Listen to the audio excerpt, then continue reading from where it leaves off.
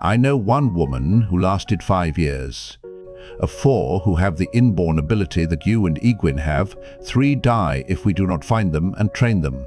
It is not as horrible a death as the men die, but neither is it pretty, if any death can be called so. Convulsions, screaming. It takes days, and once it begins there is nothing that can be done to stop it, not by all the Aes Sedai in Tar Valon together. You're lying. All those questions you asked in Emond's Field.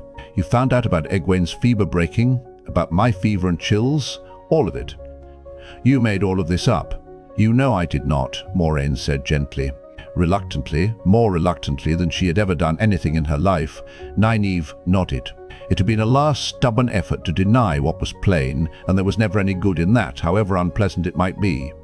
Mistress Barron's first apprentice had died the way the Aes Sedai said, when Nynaeve was still playing with dolls, and there had been a young woman in Devon Ride only a few years ago. She had been a wisdom's apprentice too, one who could listen to the wind. You have great potential, I think, Moiraine continued. With training you might become even more powerful than Egwene, and I believe she can become one of the most powerful Aes Sedai we have seen in centuries. Nynaeve pushed herself back from the Aes Sedai as she would have from a viper. No, I have nothing to do with. With what? Myself? She slumped, and her voice became hesitant. I would ask you not to tell anyone about this, please. The word nearly stuck in her throat. She would rather Trollocs had appeared than she had been forced to say please to this woman. But Moiraine only nodded assent, and some of her spirit returned. None of this explains what you want with Rand and Mat and Perrin. The Dark One wants them, Moiraine replied. If the Dark One wants a thing, I oppose it. Can there be a simpler reason, or a better? She finished her tea, watching Nynaeve over the rim of her cup. Lan, we must be going. South, I think. I fear the wisdom will not be accompanying us. Nynaeve's mouth tightened at the way the Aes Sedai said wisdom. It seemed to suggest she was turning her back on great things in favor of something petty. She doesn't want me along. She's trying to put my back up, so I'll go back home and leave them alone with her. Oh yes, I will be going with you. You cannot keep me from it. No one will try to keep you from it, Lan said as he rejoined them. He emptied the tea kettle over the fire and stirred the ashes with a stick. A part of the pattern? He said to Moiraine. Perhaps so, she replied thoughtfully. I should have spoken to Min again. You see, Nynaeve, you are welcome to come. There was a hesitation in the way Lan said her name, a hint of an unspoken Sedai after it. Nynaeve bristled, taking it for mockery, and bristled too at the way they spoke of things in front of her, things she knew nothing about, without the courtesy of an explanation, but she would not give them the satisfaction of asking. The warder went on preparing for departure, his economical motions so sure and swift that he was quickly done, saddlebags, blankets and all fastened behind the saddles of Mandab and Aldib. I will fetch your horse, he told Nynaeve as he finished with the last saddle tie. He started up the riverbank, and she allowed herself a small smile. After the way she had watched him undiscovered, he was going to try to find her horse unaided. He would learn that she left little in the way of tracks when she was stalking. It would be a pleasure when he came back empty-handed.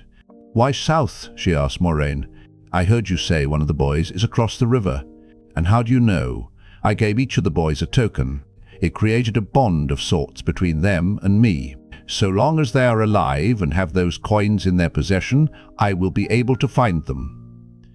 Nynaeve's eyes turned in the direction the warder had gone, and Moiraine shook her head. Not like that. It only allows me to discover if they still live, and find them should we become separated. Prudent, do you not think, under the circumstances? I don't like anything that connects you with anyone from Emond's Field, Nynaeve said stubbornly, but if it will help us find them, it will. I would gather the young man across the river first, if I could. For a moment, frustration tinged the Aes Sedai's voice. He is only a few miles from us, but I cannot afford to take the time. He should make his way down to Whitebridge safely now that the Trollocs have gone. The 2 who went downriver may need me more. They have lost their coins, and Myrddraal are either pursuing them or else trying to intercept us all at Whitebridge. She sighed. I must take care of the greatest need first. The Myrddraal could have killed them, Nynaeve said. Moiraine shook her head slightly, denying the suggestion as if it were too trivial to be considered. Nynaeve's mouth tightened. Where is Egwene then? You haven't even mentioned her. I do not know, Moiraine admitted, but I hope that she is safe. You don't know? You hope? All that talk about saving her life by taking her to Tar Valon, and she could be dead for all you know. I could look for her and allow the Myrddraal more time before I arrive to help the 2 young men who went south. It is them the Dark One wants, not her. They would not bother with Egwene, so long as their true quarry remains uncaught. Nynaeve remembered her own encounter, but she refused to admit the sense of what Moiraine said. So the best you have to offer is that she may be alive, if she was lucky. Alive, maybe alone, frightened, even hurt, days from the nearest village or help except for us, and you intend to leave her. She may just as easily be safe with the boy across the river, or on her way to Whitebridge with the other 2. In any case, there are no longer Trollocs here to threaten her, and she is strong, intelligent, and quite capable of finding her way to Whitebridge alone, if need be. Would you rather stay on the chance that she may need help, or do you want to try to help those we know are in need? Would you have me search for her and let the boys and the Myrddraal, who are surely pursuing them, go? As much as I hope for Egwene's safety, Nynaeve, I fight against the Dark One, and for now that sets my path. Moraine's calm never slipped while she laid out the horrible alternatives. Nynaeve wanted to scream at her. Blinking back tears, she turned her face so the Aes Sedai could not see. Light, a wisdom, is supposed to look after all of her people. Why do I have to choose like this? Here is Lan, Moiraine said, rising and settling her cloak about her shoulders. To Nynaeve it was only a tiny blow as the warder led her horse out of the trees. Still, her lips thinned when he handed her the reins. It would have been a small boost to her spirits if there had been even a trace of gloating on his face, instead of that insufferable, stony calm. His eyes widened when he saw her face, and she turned her back on him to wipe tears from her cheeks. How dare he mock my crying? "Are you coming, Wisdom?" Moiraine asked coolly. She took one last, slow look at the forest, wondering if Egwene was out there, before sadly mounting her horse. Lan and Moiraine were already in their saddles, turning their horses south. She followed, stiff-backed, refusing to let herself look back. Instead, she kept her eyes on Moiraine. The Aes Sedai was so confident in her power and her plans, she thought. But if they did not find Egwene and the boys, all of them alive and unharmed, not all of her power would protect her. Not all her power. I can use it, woman. You told me so yourself. I can use it against you. In a small copse of trees, beneath a pile of cedar branches roughly cut in the dark, Perrin slept long after sunrise. It was the cedar needles, pricking him through his still damp clothes, that finally pricked through his exhaustion as well. Deep in a dream of Eamon's field, of working at Master Luhan's forge, he opened his eyes and stared, uncomprehending, at the sweet-smelling branches interwoven over his face, sunlight trickling through. Most of the branches fell away as he sat up in surprise, but some hung haphazardly from his shoulders and even his head, making him appear something like a tree himself. Eamon's field faded as memory rushed back, so vivid that for a moment the night before seemed more real than anything around him now. Panting, frantic, he scrabbled his axe out of the pile. He clutched it in both hands and peered around cautiously, holding his breath. Nothing moved. The morning was cold and still. If there were Trollocs on the east bank of the Arenelle, they were not moving, at least not close to him. Taking a deep, calming breath, he lowered the axe to his knees and waited a moment for his heart to stop pounding. The small stand of evergreens surrounding him was the first shelter he had found last night. It was sparse enough to give little protection against watching eyes if he stood up. Plucking branches from his head and shoulders, he pushed aside the rest of his prickly blanket, then crawled on hands and knees to the edge of the copse. There he lay, studying the riverbank and scratching where the needles had stabbed him. The cutting wind of the night before had faded to a silent breeze that barely rippled the surface of the water. The river ran by, calm and empty, and wide, surely too wide and too deep for Fades to cross. The far bank appeared a solid mass of trees as far as he could see upriver and down. Certainly nothing moved in his view over there. He was not sure how he felt about that. Fades and Trollocs he could do without quite easily, even on the other side of the river, but a whole list of worries would have vanished with the appearance of the Aes Sedai, or the warder, or even better, any of his friends. If wishes were wings, sheep would fly. That was what Mistress Luhan always said. He had not seen a sign of his horse since riding over the bluff. He hoped it had swum out of the river safely, but he was more used to walking than riding anyway, and his boots were stout and well soled. He had nothing to eat, but his sling was still wrapped around his waist, and that, or the snare lines in his pocket, ought to yield a rabbit in a little time. Everything for making a fire was gone with his saddlebags, but the cedar trees would yield tinder and a firebow with a bit of work.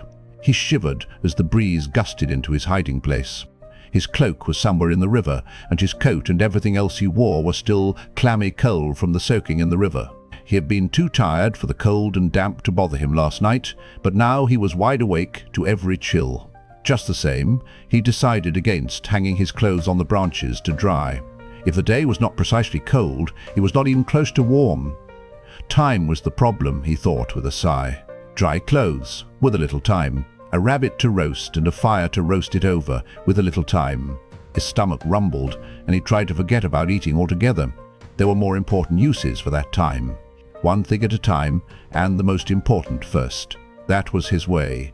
His eyes followed the strong flow of the Arenelle downriver. He was a stronger swimmer than Egwene. If she had made it across. No, not if. The place where she had made it across would be downriver. He drummed on the ground with his fingers, weighing, considering. His decision made, he wasted no time in picking up his axe and setting off down the river. This side of the Arenelle lacked the thick forest of the west bank. Clumps of trees spotted across what would be grassland if spring ever came. Some were big enough to be called thickets, with swathes of evergreens among the barren ash and alder and hardgum. Down by the river the stands were smaller and not so tight. They gave poor cover, but they were all the cover there was. He dashed from growth to growth in a crouch, throwing himself down when he was among the trees to study the riverbanks, the far side as well as his. The warder said the river would be a barrier to fades and trollocs, but would it? Seeing him might be enough to overcome their reluctance to cross deep water.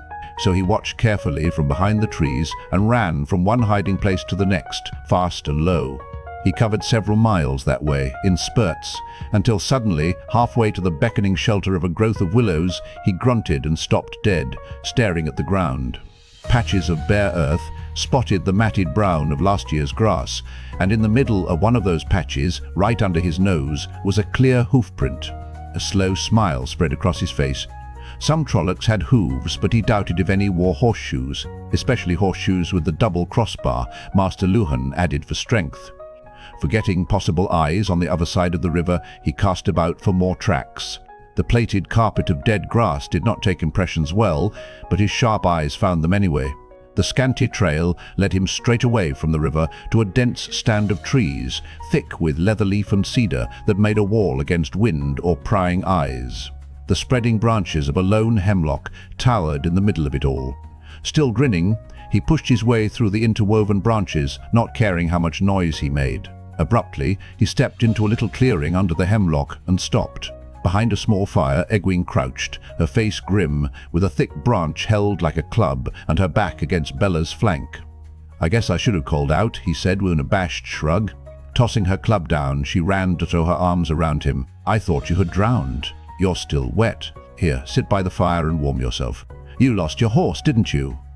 He let her push him to a place by the fire and rubbed his hands over the flames, grateful for the warmth. She produced an oiled paper packet from her saddlebags and gave him some bread and cheese. The package had been so tightly wrapped that even after its dunking, the food was dry. "Here you were worrying about her, and she's done better than you did." "Bella got me across," Egwene said, patting the shaggy mare. "She headed away from the trollocs and just towed me along." She paused. "I haven't seen anybody else, Perrin." He heard the unspoken question. Regretfully eyeing the packet that she was rewrapping, he licked the last crumbs from his fingers before speaking. "I've seen no one but you since last night. No fades or trollocs either, there's that." "Rand has to be all right," Egwene said, quickly adding, "They all do. They have to. They're probably looking for us right now. They might find us any time now. Moiraine is an Ear's Sedai, after all. I keep being reminded of that," he said. "Burn me, I wish I could forget." "I did not hear you complaining when she stopped the trollocs from catching us," Egwene said tartly. "I just wish we could do without her." He shrugged uncomfortably under her steady gaze. "I suppose we can't, though." "I've been thinking." Her eyebrows rose, but he was used to surprise whenever he claimed an idea. Even when his ideas were as good as theirs, they always remembered how deliberate he was in thinking of them. We can wait for Lan and Moiraine to find us. Of course, she cut in. Moiraine Sedai said she would find us if we were separated. He let her finish, then went on. Or the Trollocs could find us first. Moiraine could be dead too. All of them could be. No, Egwene. I'm sorry, but they could be. I hope they are all safe. I hope they'll walk up to this fire any minute. But hope is like a piece of string when you're drowning. It just isn't enough to get you out by itself. Egwene closed her mouth and stared at him with her jaw set. Finally she said, "You want to go downriver to Whitebridge? If Moiraine Sedai doesn't find us here, that's where she will look next. I suppose," he said slowly, "that Whitebridge is where we should go. But the Fades probably know that too. That's where they'll be looking, and this time we don't have an Aes Sedai or a warder to protect us. I suppose you're going to suggest running off somewhere the way Matt wanted to, hiding somewhere the Fades and Trollocs won't find us? Or Moiraine Sedai either." "Don't think I haven't considered it," he said quietly. "But every time we think we are free, Fades and Trollocs find us again. I don't know if there is any place we could hide from them. I don't like it much, but we need Moiraine." "I don't understand then, Perrin. Where do we go?" He blinked in surprise. She was waiting for his answer, waiting for him to tell her what to do. It had never occurred to him that she would look to him to take the lead. Egwene never liked doing what someone else had planned out, and she never let anybody tell her what to do, except maybe the wisdom, and he thought sometimes she balked at that. He smoothed the dirt in front of him with his hand and cleared his throat roughly.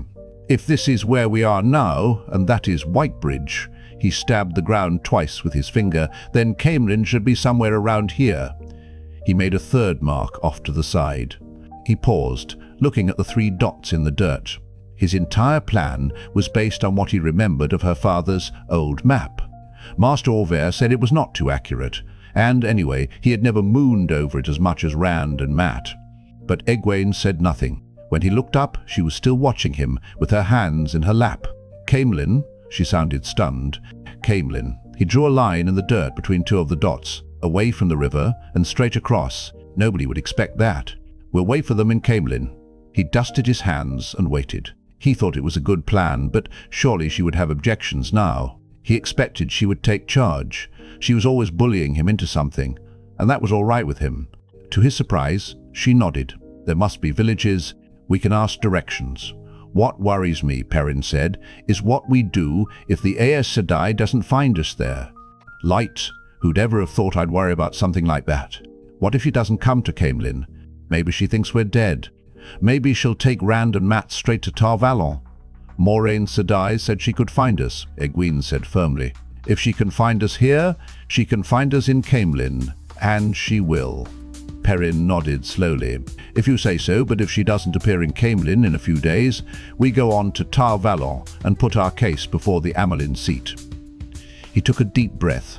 2 weeks ago you'd never even seen an Aes Sedai, and now you're talking about the Amelin seat. Light. "According to Lan, there's a good road from Caemlyn." He looked at the oiled paper packet beside Egwene and cleared his throat. "What chance of a little more bread and cheese? This might have to last a long time," she said, "unless you have better luck with snares than I did last night." At least the fire was easy. She laughed softly as if she had made a joke, tucking the packet back into her saddlebags. Apparently there were limits to how much leadership she was willing to accept. His stomach rumbled. "In that case," he said, standing, "we might as well start now." "But you're still wet," she protested. "I walked myself dry," he said firmly, and began kicking dirt over the fire. If he was the leader, it was time to start leading. The wind from the river was picking up. From the start, Perrin knew the journey to Caemlyn was going to be far from comfortable, beginning with Egwene's insistence that they take turns riding Baela. They did not know how far it was, she said, but it was too far for her to be the only one who rode. Her jaw firmed, and her eyes stared at him unblinking. "I'm too big to ride Baela," he said. "I'm used to walking, and I'd rather." "And I'm not used to walking," Egwene said sharply. "That isn't what I'm the only one who's supposed to get saddle sore, is that it? And when you walk till your feet are ready to fall off, you'll expect me to look after you." "Let it be," he breathed when she looked like going on. "Anyway, you'll take the first turn." Her face turned even more stubborn, but he refused to let her get a word in edgewise. "If you won't get in the saddle by yourself, I'll put you there." She gave him a startled look, and a small smile curved her lips. "In that case, She sounded as if she were about to laugh, but she climbed up. He grumbled to himself as he turned away from the river. Leaders in stories never had to put up with this sort of thing. Egwene did insist on him taking his turns, and whenever he tried to avoid it, she bullied him into the saddle. Blacksmithing did not lend itself to a slender build, and Bella was not very large as horses went. Every time he put his foot in the stirrup, the shaggy mare looked at him with what he was sure was reproach. Small things, perhaps, but they irritated.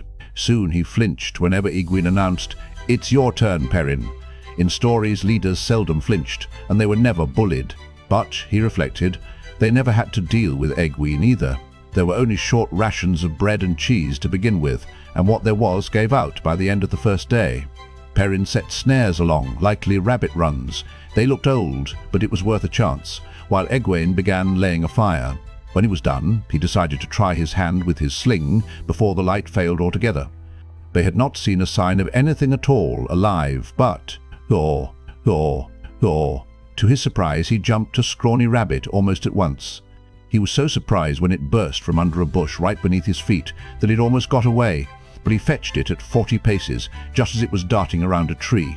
When he came back to the camp with the rabbit, Egwene had broken limbs all laid for the fire, but she was kneeling beside the pile with her eyes closed. "What are you doing? You can't wish a fire." Egwene gave a jump at his first words and twisted around to stare at him with a hand to her throat. You startled me." "I was lucky," he said, holding up the rabbit. "Get your flint and steel. We eat well tonight, at least." "I don't have a flint," she said slowly.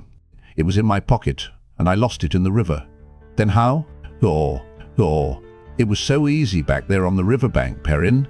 Just the way Moiraine Sedai showed me. I just reached out, and She gestured as if grasping for something, then let her hand fall with a sigh. "I can't find it now." Perrin licked his lips uneasily. "The sense doing. The power." She nodded, and he stared at her. "Are you crazy? I mean, the one power. You can't just play around with something like that." "It was so easy, Perrin. I can do it. I can channel the power." He took a deep breath. "I'll make a firebow, Egwene. Promise you won't try this." This thing again. "I will not." Her jaw firmed in a way that made him sigh. "Would you give up that axe of yours, Perrin Ibara? Would you walk around with one hand tied behind your back?" "I won't do it." "I'll make the firebow," he said wearily. "At least, don't try it again tonight, please." She acquiesced, grudgingly, and even after the rabbit was roasting on a spit over the flames, he had the feeling she felt she could have done it better. She would not give up trying either, every night, though the best she ever did was a trickle of smoke that vanished almost immediately. Her eyes dared him to say a word, and he wisely kept his mouth shut. After that one hot meal, they subsisted on coarse wild tubers and a few young shoots. With still no sign of spring, none of it was plentiful, and none of it tasty either. Neither complained, but not a meal passed without one or the other sighing regretfully, and they both knew it was for the tang of a bit of cheese, or even the smell of bread. A find of mushrooms.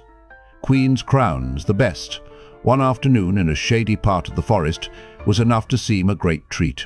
They gobbled them down, laughing and telling stories from back in Eamon's field, stories that began, "Do you remember when?" But the mushrooms did not last long, and neither did the laughter. There was little mirth in hunger. Whichever was walking carried a sling, ready to let fly at the sight of a rabbit or squirrel, but the only time either hurled a stone was in frustration.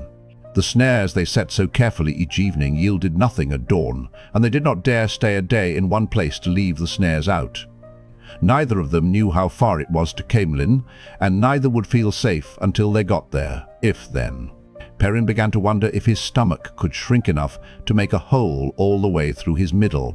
They made good time as he saw it, but as they got farther and farther from the Arenelle without seeing a village, or even a farmhouse where they could ask directions, his doubts about his own plan grew. Egwene continued to appear outwardly as confident as when they set out, but he was sure that sooner or later she would say it would have been better to risk the Trollocs than to wander around lost for the rest of their lives. She never did, but he kept expecting it. 2 days from the river, the land changed to thickly forested hills, as gripped by the tail end of winter as everywhere else, and a day after that the hills flattened out again, the dense forest broken by glades, often a mile or more across. Snow still lay in hidden hollows, and the air was brisk of a morning, and the wind cold always. Nowhere did they see a road, or a ploughed field, or chimney smoke in the distance, or any other sign of human habitation. At least none where men still dwelt. Once the remains of tall stone ramparts encircled a hilltop. Parts of roofless stone houses stood inside the fallen circle. The forest had long swallowed it. Trees grew right through everything, and spiderwebs of old creeper enveloped the big stone blocks. Another time they came on a stone tower, broken-topped and brown with old moss, leaning on the huge oak whose thick roots were slowly toppling it. But they found no place where men had breathed in living remembrance. Memories of Shadar Logoth kept them away from the ruins and hurried their footsteps until they were once more deep in places that seemed never to have known a human footstep. Dreams plagued Perrin's sleep, fearful dreams. Baalzamon was in them, chasing him through mazes, hunting him, but Perrin never met him face to face, so far as he remembered, and their journey had been enough to bring a few bad dreams. Egwene complained of nightmares about Shadar Logoth, especially the 2 nights after they found the ruined fort and the abandoned tower. Perrin kept his own counsel even when he woke, sweating and shaking in the dark. She was looking to him to lead them safely to Caemlyn, not share worries about which they could do nothing. He was walking at Bella's head, wondering if they would find anything to eat this evening, when he first caught the smell. The mare flared her nostrils and swung her head in the next moment. He seized her bridle before she could wicker. "That's smoke," Egwene said excitedly. She leaned forward in the saddle, drew a deep breath. A cookfire. Somebody is roasting dinner. Rabbit. "Maybe," Perrin said cautiously, and her eager smile faded. He exchanged his sling for the wicked half-moon of the axe. His hands opened and closed uncertainly on the thick haft. It was a weapon, but neither his hidden practice behind the forge nor Lan's teachings had really prepared him to use it as one. Even the battle before Shadar Logoth was too vague in his mind to give him any confidence. He could never quite manage that void that Rand and the warder talked about either. Sunlight slanted through the trees behind them, and the forest was a still mass of dappled shadows. The faint smell of wood smoke drifted around them, tinged with the aroma of cooking meat. It could be a rabbit, he thought, and his stomach grumbled. And it could be something else, he reminded himself. He looked at Egwene. She was watching him. There were responsibilities to being leader. "Wait here," he said softly. She frowned, but he cut her off as she opened her mouth. "And be quiet. We don't know who it is yet." She nodded, reluctantly, but she did it. Perrin wondered why that did not work when he was trying to make her take his turn riding. Drawing a deep breath, he started for the source of the smoke. He had not spent as much time in the forests around Eamon's Field as Rand or Matt, but still he had done his share of hunting rabbits. He crept from tree to tree without so much as snapping a twig. It was not long before he was peering around the bole of a tall oak with spreading, serpentine limbs that bent to touch the ground, then rose again. Beyond lay a campfire, and a lean, sun-browned man was leaning against one of the limbs not far from the flames. At least he was not a Trolloc, but he was the strangest fellow Perrin had ever seen. For one thing, his clothes all seemed to be made from animal skins, with the fur still on, even his boots, and the odd, flat-topped round cap on his head. His cloak was a crazy quilt of rabbit and squirrel. His trousers appeared to be made from the long-haired hide of a brown and white goat. Gathered at the back of his neck with a cord, his greying brown hair hung to his waist. A thick beard fanned across half his chest. A long knife hung at his belt, almost a sword, and a bow and quiver stood propped against a limb close to hand. The man leaned back with his eyes closed, apparently asleep, but Perrin did not stir from his concealment. 6 sticks slanted over the fellow's fire, and on each stick a rabbit was skewered, roasted brown and now and then dripping juice that hissed in the flames. The smell of them, so close, made his mouth water. "You done drooling?" The man opened one eye and cocked it at Perrin's hiding place. You and your friend might as well sit and have a bite. I haven't seen you eat much the last couple of days." Perrin hesitated, then stood slowly, still gripping his axe tightly. "You've been watching me for 2 days?" The man chuckled deep in his throat. "Yes, I've been watching you. And that pretty girl pushes you around like a bantam rooster, doesn't she? Heard you, mostly. The horse is the only one of you, doesn't trample around loud enough to be heard 5 miles off. You going to ask her in, or are you intending to eat all the rabbit yourself?" Perrin bristled. He knew he did not make much noise. You could not get close enough to a rabbit in the waterwood to fetch it with a sling if you made noise. But the smell of rabbit made him remember that Egwene was hungry too, not to mention waiting to discover if it was a Trolloc fire they had smelled. He slipped the haft of his axe through the belt loop and raised his voice. "Egwene, it's all right." "It is rabbit." Offering his hand, he added in a more normal tone, "My name is Perrin. Perrin Ibara." The man considered his hand before taking it awkwardly, as if unused to shaking hands. "I'm called Elias," he said, looking up. "Elias Machera."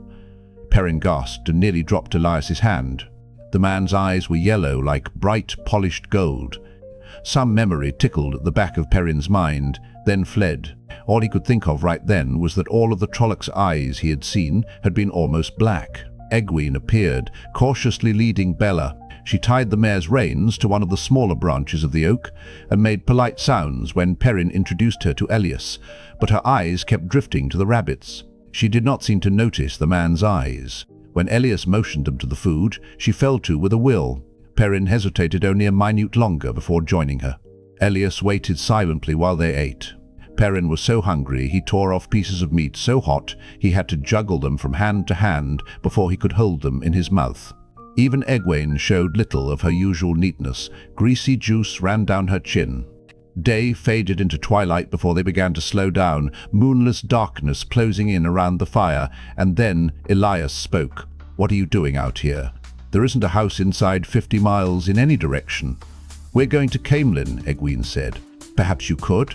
Her eyebrows lifted coolly as Elias threw back his head and roared with laughter. Perrin stared at him, a rabbit leg half raised to his mouth. "Caemlyn," Elias wheezed when he could talk again. "The path you're following, the line you've taken the last 2 days, you'll pass 100 miles or more north of Caemlyn." "We were going to ask directions," Egwene said defensively. "We just haven't found any villages or farms yet." "And none you will," Elias said, chuckling. "The way you're going, you can travel all the way to the spine of the world without seeing another human. Of course, if you manage to climb the spine, it can be done. Some places you could find people in the Isle Waste, but you wouldn't like it there. You'd broil by day and freeze by night and die of thirst any time. It takes an Isleman to find water in the waste, and they don't like strangers much." "No, not much, I'd say." He set off into another, more furious burst of laughter, this time actually rolling on the ground. "Not much at all," he managed. Perrin shifted uneasily. "Are we eating with a madman?" Egwene frowned, but she waited until Elias's mirth faded a little, then said, "Perhaps you could show us the way.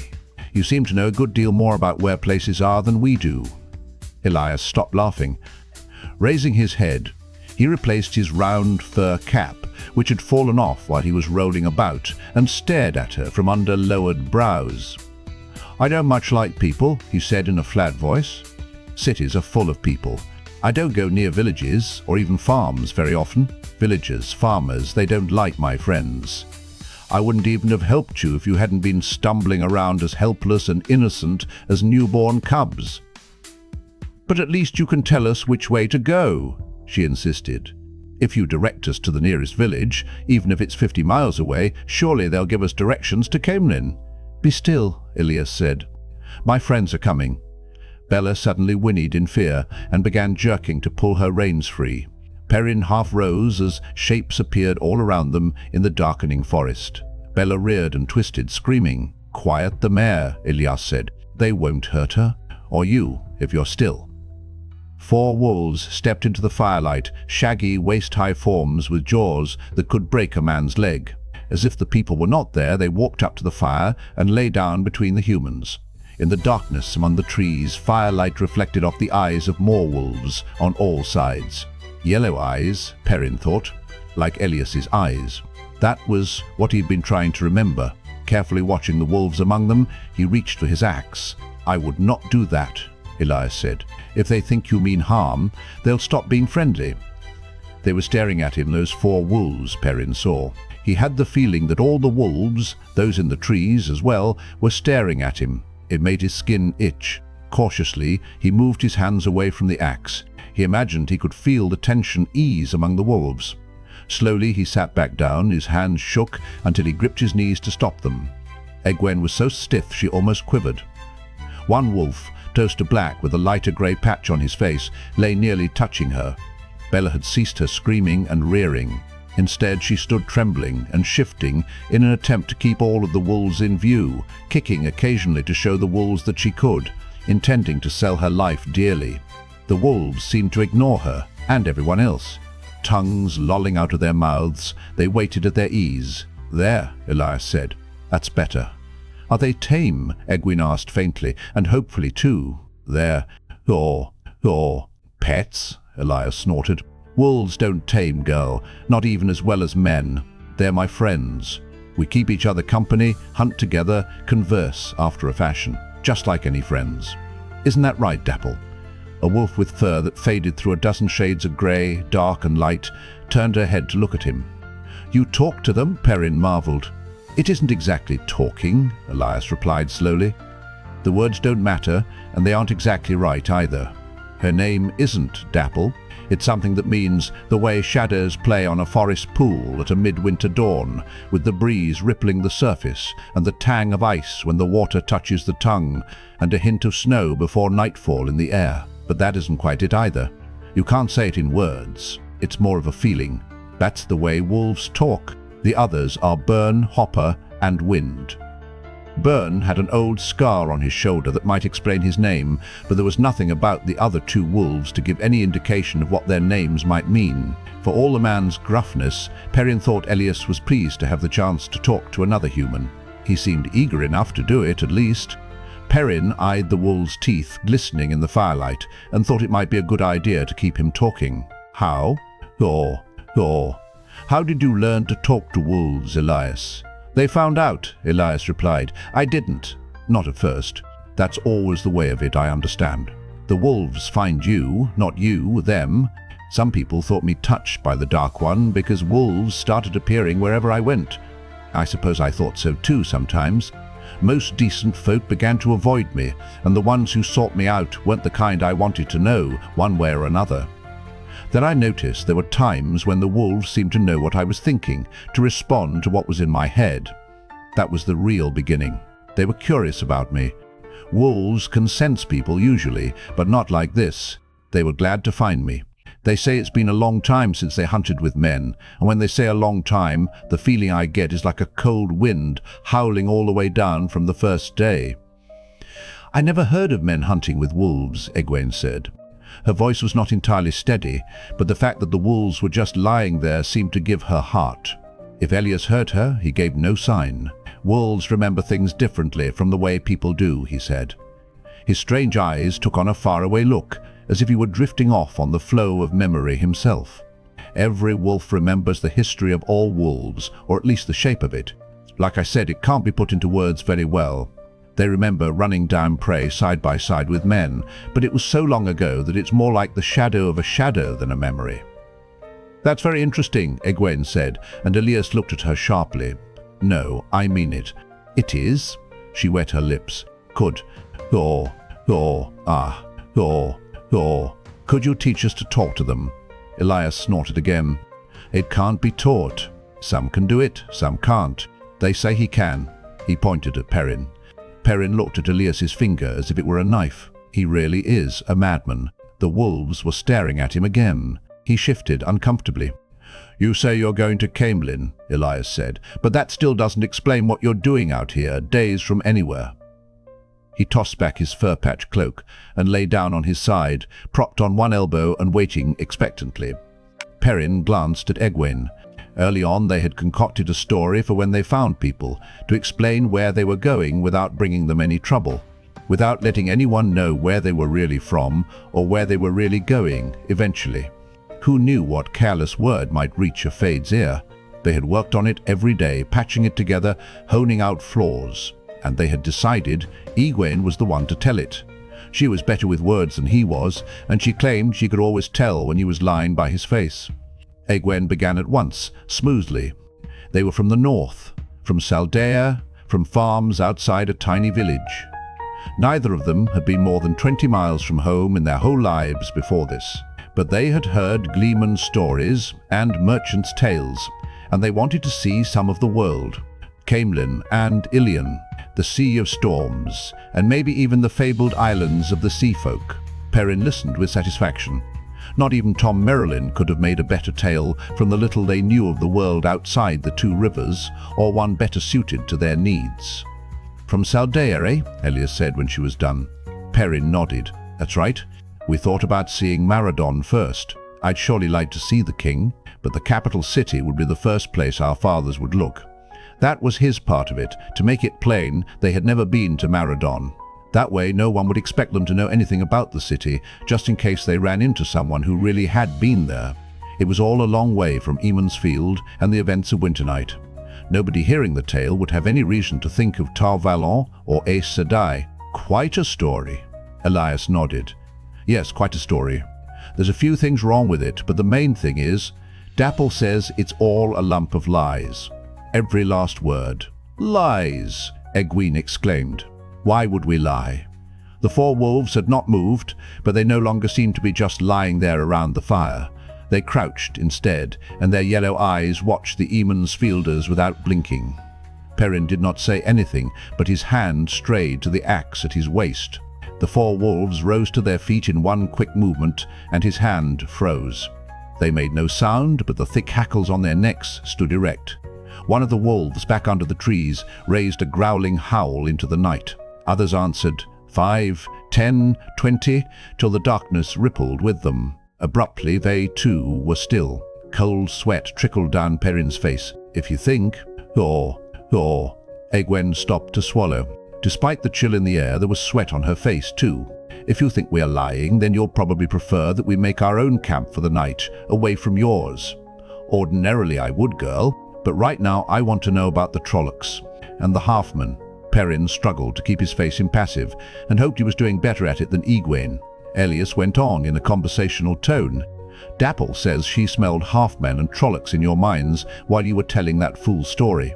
"They all did. You're mixed up with Trollocs somehow, and the Eyeless. Wolves hate Trollocs and Halfmen worse than wildfire, worse than anything, and so do I. Bern wants to be done with you. It was Trollocs gave him that mark when he was a yearling. He says game is scarce, and you're fatter than any deer he's seen in months, and we should be done with you. But Bern is always impatient. Why don't you tell me about it? I hope you're not Darkfriends. I don't like killing people after I've fed them. Just remember, they'll know if you lie, and even Dapple is already near as upset as Bern. His eyes, as yellow as the wolves' eyes, blinked no more than theirs did. They are a wolf's eyes, Perrin thought. Egwene was looking at him, he realized, waiting for him to decide what they should do. Light, suddenly I'm the leader again. They had decided from the first that they could not risk telling the real story to anyone, but he saw no chance for them to get away, even if he managed to get his axe out before. Dapple growled deep in her throat, and the sound was taken up by the other three around the fire, then by the wolves in the darkness. The menacing rumble filled the night. "All right," Perrin said quickly. "All right." The growling cut off, sharp and sudden. Egwene unclenched her hands and nodded. "It all started a few days before Winternight," Perrin began, "when our friend Matt saw a man in a black cloak." Elias never changed his expression or the way he lay on his side, but there was something about the tilt of his head that spoke of ears pricking up. The four wolves sat down as Perrin went on. He had the impression they were listening too.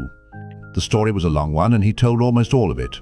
The dream he and the others had had in Baerlon, though, he kept to himself. He waited for the wolves to make some sign they had caught the omission, but they only watched.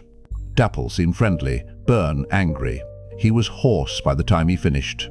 "Right, Watts, I have a lock. And if she doesn't find us in Caemlyn, we'll go on to Tar Valon.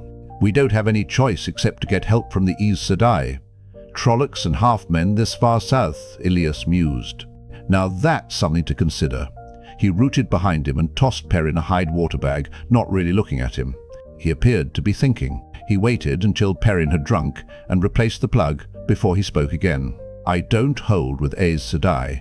The Red Aja, those that like hunting for men who mess with the One Power, they wanted to gentle me once. I told them to their faces they were Black Ajar, served the Dark One, I said, and they didn't like that at all.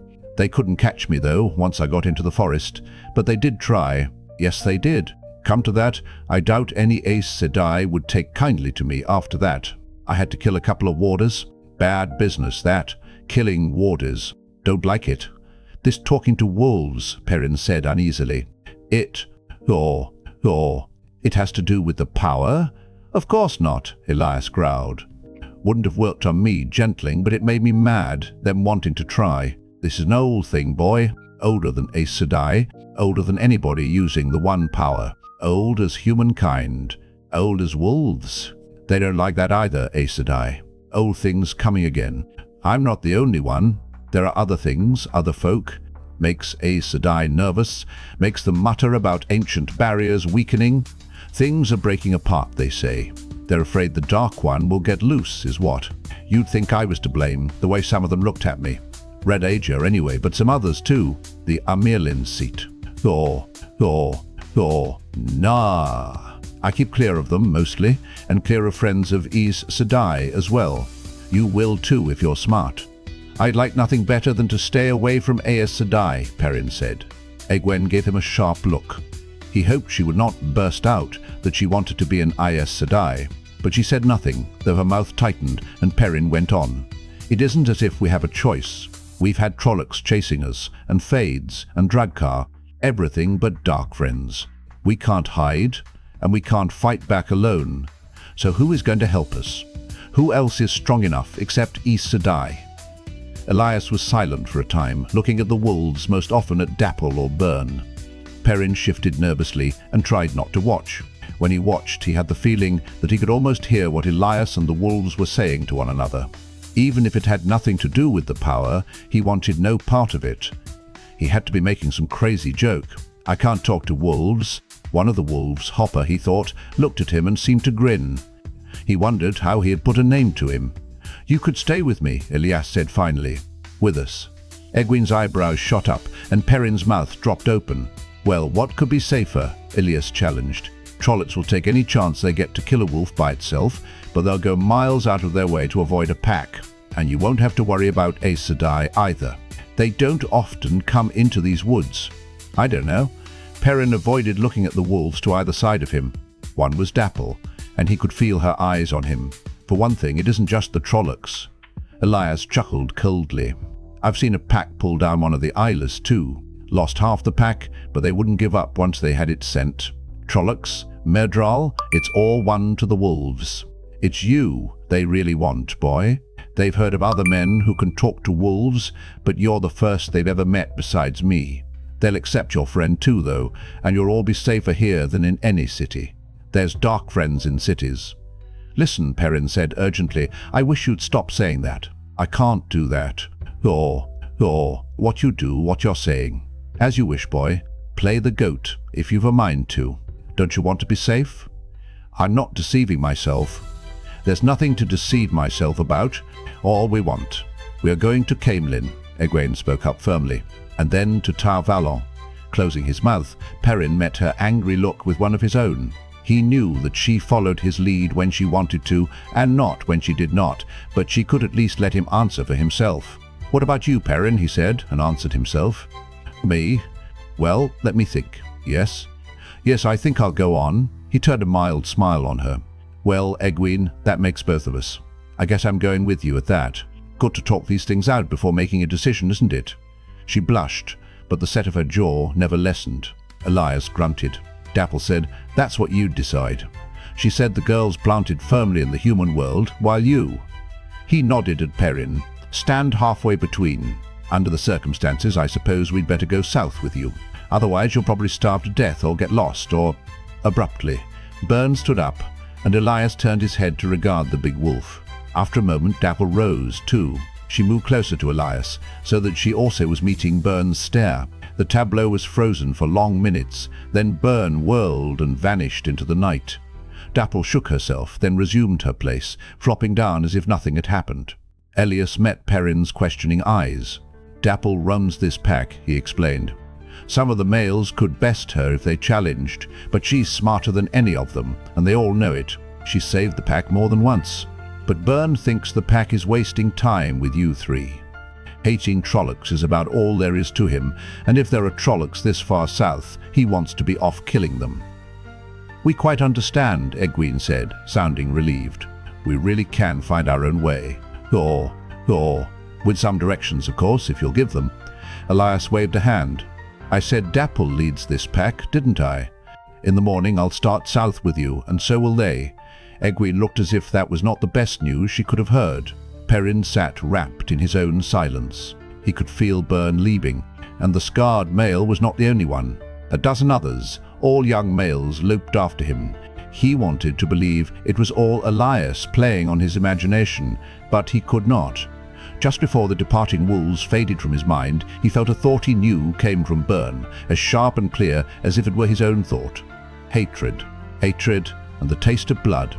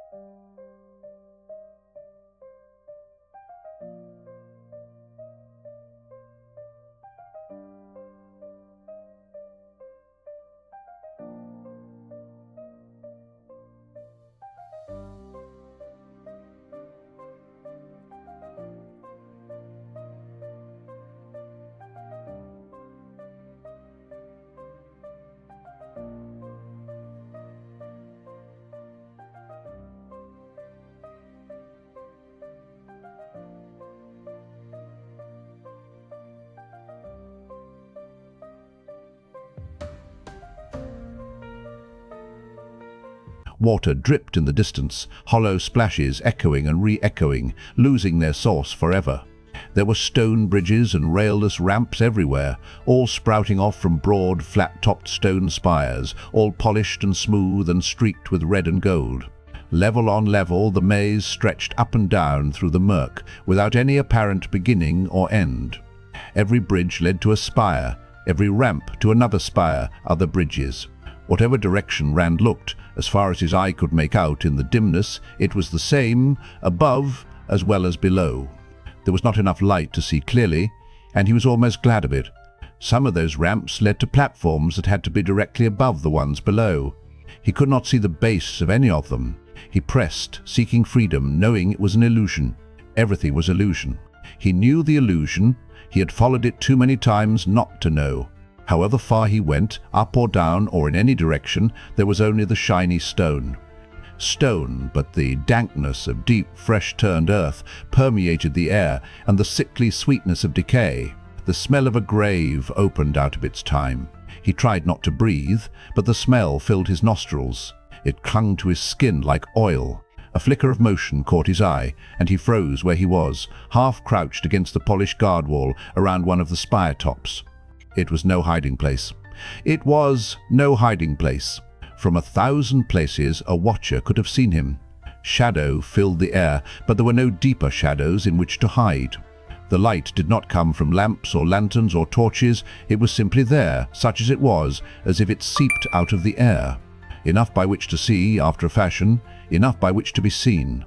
But stillness gave a little protection. The movement came again, and now it was clear. A man striding up a distant ramp, careless of the lack of railings and the drop to nothing below. The man's cloak rippled with his stately haste, and his head turned, searching. The distance was too far for Rand to see more than the shape in the murk, but he did not need to be closer to know the cloak was the red of fresh blood, that the searching eyes blazed like two furnaces. He tried tracing the maze with his eyes, to see how many connections Ba'alzamon needed before reaching him, then gave it up as useless. Distances were deceiving here, another lesson he had learned. What seemed far away might be reached by turning a corner. What appeared close could be out of reach altogether. The only thing to do, as it had been from the beginning, was to keep moving. Keep moving and not think. Thinking was dangerous, he knew. Yet, as he turned away from Ba'alzamon's distant form, he could not help wondering about Mat. Was Mat somewhere in this maze? Or are there two mazes, two Ba'alzamons? His mind skittered away from that. It was too dreadful to dwell on. Is this like Baerlon? Then why can't he find me? That was a little better. A small comfort. Comfort. Blood and ashes. Where's the comfort in it? There had been 2 or 3 close brushes, though he could not remember them clearly, but for a long, long time. How long? He had run while Ba'alzamon vainly pursued. Was this like Baerlon, or was it only a nightmare? Only a dream like other men's dreams? For an instant then, just for the length of time it took to take a breath, he knew why it was dangerous to think, what it was dangerous to think about. As it had before, every time he allowed himself to think of what surrounded him as a dream, the air shimmered, clouding his eyes. It turned to gel, holding him. Just for an instant. The gritty heat prickled his skin, and his throat had long since gone dry as he trotted down the thorn hedge maze. How long had it been now? His sweat evaporated before it had a chance to bead, and his eyes burned. Overhead, and not too far overhead, at that, boiled, furious, steely clouds streaked with black, but not a breath of air stirred in the maze. For a moment he thought it had been different, but the thought evaporated in the heat. He had been here a long time. It was dangerous to think, he knew that. Smooth stones, pale and rounded, made a sketchy pavement, half buried in the bone-dry dust that rose in puffs at even his lightest step. It tickled his nose, threatening a sneeze that might give him away. When he tried to breathe through his mouth, dust clogged his throat until he choked. This was a dangerous place, he knew that too. Ahead of him he could see 3 openings in the high wall of thorns. Then the way curved out of sight. Ba'alzamon could be approaching any one of those corners at that very moment. There had been 2 or 3 encounters already, though he could not remember much beyond that they had happened, and he had escaped. He had poor into strict. He had poor into strict. Somehow, dangerous to think too much. Panting in the heat, he stopped to examine the maze wall. Thickly woven thorn bushes, brown and dead-looking, with cruel black thorns like inch-long hooks. Too tall to see over, too dense to see through. Gingerly he touched the wall and gasped. Despite all his care, a thorn pierced his finger, burning like a hot needle. He stumbled back, his heels catching on the stones, shaking his hand and scattering thick drops of blood. The burn began to subside, but his whole hand throbbed. Abruptly he forgot the pain. His heel had overturned one of the smooth stones, kicked it out of the dry ground. He stared at it, and empty eye sockets stared back. A skull, a human skull. He looked along the pathway at all the smooth, pale stones, all exactly alike. He shifted his feet hastily, but he could not move without walking on them, and he could not stay still without standing on them. A stray thought took vague shape, that things might not be what they seemed, but he pushed it down ruthlessly. Thinking was dangerous here. He took a shaky hold on himself. Staying in one place was dangerous too. That was one of the things he knew dimly but with certainty. The flow of blood from his finger had dwindled to a slow drip, and the throb was almost gone. Sucking his fingertip, he started down the path in the direction he happened to be facing. One way was as good as another in here. Now he remembered hearing once that you could get out of a maze by always turning in the same direction. At the first opening in the wall of thorns he turned right, then right again at the next, and found himself face to face with Ba'alzamon. Surprise flitted across Ba'alzamon's face, and his blood-red cloak settled as he stopped short. Flames soared in his eyes, but in the heat of the maze, Rand barely felt them. "How long do you think you can evade me, boy? How long do you think you can evade your fate?" "You are mine!" Stumbling back, Rand wondered why he was fumbling at his belt, as if for a sword. "Light, help me," he muttered. "Light, help me." He could not remember what it meant. "The light will not help you, boy, and the eye of the world will not serve you. You are my hound, and if you will not course at my command, I will strangle you with the corpse of the great serpent." Ba'alzamon stretched out his hand, and suddenly Rand knew a way to escape, a misty, half-formed memory that screamed danger, but nothing to the danger of being touched by the Dark One. "A dream," Rand shouted. "This is a dream." Ba'alzamon's eyes began to widen in surprise or anger or both. Then the air shimmered and his features blurred and faded. Rand turned about in one spot, staring at his own image thrown back at him 1,000-fold, 10,000-fold. Above was blackness and blackness below, but all around him stood mirrors. Mirrors set at every angle, mirrors as far as he could see, all showing him, crouched and turning, staring wide-eyed and frightened. A red blur drifted across the mirrors. He spun, trying to catch it, but in every mirror it drifted behind his own image and vanished. Then it was back again, but not as a blur. Ba'alzamon strode across the mirrors, 10,000 Ba'alzamons, searching, crossing and recrossing the silvery mirrors. He found himself staring at the reflection of his own face, pale and shivering in the knife-edge cold. Ba'alzamon's image grew behind his, staring at him, not seeing, but staring still. In every mirror the flames of Ba'alzamon's face raged behind him, enveloping, consuming, merging. He wanted to scream, but his throat was frozen. There was only one face in those endless mirrors, his own face, Ba'alzamon's face. One face. Rand jerked and opened his eyes. Darkness, lessened only slightly by a pale light. Barely breathing, he moved nothing except his eyes. A rough wool blanket covered him to his shoulders, and his head was cradled on his arms. He could feel smooth wooden planks under his hands, deck planks. Rigging creaked in the night. He let out a long breath. He was on the spray. It was over. He had poor into strict. For another night at least. Without thinking, he put his finger in his mouth. At the taste of blood, he stopped breathing. Slowly, he put his hand close to his face, to where he could see in the dim moonlight, to where he could watch the bead of blood form on his fingertip. Blood from the prick of a thorn. The spray made haste slowly down the Arenelle. The wind came strong, but from directions that made the sails useless. With all Captain Doman's demand for speed, the vessel crept along. By night, a man in the bows cast a tallowed lead by lantern light, calling back the depth to the steersman, while the current carried her downriver against the wind with the sweeps pulled in. There were no rocks to fear in the Arenelle, but shallows and shoals. There were aplenty, where a boat could go hard aground to remain, bows and more dug into the mud until help came.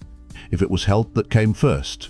By day, the sweeps worked from sunrise to sunset, but the wind fought them as if it wanted to push the boat back upriver. They did not put in to shore, neither by day nor by night. Bail Doman drove boat and crew alike hard, railing at the contrary winds, cursing the slow pace. He blistered the crew for sluggards at the oars, and flayed them with his tongue for every mishandled line, his low, hard voice painting Trollocs 10 feet tall among them on the deck, ripping out their throats. For 2 days, that was enough to send every man leaping. Then the shock of the Trolloc attack began to fade, and men began to mutter about an hour to stretch their legs ashore, and about the dangers of running downriver in the dark.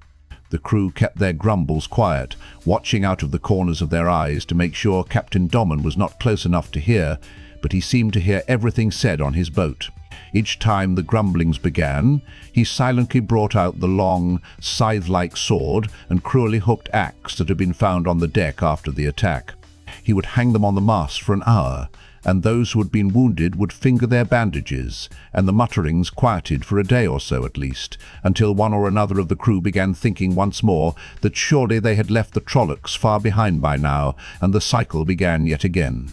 Rand noticed that Tom Merrilin stayed clear of the crew when they began whispering together and frowning, though usually he was slapping backs and telling jokes and exchanging banter in a way that put a grin on even the hardest working man. Tom watched those secretive mutters with a wary eye while appearing to be absorbed in lighting his long-stemmed pipe or tuning his harp, or almost anything except paying any mind at all to the crew. Rand did not understand why. It was not the three who had come aboard, chased by Trollocs whom the crew seemed to blame, but rather Florin Gelb. For the first day or two, Gelb's wiry figure could almost always be found addressing any crewman he could corner, telling his version of the night. Rand and the others came on board. Gelb's manner slid from bluster to whines and back again, and his lip always curled when he pointed to Tom or Matt, or especially Rand, trying to lay the blame on them. "They're strangers," Gelb pleaded, quietly and with an eye out for the captain. "What do we know of them? The Trollocs came with them, that's what we know. They're in league." "Fortune Gelb stow it," growled a man with his hair in a pigtail and a small blue star tattooed on his cheek. He did not look at Gelb as he coiled a line on deck, working it in with his bare toes. All the sailors went barefoot, despite the cold. Boots could slip on a wet deck. You'd call your mother Darkfriend if it had let you slack. "Get away from me," he spat on Gelb's foot and went back to the line. All the crew remembered the watch Gelb had not kept, and the pigtailed man's was the politest response he got. No one even wanted to work with him. Gelb found himself relegated to solitary tasks, all of them filthy, such as scrubbing the galley's greasy pots, or crawling into the bilges on his belly to search for leaks among years of slime. Soon he stopped talking to anyone. His shoulders took on a defensive hunch, and injured silence became his stance. The more people watching, the more injured, though it earned him no more than a grunt. When Gelb's eyes fell on Rand, however, or on Matt or Tom, murder flashed across his long-nosed face. When Rand mentioned to Matt that Gelb would cause them trouble sooner or later, Matt looked around the boat, saying, "Can we trust any of them? Any at all?" Then he went off to find a place where he could be alone, or as alone as he could get on a boat less than 30 paces from its raised bow to the stern post where the steering oars were mounted. Matt had spent too much time alone since the night at Shadar Logoth, brooding as Rand saw it. Tom said, "Trouble won't come from Gelb, boy, if it comes. Not yet, at least. None of the crew will back him, and he hasn't the nerve to try anything alone. But the others now. He'd poor, into strict. He'll. Domon almost seems to think the Trollocs are chasing him personally, but the rest are beginning to think the danger is past. They might just decide they've had enough. They're on the edge of it as it is." He hitched his patch-covered cloak, and Rand had the feeling he was checking his hidden knives, his second-best set. "If they mutiny, boy, they won't leave passengers behind to tell the tale. The Queen's writ might not have much force this far from Caemlyn, but even a village mayor will do something about that." That was when Rand, too, began trying not to be noticed when he watched the crewmen. Tom did his part in diverting the crew from thoughts of mutiny. He told stories with all the flourishes, every morning and every night, and in between he played any song they requested. To support the notion that Rand and Matt wanted to be apprentice gleemen, he set aside a time each day for lessons, and that was an entertainment for the crew as well. He would not let either of them touch his harp, of course, and their sessions with the flute produced pained winces, in the beginning at least, and laughter from the crew even while they were covering their ears. He taught the boys some of the easier stories, a little simple tumbling and, of course, juggling. Matt complained about what Tom demanded of them, but Tom blew out his moustaches and glared right back. "I don't know how to play at teaching, boy. I either teach a thing, or I don't. Now, even a country bumpkin ought to be able to do a simple handstand. Up you go." Crewmen who were not working always gathered, squatting in a circle around the three. Some even tried their hand at the lessons Tom taught, laughing at their own fumblings. Gelb stood alone and watched it all darkly, hating them all. A good part of each day Rand spent leaning on the railing, staring at the shore. It was not that he really expected to see Egwene or any of the others suddenly appear on the riverbank, but the boat travelled so slowly that he sometimes hoped for it. They could catch up without riding too hard. If they had escaped, if they were still alive, the river rolled on without any sign of life, nor any boat to be seen except the spray. But that was not to say there was nothing to see and wonder at. In the middle of the first day, the Arenelle ran between high bluffs that stretched for half a mile on either side. For that whole length the stone had been cut into figures, men and women 100 feet tall, with crowns proclaiming them kings and queens. No two were alike in that royal procession, and long years separated the first from the last. Wind and rain had worn those at the north end smooth and almost featureless, with faces and details becoming more distinct as they went south. The river lapped around the statue's feet washed to smooth nubs, those that were not gone completely. How long have they stood there, Rand wondered. How long for the river to wear away so much stone? None of the crew so much as looked up from their work. They had seen the ancient carvings so many times before. Another time, when the eastward shore had become flat grassland again, broken only occasionally by thickets, the sun glinted off something in the distance. What can that be? Rand wondered aloud. It looks like metal. Captain Doman was walking by and he paused, squinting toward the glint. It do be metal, he said. His words still ran together, but Rand had come to understand, without having to puzzle it out. A tower of metal. I have seen it close up, and I know. River traders use it as a marker. We be 10 days from Whitebridge at the rate we go. A metal tower, Rand said, and Matt, sitting cross-legged with his back against a barrel, roused from his brooding to listen. The captain nodded. Aye, shining steel, by the look and feel of it, but no, a spot of rust. 200 feet high it be, as big around as a house, with no mark on it and never an opening to be found. I'll bet there's treasure inside, Matt said.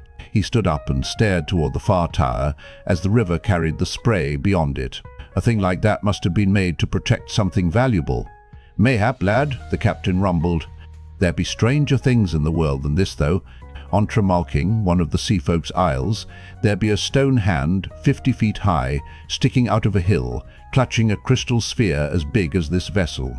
There be treasure under that hill, if there be treasure anywhere, but the island people want no part of digging there, and the sea folk care for naught but sailing their ships and searching for the Coromor, their chosen one. I dig, Matt said. How far is this? He had poor in district. Tremalking. A clump of trees slid in front of the shining tower, but he stared as if he could see it yet. Captain Doman shook his head. No, lad, it no be the treasure that makes for seeing the world.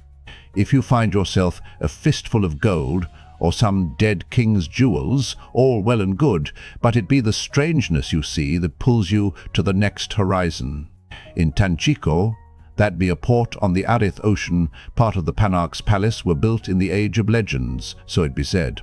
There be a wall there with a frieze showing animals no man living has ever seen. Any child can draw an animal nobody's ever seen, Rand said, and the captain chuckled. Aye, lad, so they can. But can a child make the bones of those animals? In Tanchico they have them, all fastened together like the animal was. They stand in a part of the Panarch's palace, where any can enter and see. The breaking left 1,000 wonders behind, and there been 6 empires or more since, some rivaling Arthur Hawkwing's, everyone leaving things to see and find. Light sticks and razor lace and heartstone, a crystal lattice covering an island, and it hums when the moon is up. A mountain hollowed into a bowl, and in its center a silver spike 100 spans high, and any who comes within a mile of it dies. Rusted ruins and broken bits and things found on the bottom of the sea, things not even the oldest books know the meaning of. I've gathered a few myself. Things you never dreamed of, in more places than you can see in 10 lifetimes. That be the strangeness that will draw you on. We used to dig up bones in the sandhills, Rand said slowly. Strange bones. There was part of a fish. I think it was a fish as big as this boat once. Some said it was bad luck, digging in the hills. The captain eyed him shrewdly. You thinking about home already, lad, and you just set out in the world? The world will put a hook in your mouth. You'll set off chasing the sunset, you wait and see. He had poor in district. And if you ever go back, your village'll no be big enough to hold you. No, he gave a start. How long had it been since he had thought of home, of Emmons Field? And what of Tam? It had to be days. It felt like months. I will go home one day, when I can. I'll raise sheep like... He had poor in district. Like my father, and if I never leave again, it will be too soon. Isn't that right, Matt? As soon as we can, we're going home and forget all this even exists. With a visible effort, Matt pulled away from staring upriver after the vanished tower. What? Oh, yes, of course. We'll go home. Of course. As he turned to go, Rand heard him muttering under his breath. I'll bet he just doesn't want anybody else going after the treasure. He did not seem to realize he had spoken aloud.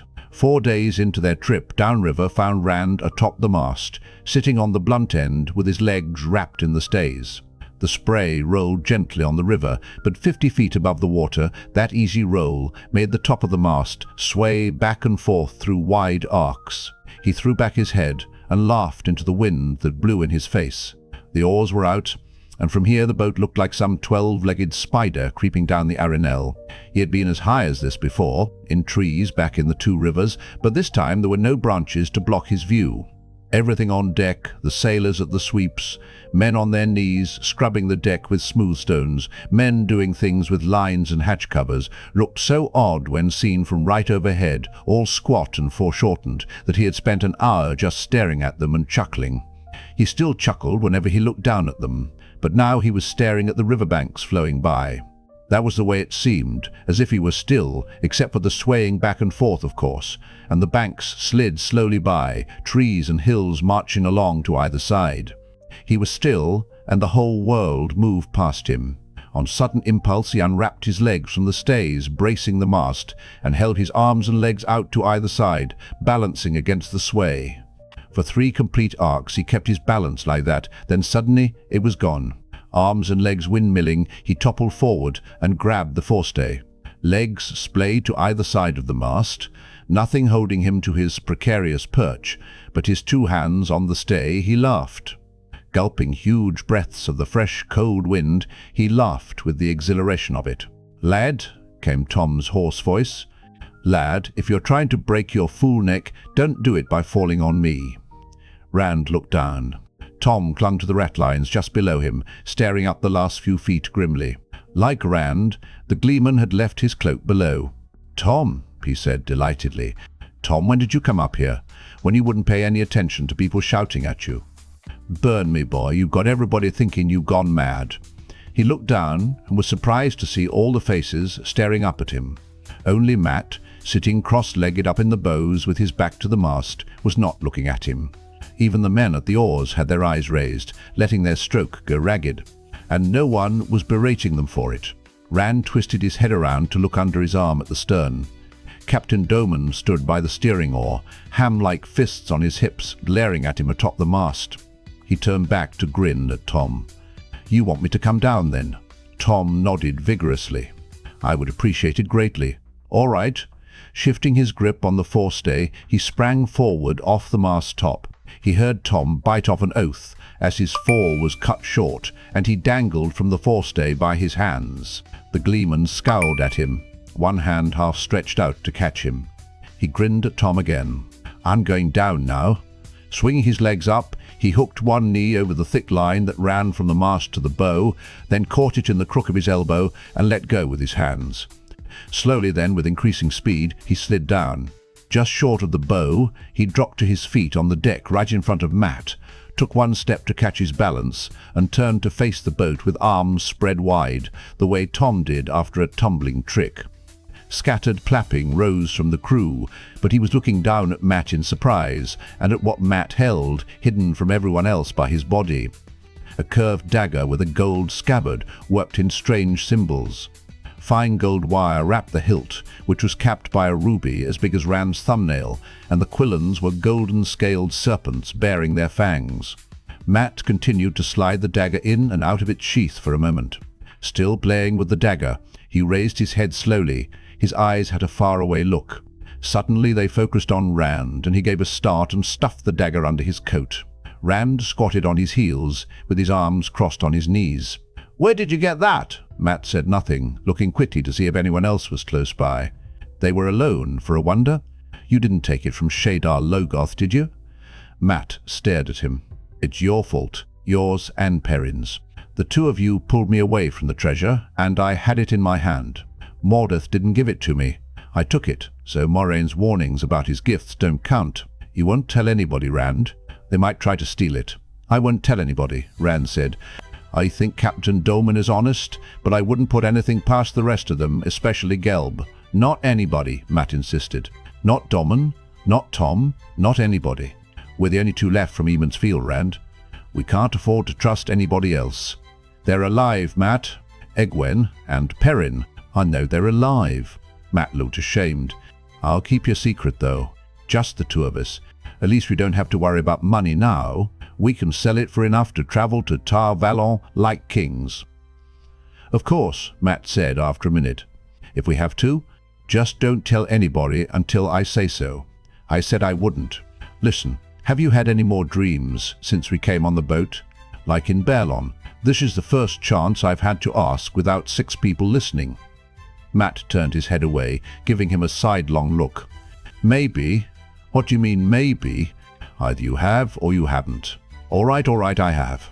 I don't want to talk about it. I don't even want to think about it. It doesn't do any good. Before either of them could say more, Tom came striding up the deck, his cloak over his arm. The wind whipped his white hair about, and his long moustaches seemed to bristle. I managed to convince the captain you aren't crazy, he announced, that it was part of your training. He caught hold of the forestay and shook it. That fool stunt of yours sliding down the rope helped, but you are lucky you didn't break your full neck. Rand's eyes went to the forestay and followed it up to the top of the mast, and as they did, his mouth dropped open. He had slid down that, and he'd been sitting on top of. He had pour into straight. He had pour into straight. He had pour into straight. Suddenly he could see himself up there, arms and legs spread wide. He sat down hard and barely caught himself short of ending up flat on his back. Tom was looking at him thoughtfully. I didn't know you had such a good head for heights, lad. We might be able to play in Ilion or Ibudar or even Ter. People in the big cities in the south like tightrope walkers and slackwire artists. We're going to! At the last minute, Rand remembered to look around for anyone close enough to overhear. Several of the crew were watching them, including Geld, glaring as usual, but none could hear what he was saying. To Tar Valon, he finished. Matt shrugged as if it were all the same to him where they went. At the moment, lad, Tom said, settling down beside them, but tomorrow he had pour into straight. He had pour into straight. Who knows? That's the way with a gleeman's life. He took a handful of coloured balls from one of his wide sleeves. Since I have you down out of the air, we'll work on the triple crossover. Rand's gaze drifted to the top of the mast, and he shivered. What's happening to me? Light? What? He had to find out. He had to get to Tar Valon before he really did go mad. Bela walked along placidly under the weak sun, as if the 3 wolves trotting not far off were only village dogs, but the way she rolled her eyes at them from time to time, showing white all the way around, indicated she felt nothing of the sort. Egwene, on the mare's back, was just as bad. She watched the wolves constantly from the corner of her eye, and sometimes she twisted in the saddle to look around. Perrin was sure she was hunting for the rest of the pack, though she denied it angrily when he suggested as much, denied being afraid of the wolves that paced them, denied worrying about the rest of the pack or what it was up to. She denied, and went right on looking, tight-eyed, and wetting her lips uneasily. The rest of the pack was far distant, he could have told her that. What good, even if she believed me? Especially if she did. He was of no mind to open that basket of snakes until he had to. He did not want to think about how he knew. The fur-clad man loped ahead of them, sometimes looking almost like a wolf himself, and he never looked around when Dapple, Hopper and Wind appeared, but he knew, too. The Eamon's fielders had wakened at dawn that first morning to find Elias cooking more rabbit and watching them over his full beard without much expression. Except for Dapple, Hopper and Wind, no wolves were to be seen. In the pale, early daylight, deep shade still lingered under the big oak, and the bare trees beyond looked like fingers stripped to the bone. "They're around," Elias answered when Egwene asked where the rest of the pack had gone. "Close enough to help if need be, far enough off to avoid any human trouble we get into. Sooner or later, there's always trouble when there's 2 humans together. If we need them, they'll be there." Something tickled the back of Perrin's mind as he ripped free a bite of roast rabbit, a direction vaguely sensed. Of course, that's where he had pour into straight. He had pour into straight. He had pour into straight. The hot juices in his mouth abruptly lost all taste. He picked at the tubers Elias had cooked in the coals. They tasted something like turnips, but his appetite was gone. When they had started out, Egwene insisted that everyone take a turn riding, and Perrin did not even bother to argue. "First turn is yours," he told her. She nodded. "And then you, Elias." "My own legs are good enough for me," Elias said. He looked at Bella, and the mare rolled her eyes as if he were one of the wolves. "Besides, I don't think she wants me riding her." "That's nonsense," Egwene replied firmly. "There is no point in being stubborn about it. The sensible thing is for everybody to ride sometimes. According to you, we have a long way still to go." "I said no, girl." She took a deep breath, and Perrin was wondering if she would succeed in bullying Elias the way she did him when he realized she was standing there with her mouth open, not saying a word. Elias was looking at her, just looking with those yellow wolf's eyes. Egwene stepped back from the raw-boned man and licked her lips and stepped back again. Before Elias turned away, she had backed all the way to Bela and scrambled up onto the mare's back. As the man turned to lead them south, Perrin thought his grin was a good deal like a wolf's too. For 3 days they travelled in that manner, walking and riding south and east all day, stopping only when twilight thickened. Elias seemed to scorn the haste of city men, but he did not believe in wasting time when there was somewhere to go. The 3 wolves were seldom seen. Each night they came to the fire for a time, and sometimes in the day they showed themselves briefly, appearing close at hand when least expected, and vanishing in the same manner. Perrin knew they were out there, though, and where. He knew when they were scouting the path ahead and when they were watching the back trail. He knew when they left the pack's usual hunting grounds, and Dapple sent the pack back to wait for her. Sometimes the 3 that remained faded from his mind, but long before they were close enough to see again, he was aware of them returning. Even when the trees dwindled to wide scattered groves separated by great swathes of winter-dead grass, they were as ghosts when they did not want to be seen, but he could have pointed a finger straight at them at any time. He did not know how he knew, and he tried to convince himself that it was just his imagination playing tricks, but it did no good. Just as Elias knew, he knew. He tried not thinking about wolves, but they crept into his thoughts all the same. He had not dreamed about Baalzamon since meeting Elias and the wolves. His dreams, as much as he remembered of them on waking, were of everyday things, just as he might have dreamed at home. He had poor in district. He had poor in district. Before Baerlon, he had poor in district. He had poor in district. Before Winternight, normal dreams, with one addition. In every dream he remembered there was a point where he straightened from Master Luhan's forge to wipe the sweat from his face, or turned from dancing with the village girls on the green, or lifted his head from a book in front of the fireplace, and whether he was outside or under a roof, there was a wolf close to hand. Always the wolf's back was to him, and always he knew. In the dreams it seemed the normal course of things, even at Alsbert Luhan's dinner table, that the wolf's yellow eyes were watching for what might come, guarding against what might come. Only when he was awake did the dreams seem strange. 3 days they journeyed, with Dapple, Hopper and Wind bringing them rabbits and squirrels, and Elias pointing out plants, few of which Perrin recognized as good to eat. Once a rabbit burst out almost from under Bela's hooves. Before Perrin could get a stone in his sling, Elias skewered it with his long knife at 20 paces. Another time, Elias brought down a fat pheasant on the wing with his bow. They ate far better than they had when on their own, but Perrin would as soon have gone back on short rations if it had meant different company. He was not sure how Egwene felt, but he would have been willing to go hungry if he could do it without the wolves. 3 days into the afternoon, a stand of trees lay ahead, larger than most they had seen, a good 4 miles across. The sun sat low in the western sky, pushing slanted shadows off to their right, and the wind was picking up. Perrin felt the wolves give over quartering behind them and start forward, not hurrying. They had smelled and seen nothing dangerous. Egwene was taking her turn on Bela. It was time to start looking for a camp for the night, and the big copse would serve the purpose well. As they came close to the trees, 3 mastiffs burst from cover, broad-muzzled dogs as tall as the wolves, and even heavier, teeth bared in loud, rumbling snarls.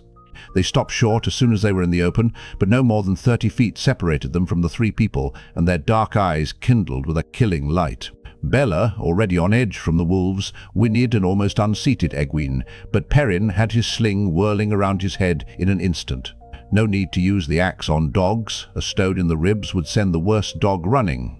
Elias waved a hand at him without taking his eyes from the stiff-legged dogs. None of that now.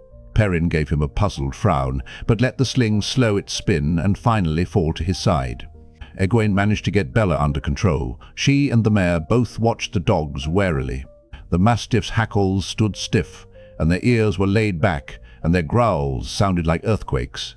Abruptly, Elias raised one finger shoulder high and whistled, a long, shrill whistle that rose higher and did not end. The growls cut off raggedly. The dogs stepped back, whining and turning their heads as if they wanted to go, but were held. Their eyes remained locked to Elias's finger. Slowly, Elias lowered his hand, and the pitch of his whistle lowered with it. The dogs followed until they lay flat on the ground, tongues lolling from their mouths. 3 tails wagged. "See," Elias said, walking to the dogs. "There's no need for weapons." The mastiffs licked his hands, and he scratched their broad heads and fondled their ears. "They look meaner than they are. They meant to frighten us off, and they wouldn't have bitten unless we tried to go into the trees. Anyway, there's no worry of that now. We can make the next thicket before full dark." When Perrin looked at Egwene, her mouth was hanging open. He shut his own mouth with a click of teeth. Still patting the dogs, Elias studied the stand of trees. "There'll be Tuathan here, the travelling people." They stared at him blankly, and he added, "Tinkers." "Tinkers," Perrin exclaimed. "I've always wanted to see the Tinkers. They camp across the river from Tarren Ferry sometimes, but they don't come down into the 2 rivers as far as I know." "I don't know why not," Egwene sniffed. "Probably because the Tarren Ferry folk are as great thieves as the Tinkers. They'd no doubt end up stealing each other blind." "Master Elias, if there really are Tinkers close by, shouldn't we go on? We don't want Bella stolen, and—" He had poor, indistrict. "Well, we do not have much else, but everybody knows Tinkers will steal anything." "Including infants?" Elias asked dryly. "Kidnap children, and all that?" He spat, and she blushed. "Those stories about babies were told sometimes, but most often by Senbui or one of the Coplins or Congers. The other tales everybody knew. The Tinkers make me sick sometimes, but they don't steal any more than most folks.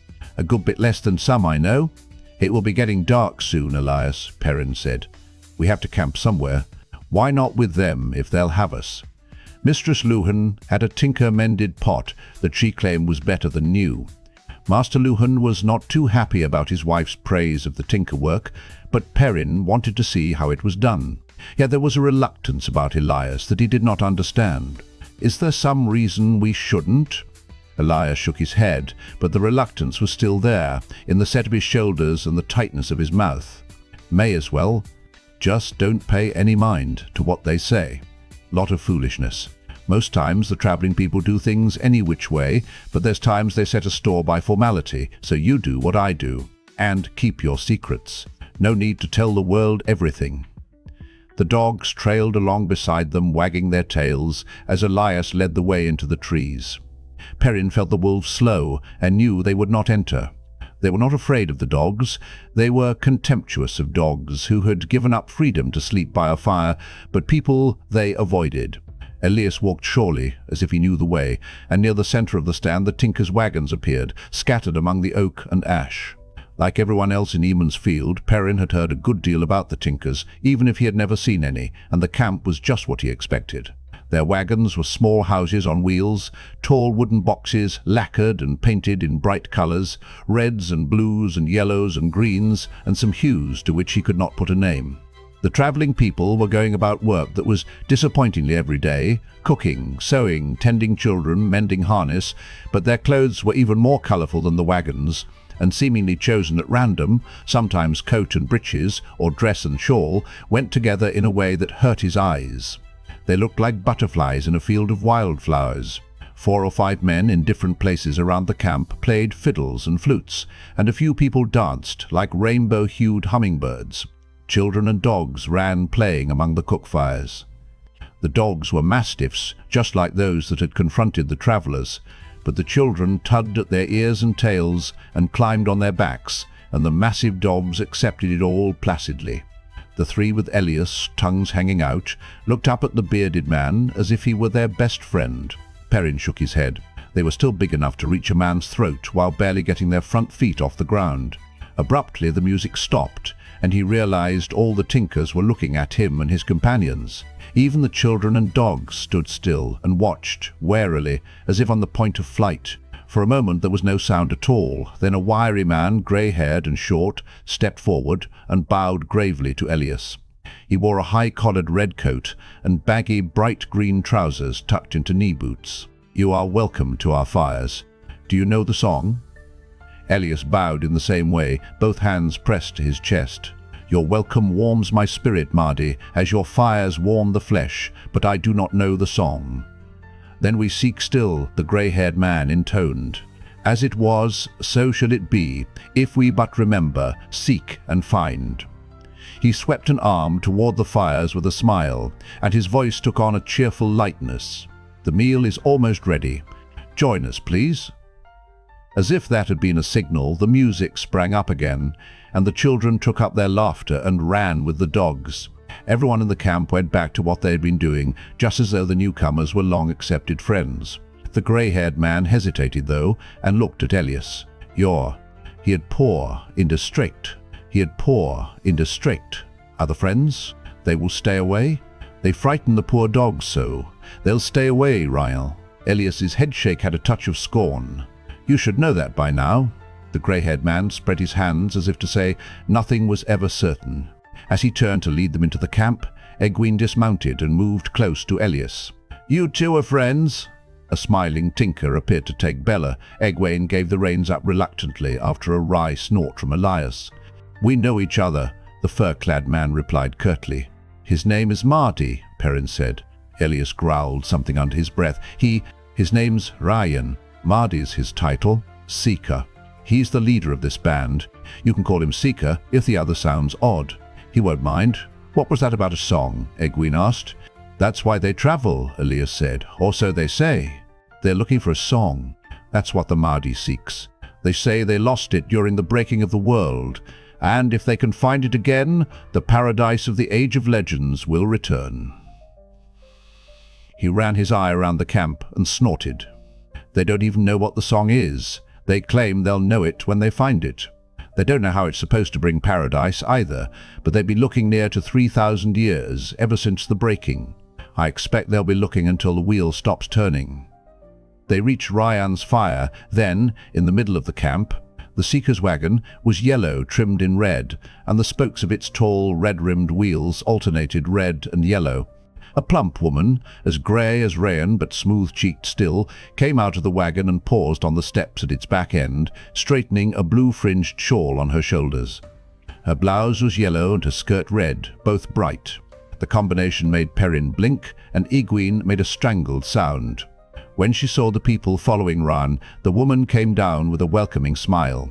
She was Ela, Ran's wife, a head taller than her husband, and she soon made Perrin forget about the colours of her clothes. She had a motherliness that reminded him of Mistress Olvert, and had him feeling welcome from her first smile. Ela greeted Elias as an old acquaintance, but with a distance that seemed to pain Ryan. Elias gave her a dry grin and a nod. Perrin and Egwene introduced themselves, and she clasped their hands in both of hers with much more warmth than she had shown Elias, even hugging Egwene. "Why, you're lovely, child," she said, cupping Egwene's chin and smiling. "And chilled to the bone, too, I expect. You sit close to the fire, Egwene. All of you sit. Supper is almost ready." Fallen logs had been pulled around the fire for sitting. Elias refused even that concession to civilization. He lounged on the ground instead. Iron tripods held 2 small kettles over the flames, and an oven rested in the edge of the coals. Ela tended them. As Perrin and the others were taking their places, a slender young man wearing green stripes strode up to the fire. He gave Ryan a hug and Ela a kiss, and ran a cool eye over Elias and the immense fielders. He was about the same age as Perrin, and he moved as if he were about to begin dancing with his next step. "Well, Aram," Ela smiled fondly, "you have decided to eat with your old grandparents for a change, have you?" Her smile slid over to Egwene as she bent to stir a kettle hanging over the cook fire. "I wonder why." Aram settled to an easy crouch with his arms crossed on his knees across the fire from Egwene. "I am Aram," he told her in a low, confident voice. He no longer seemed aware that anyone was there except her. I have waited for the first rose of spring, and now I find it at my grandfather's fire. Perrin waited for Egwene to snicker, then saw that she was staring back at Aram. He looked at the young tinker again. Aram had more than his share of good looks, he admitted. After a minute, Perrin knew who the fellow reminded him of. Will Alcine, who had all the girls staring and whispering behind his back whenever he came up from Devon Ride to Emond's Field. Will courted every girl in sight and managed to convince every one of them that he was just being polite to all the others. "Those dogs of yours," Perrin said loudly, and Egwene gave a start, "look as big as bears. I'm surprised you let the children play with them." Aram's smile slipped, but when he looked at Perrin, it came back again, even more sure than before. "They will not harm you. They make a show to frighten away danger and warn us, but they are trained according to the way of the leaf." "The way of the leaf?" Egwene said. "What is that?" Her arm gestured to the trees, his eyes fastened intently on hers.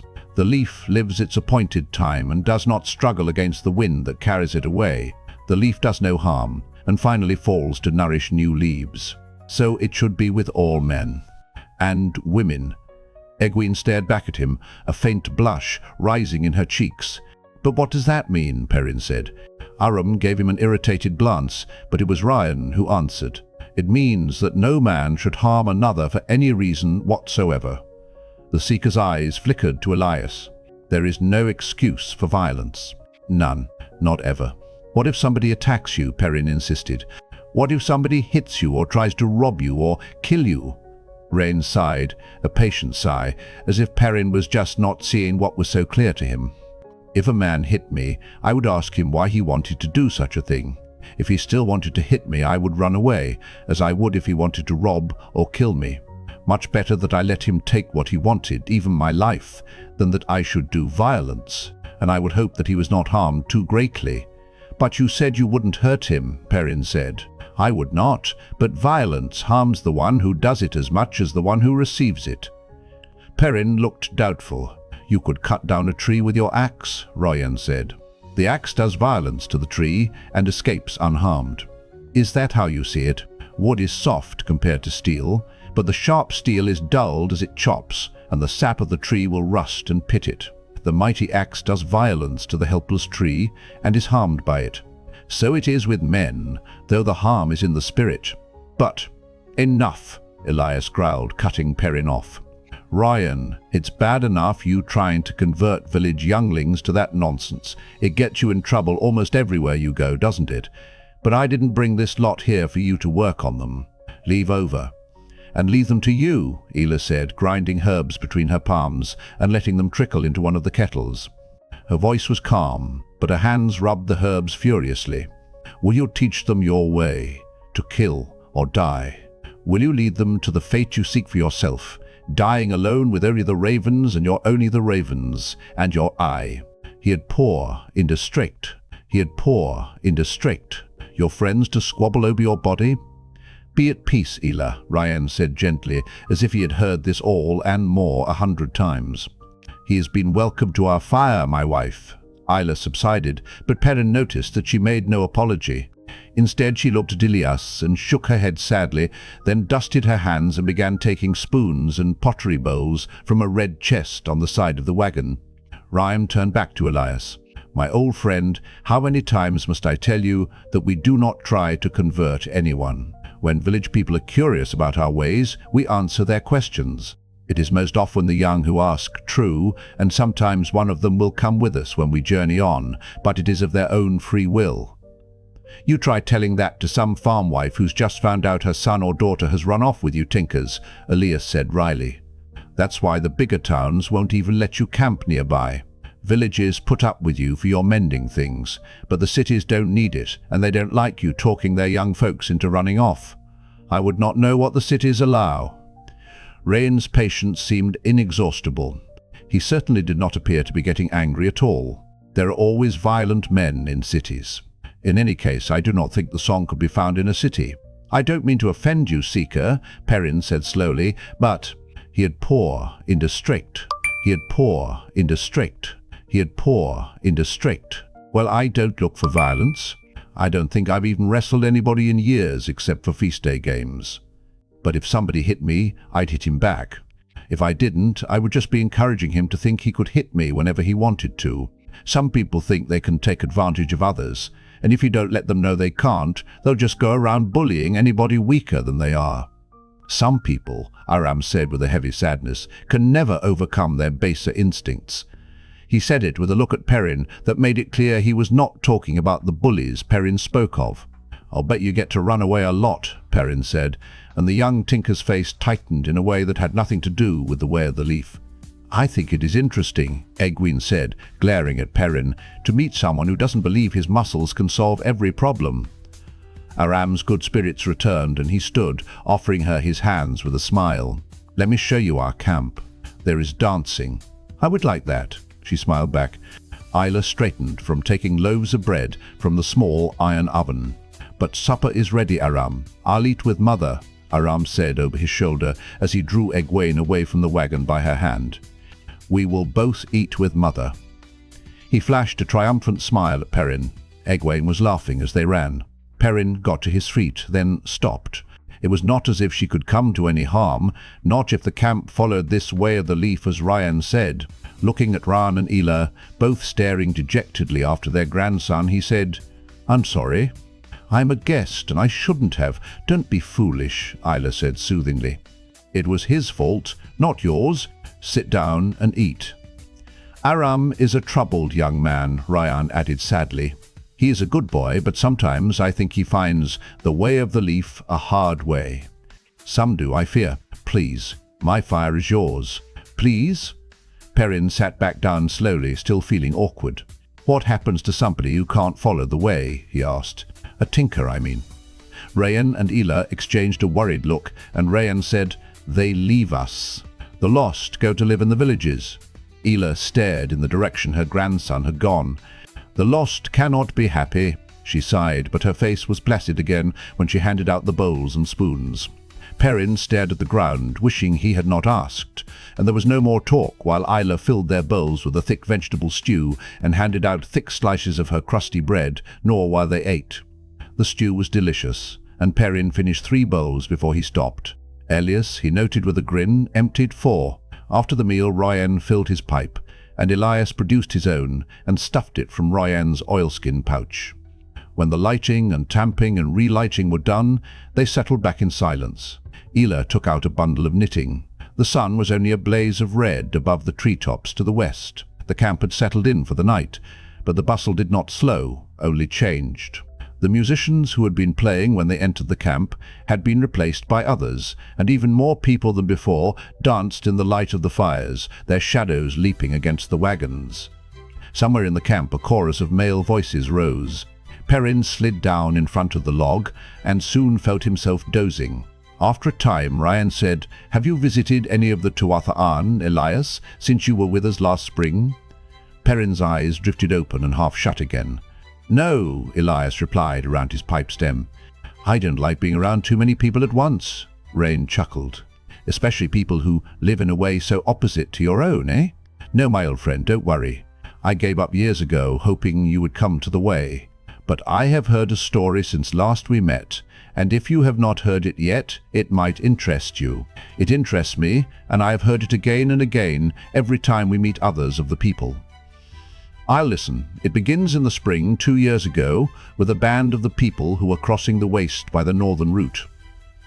Perrin's eyes shot open. "The waste? The Isle Waste? They were crossing the Isle Waste? Some people can enter the waste without being bothered," Elias said. "Gleemen, peddlers if they're honest. The Tuathan cross the waste all the time. Merchants from Caerhien used to before the tree and the Isle War.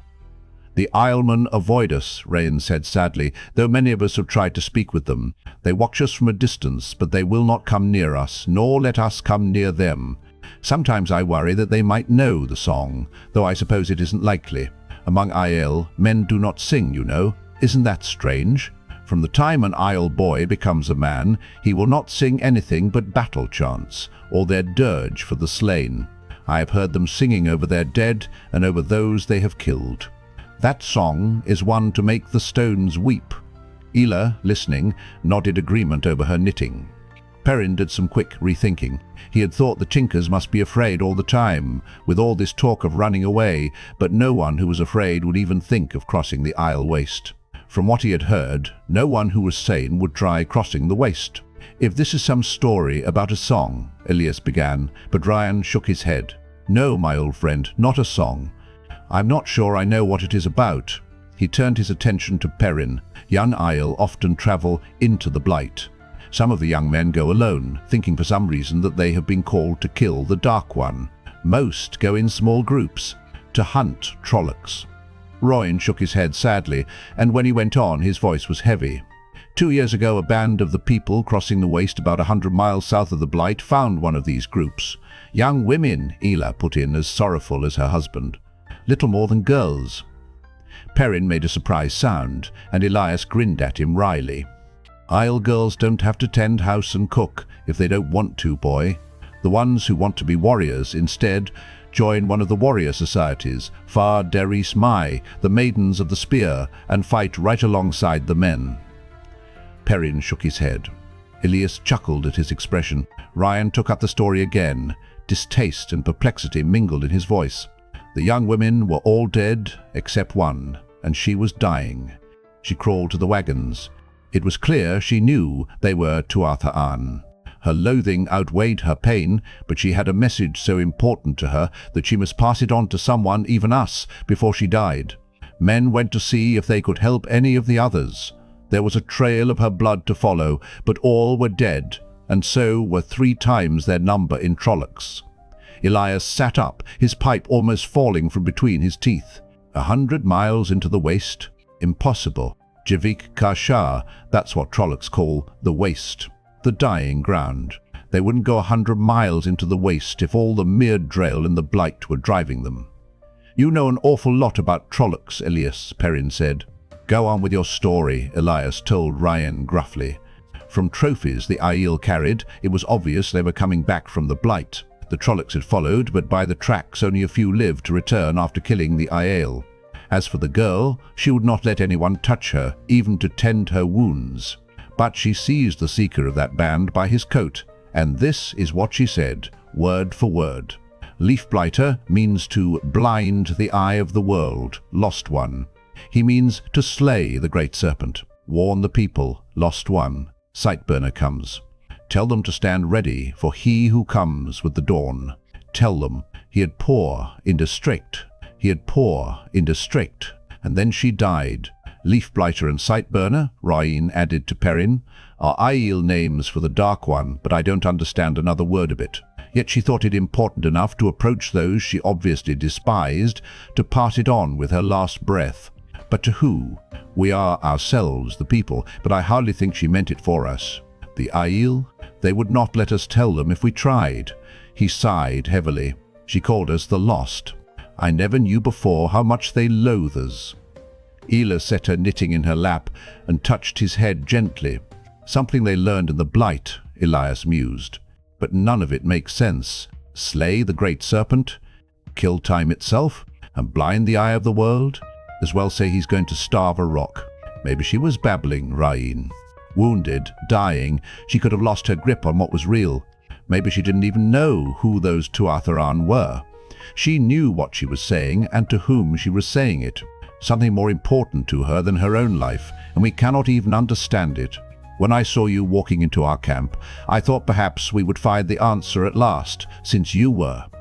Elias made a quick motion with his hand, and Ryan changed what he had been going to say. "Are a friend, and know many strange things." "Not about this," Elias said in a tone that put an end to talk. The silence around the campfire was broken only by the music and laughter drifting from other parts of the night-shrouded camp. Lying with his shoulders propped on one of the logs around the fire, Perrin tried puzzling out the Aiel woman's message, but it made no more sense to him than it had to Ryan or Elias. The eye of the world. That had been in his dreams more than once, but he did not want to think about those dreams. Elias now. There was a question there he would like answered. What had Ryan been about to say about the bearded man, and why had Elias cut him off? He had no luck with that either. He was trying to imagine what Isle girls were like, going into the blight where only warders went that he had ever heard, fighting Trollocs, when he heard Egwene coming back, singing to herself. Scrambling to his feet, he went to meet her at the edge of the firelight. She stopped short, looking at him with her head tilted to one side. In the dark, he could not read her expression. "You've been gone a long time," he said. "Did you have fun?" "We ate with his mother," she answered. "And then we danced." He had poor, indistinct. He had poor, indistinct, and laughed. "It seems like forever since I danced. He reminds me of Will Alcine. You always had sense enough not to let Will put you in his pocket." "Aram is a gentle boy who is fun to be with," she said in a tight voice. "He makes me laugh." Perrin sighed. "I'm sorry. I'm glad you had fun dancing." Abruptly, she flung her arms around him, weeping on his shirt. Awkwardly, he patted her hair. Rand would know what to do, he thought. Rand had an easy way with girls. Not like him, who never knew what to do or say. "I told you I'm sorry, Egwene. I really am glad you had fun dancing." "Really?" "Tell me they're alive," she mumbled into his chest. "What?" She pushed back to arm's length, her hands on his arms, and looked up at him in the darkness. "Rand and Mat, the others. Tell me they are alive." He took a deep breath and looked around uncertainly. "They are alive," he said finally. "Good." She scrubbed at her cheeks with quick fingers. "That is what I wanted to hear. Good night, Perrin. Sleep well." Standing on tiptoe, she brushed a kiss across his cheek and hurried past him before he could speak. He turned to watch her. Isla rose to meet her, and the two women went into the wagon, talking quietly. Rand might understand it, he thought, but I don't. In the distant night, the wolves howled, the first thin sliver of the new moon toward the horizon, and he shivered. Tomorrow would be time enough to worry about the wolves again. He was wrong. They were waiting to greet him in his dreams. The last unsteady note of what had been barely recognizable as "the wind that shakes the willow" faded mercifully away, and Mat lowered Tom's gold and silver chased flute. Rand took his hands from his ears. A sailor coiling a line on the deck nearby heaved a loud sigh of relief. For a moment the only sounds were the water slapping against the hull, the rhythmic creak of the oars, and now and again the hum of rigging strummed by the wind. The wind blew dead onto the Spray's bow, and the useless sails were furled. "I suppose I should thank you," Tom Merrilin muttered finally, "for teaching me how true the old saying is. Teach him how you will, a pig will never play the flute." The sailor burst out laughing, and Mat raised the flute as if to throw it at him. Deftly, Tom snagged the instrument from Mat's fist and fitted it into its hard leather case. "I thought all you shepherds whiled away the time with the flock playing the pipes or the flute. That will show me to trust what I don't know firsthand." "Rand's the shepherd," Mat grumbled. "He plays the pipes, not me." "Yes, well, he does have a little aptitude. Perhaps we had better work on juggling, boy. At least you show some talent for that." "Tom," Rand said, "I don't know why you're trying so hard." He glanced at the sailor and lowered his voice. "After all, we aren't really trying to become gleemen. It's only something to hide behind until we find Moiraine and the others." Tom tugged at an end of his moustache and seemed to be studying the smooth, dark brown leather of the flute case on his knees. "What if you don't find them, boy? There's nothing to say. They're even still alive." "They're alive," Rand said firmly. He turned to Mat for support, but Mat's eyebrows were pinched down on his nose, and his mouth was a thin line, and his eyes were fixed on the deck. "Well, speak up," Rand told him. "You can't be that mad over not being able to play the flute. I can't either, not very well. You never wanted to play the flute before." Mat looked up, still frowning. "What if they are dead?" he said softly. "We have to accept facts, right?" At that moment the lookout in the bow sang out, "White Bridge! White Bridge ahead!" For a long minute, unwilling to believe that Mat could say something like that so casually, Rand held his friend's gaze amid the scramble of sailors preparing to put in.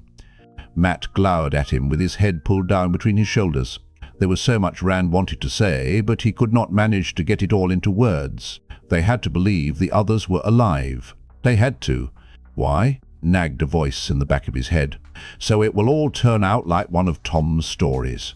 The heroes find the treasure and defeat the villain and live happily ever after. Some of his stories don't end that way. Sometimes even heroes die. Are you a hero, Randall Thor? Are you a hero?" she purred her. Abruptly, Mat flushed and pulled his eyes away. Freed from his thoughts, Rand jumped up to move through the hurly-burly to the rail. Mat came after him slowly, not even making an effort to dodge the sailors who ran across his path.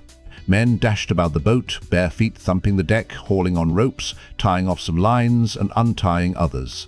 Some brought up big oilskin bags stuffed almost to bursting with wool, while others readied cables as thick as Rand's wrist. Despite their haste, they moved with the assurance of men who had done it all 1,000 times before. But Captain Doman stumped up and down the deck, shouting orders and cursing those who did not move fast enough to suit him. Rand's attention was all for what lay ahead, coming plainly into sight as they rounded a slight bend of the Alinell. He had heard of it in song and story and peddlers' tales, but now he would actually see the legend.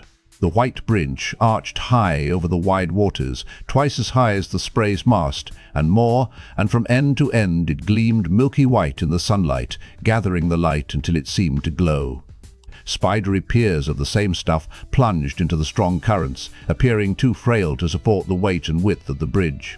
It looked all of one piece, as if it had been carved from a single stone, or moulded by a giant's hand, broad and tall, leaping the river with an airy grace that almost made the eye forget its size.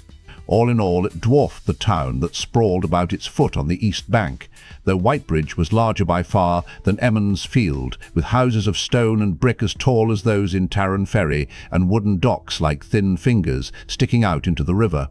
Small boats dotted the Arinell thickly, fishermen hauling their nets. And over it all, the white bridge towered and shone. "It looks like glass," Rand said to no one in particular. Captain Doman paused behind him and tucked his thumbs behind his broad belt. "Nay, lad, whatever it be, it no be glass.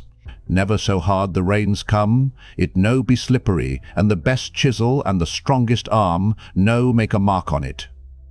"A remnant from the age of legends," Tom said. "I've always thought it must be." The captain gave a dour grunt. "Mayhap, but still useful despite. Could be someone else built it. Does no have to be Aes Sedai work, fortune prick me. It no has to be so old as all that. Put your back into it, you bloody fool." He hurried off down the deck. Rand stared even more wonderingly. From the age of legends. Made by Aes Sedai, then. That was why Captain Doman felt the way he did, for all his talk about the wonder and strangeness of the world. Aes Sedai work? One thing to hear about it, another to see it and touch it. You know that, don't you? For an instant it seemed to Rand that a shadow rippled through the milk-white structure. He pulled his eyes away to the docks coming nearer, but the bridge still loomed in the corner of his vision. "We made it, Tom," he said, then forced a laugh. "And no mutiny." The gleeman only harumphed and blew out his moustaches, but two sailors readying a cable nearby gave Rand a sharp glance, then bent quickly back to their work. He stopped laughing and tried not to look at the two for the rest of the approach to Whitebridge. The Spray curved smoothly in beside the first dock, thick timbers sitting on heavy, tar-coated pilings, and stopped with a backing of oars that swirled the water to froth around the blades. As the oars were drawn in, sailors tossed cables to men on the dock, who fastened them off with a flourish, while other crewmen slung the bags of wool over the side to protect the hull from the dock pilings. Before the boat was even pulled snug against the dock, carriages appeared at the end of the dock, tall and lacquered shiny black, each one with a name painted on the door in large letters, gold or scarlet.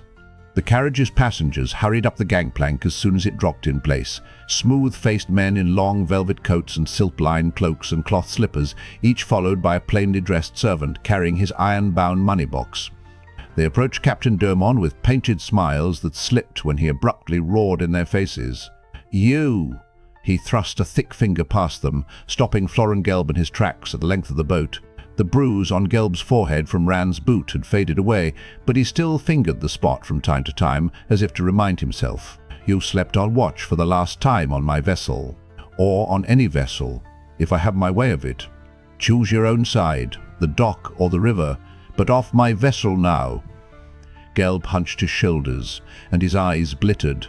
Hate at Rand and his friends, at Rand especially, a poisonous glare. The wiry man looked around the deck for support, but there was little hope in that look. One by one, every man in the crew straightened from what he was doing and stared back coldly. Gelb wilted visibly, but then his glare returned, twice as strong as it had been. With a muttered curse, he darted below to the crew's quarters. Domon sent 2 men after him to see he did no mischief, and dismissed him with a grunt. When the captain turned back to them, the merchants took up their smiles and bows as if they had never been interrupted. At a word from Tom, Matt and Rand began gathering their things together. There was not much aside from the clothes on their backs, not for any of them. Rand had his blanket roll and saddlebags, and his father's sword. He held the sword for a minute, and homesickness rolled over him so strongly that his eyes stung. He wondered if he would ever see Tam again, or home. Home. Going to spend the rest of your life running, and afraid of your own dreams. With a shuddering sigh, he slipped the belt around his waist over his coat. Gelb came back on deck, followed by his twin shadows. He looked straight ahead, but Rand could still feel hatred coming off him in waves. Back rigid and face dark, Gelb walked stiff-legged down the gangplank and pushed roughly into the thin crowd on the dock. In a minute he was gone from sight, vanished beyond the merchants' carriages. There were not a great many people on the dock, and those were a plainly dressed mix of workmen, fishermen mending nets, and a few townspeople who had come out to see the first boat of the year to come downriver from Sedai. None of the girls was Egwene, and no one looked the least bit like Moiraine or Lan or anyone else Rand was hoping to see. Maybe they didn't come down to the dock, he said. Maybe, Tom replied curtly. He settled his instrument cases on his back with care. You two keep an eye out for Gelb. He will make trouble if he can. We want to pass through Whitebridge so softly that nobody remembers we were here 5 minutes after we're gone. Their cloaks flapped in the wind as they walked to the gangplank. Matt carried his bow, crossed in front on his chest. Even after all their days on the boat, it still got a few looks from the crewmen. Their bows were short affairs. Captain Derwin left the merchants to intercept Tom at the gangplank. You be leaving me now, Gleeman. Can I no talk you into continuing on? I be going all the way down to Ilian, where folk have a proper regard for gleemen. There be no finer place in the world for your art. I'd get you there in good time for the feast of Sephan. The competitions, you know. 100 gold marks for the best telling of the great hunt of the Horn. A great prize, Captain, Tom replied with an elaborate bow and a flourish of his cloak that set the patches to fluttering, and great competitions, which rightly draw gleemen from the whole world over. But, he added dryly, I fear we could not afford the fare at the rates you charge. Aye, well, as to that. He had poor, indistrict. The captain produced a leather purse from his coat pocket and tossed it to Tom. It clinked when Tom caught it. Your fare's back, and a bit more besides. The damage was no so bad as I thought, and you've worked your way and more with your tails and your harp. I could maybe manage as much again if you stay aboard to the Sea of Storms, and I would set you ashore in Ilion. A good gleeman can make his fortune there, even aside from the competitions. Tom hesitated, weighing the purse on his palm, but Rand spoke up. We're meeting friends here, Captain, and going on to Caemlyn together. We'll have to see Ilion another time. Tom's mouth twisted wryly, then he blew out his long moustaches and tucked the purse into his pocket. Perhaps if the people we are to meet are not here, Captain. Aye, Domon said sourly. You think on it. Too bad I can no keep Gelb aboard to take the others' anger, but I do what I say I will do. I suppose I must ease up now, even if it means taking 3 times as long to reach Ilion as I should. Well, mayhap those Trollocs were after you 3. Rand blinked but kept silent, but Matt was not so cautious. Why do you think they weren't? He demanded. They were after the same treasure we were hunting. Mayhap, the captain grunted, sounding unconvinced. He combed thick fingers through his beard, then pointed at the pocket where Tom had put the purse. Twice that if you come back to keep the men's minds off how hard I work them. Think on it. I sail with the first light on the morrow. He turned on his heel and strode back to the merchants, arms spreading wide, as he began an apology for keeping them waiting. Tom still hesitated, but Rand hustled him down the gangplank without giving him a chance to argue, and the gleeman let himself be herded. A murmur passed through the people on the dock as they saw Tom's patch-covered cloak, and some called out to discover where he would be performing. So much for not being noticed, Rand thought, dismayed. By sundown it would be all over Whitebridge that there was a gleeman in town. He hurried Tom along, though, and Tom, wrapped in sulky silence, did not even try to slow down enough to preen under the attention. The carriage drivers looked down at Tom with interest from their high perches, but apparently the dignity of their positions forbade shouting. With no idea of where to go exactly, Rand turned up the street that ran along the river and under the bridge. "We need to find Moiraine and the others," he said. "And fast. We should have thought of changing Tom's cloak." Tom suddenly shook himself and stopped dead. "An innkeeper will be able to tell us if they're here or if they've passed through. The right innkeeper. Innkeepers have all the news and gossip if they aren't here." He had poor, in district. He looked back and forth from Rand to Matt. "We have to talk, we three." Cloak swirling around his ankles, he set off into the town, away from the river. Rand and Matt had to step quickly to keep up. The broad, milk-white arch that gave the town its name dominated Whitebridge as much close up as it did from afar, but once Rand was in the streets, he realized that the town was every bit as big as Baerlon, though not so crowded with people.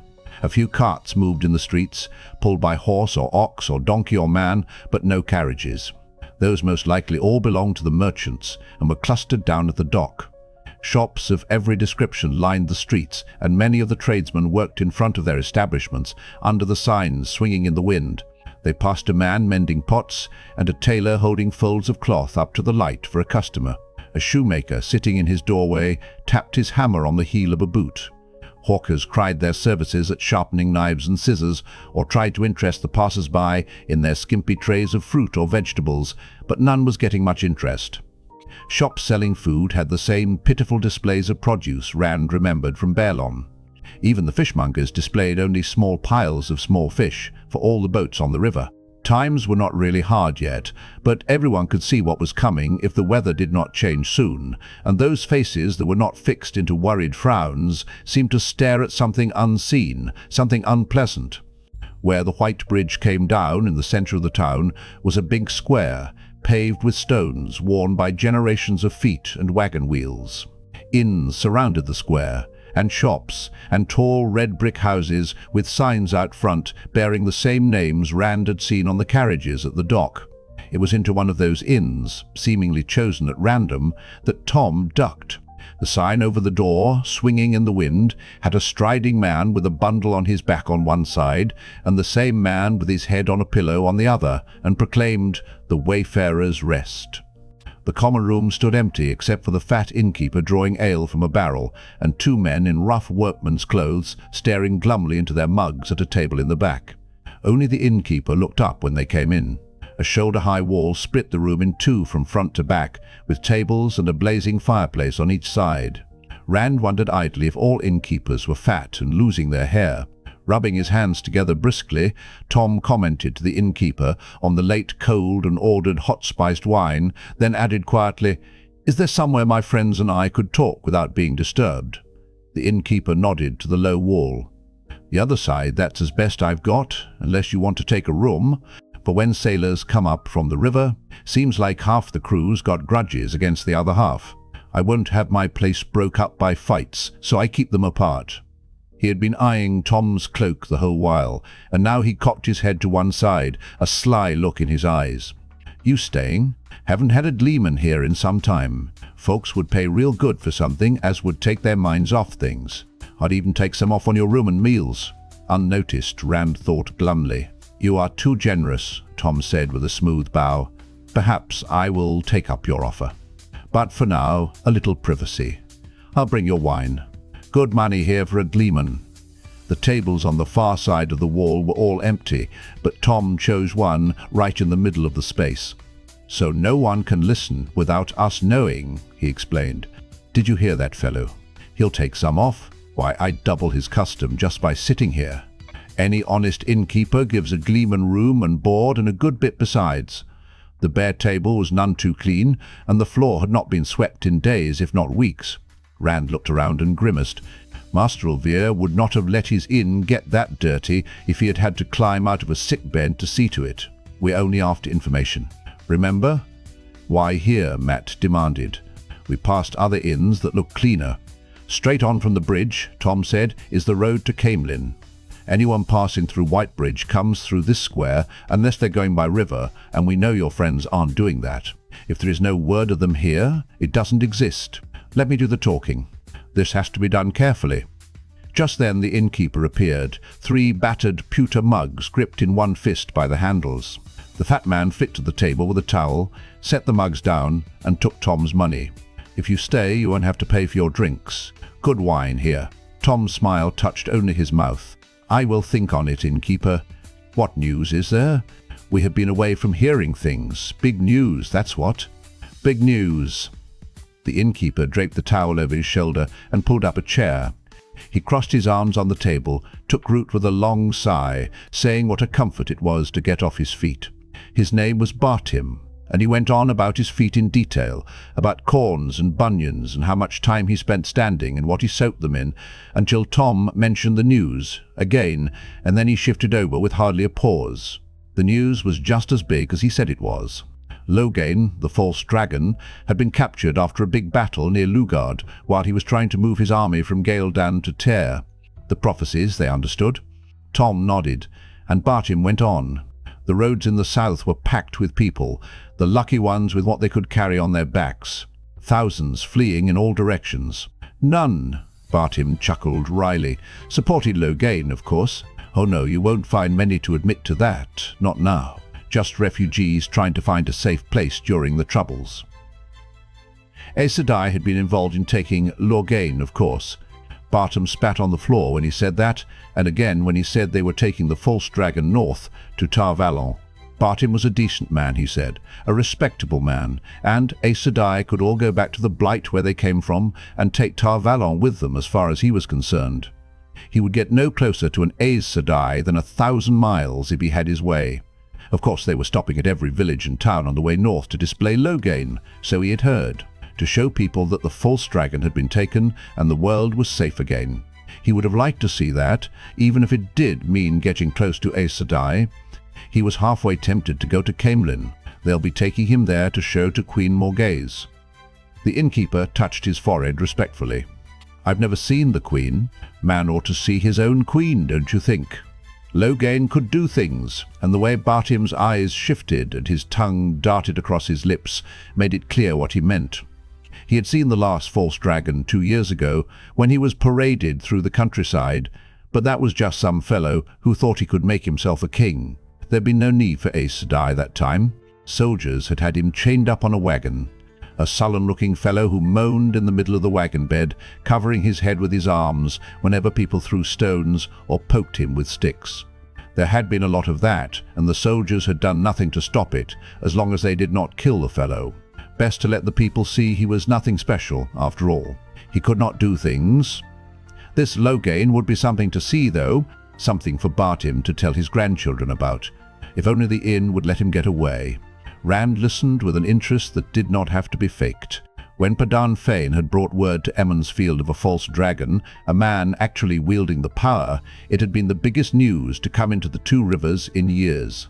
What had happened since had pushed it to the back of his mind, but it was still the sort of thing people would be talking about for years, and telling their grandchildren about too. Bartim would probably tell his that he had seen Logain whether he did or not. Nobody would ever think what happened to some village folk from the Two Rivers was worth talking about, not unless they were Two Rivers people themselves. That, Tom said, would be something to make a story of, a story they'd tell for 1,000 years. I wish I had been there. He sounded as if it was the simple truth, and Rand thought it really was. I might try to see him anyway. You didn't say what route they were taking. Perhaps there are some other travelers around. They might have heard the route. Bartim waved a grubby hand dismissively. North. That's all anybody knows around here. You want to see him. Go to Caemlyn. That's all I know. And if there's anything to know in Whitebridge, I know it. No doubt you do, Tom said smoothly. I expect a lot of strangers passing through stop here. Your sign caught my eye from the foot of the White Bridge. Not just from the west, I'll have you know. 2 days ago there was a fellow in here, an Illianer, with a proclamation all done up with seals and ribbons. Read it right out there in the square. Said he's taking it all the way to the Mountains of Mist, maybe even to the Aerith Ocean, if the passes are open. Said they've sent men to read it in every land in the world. The innkeeper shook his head. The Mountains of Mist. I hear they're covered with fog all the year round, and there's things in the fog will strip the flesh off your bones before you can run." Mat snickered, earning a sharp look from Bartim. Tom leaned forward intently. "What did the proclamation say?" "Why, the hunt for the horn, of course," Bartim exclaimed. "Didn't I say that? The Illianers are calling on everybody, as will swear their lives to the hunt, to gather in Illiane. Can you imagine that? Swearing your life to a legend? I suppose they'll find some fools. There's always fools around." This fellow claimed, "The end of the world is coming. The last battle with the Dark One." He chuckled, but it had a hollow sound, a man laughing to convince himself something really was worth laughing at. "Guess they think the Horn of Valoray has to be found before it happens. Now what do you think of that?" He chewed a knuckle pensively for a minute. "Course, I don't know as I could argue with them after this winter. The winter, and this fellow Logain, and those other two before as well. Why all these fellows the last few years claiming to be the dragon and the winter? Must mean something. What do you think?" Tom did not seem to hear him. In a soft voice the gleeman began to recite to himself. "In the last lorn fight against the fall of long night, the mountains stand guard, and the dead shall be ward, for the grave is no bar to my call." "That's it." Bartim grinned as if he could already see the crowds handing him their money while they listened to Tom. "That's it. The great hunt of the horn. You tell that one, and they'll be hanging from the rafters in here." Everybody's heard about the proclamation. Tom still seemed to be 1,000 miles away, so Rand said, "We're looking for some friends who are coming this way." "From the west? Have there been many strangers passing through in the last week or two?" "Some," Bartim said slowly. "There's always some, from east and west both." He looked at each of them in turn, suddenly wary. "What do they look like, these friends of yours?" Rand opened his mouth, but Tom, abruptly back from wherever he had been, gave him a sharp, silencing look. With an exasperated sigh, the gleeman turned to the innkeeper. "2 men and 3 women," he said reluctantly. "They may be together, or maybe not." He gave thumbnail sketches, painting each one in just a few words, enough for anyone who had seen them to recognize without giving away anything about who they were. Bartim rubbed one hand over his head, disarranging his thinning hair, and stood up slowly. "Forget about performing here, Gleeman. In fact, I'd appreciate it if you drank your wine and left. Leave Whitebridge, if you're smart. Someone else has been asking after them?" Tom took a drink, as if the answer were the least important thing in the world, and raised an eyebrow at the innkeeper. "Who would that be?" Bartim scrubbed his hand through his hair again and shifted his feet on the point of walking away, then nodded to himself. "About a week ago, as near as I can say, a weaselly fellow came over the bridge. Crazy, everybody thought. Always talking to himself, never stopped moving even when he was standing still. Asked about the same people. He had poor, into strict. He had poor, into strict. Some of them. He asked like it was important, then acted like he didn't care what the answer was. Half the time he was saying as he had to wait here for them, and the other half as he had to go on, he was in a hurry. One minute he was whining and begging, the next making demands like a king. Near got himself a thrashing a time or two, crazy or not. The watch almost took him in custody for his own safety. He went off toward Caemlyn that same day, talking to himself and crying. Crazy, like I said. Rand looked at Tom and Mat questioningly, and they both shook their heads. If this weaselly fellow was looking for them, he was still nobody they recognized. "Are you sure it was the same people he wanted?" Rand asked. "Some of them. The fighting man and the woman in silk. But it wasn't them as he cared about.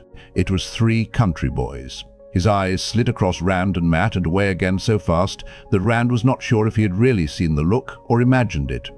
He was desperate to find them, but crazy, like I said. Rand shivered and wondered who the crazy man could be and why he was looking for them. A Darkfriend? Would Ba'alzamon use a madman? He was crazy, but the other one. He had poor, into strict. He had poor, into strict.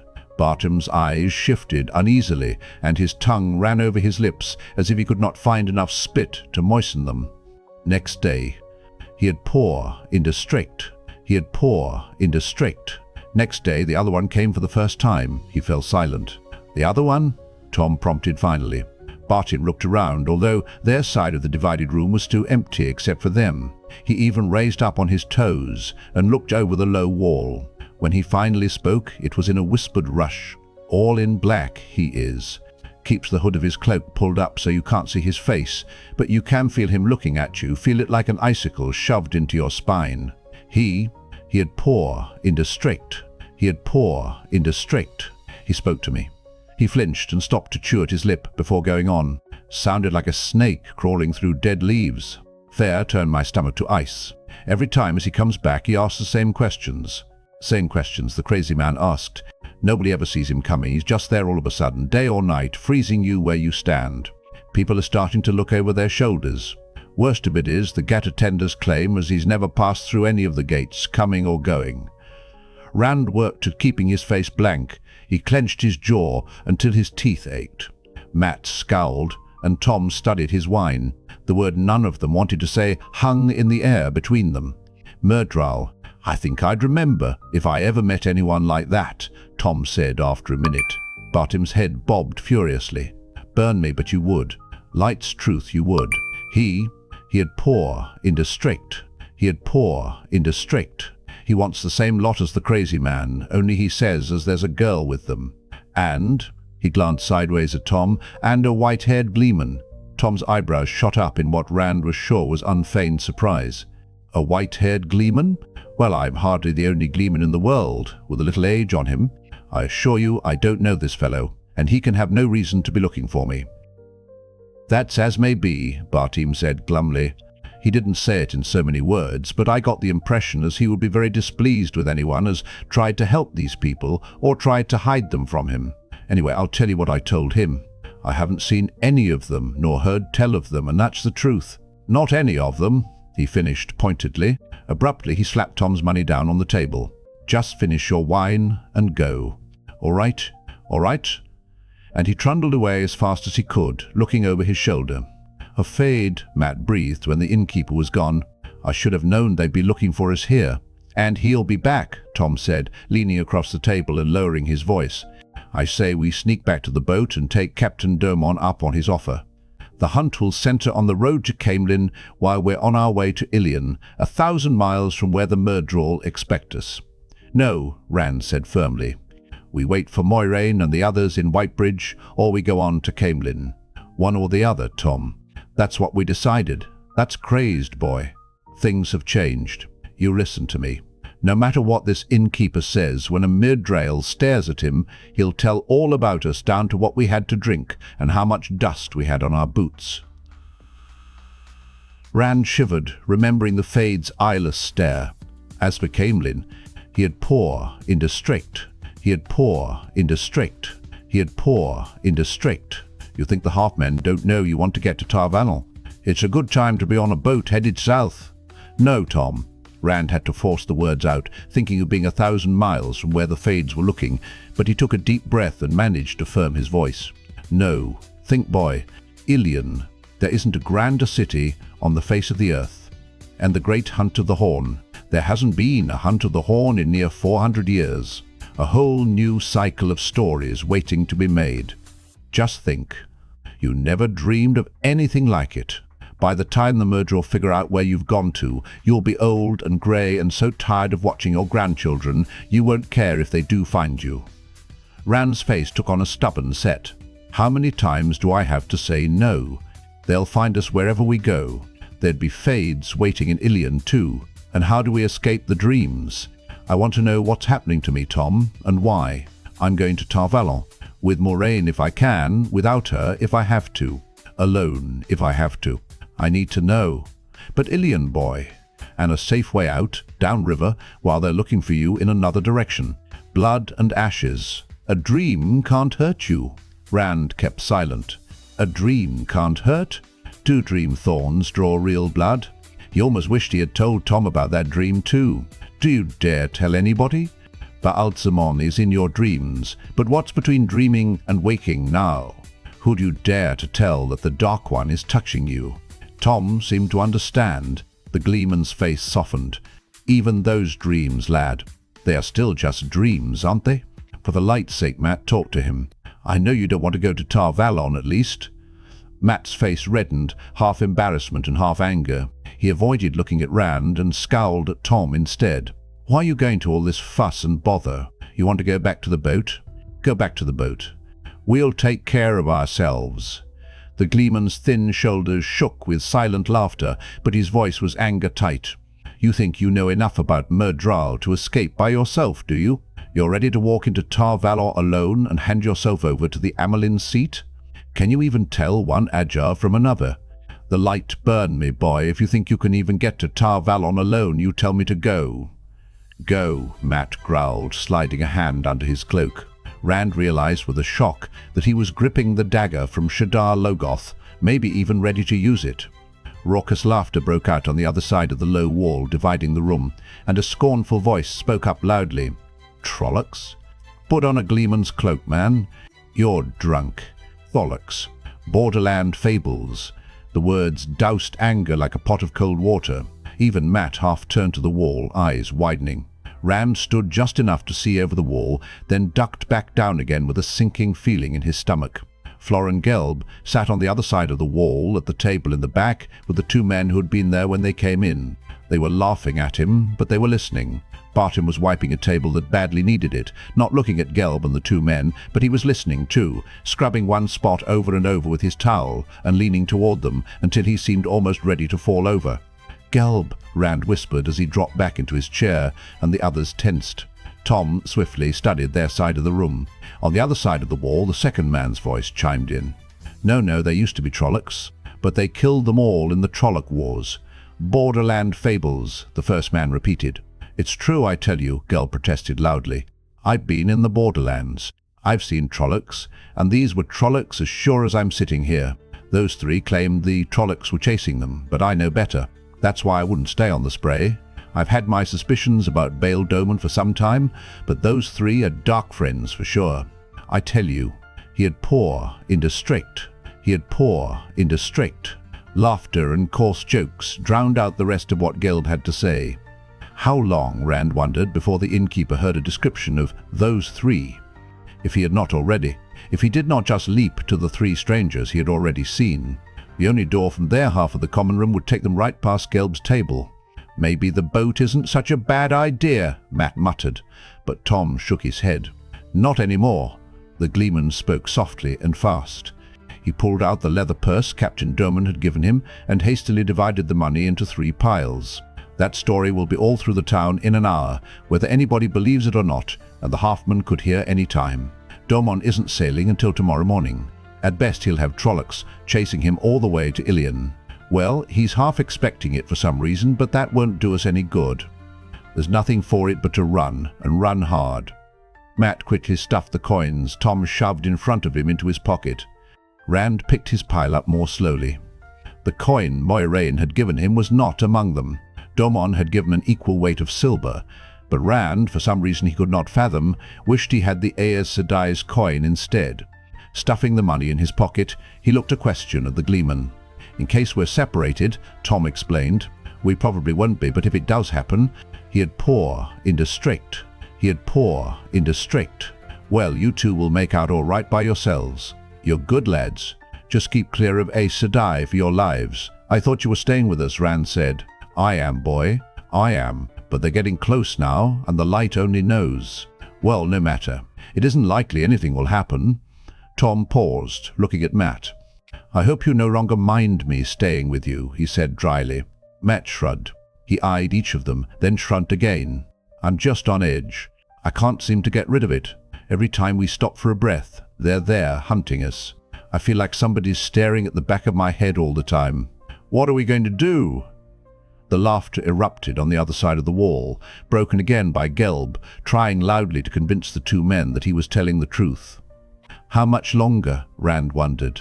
Sooner or later, Bartim had to put together Gelb's 3 and the 3 of them. Tom eased his chair and rose, but kept his height crouched. No one looking casually toward the wall from the other side could see him. He motioned for them to follow, whispering, "Be very quiet."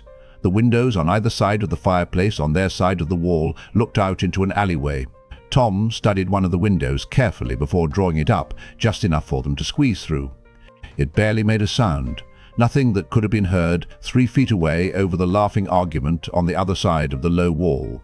Once in the alley, Matt started for the street right away, but Tom caught his arm. "Not so fast," the gleeman told him. "Not till we know what we're doing." Tom lowered the window again as much as he could from outside and turned to study the alley. Rand followed Tom's eyes. Except for half a dozen rain barrels against the inn and the next building, a tailor shop, the alley was empty, the hard-packed dirt dry and dusty. "Why are you doing this?" Matt demanded again. "You'd be safer if you left us. Why are you staying with us?" Tom stared at him for a long moment. "I had a nephew, Owen," he said wearily, shrugging out of his cloak. He made a pile with his blanket roll as he talked, carefully setting his cased instruments on top. "My brother's only son, my only living kin. He got in trouble with the Aes Sedai, but I was too busy with. He had poor, indistinct. He had poor, indistinct. Other things. I don't know what I could have done, but when I finally tried, it was too late. Owen died a few years later. You could say Aes Sedai killed him." He straightened up, not looking at them. His voice was still level, but Rand glimpsed tears in his eyes as he turned his head away. "If I can keep you two free of Tar Valon, maybe I can stop thinking about Owen. Wait here." Still avoiding their eyes, he hurried to the mouth of the alley, slowing before he reached it. After one quick look around, he strolled casually into the street and out of sight. Matt half rose to follow, then settled back. "He won't leave these," he said, touching the leather instrument cases. "You believe that story?" Rand squatted patiently beside the rain barrels. "What's the matter with you, Matt? You aren't like this. I haven't heard you laugh in days." "I don't like being hunted like a rabbit," Matt snapped. He sighed, letting his head fall back against the brick wall of the inn. Even like that, he seemed tense. His eyes shifted warily. "Sorry, it's the running, and all these strangers, and he had poor, indistinct. He had poor, indistinct, and just everything. It makes me jumpy. I look at somebody, and I can't help wondering if he's going to tell the Fades about us, or cheat us, or rob us, or..." He had poor, indistinct.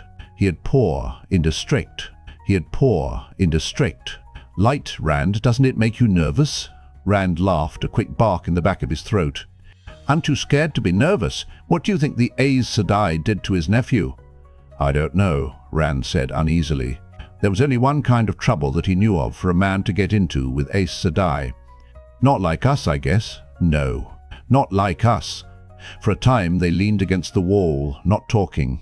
Rand was not sure how long they waited. A few minutes, probably, but it felt like an hour, waiting for Tom to come back, waiting for Bartim and Gelb to open the window and denounce them for Darkfriends. Then a man turned in at the mouth of the alley, a tall man with the hood of his cloak pulled up to hide his face, a cloak black as night against the light of the street. Rand scrambled to his feet, one hand wrapped around the hilt of Tam's sword so hard that his knuckles hurt. His mouth went dry, and no amount of swallowing helped. Matt rose to a crouch with one hand under his cloak. The man came closer, and Rand's throat grew tighter with every step. Abruptly the man stopped and tossed back his cowl. Rand's knees almost gave way. It was Tom. "Well, if you don't recognize me," the gleeman grinned, "I guess it's a good enough disguise for the gates." Tom pushed past them and began transferring things from his patch-covered cloak to his new one so nimbly that Rand could not make out any of them. The new cloak was dark brown, Rand saw now. He drew a deep, ragged breath. His throat still felt as if it were clutched in a fist. Full brown, not black. Matt still had his hand under his cloak, and he stared at Tom's back as if he were thinking of using the hidden dagger. Tom glanced up at them, then gave them a sharper look. This is no time to get skittish. Deftly, he began folding his old cloak into a bundle around his instrument cases, inside out, so the patches were hidden. "We'll walk out of here one at a time, just close enough to keep each other in sight. Shouldn't be remembered especially that way. Can't you slouch?" he added to Rand. "That height of yours is as bad as a banner." He slung the bundle across his back and stood, drawing his hood back up. He looked nothing like a white-haired gleeman. He was just another traveller, a man too poor to afford a horse, much less a carriage. "Let's go. We've wasted too much time already." Rand agreed fervently, but even so he hesitated before stepping out of the alley into the square. None of the sparse scattering of people gave them a second look. Most did not look at them at all. but his shoulders knotted, waiting for the cry of Darkfriend that could turn ordinary people into a mob bent on murder. He ran his eyes across the open area, over people moving about on their daily business, and when he brought them back, a murderer was halfway across the square. Where the fade had come from, he could not begin to guess, but it strode toward the three of them with a slow deadliness, a predator with the prey under its gaze. People shied away from the black-cloaked shape, avoided looking at it. The square began to empty out, as people decided they were needed elsewhere. The black cowl froze Rand where he stood. He tried to summon up the void, but it was like fumbling after smoke. The fade's hidden gaze knifed to his bones and turned his marrow to icicles. "Don't look at its face," Tom muttered. His voice shook and cracked, and it sounded as if he were forcing the words out. "The light burn you. Don't look at its face." Rand tore his eyes away. He almost groaned. It felt like tearing a leech off of his face. But even staring at the stones of the square, he could still see the murderer coming, a cat playing with mice, amused at their feeble efforts to escape, until finally the jaws snapped shut. The fade had halved the distance. "Are we just going to stand here?" he mumbled. "We have to run." He had pour into strict. He had pour into strict. Get away. But he could not make his feet move. Matt had the ruby-hilted dagger out at last, in a trembling hand. His lips were drawn back from his teeth, a snarl and a rictus of fear. Think. He had pour into strict. He had pour into strict. Tom stopped to swallow and went on hoarsely. "Think you can outrun it, do you, boy?" he began to mutter to himself. The only word Rand could make out was Owen. Abruptly, Tom growled, "I never should have gotten mixed up with you boys." Should never have. He shrugged the bundled Gleeman's cloak off of his back and thrust it into Rand's arms. "Take care of that. When I say run, you run and don't stop until you get to Caemlyn. The Queen's blessing. An inn. Remember that, in case." He had pour into strict. He had pour into strict. He had pour into strict. "Just remember it." "I don't understand," Rand said. The murderer was not 20 paces away now. His feet felt like lead weights. "Just remember it," Tom snarled. "The Queen's blessing. Now, are you?" He gave them a push, one hand on the shoulder of each of them to get them started, and Rand stumbled away in a lurching run with Matt at his side. "Are you?" Tom sprang into motion too with a long, wordless roar. Not after them, but toward the murderer. His hands flourished as if he were performing at his best, and daggers appeared. Rand stopped, but Matt pulled him along. The fade was just as startled. Its leisurely pace faltered in mid-stride. Its hand swept toward the hilt of the black sword hanging at its waist, but the Gleeman's long legs covered the distance quickly. Tom crashed into the murdrail before the black blade was half drawn, and both went down in a thrashing heap. The few people still in the square fled. "Are you?" The air in the square flashed an eye-searing blue, and Tom began to scream. But even in the middle of the scream, he managed a word. "Our run," Rand obeyed. The Gleeman's screams pursued him. Clutching Tom's bundle to his chest, he ran as hard as he could. Panic spread from the square out through the town as Rand and Matt fled on the crest of a wave of fear.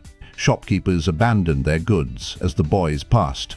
Shutters banged down over storefronts, and frightened faces appeared in the windows of houses, then vanished. People who had not been close enough to see ran through the streets wildly, paying no heed. They bumped into one another, and those who were knocked down scrambled to their feet or were trampled. White Bridge roiled like a kicked anthill. As he and Matt pounded toward the gates, Rand abruptly remembered what Tom had said about his height. Without slowing down, he crouched as best he could without looking, as if he was crouching. But the gates themselves, thick wood, bound with black iron straps, stood open. The two ghat attenders in steel caps and mail tunics worn over cheap-looking red coats with white collars fingered their halberds and stared uneasily into the town. One of them glanced at Rand and Matt, but they were not the only ones running out of the gates. A steady stream boiled through, panting men clutching wives, weeping women carrying babes and dragging crying children, pale-faced craftsmen still in their aprons, still heedlessly gripping their tools. There would be no one who could tell which way they had gone, Rand thought as he ran, dazed. Tom. Oh, light, save me, Tom. Mat staggered beside him, caught his balance, and they ran until the last of the fleeing people had fallen away, ran until the town and the white bridge were far out of sight behind them. Finally, Rand fell to his knees in the dust, pulling air raggedly into his raw throat with great gulps.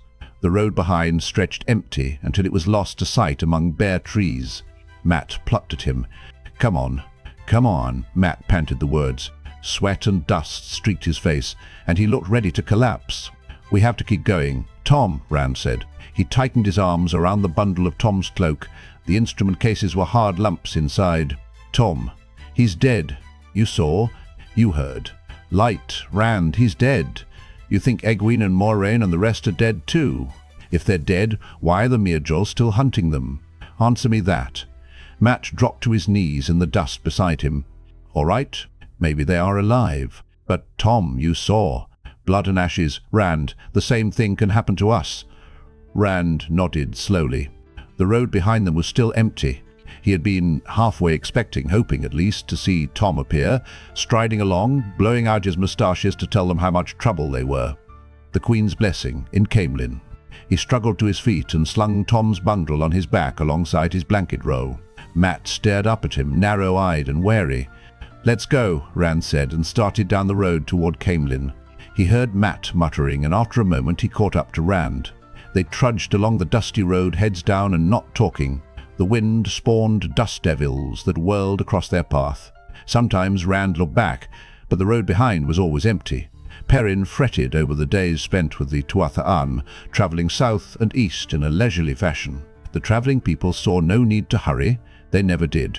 The colourful wagons did not roll out of a morning until the sun was well above the horizon, and they stopped as early as mid-afternoon if they came across a congenial spot. The dogs trotted easily alongside the wagons, and often the children did too. They had no difficulty in keeping up. Any suggestion that they might go further or more quickly was met with laughter, or perhaps, but would you make the poor horses work so hard? He was surprised that Elias did not share his feelings.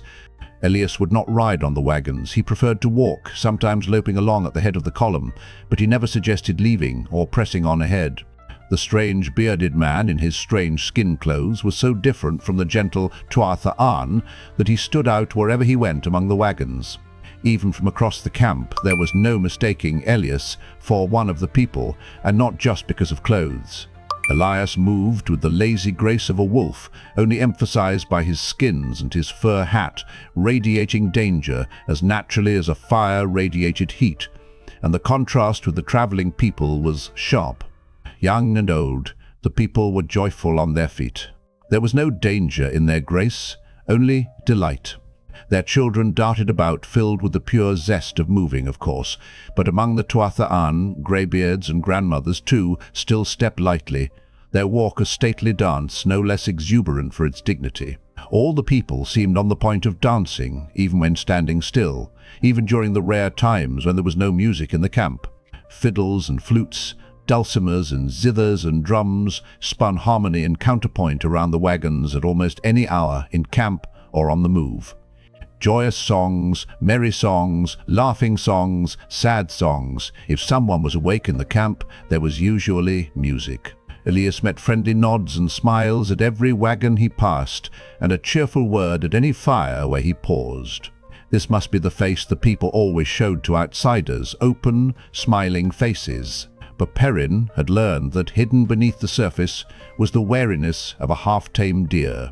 Something deep lay behind the smiles directed at the Emmons fielders, something that wondered if they were safe, something that faded only slightly over the days. With Elias, the wariness was strong, like deep summer heat shimmering in the air, and it did not fade.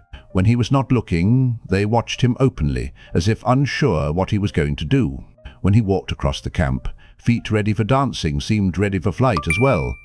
Elias was certainly no more comfortable with their way of the leaf than they were with him. His mouth wore a permanent twist when he was around the Tuatha An. It was not quite condescension and certainly not contempt, but looked as though he would rather be elsewhere than where he was, almost anywhere else. Yet whenever Perrin brought up leaving, Elias made soothing noises about resting just for a few days. "You had hard days before you met me," Elias said, the third or fourth time he asked, "and you'll have harder still ahead, with Trollocs and Halfmen after you, and Sedai for friends." He grinned around a mouthful of Ela's dried apple pie. Perrin still found his yellow-eyed gaze disconcerting, even when he was smiling. Perhaps even more when he was smiling. Smiles seldom touched those hunters' eyes. Elias lounged beside Ryan's fire, as usual refusing to sit on the logs drawn up for the purpose. "Don't be in such a bloody hurry to put yourself in Sedai hands. What if the Fades find us? What's to keep them from it if we just sit here, waiting? 3 wolves can't hold them off, and the travelling people won't be any help. They won't even defend themselves. The Trollocs will butcher them, and it will be our fault. Anyway, we have to leave them sooner or later. It might as well be sooner. Something tells me to wait. Just a few days. Something. Relax, lad. Take life as it comes. Run when you have to, fight when you must, rest when you can." "What are you talking about, something? Have some of this pie." "Isla doesn't like me, but she surely feeds me well when I visit. Always good food in the people's camps." "What something?" Perrin demanded. "If you know something, you aren't telling the rest of us." He had poor, indistinct. Elias frowned at the piece of pie in his hand, then set it down and dusted his hands together. "Something," he said finally, with a shrug of his shoulders, as if he did not understand it completely himself. "Something tells me it's important to wait. A few more days. I don't get feelings like this often, but when I do, I've learned to trust them. They've saved my life in the past. This time it's different somehow, but it's important. That's clear. You want to run on, then run on. Not me." That was all he would say, no matter how many times Perrin asked. He lay about, talking with Ryan, eating, napping with his hat over his eyes, and refused to discuss leaving. Something told him to wait. Something told him it was important. He would know when it was time to go. "Have some pie, lad. Don't lather yourself. Try some of this stew. Relax." Perrin could not make himself relax. At night he wandered among the rainbow wagons worrying, as much because no one else seemed to see anything to worry about as for any other reason. The Tuatha sang and danced, cooked and ate around their campfires, fruits and nuts, berries and vegetables. They ate no meat, and went about a myriad domestic chores as if they had not a care in the world. The children ran and played everywhere, hide and seek among the wagons, climbing in the trees around the camp, laughing and rolling on the ground with the dogs. Not a care in the world, for anyone. Watching them, he itched to get away. Go, before we bring the hunters down on them. They took us in, and we repay their kindness by endangering them. At least they have reason to be light-hearted. Nothing is hunting them, but the rest of us. He had poor, indistinct. It was hard to get a word with Egwene. Either she was talking with Isla, their heads together in a way that said, "No men were welcome," or she was dancing with Aram, swinging round and round to the flutes and fiddles and drums, to tunes the Tuatha had gathered from all over the world, or to the sharp, trilling songs of the travelling people themselves, sharp whether they were quick or slow. They knew many songs, some he recognized from home, though often under different names than they were called in the 2 rivers. 3 girls in the meadow, for instance, the Tinkers named Pretty Maids Dancing, and they said the wind from the north was called Hard Rain Falling in some lands and Berin's Retreat in others. When he asked, not thinking, for "The Tinker has my pots," they fell all over themselves laughing. They knew it, but as "Toss the feathers." He could understand wanting to dance to the people's songs. Back in Eamon's Field, no one considered him more than an adequate dancer, but these songs tugged at his feet, and he thought he had never danced so long, or so hard, or so well in his life. Hypnotic, they made his blood pound in rhythm to the drums. It was the second evening when, for the first time, Perrin saw women dance to some of the slow songs. The fires burned low, and the night hung close around the wagons, and fingers tapped a slow rhythm on the drums. First one drum, then another, until every drum in the camp kept the same low, insistent beat. There was silence except for the drums. A girl in a red dress swayed into the light, loosening her shawl. Strings of beads hung in her hair, and she had kicked off her shoes. A flute began the melody, wailing softly, and the girl danced. Outstretched arms spread her shawl behind her. Her hips undulated as her bare feet shuffled to the beat of the drums. The girl's dark eyes fastened on Perrin, and her smile was as slow as her dance. She turned in small circles, smiling over her shoulder at him. He swallowed hard. The heat in his face was not from the fire. A second girl joined the first, the fringe on their shawls shaking in time to the drums and the slow rotation of their hips. They smiled at him, and he cleared his throat hoarsely. He was afraid to look around. His face was as red as a beet, and anyone who was not watching the dancers was probably laughing at him. He was sure of it. As casually as he could manage, he slid off the log as if he were just getting comfortable, but he carefully ended up looking away from the fire, away from the dancers. There was nothing like that in Eamon's Field. Dancing with the girls on the green on a feast day did not even come close. For once he wished that the wind would pick up to cool him off. The girls danced into his field of view again, only now they were three. One gave him a sly wink. His eyes darted frantically. Light, he thought. What do I do now? What would Rand do? He knows about girls. The dancing girls laughed softly. Beads clicked as they tossed their long hair on their shoulders, and he thought his face would burn up. Then a slightly older woman joined the girls to show them how it was done. With a groan, he gave up altogether and shut his eyes. Even behind his eyelids, their laughter taunted and tickled. Even behind his eyelids, he could still see them. Sweat beaded on his forehead, and he wished for the wind. According to Ryan, the girls did not dance that dance often, and the women rarely did, and according to Elias, it was thanks to Perrin's blushes that they did so every night thereafter. "I have to thank you," Elias told him, his tone sober and solemn. "It's different with you young fellas, but at my age it takes more than a fire to warm my bones." Perrin scowled. There was something about Elias's back as he walked away that said, even if nothing showed, he was laughing inside. Perrin soon learned better than to look away from the dancing women and girls, though the winks and smiles still made him wish he could. One would have been all right maybe, but 5 or 6 with everyone watching. He had pour into straight. He had pour into straight. He had pour into straight. He never did entirely conquer his blushes. Then Egwene began learning the dance.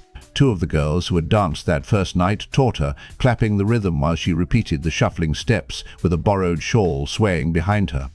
Perrin started to say something, then decided it was wiser not to crack his teeth. When the girls added the hip movements, Egwene started laughing, and the 3 girls fell giggling into one another's arms. But Egwene persevered, with her eyes glistening and bright spots of color in her cheeks. Aram watched her dancing with a hot, hungry gaze. The handsome young Tuata'an had given her a string of blue beads that she wore all the time. Worried frowns now replaced the smiles Isla had worn when she first noticed her grandson's interest in Egwene. Perrin resolved to keep a close eye on young Master Aram. Once he managed to get Egwene alone, beside a wagon painted in green and yellow. "Enjoying yourself, aren't you?" he said. "Why shouldn't I?" She fingered the blue beads around her neck, smiling at them. "We don't all have to work at being miserable the way you do. Don't we deserve a little chance to enjoy ourselves?" Aram stood not far off. He never got far from Egwene, with his arms folded across his chest, a little smile on his face, half smugness and half challenge. Perrin lowered his voice. "I thought you wanted to get to Tar Valon. You won't learn to be an Aes Sedai here." Egwene tossed her head. "And I thought you didn't like me wanting to become an Aes Sedai," she said, too sweetly. "Blood and ashes, do you believe we're safe here? Are these people safe with us here? A Fade could find us any time." Her hand trembled on the beads. She lowered it and took a deep breath. "Whatever is going to happen will happen whether we leave today or next week. That's what I believe now. Enjoy yourself, Perrin. It might be the last chance we have." She brushed his cheek sadly with her fingers. Then Aram held out his hand to her, and she darted to him, already laughing again. As they ran away to where fiddles sang, Aram flashed a triumphant grin over his shoulder at Perrin, as if to say, "She is not yours, but she will be mine." They were all falling too much under the spell of the people, Perrin thought. Elias is right. They don't have to try to convert you to the way of the leaf. It seeps into you. Isla had taken one look at him, huddling out of the wind, then produced a thick wool cloak out of her wagon, a dark green cloak he was pleased to see after all the reds and yellows. As he swung it round his shoulders, thinking what a wonder it was that the cloak was big enough for him, Ela said primly, "It could fit better." She glanced at the axe at his belt, and when she looked up at him, her eyes were sad above her smile. It could fit much better. All the tinkers did that. Their smiles never slipped. There was never any hesitation in their invitations to join them for a drink or to listen to the music, but their eyes always touched the axe, and he could feel what they thought. A tool of violence. There is never any excuse for violence to another human being. The way of the leaf. Sometimes he wanted to shout at them. There were Trollocs in the world, and Fades. There were those who would cut down every leaf. The Dark One was out there, and the way of the leaf would burn in Bar-Alzamon's eyes. Stubbornly he continued to wear the axe. He took to keeping his cloak thrown back even when it was windy, so the half-moon blade was never hidden. Now and again Elias looked quizzically at the weapon hanging heavy at his side and grinned at him, those yellow eyes seeming to read his mind. That almost made him cover the axe. Almost. If the Tuathan camp was a source of constant irritation, at least his dreams were normal there. Sometimes he woke up sweating from a dream of Trollocs and Fades storming into the camp, rainbow-colored wagons turning to bonfires from hurled torches, people falling in pools of blood, men and women and children who ran and screamed and died but made no effort to defend themselves against slashing scythe-like swords. Night after night he bolted upright in the dark, panting and reaching for his axe before he realized the wagons were not in flames, that no bloody muzzled shapes snarled over torn and twisted bodies littering the ground. But those were ordinary nightmares and oddly comforting in their way. If there was ever a place for the Dark One to be in his dreams, it was in those, but he was not. No Bar-Alzamon. Just ordinary nightmares. He was aware of the wolves, though, when he was awake. They kept their distance from the camps and from the caravan on the move, but he always knew where they were.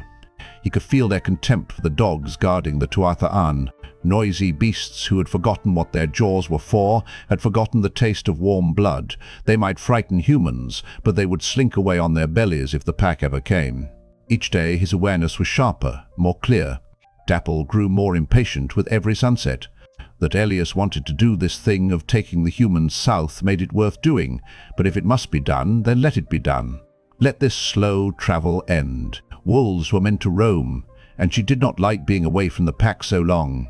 Impatience burned in wind too. Hunting was worse than poor here, and he despised living on field mice, something for cubs to stalk while learning to hunt, fit food for the old, no longer able to pull down a deer or hamstring a wild ox.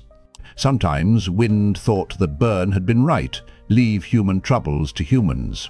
But he was wary of such thoughts when Dapple was around, and even more so around Hopper. Hopper was a scarred and grizzled fighter, impassive with the knowledge of years, with guile that more than made up for anything of which age might have robbed him. For humans he cared nothing, but Dapple wished this thing done, and Hopper would wait as she waited and run as she ran. Wolf or man, bull or bear, whatever challenge Dapple would find Hopper's jaws waiting to send him to the long sleep. That was the whole of life for Hopper, and that kept Wynne cautious, and Dapple seemed to ignore the thoughts of both. All of it was clear in Perrin's mind. Fervently he wished for Caemlyn, for Moiraine and Tar Valon. Even if there were no answers, there could be an end to it. Elias looked at him, and he was sure the yellow-eyed man knew. Please, let there be an end. The dream began more pleasantly than most he had of late. He was at Alsbeth Luhan's kitchen table, sharpening his axe with a stone. Mistress Luhan never allowed forge work, or anything that smacked of it, to be brought into the house. Master Luhan even had to take her knives outside to sharpen them, but she tended her cooking and never said a word about the axe. She did not even say anything when a wolf entered from deeper in the house and curled up between Perrin and the door to the yard. Perrin went on sharpening. It would be time to use it soon. Abruptly the wolf rose, rumbling deep in its throat, the thick ruff of fur on its neck rising. Bar-Alzamon stepped into the kitchen from the yard. Mistress Luhan went on with her cooking. Perrin scrambled to his feet, raising the axe, but Bar-Alzamon ignored the weapon, concentrating on the wolf instead. Flames danced where his eyes should be. Is this what you have to protect you? Well, I have faced this before. Many times before. He crooked a finger, and the wolf howled as fire burst out of its eyes and ears and mouth, out of its skin. The The stench of burning meat and hair filled the kitchen. Osbeth Luhan lifted the lid on a pot and stirred with a wooden spoon. Perrin dropped the axe and jumped forward, trying to beat out the flames with his hands. The wolf crumpled to black ash between his palms. Staring at the shapeless pile of char on Mistress Luhan's clean-swept floor, he backed away. He wished he could wipe the greasy soot from his hands, but the thought of scrubbing it off on his clothes turned his stomach. He snatched up the axe, gripping the haft until his knuckles cracked. "Leave me alone," he shouted. Mistress Luhan tapped the spoon on the rim of the pot and replaced the lid, humming to herself. "You cannot run from me," Balsamon said. "You cannot hide from me. If you are the one, you are mine." The heat from the fires of his face forced Perrin across the kitchen until his back came up against the wall. Mistress Luhan opened the oven to check her bread. "The eye of the world will consume you," Balsamon said. "I mark you mine." He flung out his clenched hand as if throwing something. When his fingers opened, a raven streaked at Perrin's face. Perrin screamed as the black beak pierced his left eye. He had poor into strict. He had poor into strict. He had poor into strict. He had poor into strict. He had poor into strict, and sat up, clutching his face, surrounded by the sleeping wagons of the travelling people. Slowly he lowered his hands. There was no pain, no blood, but he could remember it, remember the stabbing agony. He shuddered, and suddenly Elias was squatting beside him in the pre-dawn, one hand outstretched as if to shake him awake.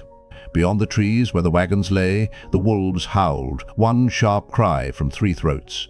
He shared their sensations: fire, pain, fire, hate, hate, Quill. "Yes," Elias said softly. "It is time. Get up, boy. It's time for us to go." Perrin scrambled out of his blankets. While he was still bundling his blanket roll, Moiraine came out of his wagon, rubbing sleep from his eyes. The Seeker glanced at the sky and froze halfway down the steps, his hand still raised to his face. Only his eyes moved as he studied the sky intently, though Perrin could not understand what he was looking at. A few clouds hung in the east, undersides streaked with pink from the sun yet to rise, but there was nothing else to see. Moiraine seemed to listen as well, and smell the air, but there was no sound except the wind in the trees, and no smell but the faint smoky remnant of last night's campfires. Elias returned with his own scanty belongings, and Moiraine came the rest of the way down. "We must change the direction we travel, my old friend." The Seeker looked uneasily at the sky again. "We go another way this day. Will you be coming with us?" Elias shook his head, and Ryan nodded as if he had known all along. "Well, take care, my old friend. There is something about today." He had poor into strict. He had poor into strict. He started to look up once more, but pulled his eyes back down before they rose above the wagon tops. "I think the wagons will go east, perhaps all the way to the spine of the world. Perhaps we'll find a steading and stay there a while." "Trouble never enters the steading," Elias agreed. "But the Ogier are none too open to strangers." "Everyone is open to the travelling people," Ran said, and grinned. "Besides, even Ogier have pots and things to mend. Come, let us have some breakfast and we'll talk about it." "No time," Elias said. "We move on today, too, as soon as possible. It's a day for moving, it seems."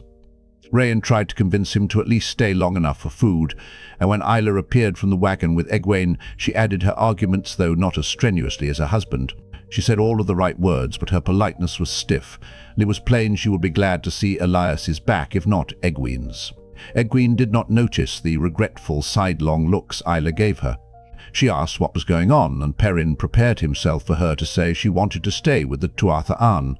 But when Elias explained, she only nodded thoughtfully and hurried back into the wagon to gather her things.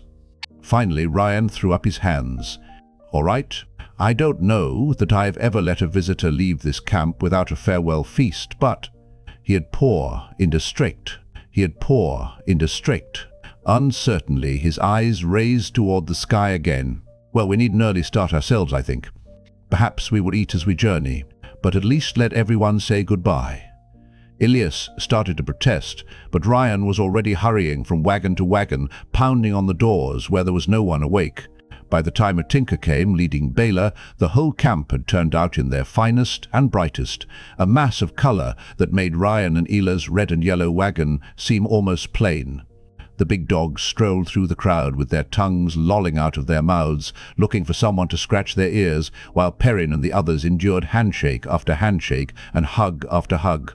The girls who had danced every night would not be content with shaking hands, and their hugs made Perrin suddenly wish he was not leaving after all, until he remembered how many others were watching, and then his face almost matched the Seeker's wagon. Aram drew Egwene a little aside. Perrin could not hear what he had to say to her over the noise of goodbyes, but she kept shaking her head, slowly at first, then more firmly as he began to gesture pleadingly. His face shifted from pleading to arguing, but she continued to shake her head stubbornly until Isla rescued her with a few sharp words to her grandson. Scowling, Aram pushed away through the crowd, abandoning the rest of the farewell. Isla watched him go, hesitating on the point of calling him back. She's relieved too, Perrin thought. Relieved he doesn't want to go with us, with Egwene. When he had shaken every hand in the camp at least once, and hugged every girl at least twice, the crowd moved back, opening a little space around Rain and Ela and the three visitors. "You came in peace," Ryan intoned, bowing formally, hands on his chest. "Depart now in peace. Always will our fires welcome you in peace. The way of the leaf is peace." "Peace be on you always," Elias replied, "and on all the people."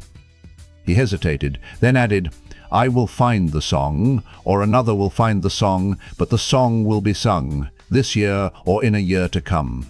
As it once was, so shall it be again, world without end." Rayan blinked in surprise, and Ela looked completely flabbergasted, but all the other Tuatha Arn murmured in reply, "World without end. World and time without end." Rain and his wife hurriedly said the same after everyone else. Then it really was time to go. A few last farewells, a few last admonitions to take care, a few last smiles and winks, and they were making their way out of the camp. Ron accompanied them as far as the edge of the trees, a pair of the dogs cavorting by his side. "Truly, my old friend, you must take great care. This day, he had poor in district. He had poor in district. He had poor in district. There is wickedness loose in the world, I fear, and whatever you pretend, you are not so wicked that it will not gobble you up." "Peace be on you," Elias said. "And on you," Ryan said sadly. When Ryan was gone, Elias scowled at finding the other two looking at him. "So I don't believe in their fool song," he growled. "No need to make them feel bad by messing up their ceremony, was there?" "I told you they set a store by ceremony sometimes." "Of course," Egwene said gently. "No need at all." Elias turned away, muttering to himself. Dapple, Wind, and Hopper came to greet Elias, not frolicking as the dogs had done, but a dignified meeting of equals. Perrin caught what passed between them. Fire eyes. Pain. Heartfang. Death. Heartfang. Perrin knew what they meant. The Dark One. They were telling about his dream. Their dream? He shivered as the wolves ranged out ahead, scouting the way. It was Egwene's turn to ride Baela, and he walked beside her. Elias led, as usual, a steady, ground-eating pace. Perrin did not want to think about his dream. He had thought that the wolves made them safe. Not complete. Accept. Full heart. Full mind. You still struggle. Only complete when you accept. He forced the wolves out of his head and blinked in surprise. He had not known he could do that. He determined not to let them back in again. Even in dreams, he was not sure if the thought was his or theirs.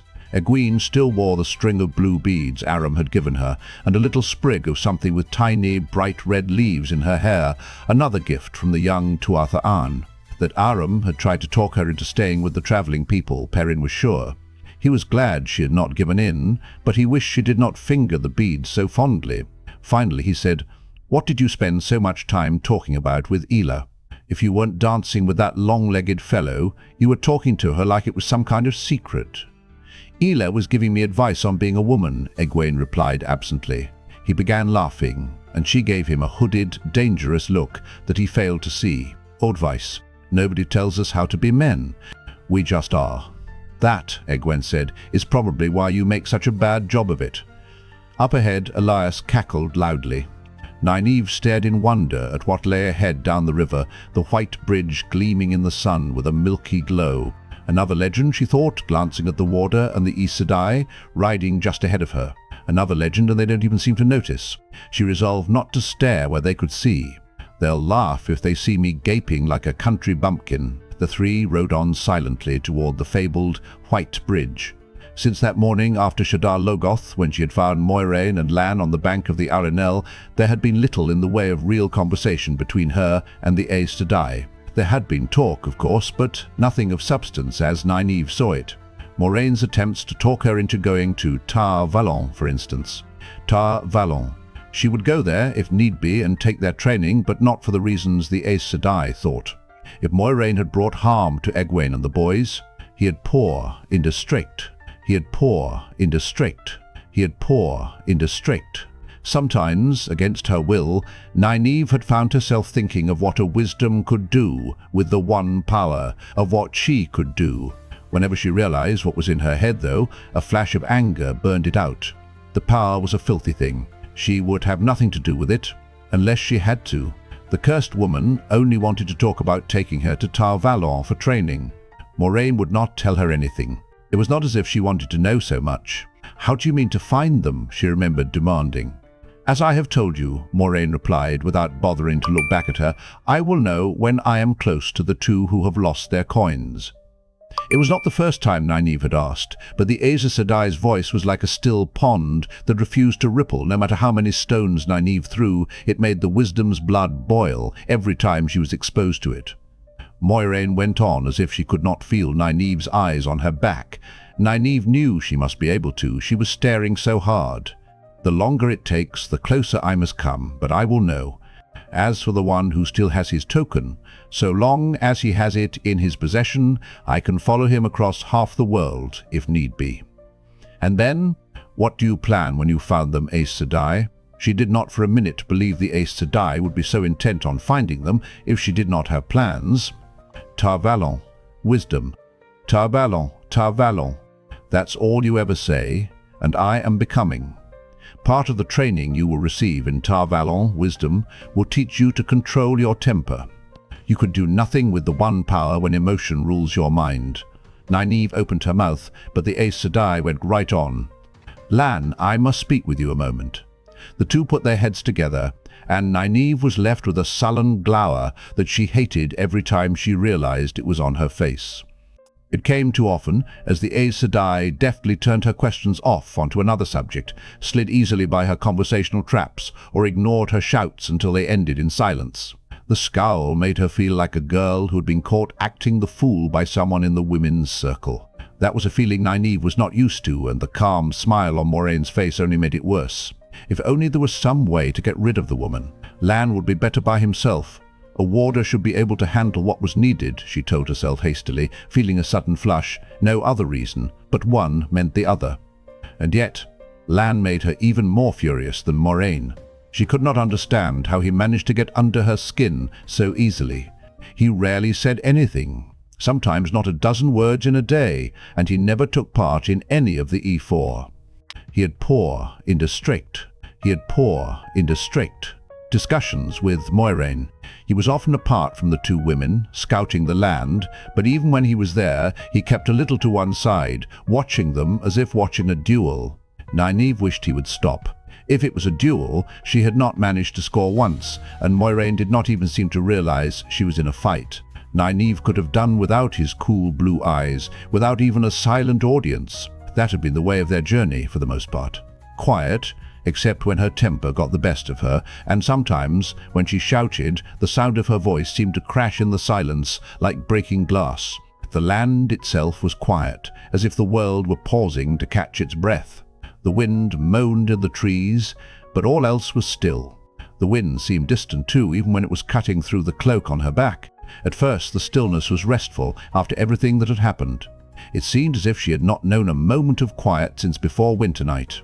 By the end of the first day alone with the Aes Sedai and the warder, though, she was looking over her shoulder and fidgeting in her saddle as if she had an itch in the middle of her back where she could not reach. The silence seemed like crystal doomed to shatter, and waiting for the first crack put her teeth on edge. It weighed on Moiraine and Lan too, as outwardly unperturbable as they were. She soon realized that beneath their calm surfaces, hour by hour they wound tighter and tighter, like clock springs being forced to the breaking point. Moiraine seemed to listen to things that were not there, and what she heard put a crease in her forehead. Lan watched the forest and the river as if the leafless trees and wide, slow water carried the signs of traps and ambushes waiting ahead. Part of her was glad that she was not the only one who apprehended that poised on the brink feel to the world, but if it affected them, it was real, and another part of her wanted nothing so much as for it to be just her imagination. Something of it tickled the corners of her mind, as when she listened to the wind, but now she knew that that had to do with the one power, and she could not bring herself to embrace those ripples at the edge of thought. "It is nothing," Lan said quietly when she asked. He did not look at her while he spoke. His eyes never ceased their scanning. Then, contradicting what he had just said, he added, "You should go back to your 2 rivers when we reach Whitebridge and the Caemlyn Road. It's too dangerous here. Nothing will try to stop you going back, though." It was the longest speech he made all that day. "She is part of the pattern, Lan," Moiraine said chidingly. Her gaze was elsewhere too. "It is the Dark One, Nynaeve. The storm has left us. He had poor into strict. He had poor into strict. For a time at least." She raised one hand as though feeling the air, then scrubbed it on her dress unconsciously, as if she had touched filth. "He is still watching, however," she sighed, "and his gaze is stronger. Not on us, but on the world. How much longer before he is strong enough to—" He had poor into strict. He had poor into strict. Nynaeve hunched her shoulders. Suddenly, she could almost feel someone staring at her back. It was one explanation she would just as soon the Aes Sedai had not given her. Lan scouted their path down the river, but where before he had chosen the way, now Moiraine did so, as surely as if she followed some unseen track, footprints in air, the scent of memory. Lan only checked the route she intended to see that it was safe. Nynaeve had the feeling that even if he said it was not, Moiraine would insist on it anyway. And he would go, she was sure, straight down the river too. He had poor into strict. He had poor into strict. He had poor into strict. With a start, Nynaeve pulled out of her thoughts. They were at the foot of the White Bridge. The pale arch shone in the sunlight, a milky spiderweb too delicate to stand, sweeping across the Arenelle. The weight of a man would bring it crashing down, much less that of a horse.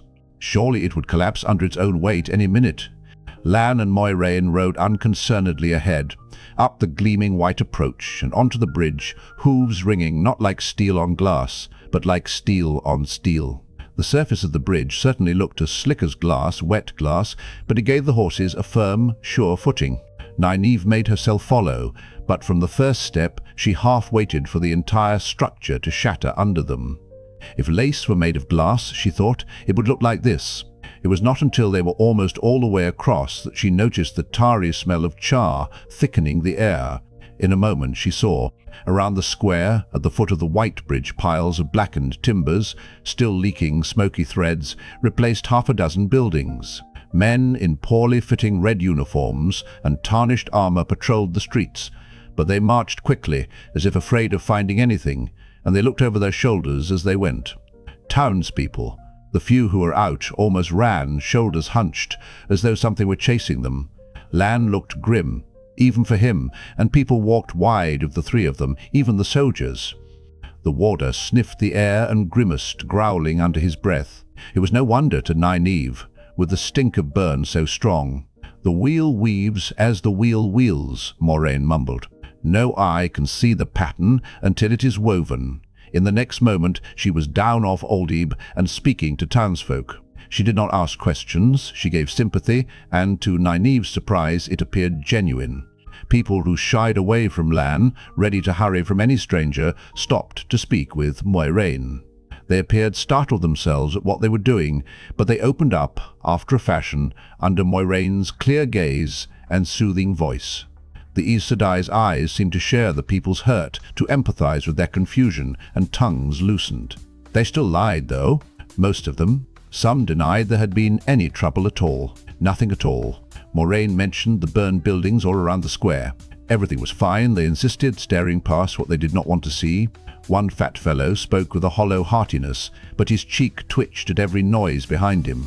With a grin that kept slipping, he claimed an overturned lamp had started a fire that spread with the wind before anything could be done. One glance showed Nynaeve that no burned structure stood alongside another. There were almost as many different stories as there were people. Several women lowered their voices conspiratorially. The truth of the matter was there was a man somewhere in the town meddling with the One Power. It was time to have the Aes Sedai in. Past time was the way they saw it, no matter what the men said about Tar Valon. Let the Red Arjar settle matters. One man claimed it had been an attack by bandits, and another said a riot by Darkfriends. "Those ones going to see the false dragon, you know," he confided darkly. "They're all over the place. Darkfriends, everyone." Still others spoke of some kind of trouble. They were vague about exactly what kind that had come downriver on a boat. "We showed them," a narrow-faced man muttered, scrubbing his hand together nervously. "Let them keep that kind of thing in the Borderlands, where it belongs. We went down to the docks and—" He cut off so abruptly his teeth clicked. Without another word he scurried off, peering back over his shoulder at them as if he thought they might chase him down. The boat had gotten away. That much was clear eventually, from others, cutting its moorings and fleeing downriver only the day before while a mob poured onto the docks.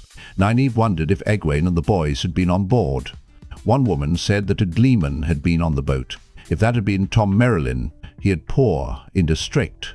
He had poor in district. He had poor in district. She tried her opinion on Moiraine, that some of the Emmons fielders might have fled on the boat. The Aes Sedai listened patiently, nodding until she was done.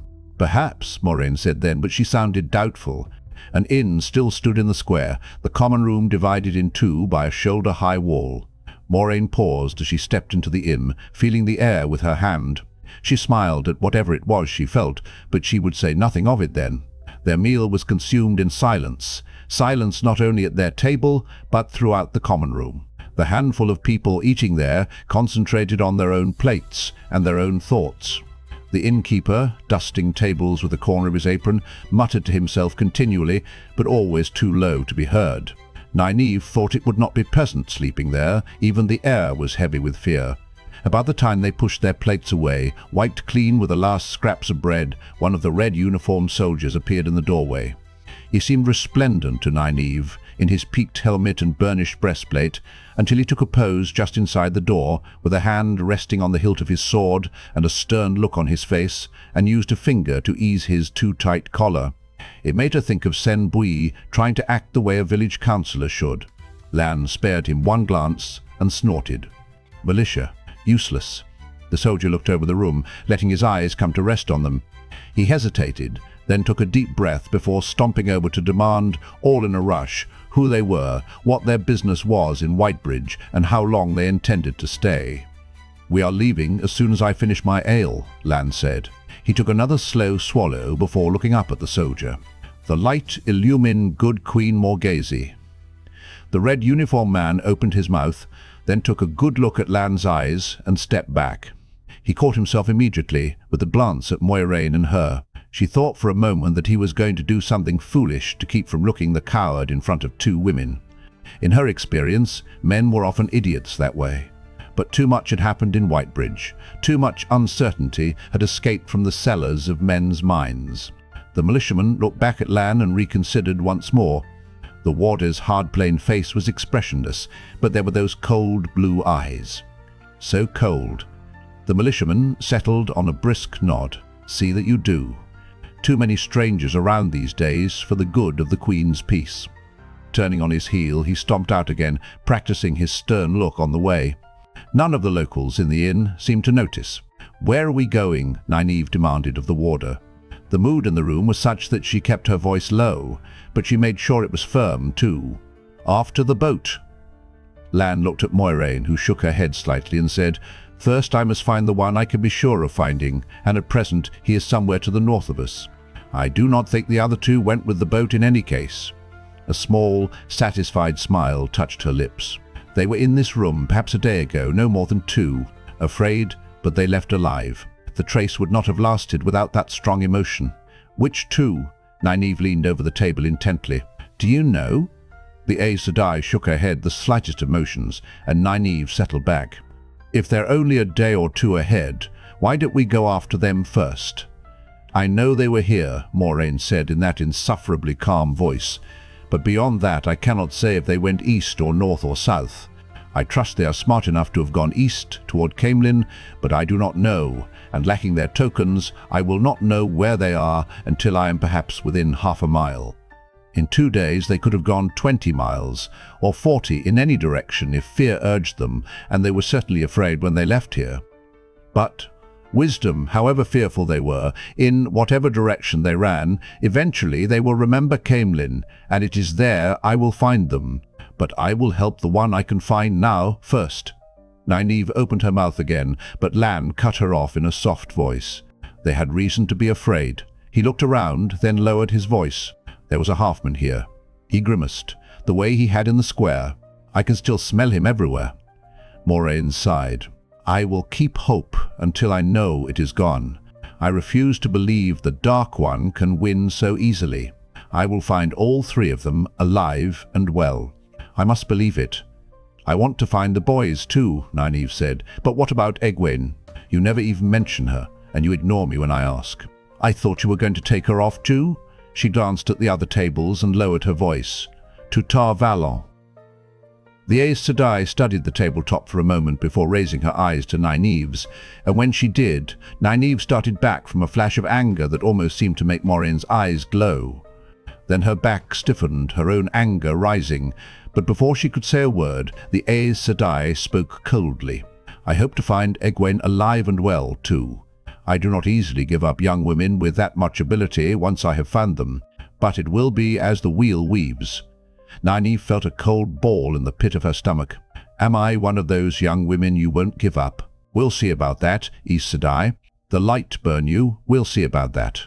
The meal was finished in silence, and it was a silent 3 who rode through the gates and down the Caemlyn Road.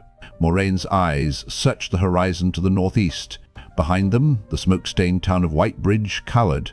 Elias pushed for speed across the brown grass flatland, as if trying to make up for the time spent with the travelling people, setting a pace southward that had even Baelor grateful to stop when twilight deepened.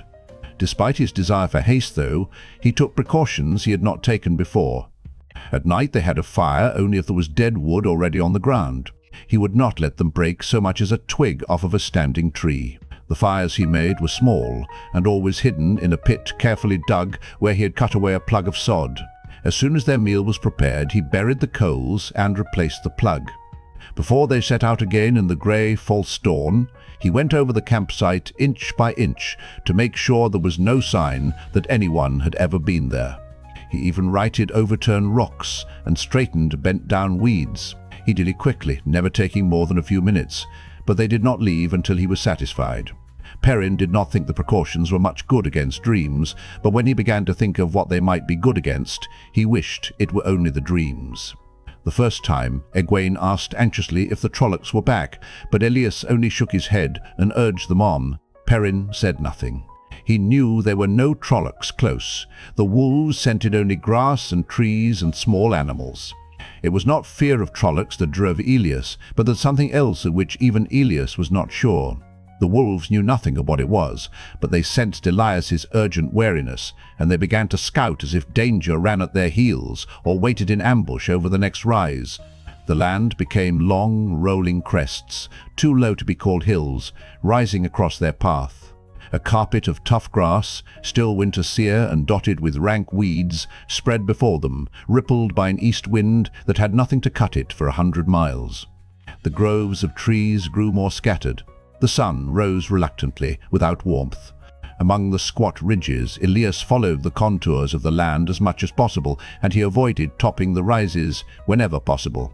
He seldom talked, and when he did, he'd pour into strict. He'd pour into strict.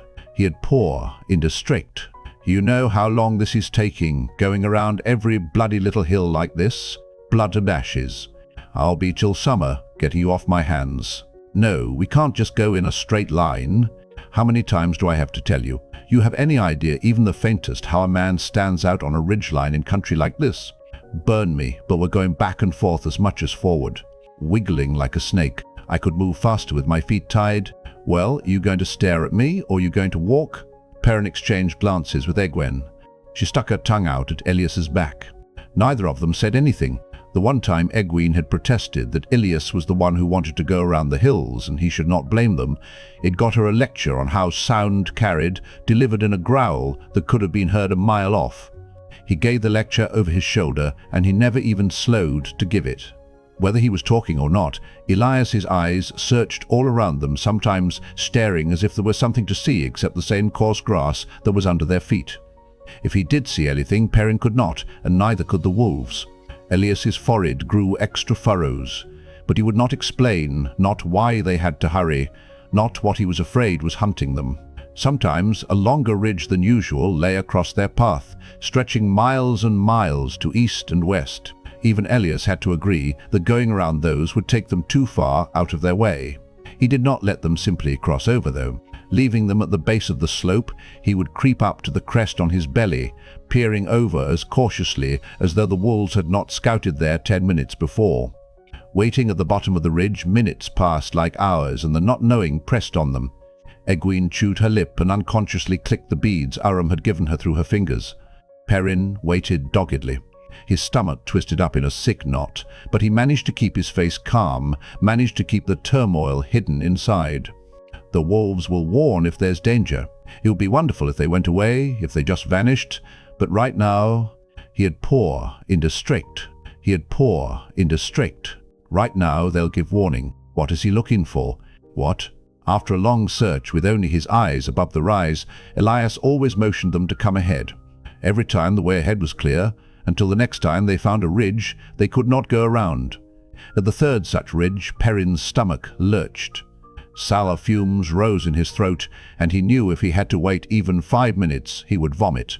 He had poor, indistinct. He had poor, indistinct. He swallowed. I'm coming too. Keep low, was all Elias said. As soon as he spoke, Egwene jumped down from Bela.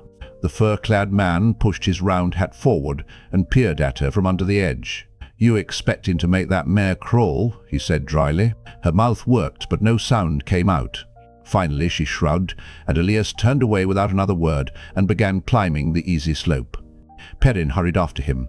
Well short of the crest, Elias made a downward motion and a moment later flattened himself on the ground, wriggling forward the last few yards. Perrin flopped on his belly.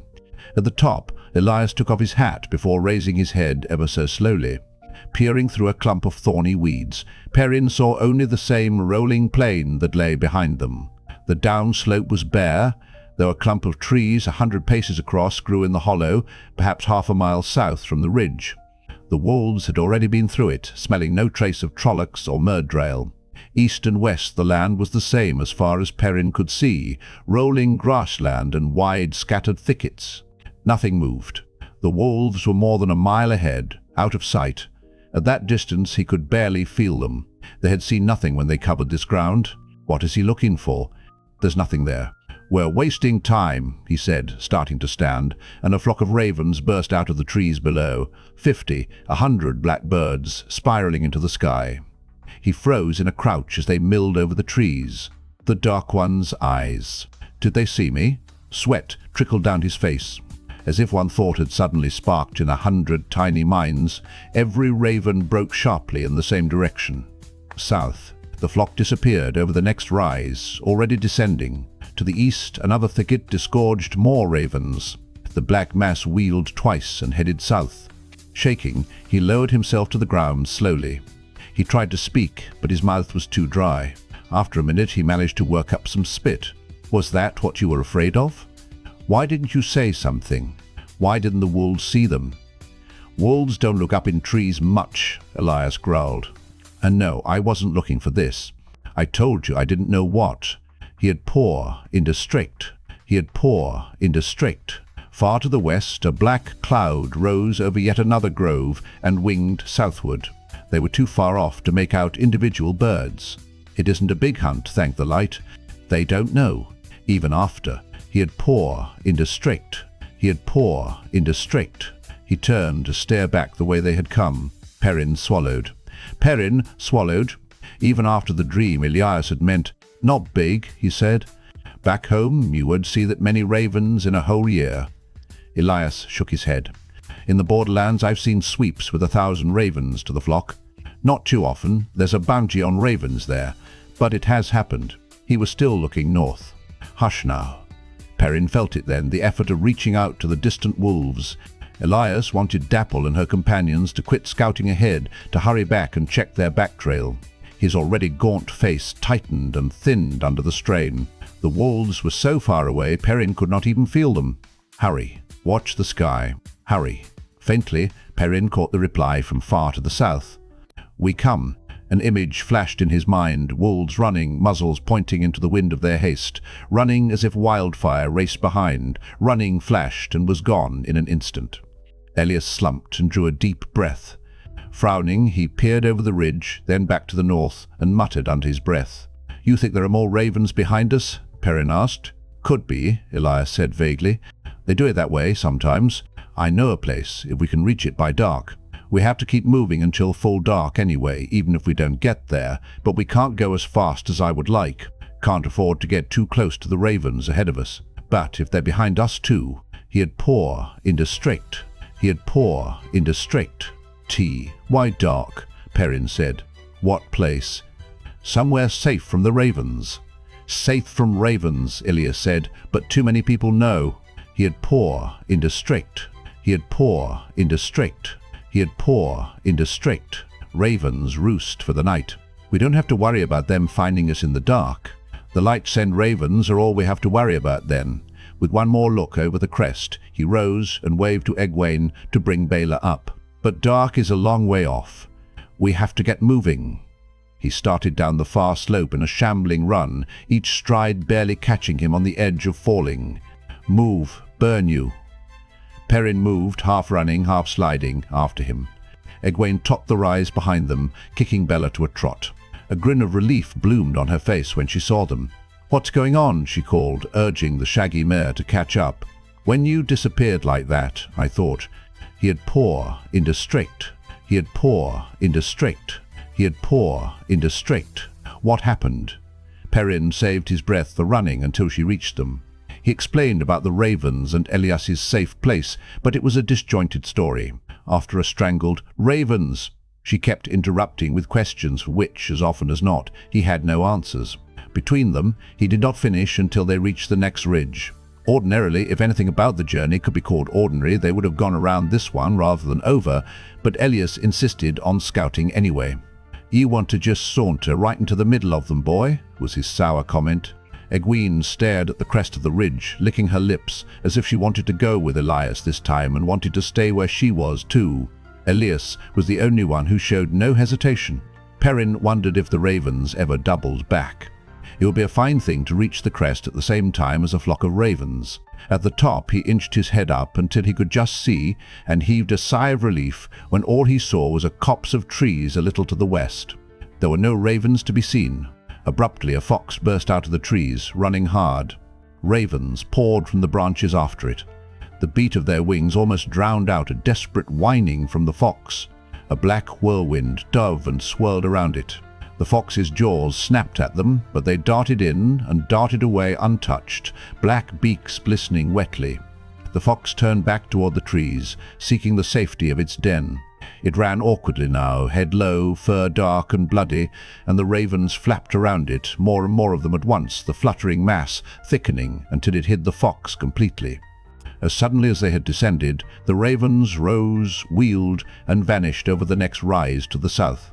A misshapen lump of torn fur marked what had been the fox. Perrin swallowed hard. Light. They could do that to us. 100 ravens. They could. Move, Elias growled, jumping up. He waved to Egwene to come on, and without waiting, set off at a trot toward the trees. Move, burn you, he called over his shoulder. Move. Egwene galloped Baela over the rise and caught them before they reached the bottom of the slope. There was no time for explanations, but her eyes picked out the fox right away. Her face went as white as snow. Elias reached the trees and turned there, at the edge of the copse, waving vigorously for them to hurry. Perrin tried to run faster and stumbled. Arms windmilling, he barely caught himself short of going flat on his face. Blood and ashes. I'm running as fast as I can. A lone raven winged out of the copse. It tilted toward them, screamed, and spun toward the south. Knowing he was already too late, Perrin fumbled his sling from around his waist. He was still trying to get a stone from his pocket to the sling when the raven abruptly folded up in midair and plummeted to the ground. His mouth dropped open, and then he saw the sling hanging from Egwene's hand. She grinned at him unsteadily. "Don't stand there counting your toes," Elias called. With a start, Perrin hurried into the trees, then jumped out of the way to avoid being trampled by Egwene and Bella. Far to the west, almost out of sight, what seemed like a dark mist rose into the air. Perrin felt the wolves passing in that direction, heading north. He felt them notice ravens to the left and right of them, without slowing. The dark mist swirled northward as if pursuing the wolves, then abruptly broke off and flashed to the south. "Do you think they saw us?" Egwene asked. "We were already in the trees, weren't we? They couldn't see us at that distance. Could they? Not that far off. We saw them at that distance," Elias said dryly. Perrin shifted uneasily, and Egwene drew a frightened breath. "If they had seen us," Elias growled, "they'd have been down on us like they were on that fox. Think, if you want to stay alive. Fear will kill you if you don't control it." His penetrating stare held on each of them for a moment. Finally, he nodded. "They're gone now, and we should be too. Keep those slings handy. Might be useful again." As they moved out of the copse, Elias angled them westward from the line of march they had been following. Perrin's breath snagged in his throat. It was as if they were chasing after the last ravens they had seen. Elias kept on tirelessly, and there was nothing for them to do but follow. After all, Elias knew a safe place, somewhere, so he said. They ran to the next hill, waited till the ravens moved on, then ran again, waited, ran. The steady progress they had been keeping had been tiring enough, but all except Elias quickly began to flag under this jerky pace. Perrin's chest heaved, and he gulped air when he had a few minutes to lie on a hilltop, leaving the search to Elias. Bella stood head down, nostrils flaring at every stop. Fear lashed them on, and Perrin did not know if it was controlled or not. He only wished the wolves would tell them what was behind them, if anything was, whatever it was. Ahead were more ravens than Perrin ever hoped to see again. To the left and right the black birds billowed up, and to the south. A dozen times they reached the hiding place of a grove or the scant shelter of a slope, only moments before ravens swept into the sky. Once, with the sun beginning to slide from its midday height, they stood in the open, frozen as still as statues, half a mile from the nearest cover, while 100 of the Dark One's feathered spies flashed by a bare mile to the east. Sweat rolled down Perrin's face despite the wind, until the last black shape dwindled to a dot and vanished. He lost count of the stragglers they brought down with their slings. He saw more than enough evidence lying in the path the ravens had covered to justify his fear. He had stared with a queasy fascination at a rabbit that had been torn to pieces. The eyeless head stood upright with the other bits, legs, entrails, scattered in a rough circle around it. Birds, too, stabbed to shapeless masses of feathers. And 2 more foxes. He remembered something Lan had said. All the Dark One's creatures delight in killing. The Dark One's power is death. And if the ravens found them, pitiless eyes shining like black beads, stabbing beaks swirling around them, needle-sharp beaks drawing blood, 100 of them. Or can they call more of their kind? Maybe all of them in the hunt? A sickening image built up in his mind. A pile of ravens as big as a hill, seething like maggots, fighting over a few bloody shreds. Suddenly the image was swept away by others, each one clear for an instant, then spinning and fading into another. The wolves had found ravens to the north. Screaming birds dove and whirled and dove again, beaks drawing blood with every swoop. Snarling wolves dodged and leaped, twisting in the air, jaws snapping.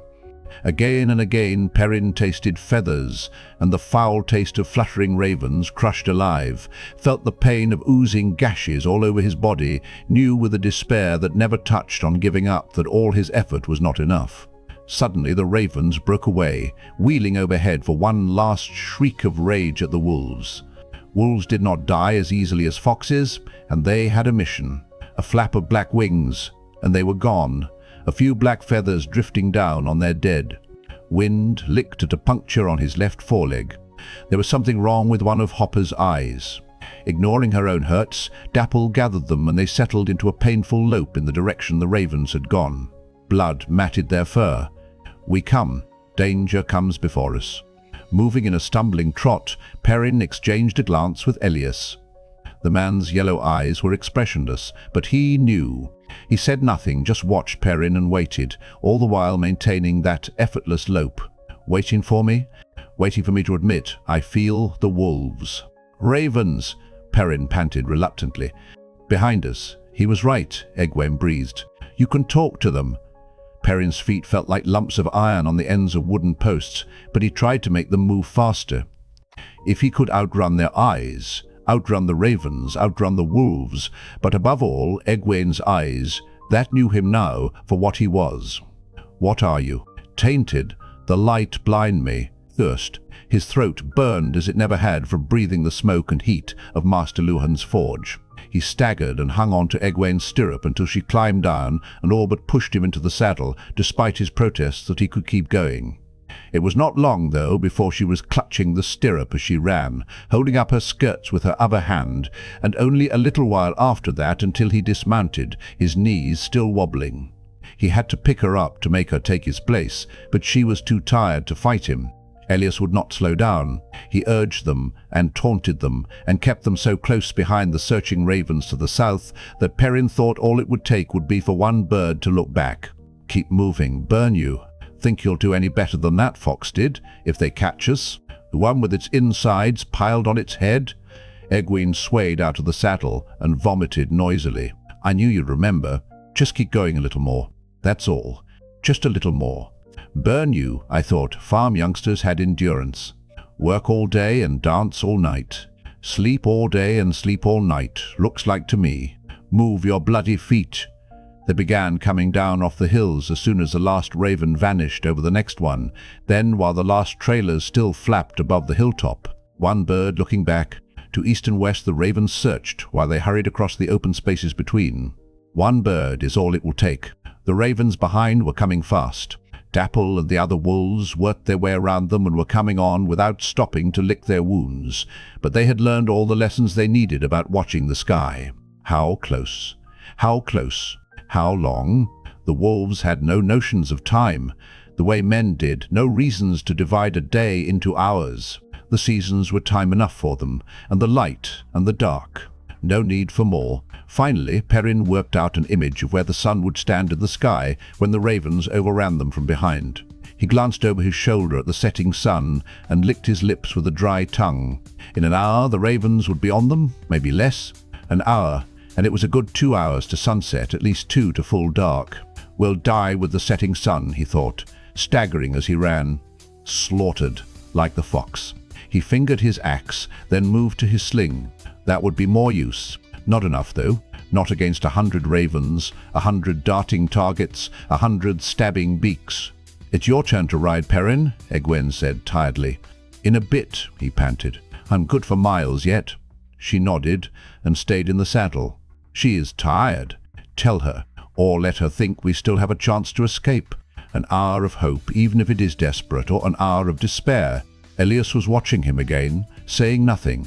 He must know, but he did not speak. Perrin looked at Egwene again and blinked away hot tears.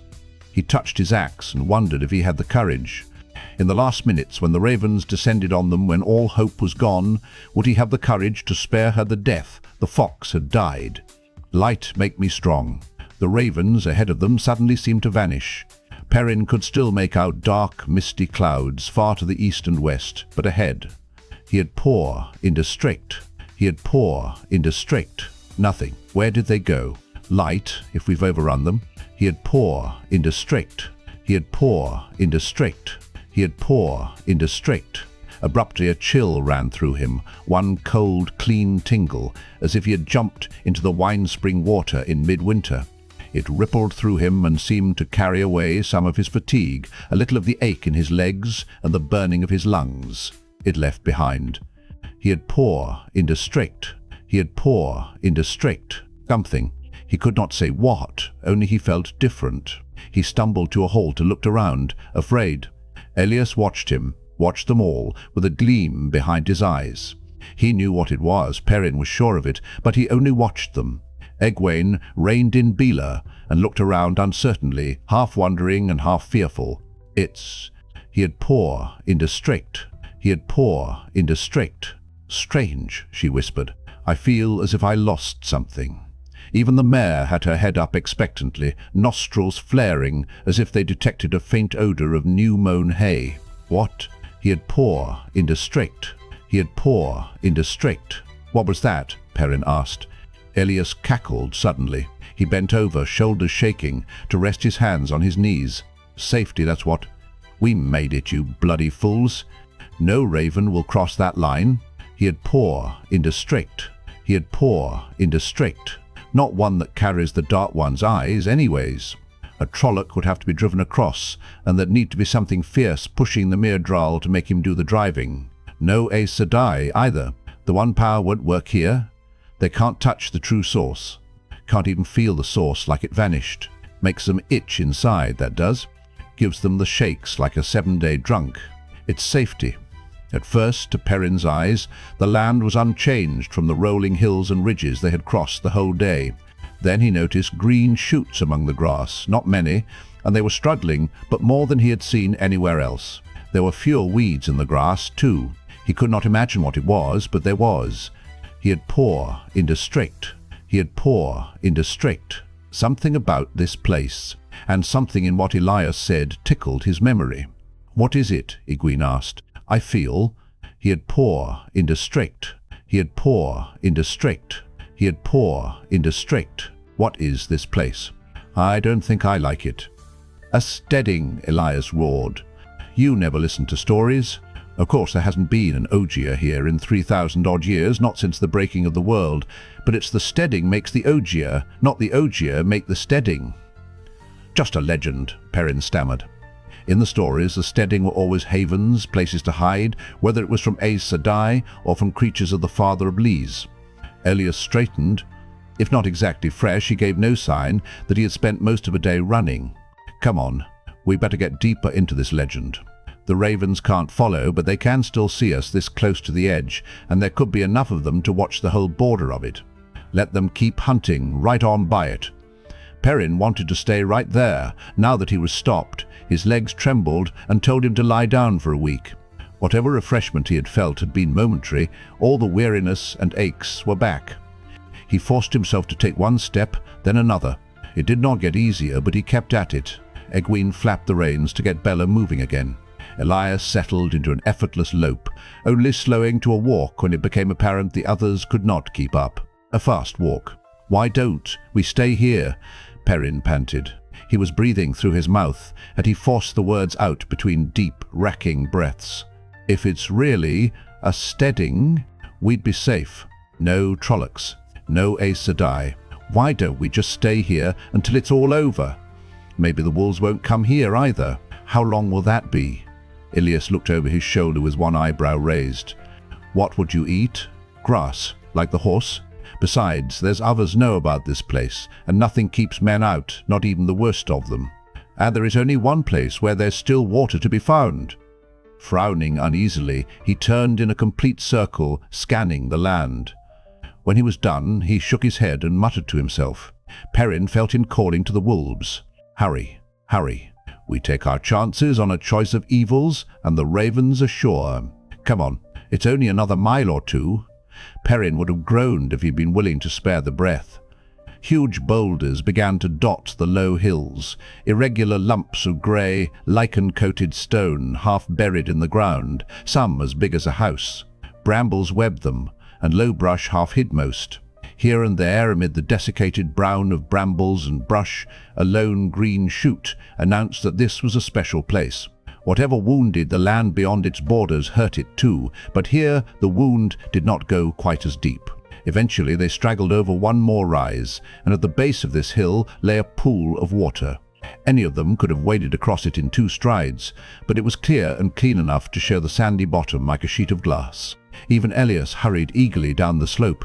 Perrin threw himself full length on the ground when he reached the pool and plunged his head in.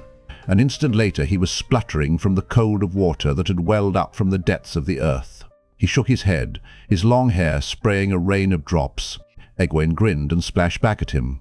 Perrin's eyes grew sober. She frowned and opened her mouth, but he stuck his face back in the water. No questions. Not now. No explanations. Not ever. But a small voice taunted him. "But you would have done it, wouldn't you?" Eventually, Elias called them away from the pool. "Anybody wants to eat, I want some help." Egwene worked cheerfully, laughing and joking as they prepared their scanty meal. There was nothing left but cheese and dried meat. There had been no chance to hunt. At least there was still tea. Perrin did his share, but silently. He felt Egwene's eyes on him, saw growing worry on her face, but he avoided meeting her eyes as much as he could. Her laughter faded, and the jokes came further apart, each one more strained than the last. Elias watched, saying nothing. A somber mood descended, and they began their meal in silence. The sun grew red in the west, and their shadows stretched out long and thin. Not quite an hour till dark. If not for the steading, all of you would be dead now. Would you have saved her? Would you have cut her down like so many bushes? Bushes don't bleed, do they? Or scream, and look in your eyes and ask, why? Perrin drew in on himself more. He could feel something laughing at him, deep in the back of his mind. Something cruel. Not the Dark One. He almost wished it was. Not the Dark One himself. For once, Elias had broken his rule about fires. There were no trees, but he had snapped dead branches from the brush and built his fire against a huge chunk of rock sticking out of the hillside. From the layers of soot staining the stone, Perrin thought the site must have been used by generation after generation of travelers. What showed above ground of the big rock was rounded somewhat, with a sharp break on one side where moss, old and brown, covered the ragged surface. The grooves and hollows eroded in the rounded part looked odd to Perrin, but he was too absorbed in gloom to wonder about it. Egwene, though, studied it as she ate. "That," she said finally, "looks like an eye." Perrin blinked. It did look like an eye under all that soot. "It is," Elias said. He sat with his back to the fire and the rock, studying the land around them while he chewed a strip of dried meat almost as tough as leather. Arthur Hawkwing's eye. The eye of the High King himself. This is what his power and glory came to in the end. He said it absently. Even his chewing was absent-minded. His eyes and his attention were on the hills. "Arthur Hawkwing," Egwene exclaimed. "You're joking with me. It isn't an eye at all. Why would somebody carve Arthur Hawkwing's eye on a rock out here?" Elias glanced over his shoulder at her, muttering, "What do they teach you village whelps?" He snorted and straightened back to his watching, but he went on talking. "Arthur Payandrad Tanral, Arthur Hawkwing, the High King, united all the lands from the Great Blight to the Sea of Storms, from the Arith Ocean to the Isle Waste, and even some beyond the Waste. He even sent armies the other side of the Arith Ocean. The stories say he ruled the whole world, but what he really did rule was enough for any man outside of a story. And he brought peace and justice to the land. All stood equal before the law," Egwene said, "and no man raised his hand against another. So you've heard the stories, at least." Elias chuckled, a dry sound. Arthur Hawkwing brought peace and justice, but he did it with fire and sword. A child could ride alone with a bag of gold from the Arith Ocean to the spine of the world and never have a moment's fear, but the High King's justice was as hard as that rock there for anyone who challenged his power, even if it was just by being who they were, or by people thinking they were a challenge. The common folk had peace and justice and full bellies, but he laid a 20-year siege to Tar Valon and put a price of 1,000 gold crowns on the head of every Aes Sedai. "I thought you didn't like Aes Sedai," Egwene said. Elias gave a wry smile. "Doesn't matter what I like, girl." Arthur Hawkwing was a proud fool. An Aes Sedai healer could have saved him when he took sick, or was poisoned, as some say.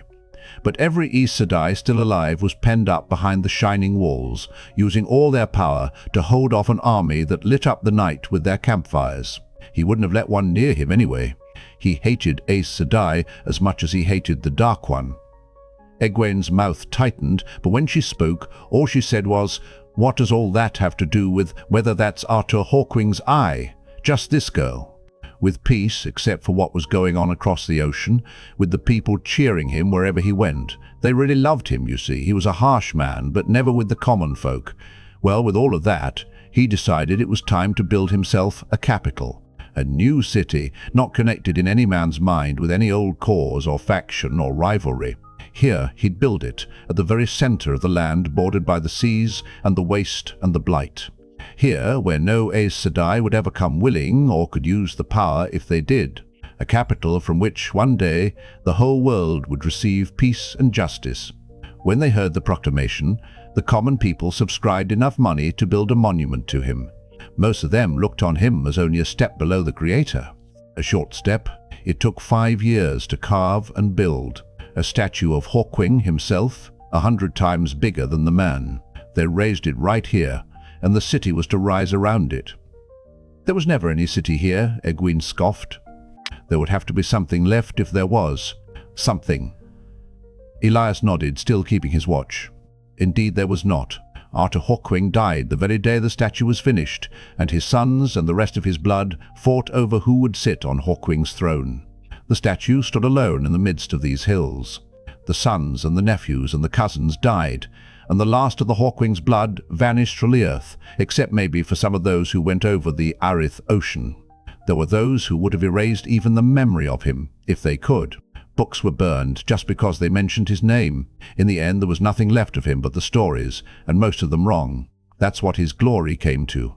The fighting didn't stop, of course, just because the Hawkwing and his kin were dead.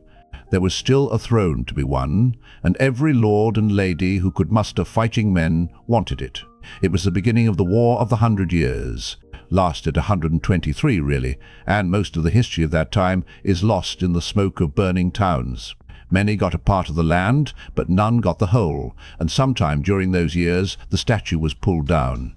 Maybe they couldn't stand measuring themselves against it any longer. "First you sound as if you despise him," Egwene said, "and now you sound as if you admire him." She shook her head. Elias turned to look at her, a flat, unblinking stare. "Get some more tea now, if you want any.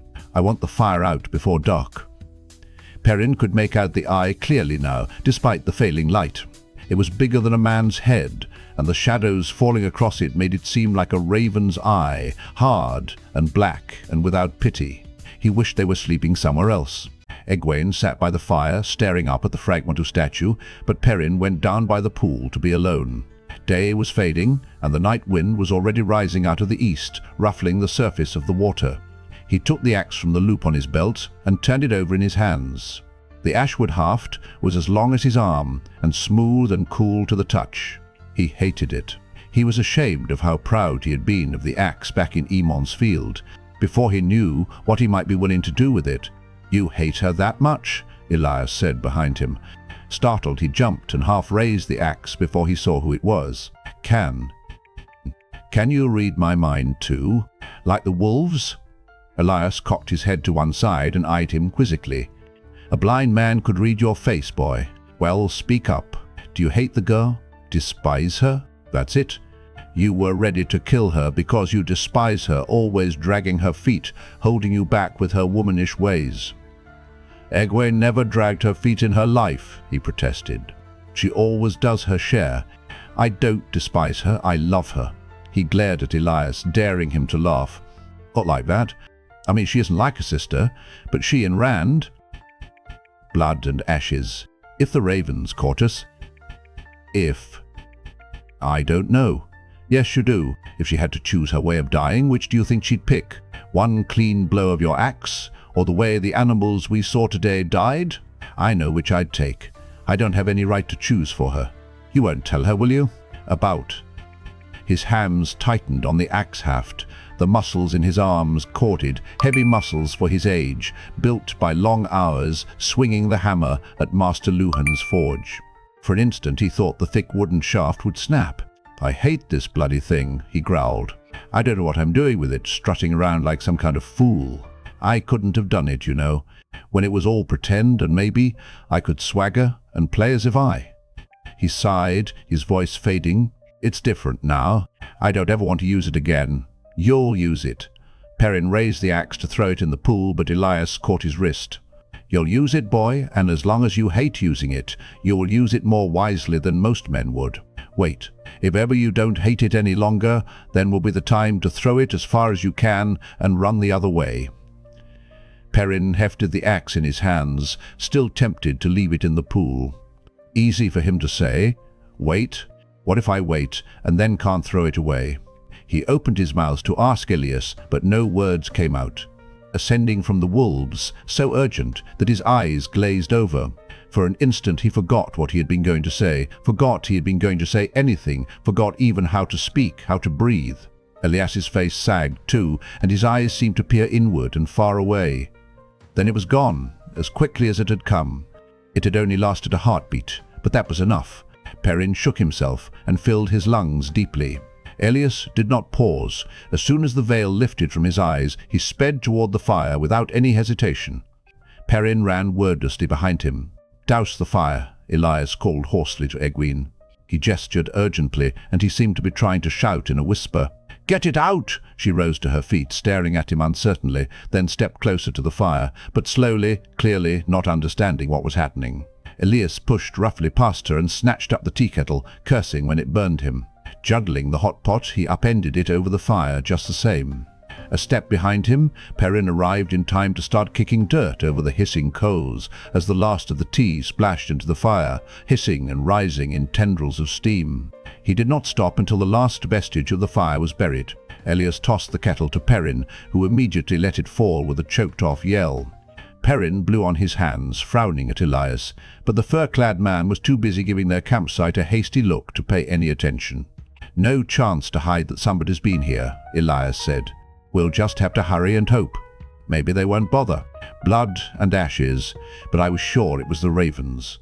Hurriedly, Perrin tossed the saddle on Baela, propping the axe against his thigh while he bent to tighten the girth. "What is it?" Egwene asked. Her voice shook. "Trollocs? A fade? Go east or west?" Elias told Perrin. "Find a place to hide, and I'll join you as soon as I can. If they see a wolf."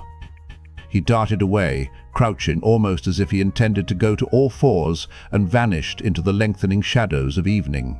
Egwene hastily gathered her few belongings, but she still demanded an explanation from Perrin. Her voice was insistent and growing more frightened by the minute as he kept silent. He was frightened too, but fear made them move faster. He waited until they were headed toward the setting sun, trotting ahead of Baela and holding the axe across his chest in both hands. He told what he knew over his shoulder in snatches, while hunting for a place to go to ground and wait for Elias. "There are a lot of men coming, on horses. They came up behind the wolves, but the men didn't see them. They're heading toward the pool. Probably they don't have anything to do with us. It's the only water for miles. But Dapple says—" He glanced over his shoulder. The evening sun painted odd shadows on her face, shadows that hid her expression. "What is she thinking? Is she looking at you as if she doesn't know you anymore? Does she know you? Dapple says they smell wrong. It's sort of the way a rabid dog smells wrong." The pool was lost to sight behind them. He could still pick out boulders, fragments of Arthur Hawkwing's statue in the deepening twilight, but not to tell which was the stone where the fire had been. "We'll stay away from them, find a place to wait for Elias." "Why should they bother us?" she demanded. "We're supposed to be safe here." "It's supposed to be safe." "Light! There has to be someplace safe." Perrin began looking harder for somewhere to hide. They could not be very far from the pool, but the twilight was thickening. Soon it would be too dark to travel. Faint light still bathed the crests. From the hollows between, where there was barely enough to see, it seemed bright by contrast. Off to the left, a dark shape stood sharp against the sky, a large, flat stone slanting out of a hillside, cloaking the slope beneath in darkness. "This way," he said. He trotted toward the hill, glancing over his shoulder for any sign of the men who were coming. There was nothing yet. More than once he had to stop and wait while the others stumbled after him. Egwene was crouched over Baela's neck, and the mare was picking her way carefully over the uneven ground. Perrin thought they both must be more tired than he had believed. This had better be a good hiding place. "I don't think we can hunt for another." At the base of the hill he studied the massive, flat rock outlined against the sky, jutting out the slope almost at the crest. There was an odd familiarity to the way the top of the huge slab seemed to form irregular steps, 3 up and 1 down. He climbed the short distance and felt across the stone, walking along it. Despite the weathering of centuries, he could still feel 4 joined columns. He glanced up at the step-like top of the stone, towering over his head like a huge lean-to. Fingers. "We'll shelter in Arthur Hawkwing's hand." Maybe some of his justice is left here. He motioned for Egwene to join him. She did not move, so he slid back down to the base of the hill and told her what he had found. Egwene peered up the hill with her head pushed forward. "How can you see anything?" she asked. Perrin opened his mouth, then shut it. He licked his lips as he looked around, for the first time really aware of what he was seeing. The sun was down, all the way down now, and clouds hid the full moon, but it still seemed like the deep purple fringes of twilight to him. "I felt the rock," he said finally. "That's what it has to be. They won't be able to pick us out against the shadow of it, even if they come this far." He took Baela's bridle to lead her to the shelter of the hand. He could feel Egwene's eyes on his back. As he was helping her down from the saddle, the knight broke out in shouts back toward the pool. She laid a hand on Perrin's arm, and he heard her unspoken question. "The men saw wind," he said reluctantly. It was difficult to pick out the meaning of the wolves' thoughts. Something about fire. "They have torches." He pressed her down at the base of the fingers and crouched beside her. "They're breaking up into parties to search. So many of them, and the wolves are all hurt." He tried to make his voice heartier. "But Dapple and the others should be able to keep out of their way, even injured, and they don't expect us. People don't see what they don't expect. They'll give up soon enough and make camp." Elias was with the wolves and would not leave them while they were hunted. So many riders. Now, Taemen risen in the time. So persistent. Why so persistent? He saw Egwene nod, but in the dark she did not realize it. "We'll be all right, Perrin. Light," he thought wonderingly. "She's trying to comfort me." The shouts went on and on. Small knots of torches moved in the distance, flickering points of light in the darkness. "Perrin," Egwene said softly, "will you dance with me at Sunday?" "If we're home by then?" His shoulders shook. He made no sound, and he did not know if he was laughing or crying. "I will. I promise." Against his will, his hands tightened on the axe, reminding him that he still held it. His voice dropped to a whisper. "I promise," he said again, and hoped. Groups of torch-carrying men now rode through the hills, bunches of 10 or 12. Perrin could not tell how many groups there were. Sometimes 3 or 4 were in sight at once, quartering back and forth. They continued to shout to one another, and sometimes there were screams in the night, the screams of horses, the screams of men. He saw it all from more than one vantage. He crouched on the hillside with Egwene, watching the torches move through the darkness like fireflies, and in his mind he ran in the night with Dapple and Wind and Hopper. The wolves had been too hurt by the ravens to run far or fast, so they intended to drive the men out of the darkness, drive them to the shelter of their fires. Men always sought the safety of fires in the end. When wolves roamed the night, some of the mounted men led strings of horses without riders. They whinnied and reared with wide, rolling eyes when the grey shapes darted among them, screaming and pulling their lead ropes from the hands of the men who held them, scattering in all directions as fast as they could run. Horses with men on their backs screamed too when grey shadows flashed out of the dark with hamstringing fangs, and sometimes their riders screamed as well, just before jaws tore out their throats. Elias was out there also, more dimly sensed, stalking the night with his long knife, a 2-legged wolf with one sharp steel tooth. The shouts became curses more often than not, but the searchers refused to give up. Abruptly, Perrin realized that the men with torches were following a pattern. Each time some of the parties came in view, one of them, at least, was closer to the hillside where he and Egwene were hiding. Elias had said to hide, but what if we run? Maybe we could hide in the dark if we keep moving. Maybe. It has to be dark enough for that. He turned to Egwene, but as he did, the decision was taken away from him. Bunched torches, a dozen of them, came around the base of the hill, wavering with the trot of the horses. Lance heads gleamed in the torchlight. He froze, holding his breath, hands tightening on his axe haft. The horsemen rode past the hill, but one of the men shouted, and the torches swung back. He thought desperately, seeking for a way to go. But as soon as they moved, they would be seen, if they had not already been, and once they were marked, they would have no chance, not even with the darkness to help. The horsemen drew up at the foot of the hill, each man holding a torch in one hand and a long lance in the other, guiding his horse by the pressure of his knees. By the light of the torches, Perrin could see the white cloaks of the Children of the Light. They held the torches high and leaned forward in their saddles, peering up at the deep shadows under Artur Hawkwing's fingers. "There is something up there," one of them said. His voice was too loud, as if he was afraid of what lay outside the light of his torch. "I told you somebody could hide in that. Isn't that a horse?" Egwene laid a hand on Perrin's arm. Her eyes were big in the dark.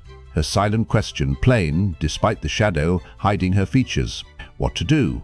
Elias and the wolves still hunted through the night. The horses below shifted their feet nervously. "If we run now, they'll chase us down." One of the white cloaks stepped his horse forward and shouted up the hill. "If you can understand human speech, come down and surrender. You'll not be harmed if you walk in the light. If you don't surrender, you will all be killed. You have 1 minute." The lances lowered, long steel heads bright with torchlight. "Perrin," Egwene whispered, "we can't outrun them. If we don't give up, they'll kill us." "Perrin?" Elias and the wolves were still free. Another distant, bubbling scream marked a white cloak who had hunted Dapple too closely. "If we run." Egwene was looking at him, waiting for him to tell her what to do. "If we run." He shook his head wearily and stood up like a man in a trance, stumbling down the hill toward the Children of the Light.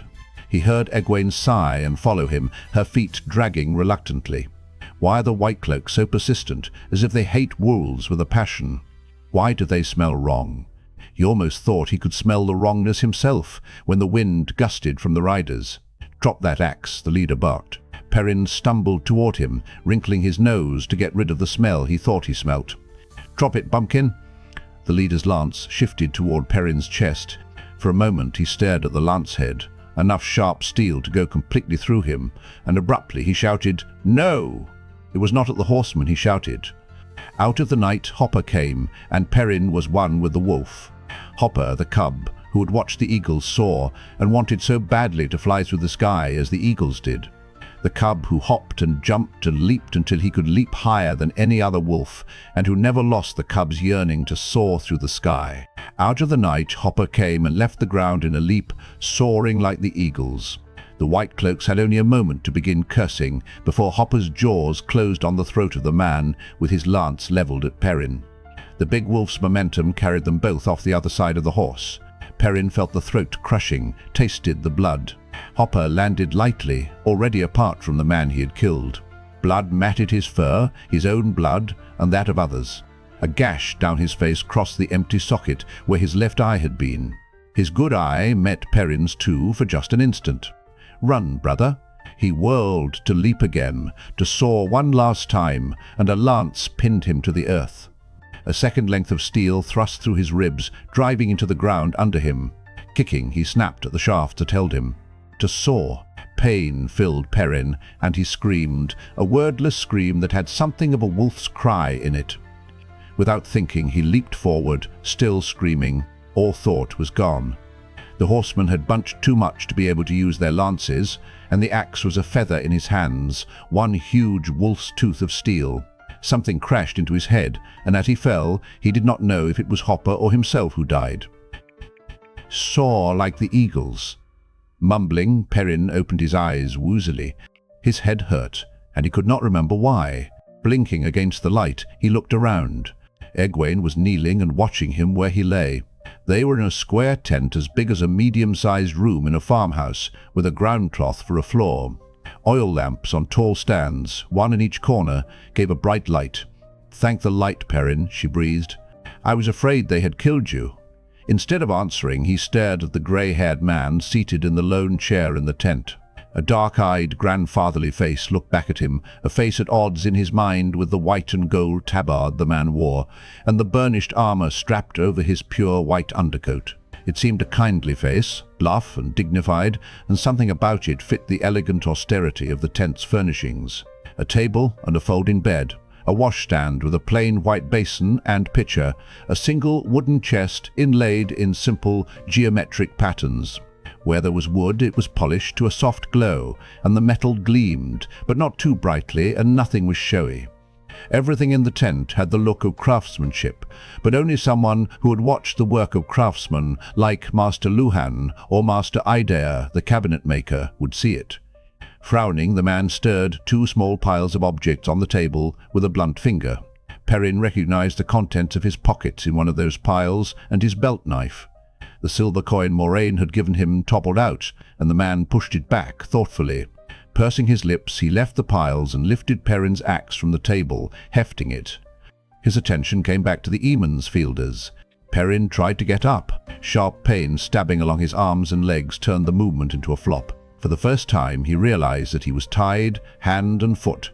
His eyes went to Egwene. She shrugged ruefully and twisted so that he could see her back. Half a dozen lashings wrapped her wrists and ankles, the cords making ridges in her flesh. A length of rope ran between the bonds around ankles and wrists, short enough to stop her from straightening to more than a crouch if she got to her feet. Perrin stared. That they were tied was shock enough, but they wore enough ropes to hold horses. What do they think we are? The grey-haired man watched them, curious and thoughtful, like Master Olvir puzzling out a problem. He held the axe as if he had forgotten it. The tent flap shifted aside, and a tall man stepped into the tent. His face was long and gaunt, with eyes so deeply set they seemed to look out from caves. There was no excess flesh on him, no fat at all. His skin was pulled tight over the muscle and bone beneath. Perrin had a glimpse of night outside, and campfires, and 2 white-cloaked guards at the entrance of the tent. Then the flap fell back into place. As soon as the newcomer was into the tent, he stopped, standing as rigid as an iron rod, staring straight ahead of him at the far wall of the tent. His plate and mail armor gleamed like silver against his snowy cloak and undercoat. "My Lord Captain." His voice was as hard as his posture, and grating but somehow flat, without expression. The grey-haired man made a casual gesture. "Be at your ease, child buyer. You have tallied our costs for this." "Encounter?" The tall man moved his feet apart, but other than that, Perrin did not see anything ease about his stance. 9 men dead, my Lord Captain, and 23 injured, 7 seriously. All can ride, though. 30 horses had to be put down. They were hamstrung. He emphasized that in his emotionless voice, as if what had happened to the horses were worse than the deaths and injuries to men. Many of the remounts are scattered. We may find some at daybreak, my Lord Captain, but with wolves to send them on their way, it will take days to gather them all. The men who were supposed to be watching them have been assigned to night guard until we reach Caemlyn. We do not have days, child buyer, the grey-haired man said mildly. We ride at dawn. Nothing can change that. We must be in Caemlyn in time, yes? As you command, my Lord Captain. The grey-haired man glanced at Perrin and Egwene, then away again. And what have we to show for it, aside from these 2 younglings? Buyer drew a deep breath and hesitated. I have had the wolf that was with this lot skinned, my Lord Captain. The hide should make a fine rug for my Lord Captain's tent. Hopper, not even realizing what he was doing, Perrin growled and struggled against his bonds. The ropes dug into his skin, his wrists became slippery with blood, but they did not give. For the first time, Buyer looked at the prisoners. Egwene started back from him. His face was as expressionless as his voice, but a cruel light burned in his sunken eyes, as surely as flames burned in Baalzamon's. Buyer hated them as if they were enemies of long years, instead of people never seen before tonight. Perrin stared back defiantly. His mouth curled into a tight smile at the thought of his teeth meeting in the man's throat. Abruptly his smile faded, and he shook himself. My teeth. I'm a man, not a wolf. Light, there has to be an end to this. But he still met Buyer's glare, hate for hate. I do not care about wolf-hide rugs, child Buyer. The rebuke in the Lord Captain's voice was gentle, but Buyer's back snapped rigid again, his eyes locking to the wall of the tent. You were reporting on what we achieved this night, no? If we achieved anything. Lord Captain's voice was gentle, but Buyer's back snapped rigid again, his eyes locking to the wall of the tent. You were reporting on what we achieved this night, no? If we achieved anything. I would estimate the pack that attacked us at 50 beasts or more, my Lord Captain. Of that, we killed at least 20, perhaps 30. I did not consider it worth the risk of losing more horses to have the carcasses brought in tonight. In the morning I will have them gathered and burned, those that aren't dragged off in the dark. Besides these 2, there were at least a dozen other men. I believe we disposed of 4 or 5, but it is unlikely we will find any bodies, given the Darkfriends' propensity for carrying away their dead to hide their losses. This seems to have been a coordinated ambush, but that raises the question of... Perrin's throat tightened as the gaunt man went on. Elias, Cautiously, reluctantly, he felt for Elias, for the wolves, and found nothing. It was as if he had never been able to feel a wolf's mind. Either they're dead or they've abandoned you. He wanted to laugh, a bitter laugh. At last he had what he had been wishing for, but the price was high. The grey-haired man did laugh just then, a rich, wry chuckle that made a red spot bloom on each of Baya's cheeks. So, child Baya, it is your considered estimate that we were attacked in a planned ambush by upwards of 50 wolves and better than half a score of Darkfriends? Yes, perhaps when you've seen a few more actions. But, my Lord Captain Bornhold, I would say 6 or 8 wolves, child Baya, and perhaps no other humans than these two. You have the true zeal but no experience outside the cities. It is a different thing, bringing the light when streets and houses are far distant. Wolves have a way of seeming more than they are in the night, and men also. 6 or 8 at most, I think. Baya's flush deepened slowly. I also suspect they were here for the same reason we are, the only easy water for at least a day in any direction. A much simpler explanation than spies or traitors within the children, and the simplest explanation is usually the truest. You will learn with experience. Baya's face went deathly white as the grandfatherly man spoke. By contrast, the 2 spots in his hollow cheeks deepened from red to purple. He cut his eyes toward the 2 prisoners for an instant. He hates us even more now, Perrin thought, for hearing this. But why did he hate us in the first place? What do you think of this? The Lord Captain said, holding up Perrin's axe. Baya looked a question at his commander and waited for an answering nod before he broke his rigid stance to take the weapon. He hefted the axe and gave a surprised grunt, then whirled it in a tight arc above his head that barely missed the top of the tent. He handled it as surely as if he had been born with an axe in his hands. A look of grudging admiration flickered across his face, but by the time he lowered the axe, he was expressionless once more. Excellently balanced, my Lord Captain. Plainly made, but by a very good weaponsmith, perhaps even a master. His eyes burned darkly at the prisoners. Not a villager's weapon, my Lord Captain, nor a farmer's. No. The grey-haired man turned toward Perrin and Egwene with a weary, slightly chiding smile, a kindly grandfather who knew his grandchildren had been up to some mischief. My name is Geoffrey Bornhold, he told them. You are Perrin, I understand. But you, young woman, what is your name? Perrin glowered at him, but Egwene shook her head. Don't be silly, Perrin. I'm Egwene. Just Perrin, and just Egwene, Bornhold murmured. But I suppose if you truly are Darkfriends, you wish to hide your identities as much as possible. Perrin heaved himself up to his knees. He could rise no further because of the way he was bound. We aren't Darkfriends, he protested angrily. The words were not completely out of his mouth before Baya reached him. The man moved like a snake. He saw the handle of his own axe swinging toward him and tried to duck, but the thick haft caught him over the ear. Only the fact that he was moving away from the blow kept his skull from being split. Even so, lights flashed in his eyes. Breath left him as he struck the ground. His head rung, and blood ran down his cheek. You have no right, Egwene began, and screamed as the axe handle whipped toward her. She threw herself aside, and the blow whistled through empty air as she tumbled to the ground cloth. You will keep a civil tongue, Baya said when speaking to an anointed of the light, or you will have no tongue. The worst of it was his voice still had no emotion at all. Cutting out their tongues would give him no pleasure and no regret. It was just something he would do. Go easy, child Baya. Bornhold looked at the captives again. I expect you do not know much about the anointed, or about Lords Captain of the Children of the Light, do you? No, I thought not. Well, for child Baya's sake at least, try not to argue or shout, yes? I want no more than that you should walk in the light, and letting anger get the better of you won't help any of us. Perrin looked up at the gaunt-faced man standing over them. For child Baya's sake, he noticed that the Lord Captain did not tell Baya to leave them alone. Baya met his eyes and smiled. The smile touched only his mouth, but the skin of his face drew tighter until it looked like a skull. Perrin shivered. I have heard of this thing of men running with wolves, Bornhold said musingly, though I have not seen it before. Men supposedly talking with wolves and with other creatures of the Dark One. A filthy business. It makes me fear the last battle is indeed coming soon. Wolves aren't. Perrin cut off as Baia's boot drew back. Taking a deep breath, he went on in a milder tone.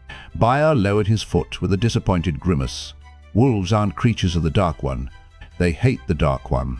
At least, they hate Trollocs and Fades. He was surprised to see the gaunt-faced man nod as if to himself.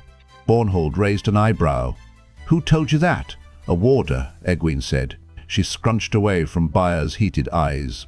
"He said wolves hate Trollocs, and Trollocs are afraid of wolves." Perrin was glad she had not mentioned Elias. "A warder," the grey-haired man sighed. "A creature of the Tar Valon witches. What else would that sort tell you, when he is a Darkfriend himself, and a servant of Darkfriends? Do you not know Trollocs have wolves' muzzles and teeth and wolves' fur?" Perrin blinked, trying to clear his head. His brain still felt like jellied pain, but there was something wrong here. He could not get his thoughts straight enough to puzzle it out. "Not all of them," Egwene muttered. Perrin gave Baia a wary look, but the gaunt man only watched her. "Some of them have horns like rams or goats, or hawk's beaks, or all sorts of things." Bornhold shook his head sadly. "I give you every chance, and you dig yourself deeper with every word." He held up one finger. "You will run with wolves, creatures of the Dark One." A second finger. "You admit to being acquainted with a warder, another creature of the Dark One. I doubt he would have told you what he did if it was only in passing." A third finger. "You, boy, carry a Tar Valon mark in your pocket. Most men outside Tar Valon get rid of those as fast as they can, unless they serve the Tar Valon witches." A fourth. "You carry a fighting man's weapon while you dress like a farm boy. A skulker, then." The thumb rose. "You know Trollocs and Myrddraal. This far south, only a few scholars and those who have travelled in the Borderlands believe they are anything but stories. Perhaps you've been to the Borderlands. If so, tell me where. I have travelled a good deal in the Borderlands. I know them well. No? Ah, well then." He looked at his spread hand, then dropped it hard on the table. The grandfatherly expression said the grandchildren had been up to some very serious mischief indeed. "Why do you not tell me the truth of how you came to be running in the night with wolves?" Egwene opened her mouth, but Perrin saw the stubborn set of her jaw and knew right away she was going to tell one of the stories they had worked out. That would not do. Not now, not here. His head ached, and he wished he had time to think it out, but there was no time. Who could tell where this Bornhold had travelled, with what lands and cities he was familiar? If he caught them in a lie, there would be no going back to the truth. Bornhold would be convinced they were Darkfriends then. "We're from the Two Rivers," he said quickly. Egwene stared at him openly before she caught herself, but he pressed on with the truth, or a version of it. The two of them had left the Two Rivers to see Caemlyn. On the way, they had heard of the ruins of a great city, but when they found Shadar Logoth, there were Trollocs there. The two of them managed to escape across the river Arinel, but by that time they were completely lost. Then they fell in with a man who offered to guide them to Caemlyn. He had said his name was none of their business, and he hardly seemed friendly, but they needed a guide. The first either of them had seen of wolves had been after the Children of the Light appeared. All they'd been trying to do was hide, so they would not get eaten by wolves or killed by the men on horses. "If we'd known you were Children of the Light," he finished, "we'd have gone to you for help." Baia snorted with disbelief. Perrin did not care overmuch. If the Lord Captain was convinced, Baia could not harm them. It was plain that Baia would stop breathing if Lord Captain Bornhold told him to. "There is no warder in that," the grey-haired man said after a moment. Perrin's invention failed him. He knew he should have taken time to think it out. Egwene leaped into the breach. "We met him in Baerlon. The city was crowded with men who had come down from the mines after the winter, and we were put at the same table in an inn. We only talked to him for the length of a meal." Perrin breathed again. "Thank you, Egwene. Give them back their belongings, child Baia. Not the weapons, of course." When Baia looked at him in surprise, Bornhold added, "Or are you one of those who have taken to looting the unenlightened, child Baia? It is a bad business, that, yes? No man can be a thief and walk in the light."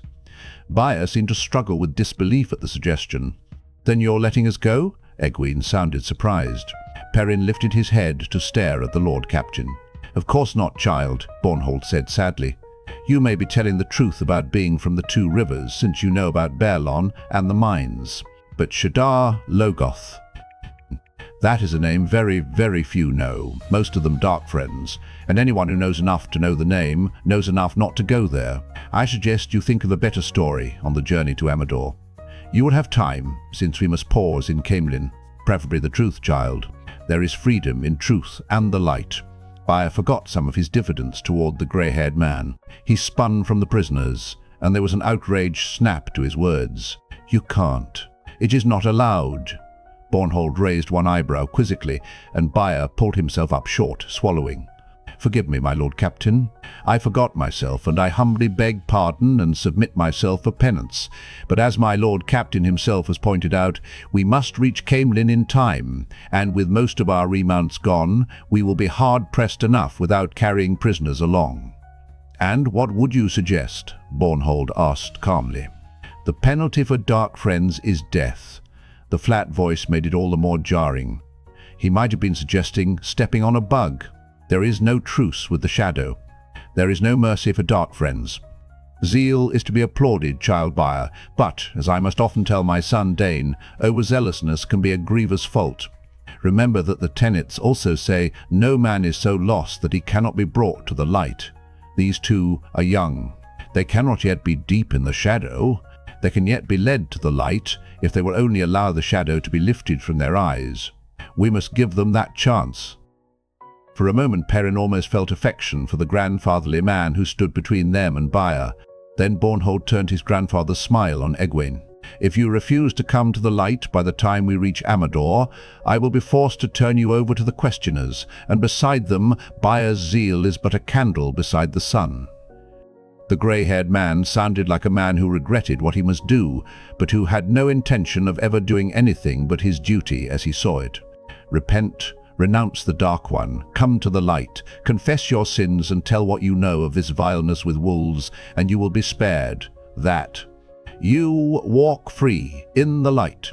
His gaze centered on Perrin, and he sighed sadly. Ice filled Perrin's spine. But you, just Perrin from the Two Rivers. You killed 2 of the children. He touched the axe that Baer still held. For you, I fear, a gibbet waits in Amador. Rand narrowed his eyes, watching the dust tail that rose ahead, 3 or 4 bends of the road away. Mat was already headed toward the wild hedgerow alongside the roadway. Its evergreen leaves and densely intermeshed branches would hide them as well as a stone wall if they could find a way through to the other side. The other side of the road was marked by the sparse brown skeletons of head-high bushes, and beyond was an open field for half a mile to the woods. It might have been part of a farm not too long abandoned, but it offered no quick hiding place. He tried to judge the speed of the dust tail and the wind. A sudden gust swirled road dust up around him, obscuring everything. He blinked and adjusted the plain, dark scarf across his nose and mouth. None too clean now, it made his face itch, but it kept him from inhaling dust with every breath. A farmer had given it to him, a long-faced man with grooves in his cheeks from worry. I don't know what you're running from, he had said with an anxious frown, and I don't want to. You understand? My family. Abruptly, the farmer had dug 2 long scarves out of his coat pocket and pushed the tangle of wool at them. Here's not much, but here belong to my boys. They have others. You don't know me, understand? It's hard times. Rand treasured the scarf. The list of kindnesses he had made in his mind in the days since White Bridge was a short one, and he did not believe it would get much longer. Mat, all but his eyes hidden by the scarf wrapped around his head, hunted swiftly along the tall hedgerow, pulling at the leafy branches. Rand touched the heron-marked hilt at his belt, but let his hand fall away. Once already, cutting a hole through a hedge had almost given them away. The dust tail was moving toward them and staying together too long. Not the wind. At least it was not raining. Rain settled the dust. No matter how hard it fell, it never turned the hard-packed road to mud, but when it rained, there was no dust. Dust was the only warning they had before whoever it was came close enough to hear. Sometimes that was too late. Here, Mat called softly. He seemed to step right through the hedge. Rand hurried to the spot. Someone had cut a hole there once. It was partly grown over, and from 3 feet away it looked as solid as the rest, but close up there was only a thin screen of branches. As he pushed through, he heard horses coming. not the wind. He crouched behind the barely covered opening, clutching the hilt of his sword as the horsemen rode by. 5, 6, 7 of them, plainly dressed men but swords and spears, said they were not villagers. Some wore leather tunics with metal studs, and 2 had round steel caps. Merchants' guards, perhaps, between hirings, perhaps. One of them casually swung his eyes toward the hedge as he went by the opening, and Rand bared an inch of his sword. Mat snarled silently, like a cornered badger, squinting above his scarf. His hand was under his coat. He always clutched the dagger from Shadar Logoth when there was danger. Rand was no longer sure if it was to protect himself or to protect the ruby-hilted dagger. Of late, Mat seemed to forget he had a bow sometimes. The riders passed at a slow trot, going somewhere with a purpose but not too great a haste. Dust sifted through the hedge. Rand waited until the clop of the hooves faded before he stuck his head cautiously back through the hole. The dust tail was well down the road, going the way they had come. Eastward, the sky was clear.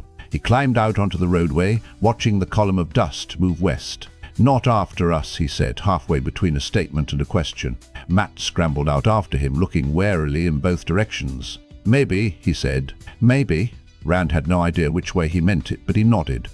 Maybe. It had not begun like this, their journey down the Caemlyn Road. For a long time after leaving Whitebridge, Rand would suddenly find himself staring back down the road behind them. Sometimes he would see someone who made his breath catch, a tall, skinny man hurrying up the road, or a lanky, white-haired fellow up beside the driver on a wagon. But it was always a pack peddler, or farmers making their way to market, never Tom Merrilin. Hope faded as the days passed. There was considerable traffic on the road, wagons and carts, people on horses and people afoot. They came singly and in groups, a train of merchants' wagons or a dozen horsemen together. They did not jam the road, and often there was nothing in sight except the all but leafless trees lining the hard-packed roadbed, but there were certainly more people travelling than Rand had ever seen in the 2 rivers. Most travelled in the same direction that they did, eastward toward Caemlyn. Sometimes they got a ride in a farmer's wagon for a little distance, a mile or 5, but more often they walked. Men on horseback they avoided. When they spotted even one rider in the distance, they scrambled off the road and hid until he was past. None ever wore a black cloak, and Rand did not really think a fade would let them see him coming, but there was no point in taking chances. In the beginning it was just the half-men they feared. The first village after Whitebridge looked so much like Emond's Field that Rand's steps dragged when he saw it. Thatched roofs with high peaks, and goodwives in their aprons gossiping over the fences between their houses, and children playing on a village green. The women's hair hung unbraided around their shoulders, and other small things were different too, but the whole together was like home. Cows cropped on the green, and geese waddled self-importantly across the road. The children tumbled, laughing, in the dust where the grass was gone altogether. They did not even look around when Rand and Mat went by. That was another thing that was different. Strangers were no oddity there. 2 more did not draw so much as a second glance. Village dogs only raised their heads to sniff as he and Mat passed. None stirred themselves. It was coming on evening as they went through the village, and he felt a pang of homesickness as lights appeared in the windows. No matter what it looks like, a small voice whispered in his mind, it isn't really home. Even if you go into one of those houses, Tam won't be there. If he was, could you look him in the face? You know now, don't you? Except for little things like where you come from and who you are. No fevered dreams. He hunched his shoulders against taunting laughter inside his head. You might as well stop, the voice snickered. One place is as good as another when you aren't from anywhere, and the Dark One has you marked. Mat tugged at his sleeve, but he pulled loose and sawed at the houses. He did not want to stop, but he did want to look and remember. So much like home, but you'll never see that again, will you? Mat yanked at him again. His face was taut, the skin around his mouth and eyes white. "Come on," Mat muttered. "Come on." He looked at the village, as if he suspected something of hiding there. "Come on. We can't stop yet." Rand turned in a complete circle, taking in the whole village, and sighed. They were not very far from Whitebridge. If the Murdrail could get past Whitebridge's wall without being seen, it would have no trouble at all searching this small village. He let himself be drawn on into the countryside beyond until the thatch-roofed houses were left behind. Night fell before they found a spot by moonlight, under some bushes still bearing their dead leaves. They filled their bellies with cold water from a shallow rivulet not far away and curled up on the ground, wrapped in their cloaks, without a fire. A fire could be seen, better to be cold. Uneasy with his memories, Rand woke often, and every time he could hear Mat muttering and tossing in his sleep. He did not dream that he could remember, but he did not sleep well. "You'll never see home again." That was not the only night they spent with just their cloaks to protect them from the wind, and sometimes the rain, cold and soaking. It was not the only meal they made from nothing but cold water. Between them they had enough coins for a few meals at an inn, but a bed for the night would take too much. Things cost more outside the two rivers, more this side of the Arenelle than in Baerlon. What money they had left had to be saved for an emergency. One afternoon Rand mentioned the dagger with the ruby in its hilt, while they were trudging down the road with bellies too empty to rumble, and the sun low and weak, and nothing in view for the coming night but more bushes. Dark clouds built up overhead for rain during the night. He hoped they were lucky, maybe no more than an icy drizzle. He went on a few steps before he realized that Mat had stopped. He stopped, too, wriggling his toes in his boots. At least his feet felt warm. He eased the straps across his shoulders. His blanket roll and Tom's bundled cloak were not heavy, but even a few pounds weighed heavy after miles on an empty stomach. "What's the matter, Mat?" he said. "Why are you so anxious to sell it?" Mat demanded angrily. "I found it, after all. You ever think I might like to keep it? For a while, anyway. If you want to sell something, sell that bloody sword." Rand rubbed his hand along the heron-marked hilt. "My father gave this sword to me. It was his. I wouldn't ask you to sell something your father gave you. Blood and ashes, Mat. Do you like going hungry? Anyway, even if I could find somebody to buy it, how much would a sword bring? What would a farmer want with a sword? That ruby would fetch enough to take us all the way to Caemlyn in a carriage, maybe all the way to Tar Valon, and we'd eat every meal in an inn and sleep every night in a bed. Maybe you like the idea of walking halfway across the world and sleeping on the ground."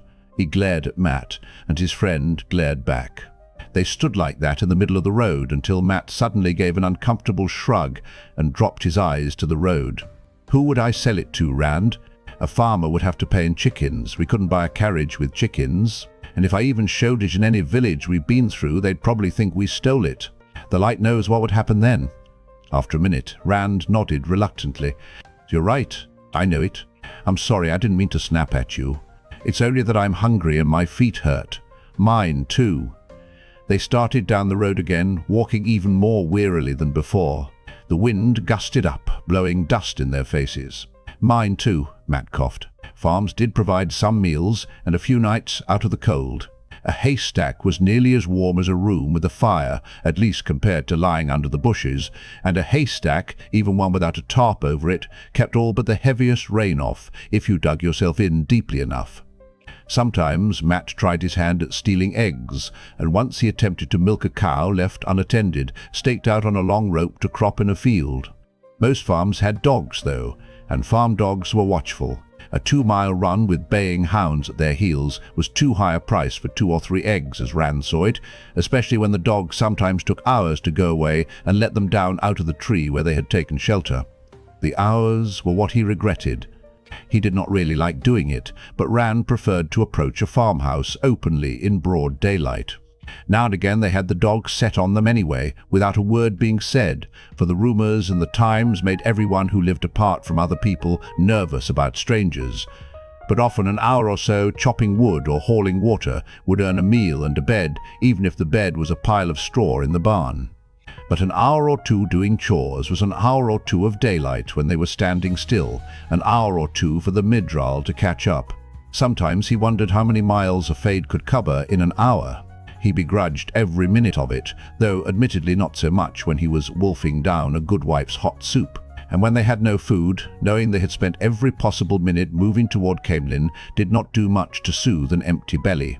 Rand could not make up his mind if it was worse to lose time or go hungry, but Mat went beyond worrying about his belly or pursuit. "What do we know about them anyway?" Mat demanded one afternoon while they were mucking out stalls on a small farm. "Like Mat, what do they know about us?" Rand sneezed. They were working stripped to the waist, and sweat and straw covered them both liberally, and motes of straw dust hung in the air. What I know is they'll give us some roast lamb and a real bed to sleep in." Matt dug his hayfork into the straw and manure and gave a sidelong frown at the farmer, coming from the back of the barn with a bucket in one hand and his milking stool in the other. A stooped old man with skin like leather and thin grey hair, the farmer slowed when he saw Matt looking at him, then looked away quickly and hurried on out of the barn, slopping milk over the rim of the bucket in his haste. "He's up to something, I tell you," Matt said. "See the way he wouldn't meet my eye? Why are they so friendly to a couple of wanderers they never laid eyes on before? Tell me that. His wife says we remind her of their grandsons. Will you stop worrying about them? What we have to worry about is behind us." "I hope. He's up to something," Matt muttered. When they finished, they washed up at the trough in front of the barn, their shadows stretching long with the sinking sun. Rand toweled off with his shirt as they walked to the farmhouse. The farmer met them at the door. He leaned on a quarterstaff in a too casual manner. Behind him, his wife clutched her apron and peered past his shoulder, chewing her lip. Rand sighed. He did not think he and Matt reminded them of their grandsons any longer. "Our sons are coming to visit tonight," the old man said. "All 4 of them. I forgot. They're all 4 coming. Big lads. Strong. Be here any time now. I'm afraid we don't have the bed we promised you." His wife thrust a small bundle wrapped in a napkin past him. "Here, it's bread and cheese and pickles and lamb. Enough for 2 meals, maybe. Here." Her wrinkled face asked them to please take it and go. Rand took the bundle. "Thank you. I understand. Come on, Matt." Matt followed him, grumbling while he pulled his shirt over his head. Rand thought it best to cover as many miles as they could before stopping to eat. The old farmer had a dog. It could have been worse, he thought. 3 days earlier, while they were still working, they'd had the dogs set on them. The dogs and the farmer and his 2 sons, waving cudgels, chased them out to the Caemlyn Road and half a mile down it before giving up. They had barely had time to snatch up their belongings and run. The farmer had carried a bow with a broad-head arrow nocked. "Don't come back here," he had shouted after them. "I don't know what you're up to, but don't let me see your shifty eyes again." Matt had started to turn back, fumbling at his quiver, but Rand pulled him on. "Are you crazy?" Matt gave him a sullen look, but at least he kept running. Rand sometimes wondered if it was worthwhile stopping at farms. The further they went, the more suspicious of strangers Matt became, and the less he was able to hide it, or bothered to. The meals got skimpier for the same work, and sometimes not even the barn was offered as a place to sleep. But then a solution to all their problems came to Rand, or so it seemed, and it came at Grinwell's farm. Master Grinwell and his wife had 9 children, the eldest, a daughter not more than a year younger than Rand and Matt. Master Grinwell was a sturdy man, and with his children he probably had no need of any more help, but he looked them up and down, taking in their travel-stained clothes and dusty boots, and allowed as how he could always find work for more hands. Mistress Grinwell said that if they were going to eat at her table, they would not do it in those filthy things. She was about to do laundry, and some of her husband's old clothes would fit them well enough for working. She smiled when she said it, and for a minute she looked to Rand just like Mistress Olvere. Though her hair was yellow, he had never seen hair that colour before. Even Matt seemed to lose some of his tension when her smile touched him. The eldest daughter was another matter. Dark-haired, big-eyed and pretty, else grinned impudently at them whenever her parents were not looking. While they worked, moving barrels and sacks of grain in the barn, she hung over a stall door, humming to herself and chewing the end of one long pigtail, watching them. Rand she watched especially. He tried to ignore her, but after a few minutes he put on the shirt Master Grinwell had loaned him. It was tight across the shoulders and too short, but it was better than nothing. Else laughed out loud when he tugged it on. He began to think that this time it would not be Matt's fault when they were chased off. Perrin would know how to handle this, he thought. He'd make some offhand comment, and pretty soon she'd be laughing at his jokes instead of mooning around where her father can see. Only he could not think of any offhand comment, or any jokes either. Whenever he looked in her direction, she smiled at him in a way that would have her father loosing the dobs on them if he saw. Once she told him she liked tall men. All the boys on the farms around there were short. Matt gave a nasty snicker. Wishing he could think of a joke, Rand tried to concentrate on his hayfork. The younger children, at least, were a blessing in Rand's eyes. Matt's wariness always eased a little when there were children around. After supper, they all settled in front of the fireplace, with Master Grinwell in his favourite chair, thumbing his pipe full of tabac, and Mistress Grinwell fussing with her sewing box and the shirt she had washed for him and Matt. Matt dug out Tom's coloured balls and began to juggle. He never did that unless there were children. The children laughed when he pretended to be dropping the balls, snatching them at the last minute, and they clapped for fountains and figure-eights and a six-ball circle that he really did almost drop. But they took it in good part, Master Grinwell and his wife applauding as hard as their children. When Matt was done, bowing around the room with as many flourishes as Tom might have made, Rand took Tom's flute from its case. He could never handle the instrument without a pang of sadness. Touching its gold and silver scrollwork was like touching Tom's memory. He never handled the harp except to see that it was safe and dry. Tom had always said the harp was beyond a farm boy's clumsy hands, but whenever a farmer allowed them to stay, he always played one tune on the flute after supper. It was just a little something extra to pay the farmer, and maybe a way of keeping Tom's memory fresh.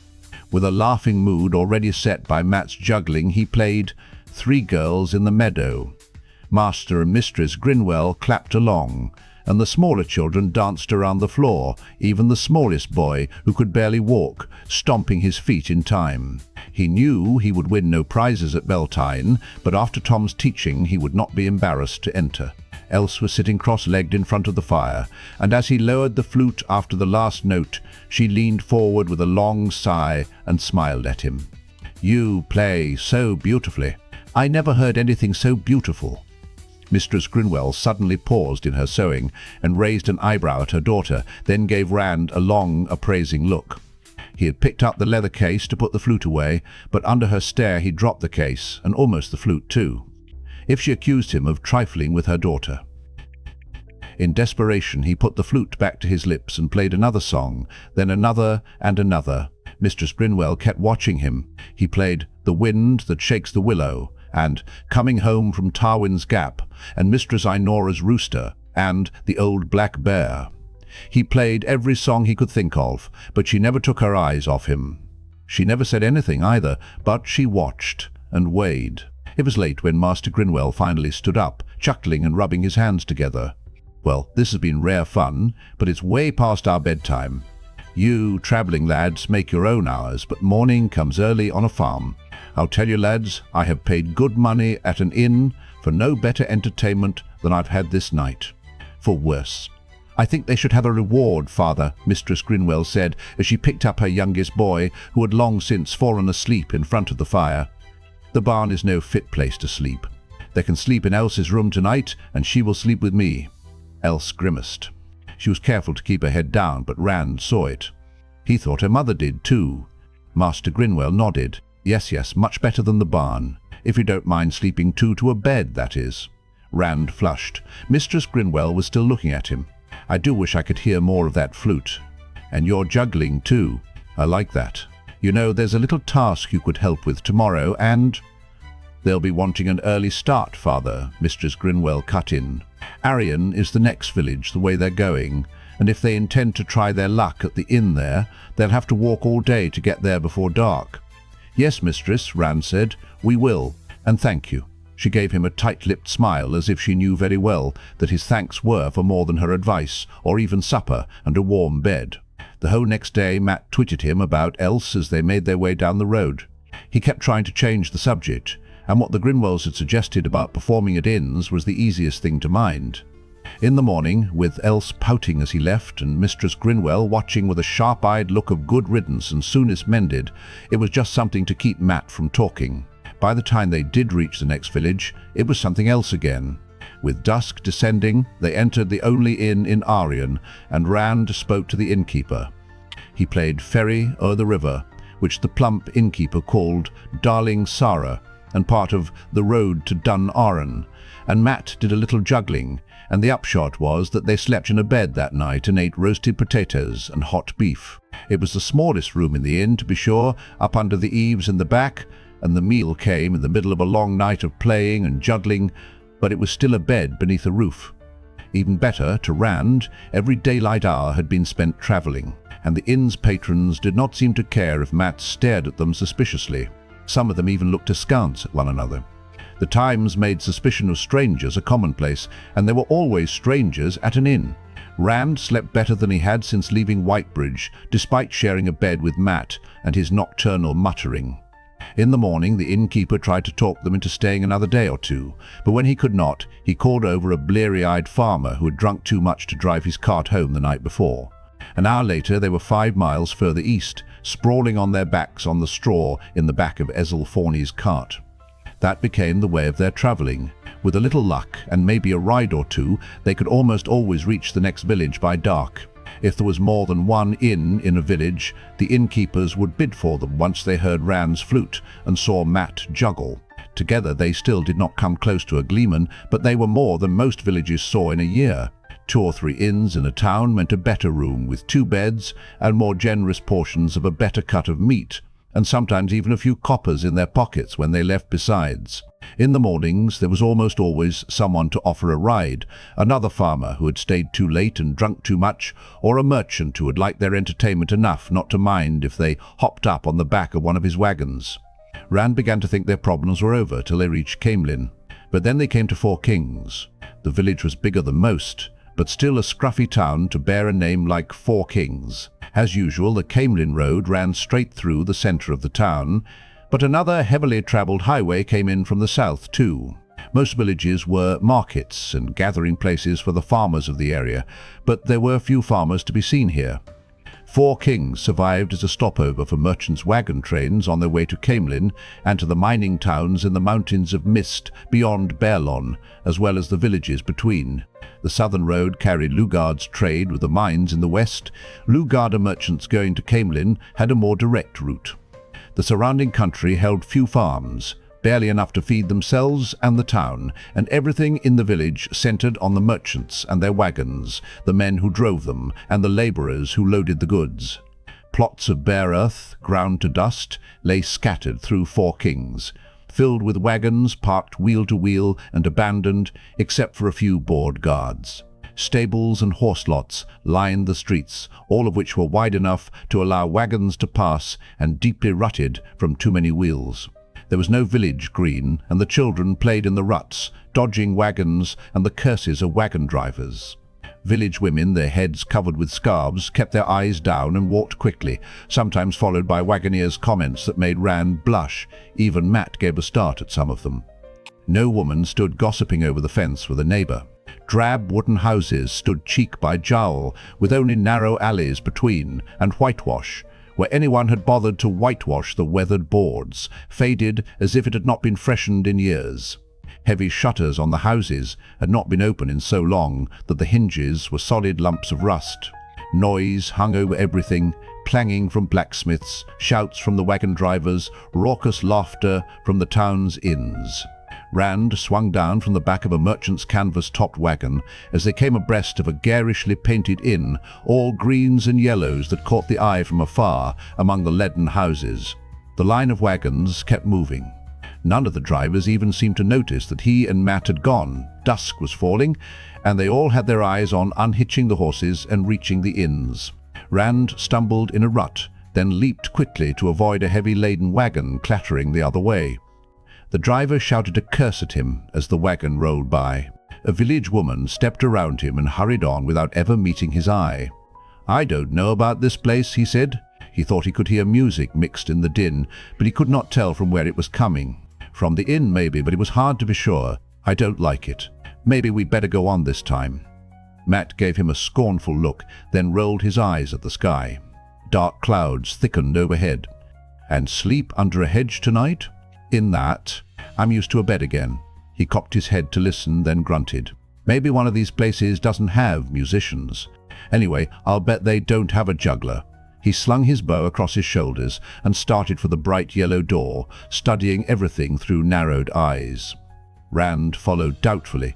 There were musicians inside, their zither and drum almost drowned in coarse laughter and drunken shouting. Rand did not bother to find the landlord. The next 2 inns had musicians as well, and the same deafening cacophony. Roughly dressed men filled the tables and stumbled across the floor, waving mugs and trying to fondle serving maids who dodged with fixed, long-suffering smiles. The building shook with the racket.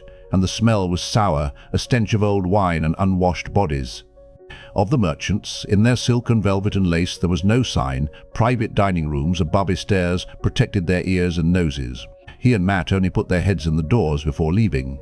He was beginning to think they would have no choice but to move on. The fourth inn, the Dancing Cartman, stood silent.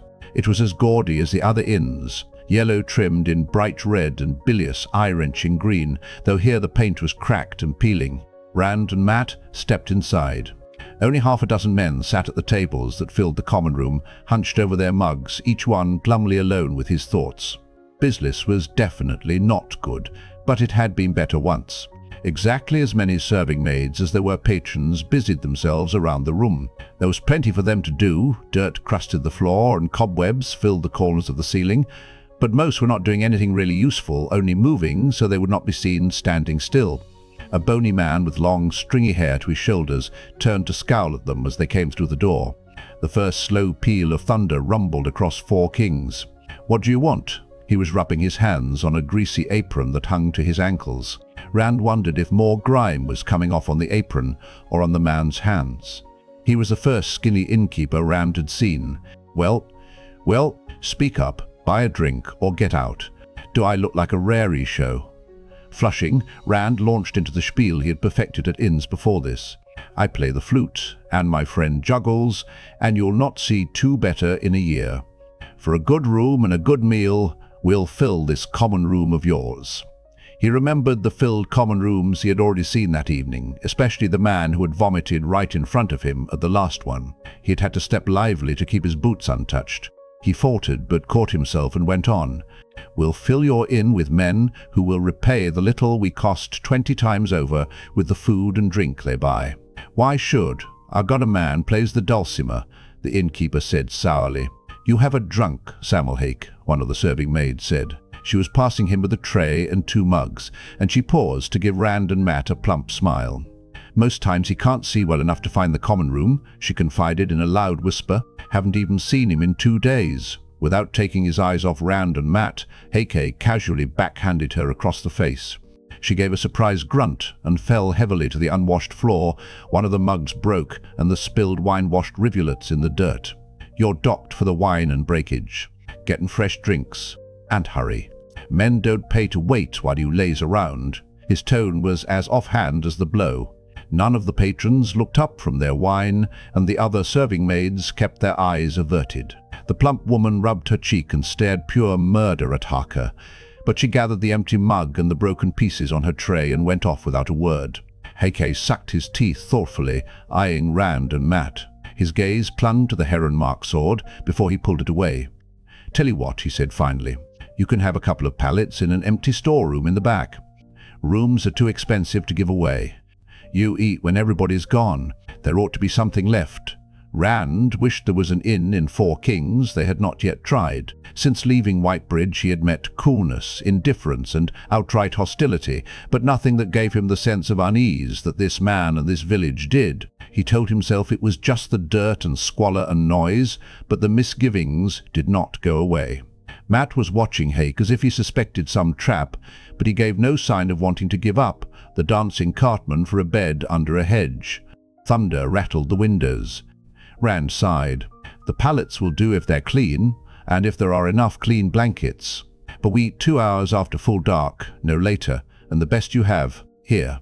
We'll show you what we can do." He reached for the fruit case, but Hake shook his head. "Don't matter. This lot will be satisfied with any kind of screeching so long as it sounds something like music." His eyes touched Rand's sword again. His thin smile touched nothing but his lips. "Eat when you want, but if you don't bring the crowd in, out you go in the street."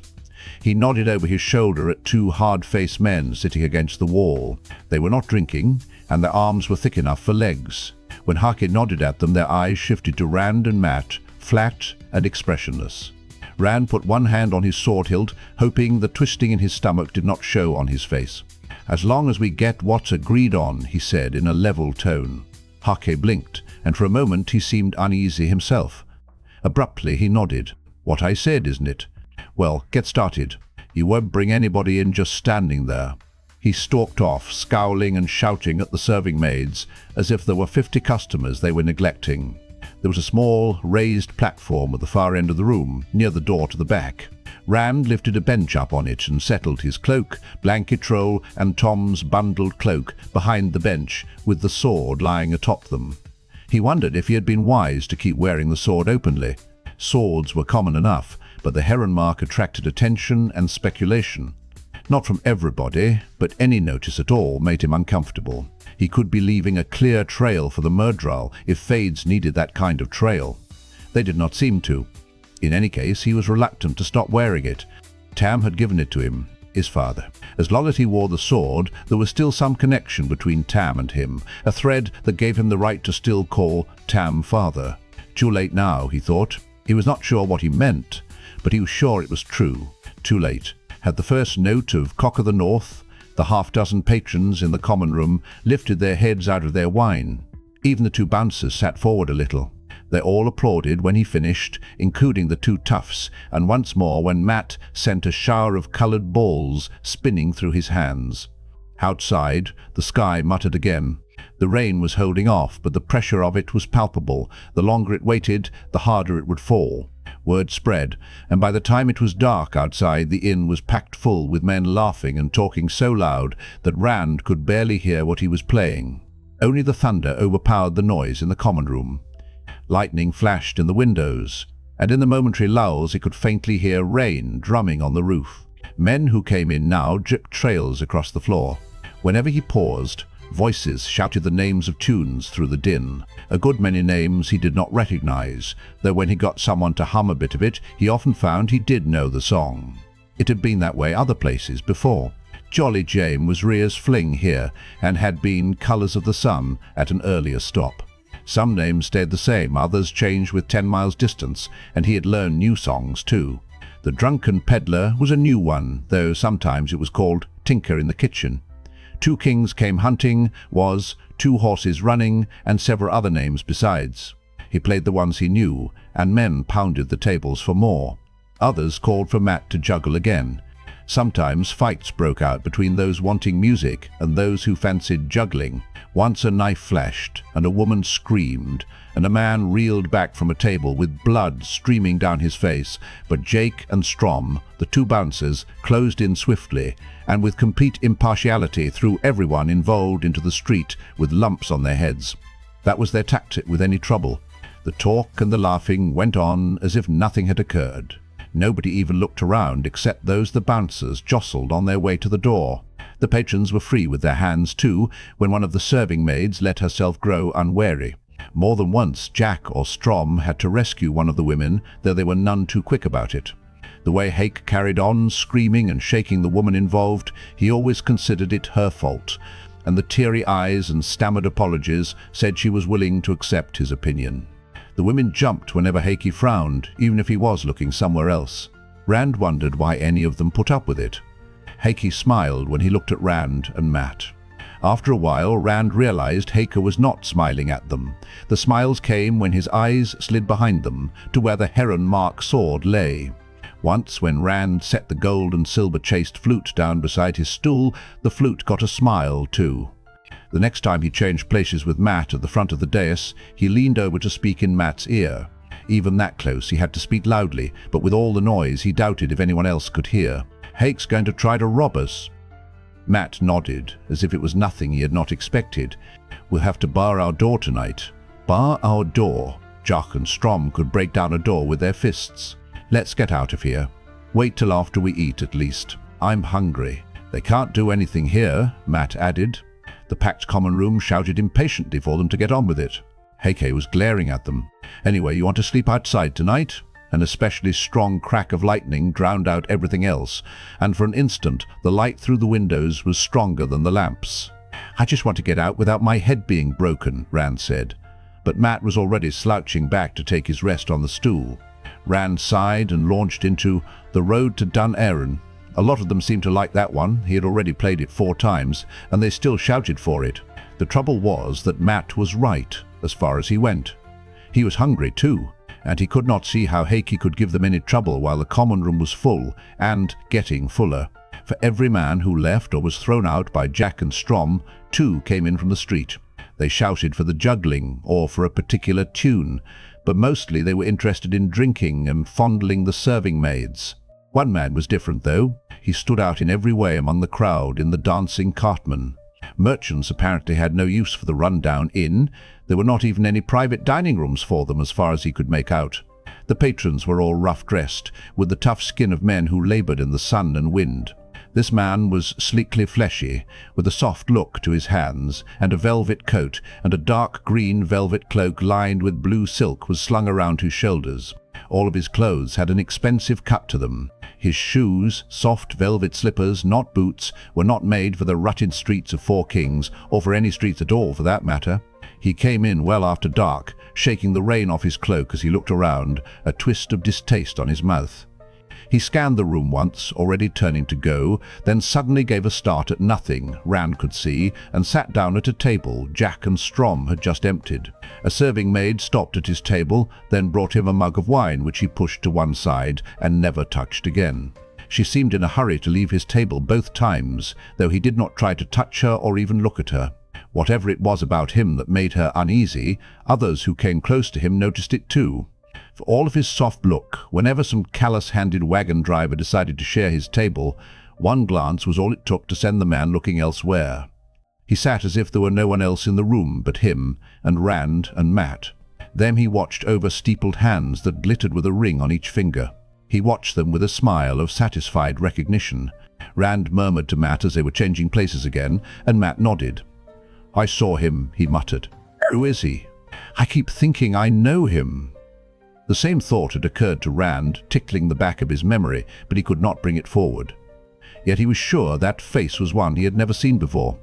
When they had been performing for 2 hours, as near as Rand could estimate, he slipped the flute into its case, and he and Mat gathered up their belongings. As they were stepping down from the low platform, Hake came bustling up, anger twisting his narrow face. "It's time to eat," Rand said to forestall him, "and we don't want our things stolen. You want to tell the cook." Hake hesitated, still angry, trying unsuccessfully to keep his eyes off what Rand held in his arms. Casually, Rand shifted his bundles so he could rest one hand on the sword.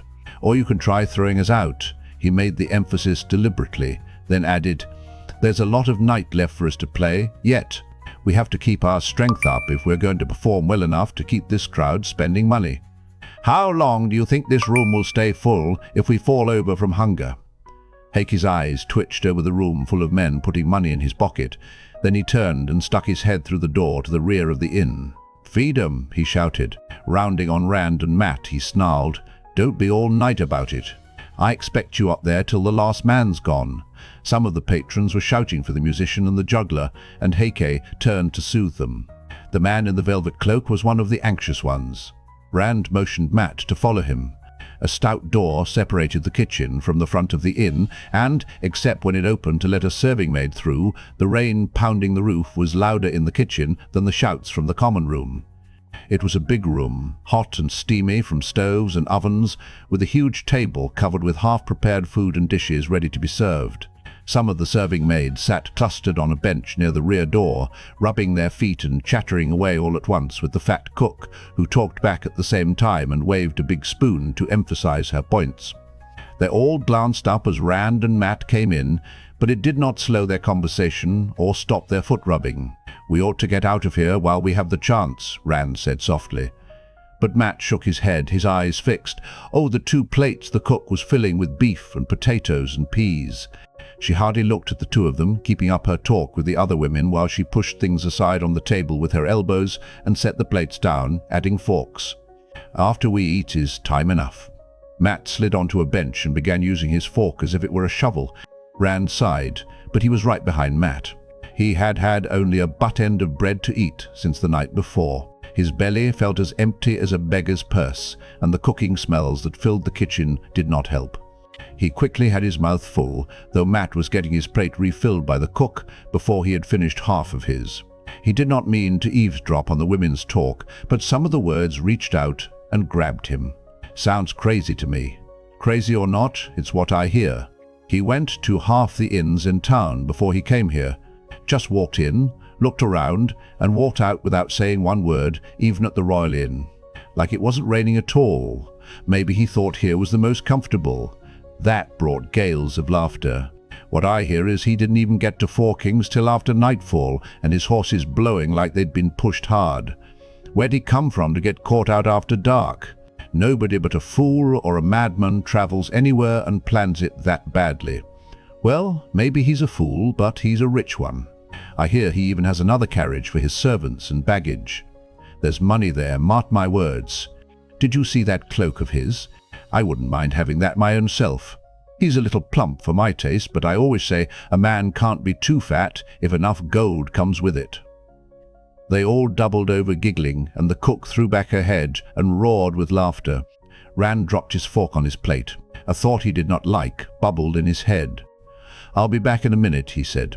Matt barely nodded, stuffing a piece of potato into his mouth. Rand picked up his sword belt along with his cloak as he stood and buckled it around his waist on the way to the back door. No one paid him any mind. The rain was bucketing down. He swung his cloak around his shoulders and pulled the hood over his head, holding the cloak closed as he trotted across the stable yard.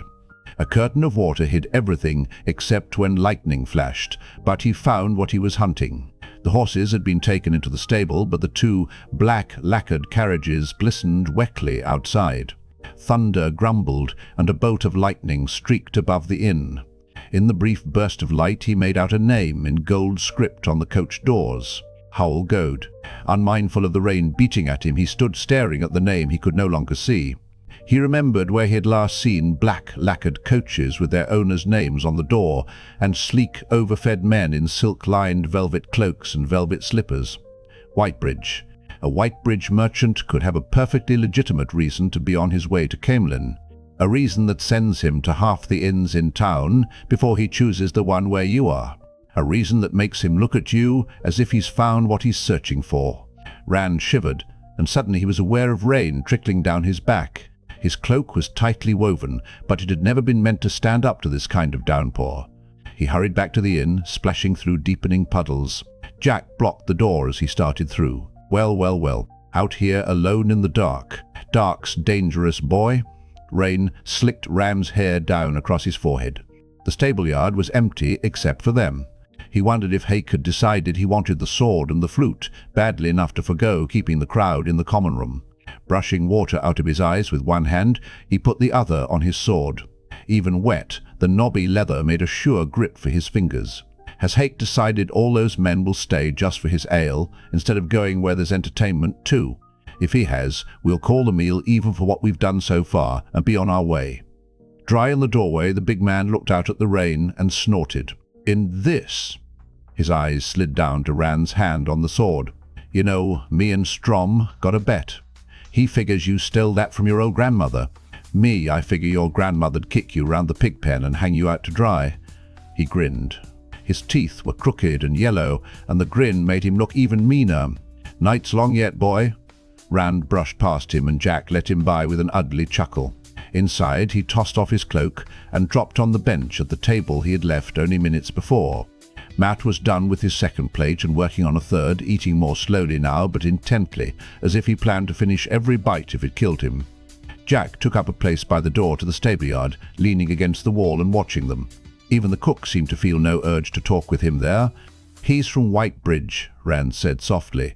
There was no need to say who he was. Matt's head swiveled toward him, a piece of beef on the end of the fork suspended halfway to his mouth. Conscious of Jark watching, Rand stirred the food on his plate. He could not have gotten a mouthful down if he had been starving, but he tried to pretend an interest in the peas as he told Matt about the carriages and what the women had said, in case Matt had not been listening. Obviously he had not been. Matt blinked in surprise and whistled between his teeth, then frowned at the meat on his fork and grunted as he tossed the fork onto his plate. Rand wished he would make at least an effort to be circumspect. "After us," Matt said when he finished. The creases in Matt's forehead deepened. "A dark friend? Maybe. I don't know." Rand glanced at Jack, and the big man stretched elaborately, shrugging shoulders as big as any blacksmith's. "Do you think we can get past him?" "Not without him making enough noise to bring Haker and the other one. I knew we should never have stopped here." Rand gaped, but before he could say anything, Hake pushed through the door from the common room. Strom bulked large over his shoulder. Jake stepped in front of the back door. "You going to eat all night?" Hake barked. "I didn't feed you so you could lie around out here." Rand looked at his friend. Later, Mat mouthed, and they gathered their things under the watchful eyes of Hake, Strom, and Jack. In the common room, cries for juggling and the names of tunes burst through the clamour as soon as Rand and Mat appeared. The man in the velvet cloak, Howell Goad, still appeared to ignore everyone around him, but he was nonetheless seated on the edge of his chair. At the sight of them, he leaned back, the satisfied smile returning to his lips. Rand took the first turn at the front of the dais, playing Drawing Water from the Well, with only half his mind on it. No one seemed to notice the few wrong notes. He tried to think of how they were going to get away, and tried to avoid looking at Goad, too. If he was after them, there was no point in letting him know they knew it. As for getting away, he had never realized before what a good trap an inn made. Hake, Jake, and Strom did not even have to keep a close eye on them. The crowd would let them know if he or Mat left the dais. As long as the common room was full of people, Hake could not send Jack and Strom after them. But as long as the common room was full of people, they could not get away without Hake knowing. And Goad was watching their every move, too. It was so funny he would have laughed if he had not been on the point of throwing up. They would just have to be wary and wait their chance. When he changed places with Mat, Rand groaned to himself. Mat glared at Hake, at Strom, at Jock, without a care to whether they noticed or wondered why. When he was not actually handling the balls, his hand rested under his coat. Rand hissed at him, but he paid no attention. If Hake saw that ruby, he might not wait until they were alone. If the men in the common room saw it, half of them might join in with Hake. Worst of all, Mat stared at the Whitebridge merchant, the Darkfriend, twice as hard as at anyone else, and Goad noticed. There was no way he could avoid noticing. But it did not disturb his aplomb in the least. His smile deepened, if anything, and he nodded to Mat as if to an old acquaintance, then looked at Rand and raised a questioning eyebrow. Rand did not want to know what the question was. He tried to avoid looking at the man, but he knew it was too late for that. Too late. Too late again. Only one thing seemed to shake the velvet-cloaked man's equilibrium. Rand's sword. He had left it on. 2 or 3 men staggered up to ask if he thought his playing was so bad that he needed protection, but none of them had noticed the heron on the hilt. Goad noticed. His pale hands clenched, and he frowned at the sword for a long time before his smile came back. When it did, it was not as sure as before. One good thing, at least, Rand thought. If he believes I can live up to the heron mark, maybe he'll leave us alone. Then all we have to worry about is Hake and his bullies. It was hardly a comforting thought, and, sword or no sword, Goad kept watching and smiling. To Rand, the night seemed to last a year. All those eyes looking at him, Hake and Jack and Strom like vultures watching a sheep caught in a bog, Goad waiting like something even worse. He began to think that everybody in the room was watching with some hidden motive. Sour wine fumes and the stench of dirty, sweating bodies made his head swim, and the din of voices beat at him, till his eyes blurred, and even the sound of his own flute scratched at his ears. The crash of the thunder seemed to be inside his skull. Weariness hung on him like an iron weight. Eventually, the need to be up with the dawn began to pull men reluctantly out into the dark.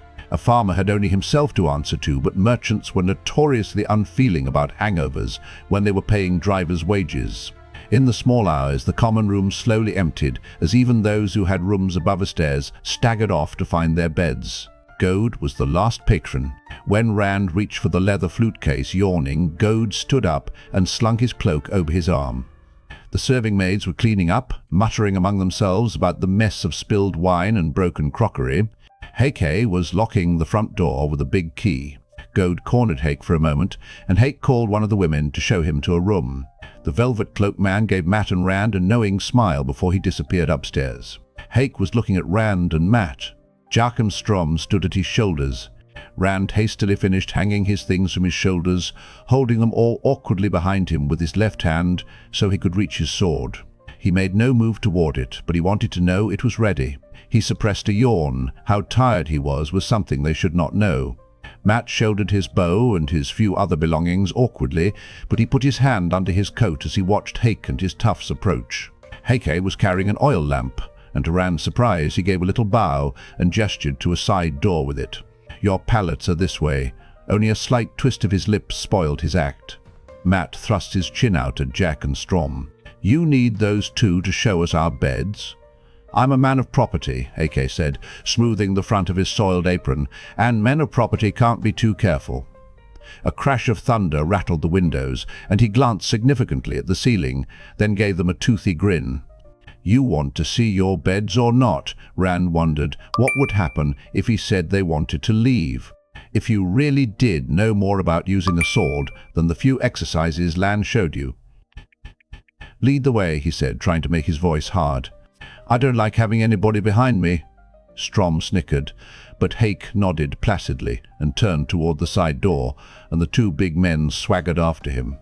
Taking a deep breath, Rand gave a wishful glance at the door to the kitchen. If Hake had already locked the back door, running now would only begin what he was hoping to avoid.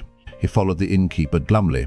At the side door he hesitated, and Matt crowded into his back. The reason for Hake's lamp was apparent. The door led into a hall as black as pitch. Only the lamp Hake carried, silhouetting Jacques and Strom, gave him the courage to keep on. If they turned, he would know it. And do what? The floor creaked under his boots. The hall ended in a rough, unpainted door. He had not seen if there were any other doors along the way. Hake and his bullies went through, and he followed quickly before they could have a chance to set a trap, but Hake merely lifted the lamp high and gestured at the room. "Here it is. An old storeroom," he had called it, and by the look of it not used in some time. Weathered barrels and broken crates filled half the floor. Steady drips fell from more than one place on the ceiling, and a broken pane in the filthy window let the rain blow in freely. Unidentifiable odds and ends littered the shelves, and thick dust covered almost everything. The presence of the promised pallets was a surprise. The sword makes him nervous. He won't try anything until we're sound asleep. Rand had no intention of sleeping under Hake's roof. As soon as the innkeeper left, he intended to be out the window. "It'll do," he said. He kept his eyes on Hake, wary for a signal to the two grinning men at the innkeeper's side. It was an effort not to wet his lips. "Leave the lamp," Hake grunted, but pushed the lamp onto a shelf. He hesitated, looking at them, and Rand was sure he was about to give the word for Jack and Strom to jump them, but his eyes went to Rand's sword with a calculating frown, and he jerked his head at the two big men. Surprise flashed across their broad faces, but they followed him out of the room without a backward glance. Rand waited for the creak, creak, creak of their footsteps to fade away, then counted to 50 before sticking his head into the hall. The blackness was broken only by a rectangle of light that seemed as distant as the moon, the door to the common room. As he pulled his head in, something big moved in the darkness near the far door. Jack or Strom, standing guard. A quick examination of the door told him all he needed to know, little of it good. The boards were thick and stout, but there was no lock and no bar on the inside. It did open into the room, though. "I thought they were going for us," Matt said. "What are they waiting for?" He had the dagger out, gripped in a white-knuckled fist. Lamplight flickered on the blade. His bow and quiver lay forgotten on the floor. "For us to go to sleep." Rand started rummaging through the barrels and crates. "Help me find something to block the door." "Why? You don't really intend to sleep here, do you? Let's get out the window and gone. I'd rather be wet than dead. One of them is at the end of the hall. We make any noise and they'll be down on us before we can blink. I think Hake would rather face us awake than risk letting us get away." Muttering, Matt joined his search, but there was nothing useful in any of the litter on the floor. The barrels were empty, the crates splintered, and the whole lot of them piled in front of the door would not stop anyone from opening it. Then something familiar on a shelf caught Rand's eye. Two splitting wedges covered with rust and dust. He took them down with a grin. Hastily, he shoved them under the door and, when the next roll of thunder rattled the inn, drove them in with two quick kicks of his heel. The thunder faded, and he held his breath, listening. All he heard was the rain pounding on the roof. No floorboards creaking under running feet. "The window," he said. It had not been opened in years, from the dirt crusted around it. They strained together, pushing up with all their might.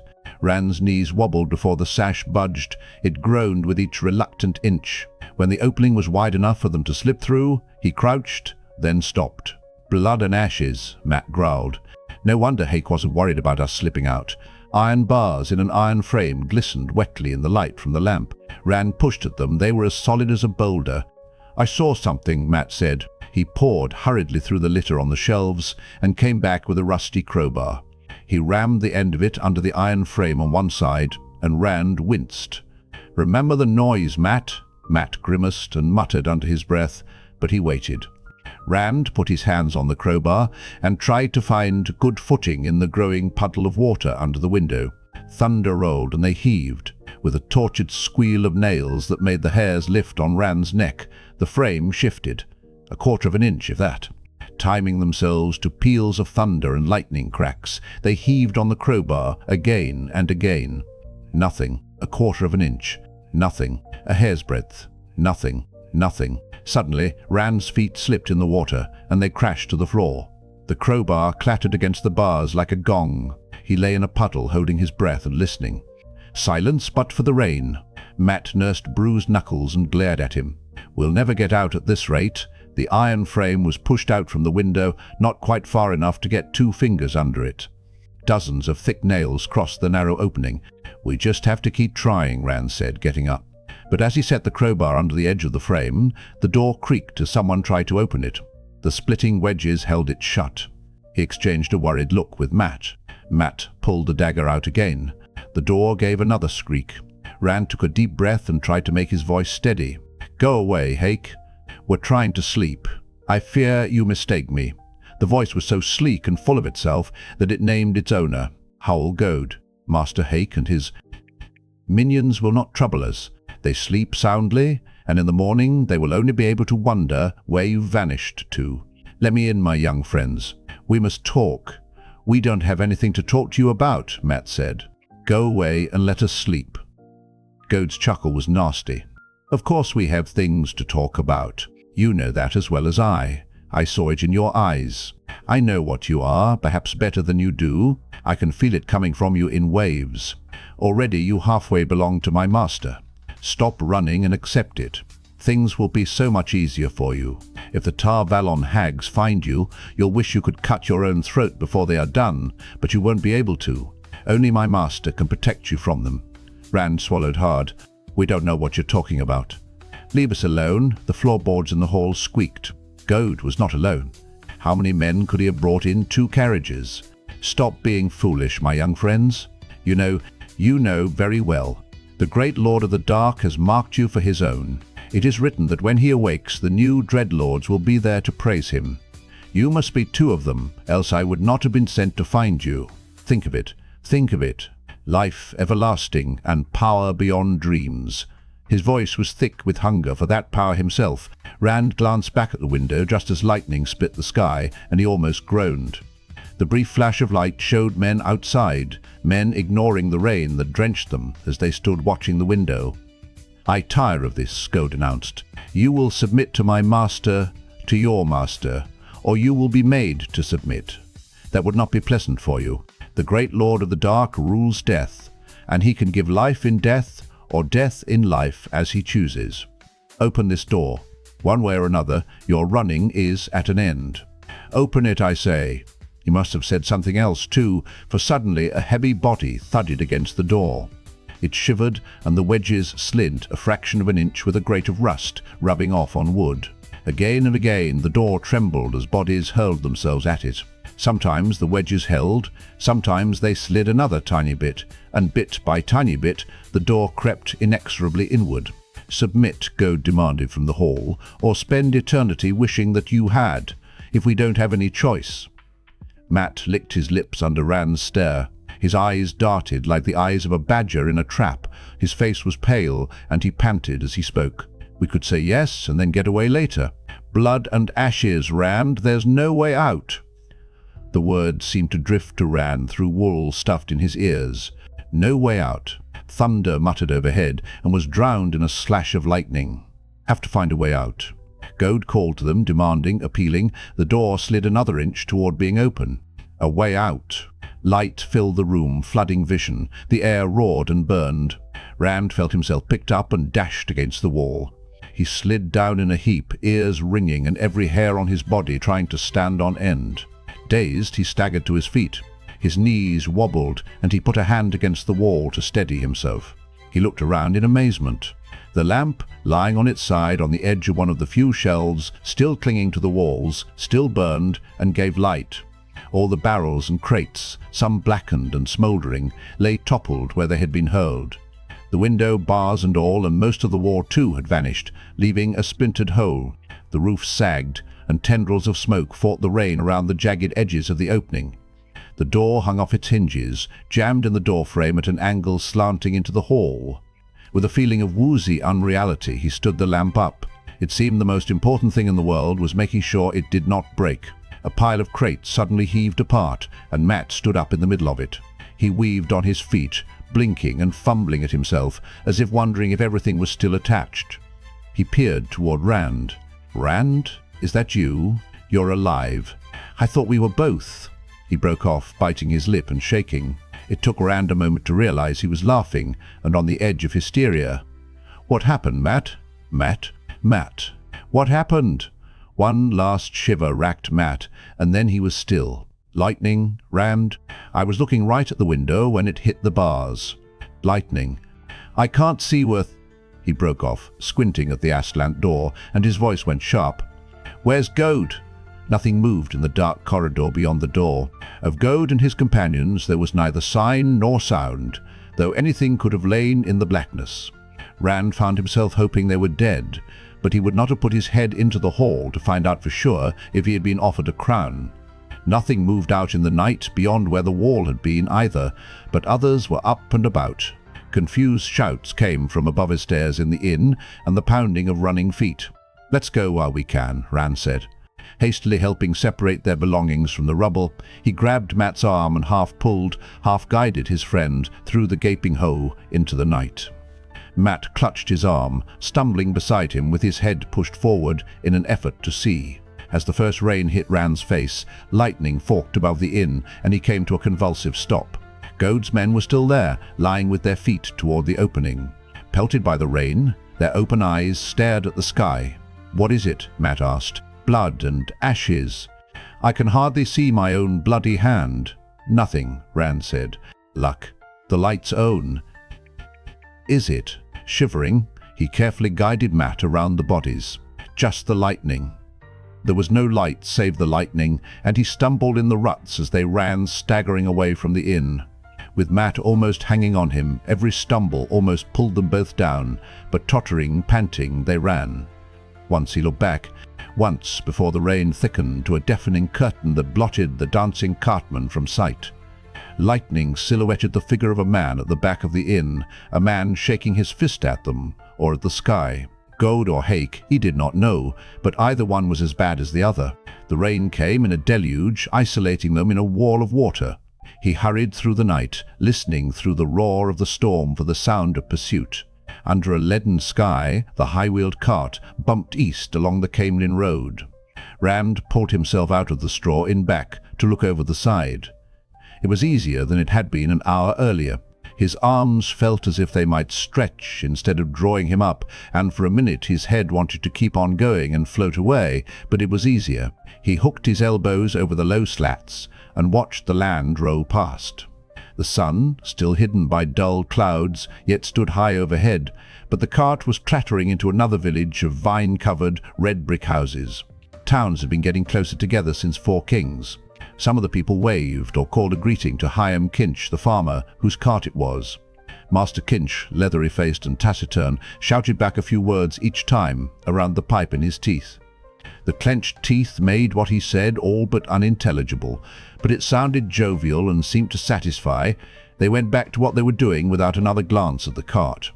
No one appeared to pay any mind to the farmer's two passengers. The village inn moved through Rand's field of vision. It was whitewashed, with a grey slate roof. People bustled in and out, nodding casually and waving to one another. Some of them stopped to speak. They knew one another. Villagers mostly, by their clothes, boots and trousers and coats, not much different from what he wore himself, though with an inordinate fondness for colourful stripes. The women wore deep bonnets that hid their faces and white aprons with stripes. Maybe they were all townsmen and local farm folk. Does that make any difference? He dropped back on the straw, watching the village dwindle between his feet. Fenced fields and trimmed hedges lined the road, and small farmhouses with smoke rising from red brick chimneys. The only woods near the road were coppices, well tended for firewood, tame as a farmyard. But the branches stood leafless against the sky, as stark as in the wild woods to the west. A line of wagons, heading the other way, rumbled down the centre of the road, crowding the cart over onto the verge. Master Kinch shifted his pipe to the corner of his mouth and spat between his teeth. With one eye on his offside wheel, to make sure it did not tangle in the hedge, he kept the cart moving. His mouth tightened as he glanced at the merchant's train. None of the wagon drivers cracking their long whips in the air above 8-horse teams, none of the hard-faced guards slouching in their saddles alongside the wagons, looked at the cart. Rand watched them go, his chest tight. His hand was under his cloak, gripping his sword hilt, until the last wagon lurched by. As that final wagon rattled away toward the village they had just left, Matt turned on the seat beside the farmer and leaned back until he found Rand's eyes. The scarf that did duty for dust when need be shaded his own eyes, folded over thickly and tied low around his forehead. Even so, he squinted in the grey daylight. "You see anything back there?" he asked quietly. "What about the wagons?" Rand shook his head, and Matt nodded. He had seen nothing either. Master Kinch glanced at them out of the corner of his eye, then shifted his pipe again and flapped the reins. That was all, but he had noticed. The horse picked up the pace a step. "Your eyes still hurt?" Rand asked. Matt touched the scarf around his head. "No, not much. Not unless I look almost right at the sun, anyway. What about you? What about you? Are you feeling any better?" "Some." He really was feeling better, he realized. It was a wonder to get over being sick so fast. More than that, it was a gift of the light. It has to be the light. It has to be. Suddenly, a body of horsemen was passing the cart, heading west like the merchants' wagons. Long white collars hung down over their mail and plate, and their cloaks and undercoats were red, like the gat attenders' uniforms in Whitebridge, but better made and better fitting. Each man's conical helmet shone like silver. They sat their horses with straight backs. Thin red streamers fluttered beneath the heads of their lances, every lance held at the same angle. Some of them glanced into the cart as they passed in 2 columns. A cage of steel bars masked each face. Rand was glad his cloak covered his sword. A few nodded to Master Kinch, not as if they knew him, but in a neutral greeting. Master Kinch nodded back in much the same way, but despite his unchanging expression, there was a hint of approval in his nod. Their horses were at a walk, but with the speed of the cart added, they went by quickly. With a part of his mind, Rand counted them. 10, 20, 22, 30, 32. He raised his head to watch the columns move on down the Caemlyn Road. "Who were they?" Matt asked, half wondering, half suspicious. "Queen's Guards," Master Kinch said around his pipe. He kept his eyes on the road ahead. "Won't go much further than Breen Spring, less they're called for. Not like the old days."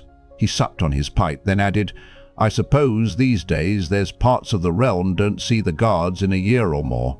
"Not like the old days. What are they doing?" Rand asked. The farmer gave him a look, keeping the Queen's peace and upholding the Queen's law. He nodded to himself as if he liked the sound of that, and added, "Searching out malefactors and seeing them before a magistrate." "Emph." He let out a long streamer of smoke. "You two must be from pretty far off not to recognize the Queen's Guard. Where you from?" "Far off," Matt said at the same instant that Rand said, "the 2 rivers." He wished he could take it back as soon as he said it. He still was not thinking clearly, trying to hide, and mentioning a name a Fade would hear like a bell. Master Kinch glanced at Matt out of the corner of his eye and puffed his pipe in silence for a while. "That's far off all right," he said finally. "Almost to the border of the realm. But things must be worse than I thought, if there's places in the realm where people don't even recognize the Queen's Guards. Not like the old days at all." Rand wondered what Master Olvere would say if someone told him the 2 rivers was part of some Queen's realm. The Queen of Andor, he supposed. Perhaps the mayor did know. He knew a lot of things that surprised Rand, and maybe others did too, but he had never heard anyone mention it. The 2 rivers was the 2 rivers.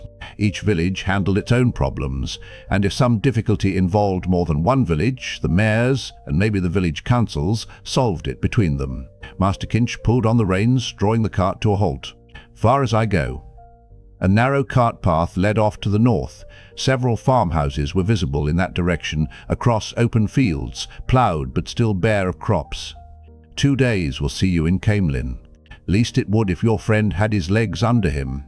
Mat hopped down and retrieved his bow and other things, then helped Rand climb off the tail of the cart. Rand's bundles weighed on him and his legs wobbled, but he shrugged off his friend's hand and tried a few steps on his own. He still felt unsteady, but his legs held him up. They even seemed to grow stronger as he used them. The farmer did not start his horse up again right away. He studied them for a minute, sucking on his pipe. "You can rest up a day or 2 at my place if you want. Won't miss anything in that time, I suppose. Whatever sickness you're getting over, young fellow." "Well, the old woman and me, we already had about every sickness you can think of before you were born, and nursed our younglings through 'em too. I expect you're past the catching stage anyway." Mat's eyes narrowed, and Rand caught himself frowning. "Not everyone is part of it. It can't be everybody." "Thank you," he said, "but I'm all right." "Really? How far to the next village?" "Carrisford? You can reach it before dark, walking." Master Kinch took his pipe from between his teeth and pursed his lips thoughtfully before going on. "First off, I reckoned you for runaway prentices, but now I expect it's something more serious you're running from." "Don't know what." "Don't care. I'm a good enough judge to say you're not Darkfriends, and not likely to rob or hurt anybody. Not like some on the road these days. I got in trouble a time or 2 myself when I was your age. You need a place to keep out of sight a few days. My farm is 5 miles that way." He jerked his head toward the cart track. "And don't nobody ever come out there. Whatever's chasing you won't likely find you there." He cleared his throat as if embarrassed by speaking so many words together. "How would you know what Darkfriends look like?" Mat demanded. He backed away from the cart, and his hand went under his coat. "What do you know about Darkfriends?" Master Kinch's face tightened. "Suit yourselves," he said, and clucked to his horse. The cart rolled off down the narrow path, and he never looked back. Mat looked at Rand, and his scowl faded. "Sorry, Rand. You need a place to rest. Maybe if we go after him." He shrugged. "I just can't get over the feeling that everybody's after us. Light, I wish I knew why they were. I wish it was over. I wish—" He trailed off miserably. "There are still some good people," Rand said. Mat started toward the cart path, jaw clenched as if it were the last thing he wanted to do, but Rand stopped him. "We can't afford to stop just to rest, Mat. Besides, I don't think there is anywhere to hide." Mat nodded, his relief evident.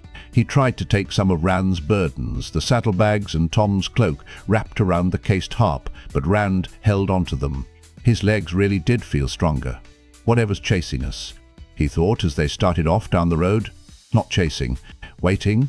The rain had continued through the night. They staggered away from the dancing cartmen, hammering at them as hard as the thunder out of a black sky split by lightning. Their clothes became sodden in minutes, in an hour.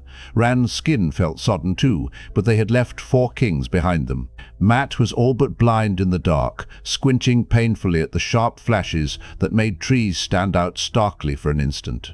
Rand led him by the hand, but Mat still felt out each step uncertainly. Worry creased Rand's forehead. If Mat did not regain his sight, they would be slowed to a crawl. They would never get away. Mat seemed to sense his thought.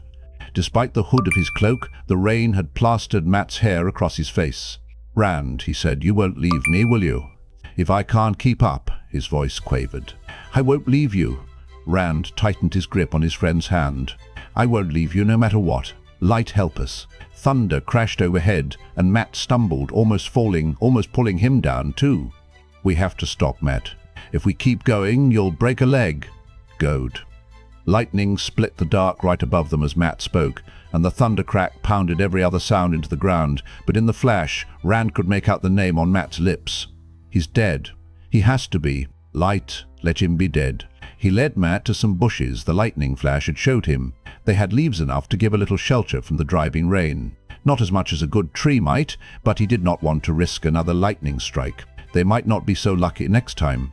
Huddled together beneath the bushes, they tried to arrange their cloaks to make a little tent over the branches. It was far too late to think of staying dry, but just stopping the incessant pelting of the raindrops would be something. They crouched against each other to share what little body warmth was left to them.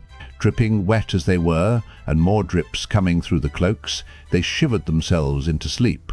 Bran knew right away it was a dream. He was back in Four Kings, but the town was empty except for him. The wagons were there, but no people, no horses, no dogs, nothing alive. He knew someone was waiting for him, though.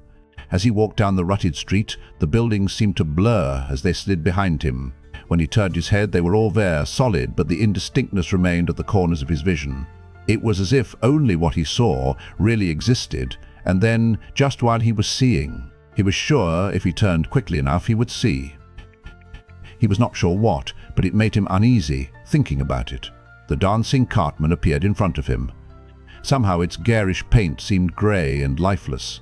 He went in. Goad was there, at a table. He only recognized the man from his clothes, his silk and dark velvets.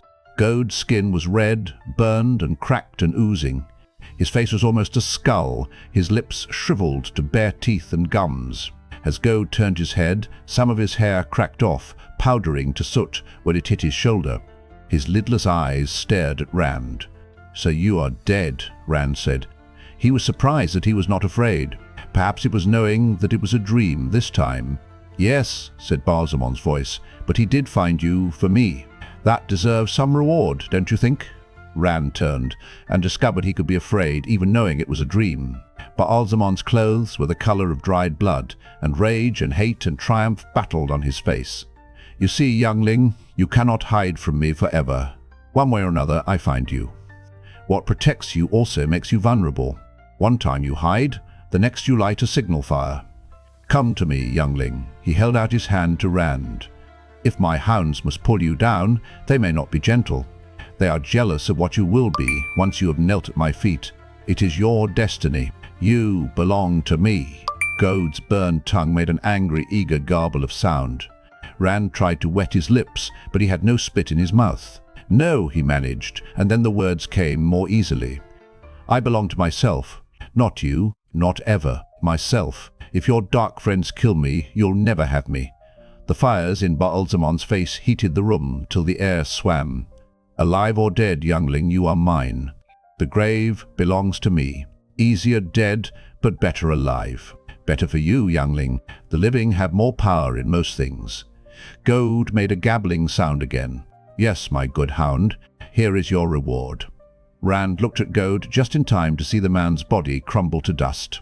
For an instant, the burned face held a look of sublime joy that turned to horror in the final moment, as if he had seen something waiting he did not expect. Goad's empty velvet garments settled on the chair and the floor among the ash. When he turned back, Balzamon's outstretched hand had become a fist. "You are mine, youngling, alive or dead. The eye of the world will never serve you. I mark you as mine." His fist opened, and a ball of flame shot out. It struck Rand in the face, exploding, searing. Rand lurched awake in the dark, water dripping through the cloaks onto his face. His hand trembled as he touched his cheeks. The skin felt tender, as if sunburned. Suddenly he realized Matt was twisting and moaning in his sleep. He shook him, and Matt came awake with a whimper. "It's my eyes. Oh, light, my eyes." He took my eyes. Rand held him close, cradling him against his chest as if he were a baby. "You're all right, Matt. You're all right. He can't hurt us. We won't let him." He could feel Matt shaking, sobbing into his coat. "He can't hurt us," he whispered, and wished he believed it. "What protects you makes you vulnerable." I am going mad. Just before first light, the downpour dwindled, the last drizzle fading as dawn came. The clouds remained, threatening until well into the morning. The wind came up then, driving the clouds off to the south, bearing a warmthless sun and slicing through their dripping wet clothes. They had not slept again, but groggily they donned their cloaks and set off eastward, Rand leading Matt by the hand. After a while, Matt even felt well enough to complain about what the rain had done to his bowstring. Rand would not let him stop to exchange it for a dry string from his pocket, though not yet. They came on another village shortly after midday.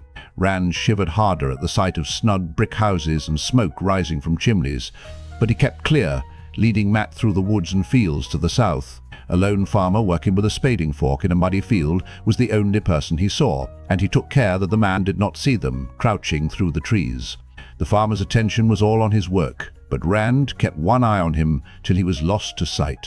If any of Goad's men were alive, perhaps they would believe he and Mat had taken the southern road out of Four Kings when they could not find anyone who had seen them in this village. They came back to the road out of sight of the town and walked their clothes, if not dry, at least to just damp. An hour beyond the town, a farmer gave them a ride in his half-empty hay wain. Rand had been taken by surprise while lost in worry about Mat.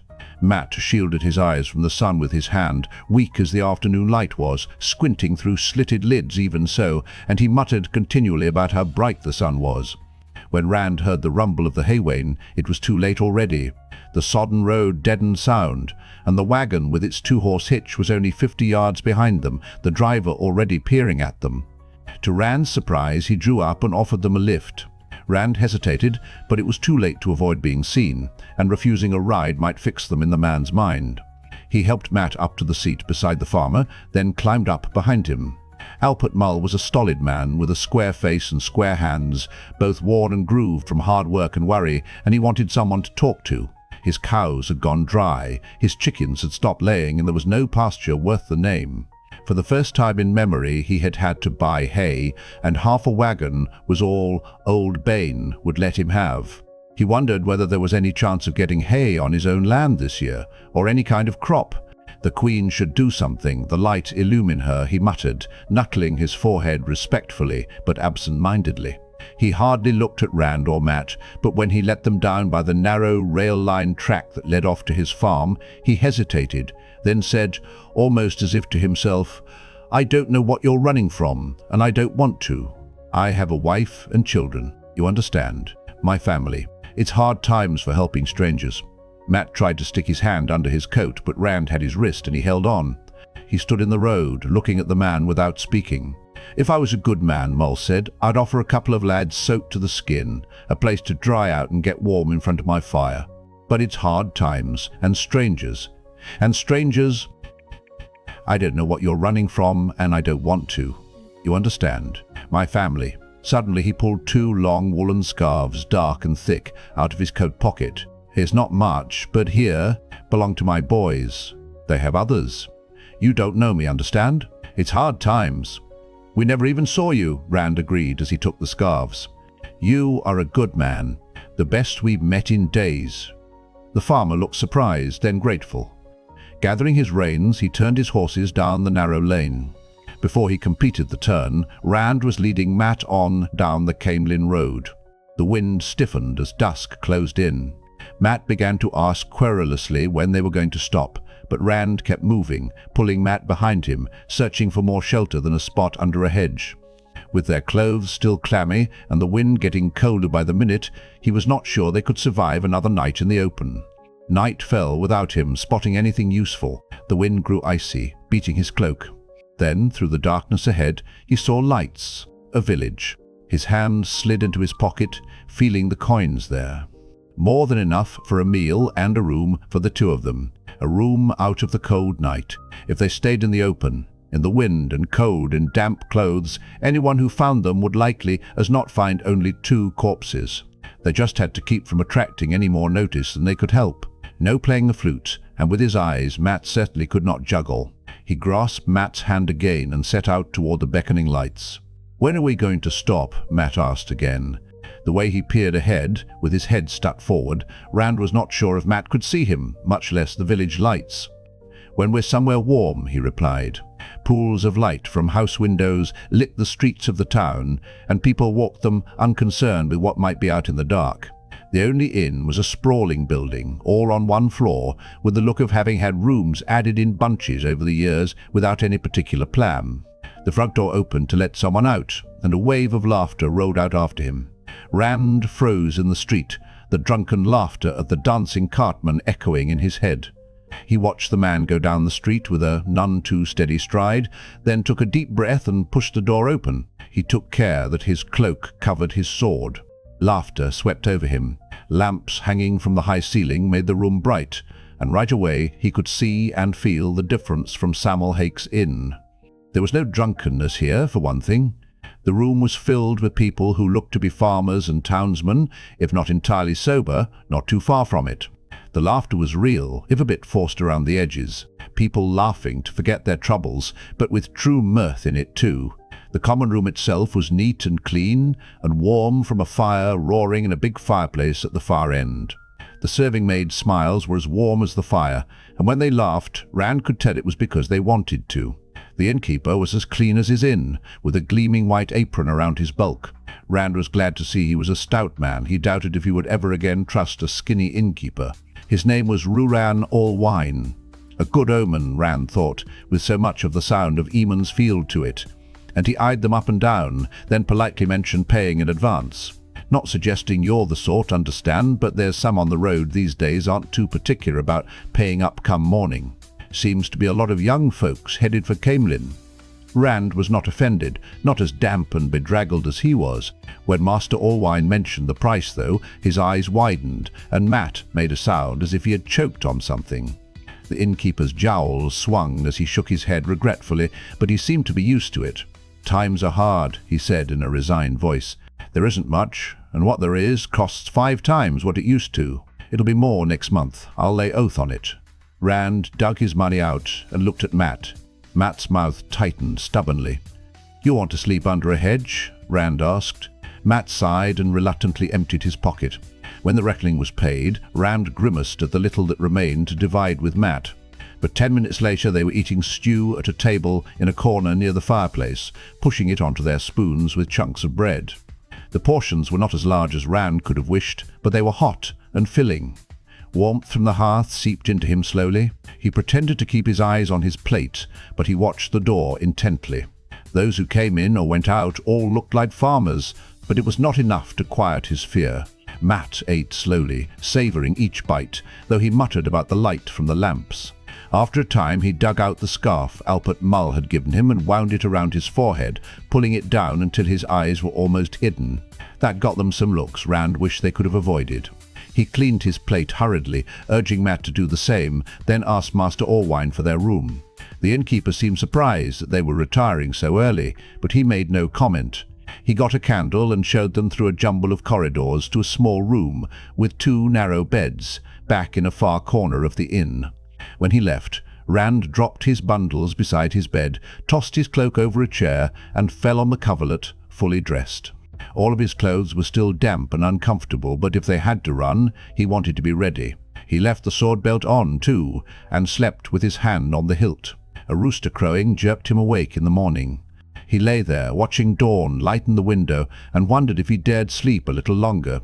Sleep during daylight when they could be moving. A yawn made his jaws crack. "Hey," Matt exclaimed, "I can see." He sat up on his bed, squinting around the room. "Some, anyway. Your face is still a little blurry, but I can tell who you are. I knew I'd be all right. By tonight I'll see better than you do. Again." Rand sprang out of bed, scratching as he scooped up his cloak. His clothes were wrinkled from drying on him while he slept, and they itched. "We're wasting daylight," he said. Matt scrambled up as fast as he had. He was scratching too. Rand did feel good.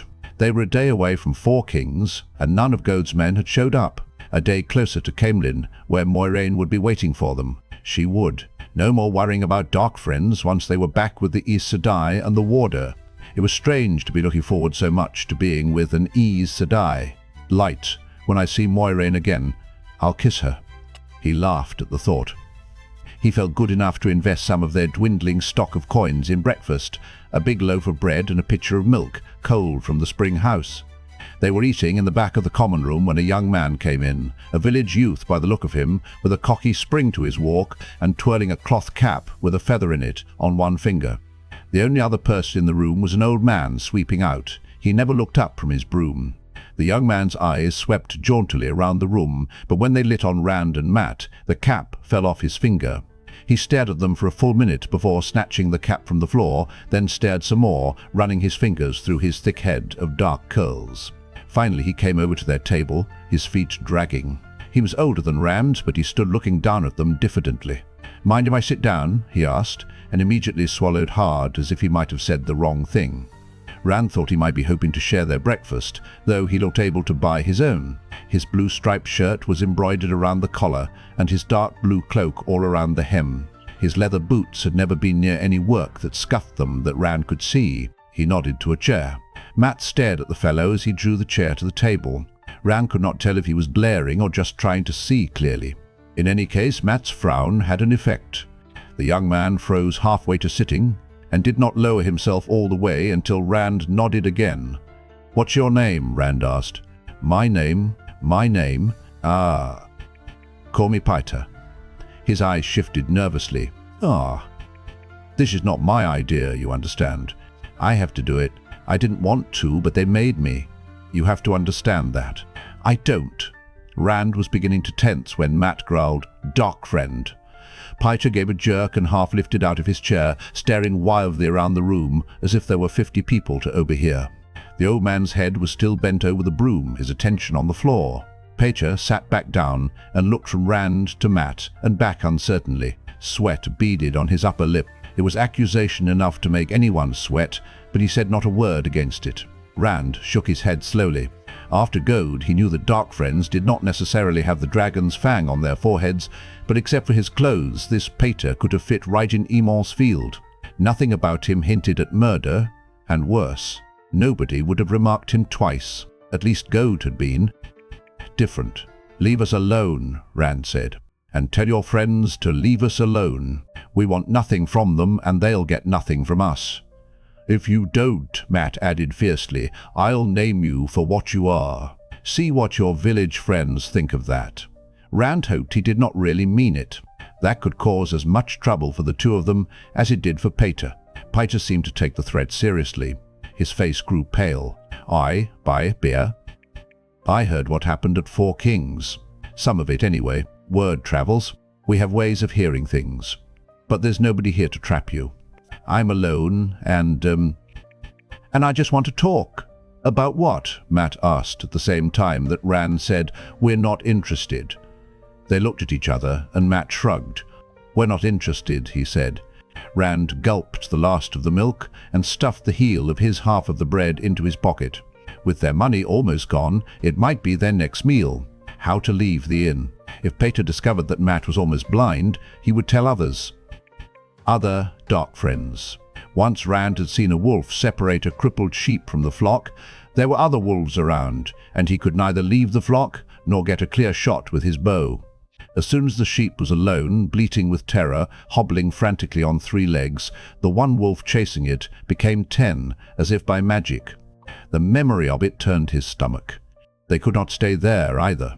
Even if Paita was telling the truth about being alone, how long would he stay that way? "Time to go, Mat," he said, and held his breath. As Mat started to stand, he pulled Paita's eyes to himself by leaning forward and saying, "Leave us alone, dark friend. I won't tell you again." "Leave us alone." Paita swallowed hard and pressed back in his chair. There was no blood left in his face at all. It made Rand think of a murderil. By the time he looked back at Mat, Mat was on his feet, his awkwardness unseen.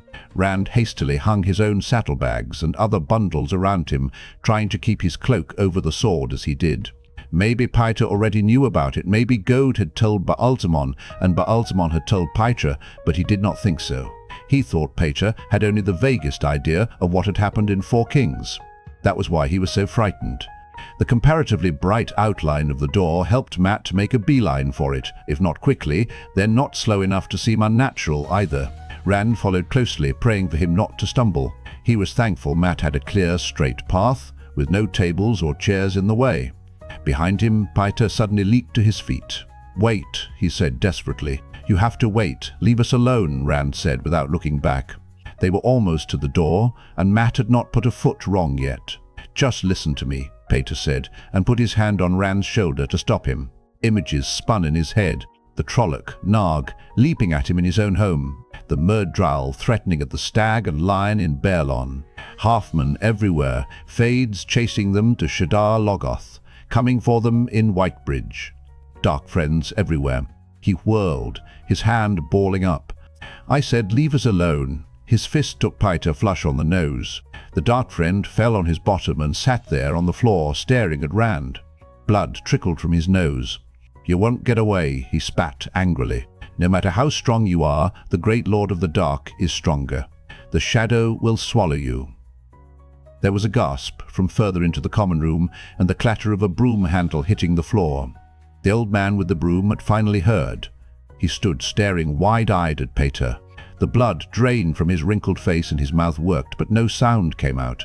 Peter stared back for an instant, then gave a wild curse and sprang to his feet, darting out of the inn and down the street as if starving wolves were at his heels.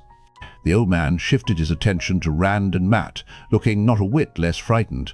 Rand hustled Matt out of the inn and out of the village as fast as he could, listening all the while for a hue and cry that never came but was no less loud in his ears for that. "Blood and ashes," Matt growled. "They're always there, always right on our heels. We'll never get away." "No, they're not," Rand said. "If Barzamon knew we were here, do you think he'd have left it to that fella? There'd have been another goad, and 20 or 30 bully boys. They're still hunting, but they won't know until Peter tells them, and maybe he really is alone. He might have to go all the way to Four Kings, for all we know. But he said, 'I don't care.' He was unsure which Matt meant, but it changed nothing. We're not going to lie down and let them take us." They got 6 rides, short ones, during the day. A farmer told them that a crazy old man at the inn in Market Sharon was claiming there were Darkfriends in the village. The farmer could hardly talk for laughing. He kept wiping tears off his cheeks. Darkfriends in Market Sharon. It was the best story he had heard since Ackley Farron got drunk and spent the night on the inn roof. Another man, a round-faced wagon-wright with tools hanging from the sides of his cart and 2 wagon wheels in the back, told a different story. 20 Darkfriends had held a gathering in Market Sharon. Men with twisted bodies and the women worse, all dirty and in rags. They could make your knees grow weak and your stomach heave just by looking at you, and when they laughed, the filthy cackles rang in your ears for hours, and your head felt as if it were splitting open. He had seen them himself, just at a distance, far enough off to be safe. If the Queen would not do something, then somebody ought to ask the Children of the Light for help. Somebody should do something. It was a relief when the wagon-wright let them down. With the sun low behind them, they walked into a small village, much like Market Sharon. The Caemlyn Road split the town neatly in 2, but on both sides of the wide road stood rows of small brick houses with thatched roofs. Webs of vine covered the bricks, though only a few leaves hung on them. The village had one inn, a small place no bigger than the Wine Spring Inn, with a sign on a bracket out front, creaking back and forth in the wind. The Queen's Man. Strange to think of the Wine Spring Inn as small. Rand could remember when he thought it was about as big as a building could be. Anything bigger would be a palace. But he had seen a few things now, and suddenly he realized that nothing would look the same to him when he got back home. If you ever do. He hesitated in front of the inn, but even if prices at the Queen's Man were not as high as in Market Sharon, they could not afford a meal or a room, either one. Matt saw where he was looking and patted the pocket where he kept Tom's coloured balls. "I can see well enough as long as I don't try to get too fancy." His eyes had been getting better, though he still wore the scarf around his forehead and had squinted whenever he looked at the sky during the day. When Rand said nothing, Matt went on, "There can't be Darkfriends at every inn between here and Caemlyn. Besides, I don't want to sleep under a bush if I can sleep in a bed." He made no move toward the inn, though, just stood waiting for Rand. After a moment, Rand nodded. He felt as tired as he had at any time since leaving home. Just thinking of a night in the open made his bones ache. It's all catching up, all the running, all the looking over your shoulder. They can't be everywhere, he agreed. With the first step he took into the common room, he wondered if he had made a mistake. It was a clean place, but crowded. Every table was filled, and some men leaned against the walls because there was nowhere for them to sit.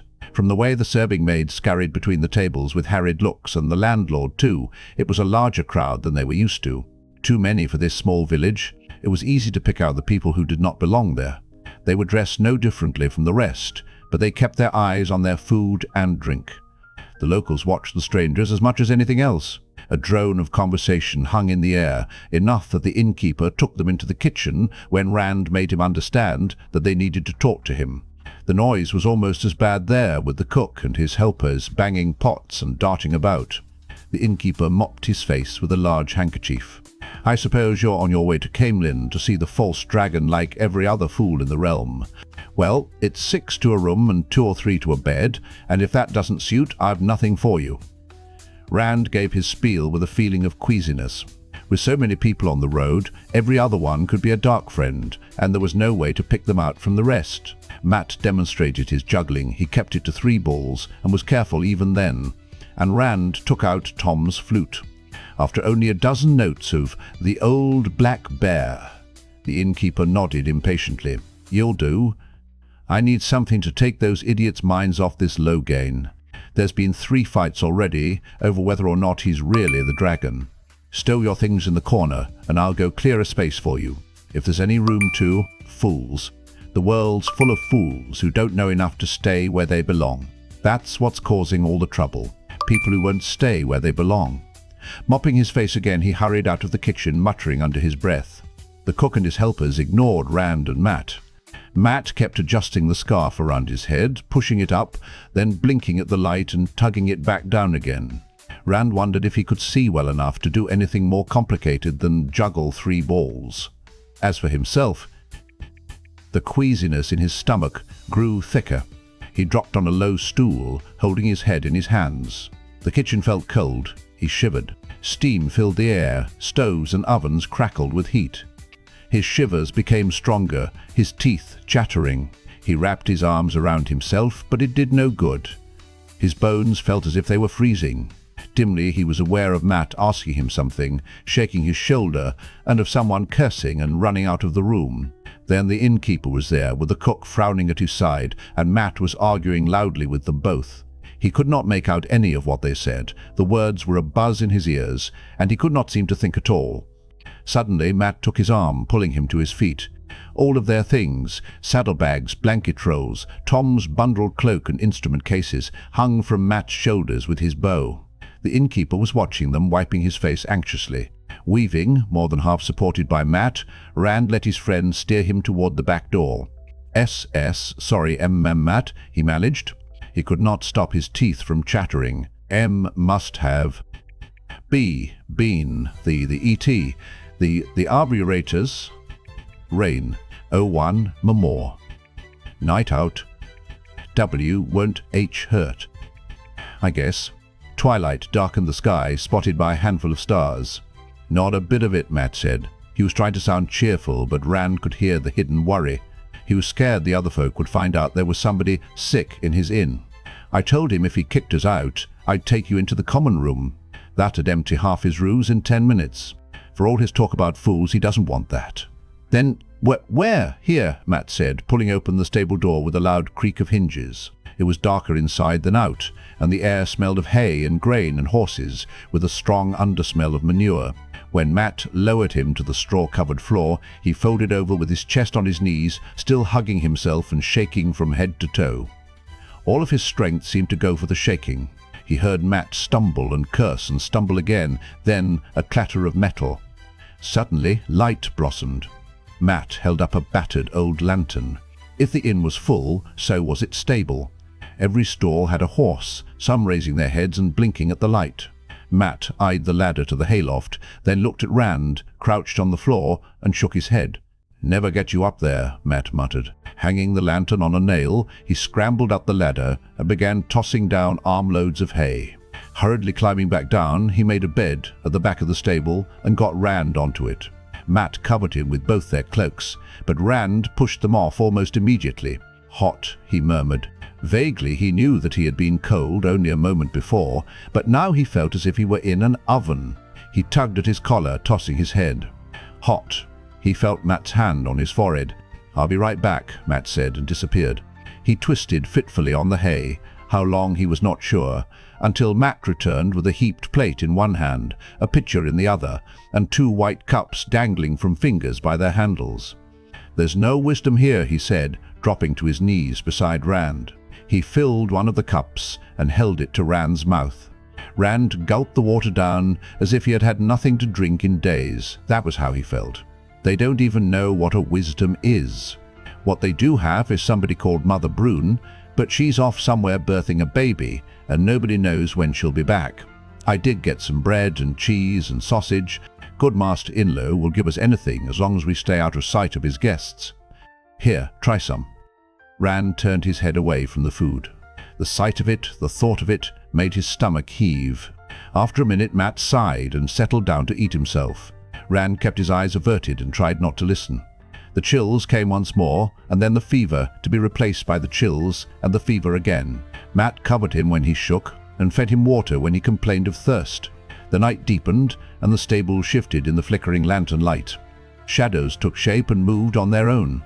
Then he saw Bar Alzamon striding down the stable, eyes burning, a murdroll at either side with faces hidden in the depths of their black cowls.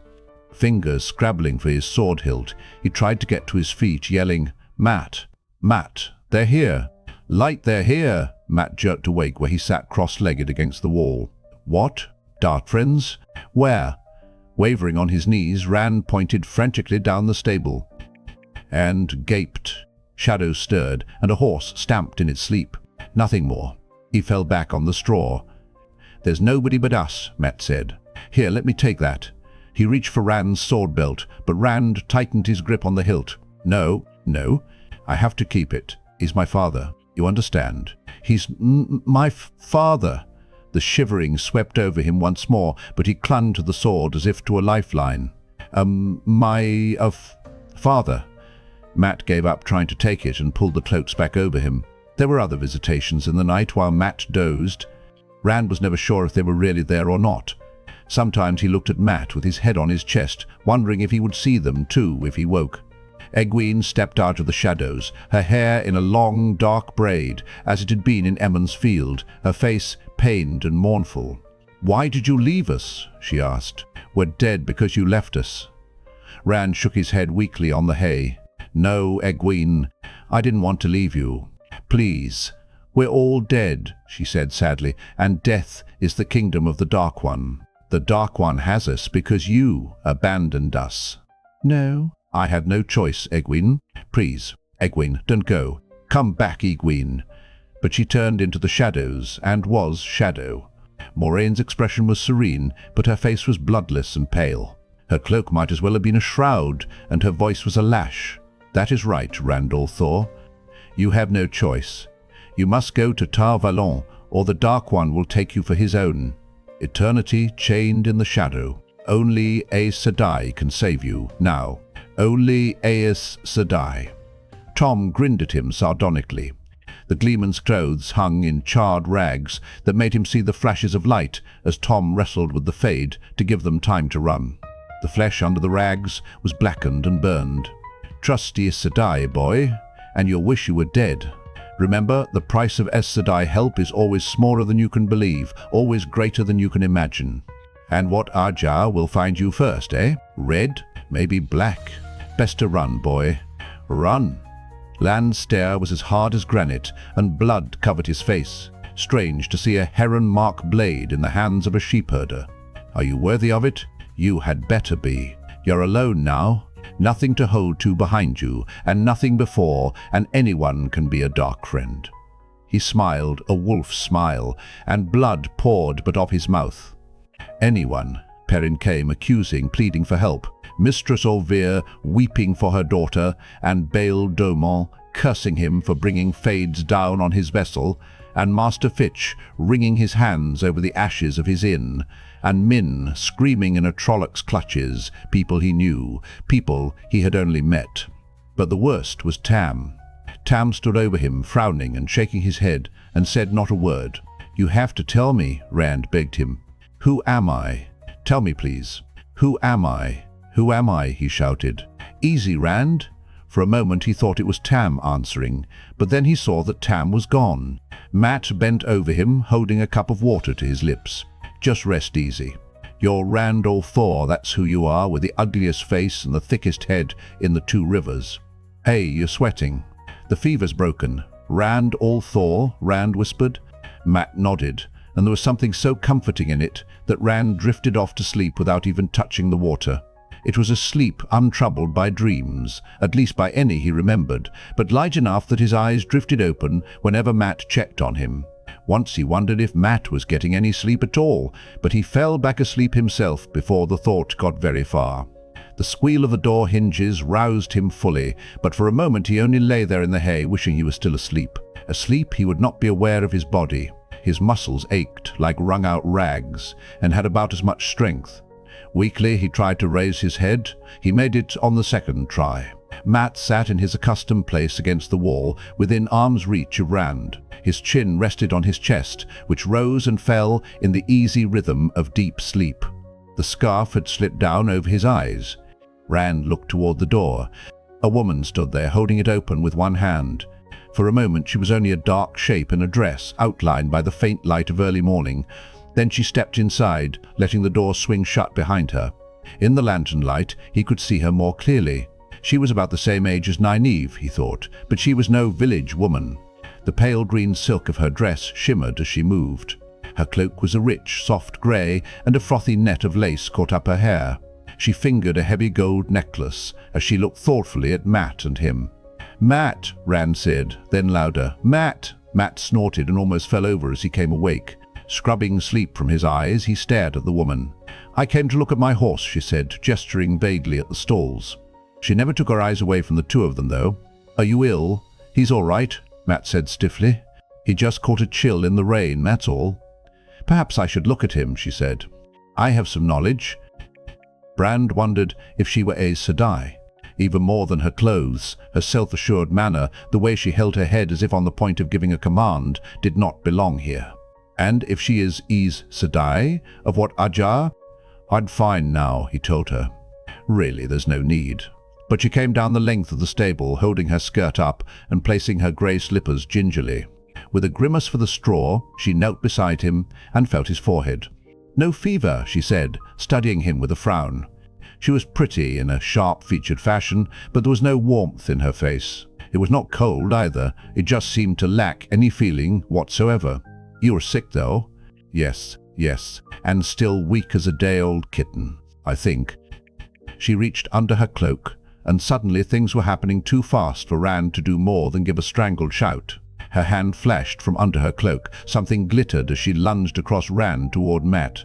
Mat toppled sideways in a flurry of motion, and there was a solid chunk of metal driven into wood. It all took just an instant, and then everything was still.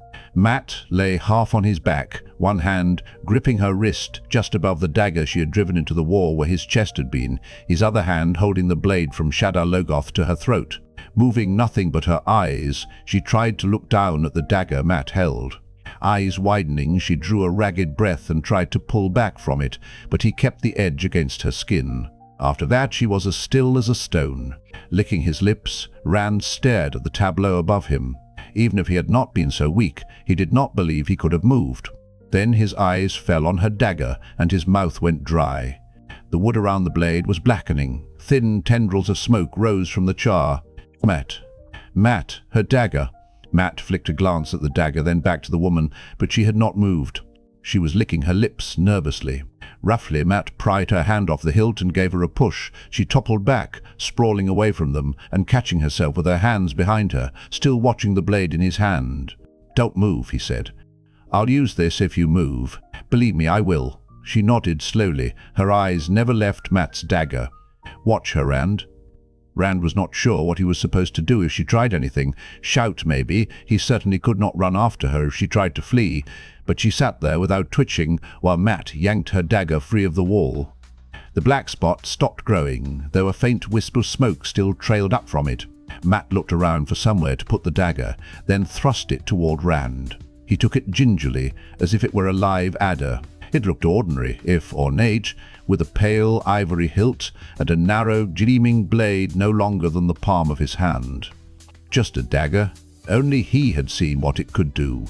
The hilt was not even warm, but his hand began to sweat. He hoped he did not drop it in the hay. The woman did not move from her sprawl as she watched Mat slowly turn toward her. She watched him as if wondering what he would do next, but Rand saw the sudden tightening of Mat's eyes, the tightening of his hand on the dagger. "Mat, no. She tried to kill me, Rand. She'd have killed you, too. She's a Darkfriend," Mat spat the word. "But we're not," Ram said. The woman gasped as if she had just realized what Mat had intended. "We are not, Mat." For a moment, Mat remained frozen, the blade in his fist catching the lantern light. Then he nodded. "Move over there," he told the woman, gesturing with the dagger toward the door to the tack room. She got to her feet slowly, pausing to brush the straw from her dress. Even when she started in the direction Matt indicated, she moved as if there were no reason to hurry. But Rand noticed that she kept a wary eye on the ruby-hilted dagger in Matt's hand. "You really should stop struggling," she said. "It would be for the best in the end." "You will see." "The best?" Matt said wryly, rubbing his chest where her blade would have gone if he had not moved. "Get over there." She gave a casual shrug as she obeyed. "A mistake. There has been considerable confusion since what happened with that egotistical fool, Goad, not to mention whoever the idiot was who started the panic in Market Sheran. No one is sure what happened there, or how. That makes it more dangerous for you, don't you see? You would have honored places if you come to the great lord of your own free will, but as long as you run, there will be pursuit, and who can tell what will happen then?" Rand felt a chill. "My hounds are jealous, and may not be gentle. So you're having trouble with a couple of farm boys?" Matt's laugh was grim. "Maybe you Darkfriends aren't as dangerous as I've always heard." He flung open the door of the tack room and stepped back. She paused just through the doorway, looking at him over her shoulder. Her gaze was ice, and her voice colder still. "You'll find out how dangerous we are when the Murdral gets here." Whatever else she had to say was cut off as Matt slammed the door and pulled the bar down into its brackets. When he turned, his eyes were worried. "Fade," he said in a tight voice, tucking the dagger back under his coat. "Coming here," she says. "How are your legs?" "I can't dance," Rand muttered, "but if you'll help me get on my feet, I can walk." He looked at the blade in his hand and shuddered. "Blood and ashes, I'll run." Hurriedly hanging himself about with their possessions, Matt pulled Rand to his feet.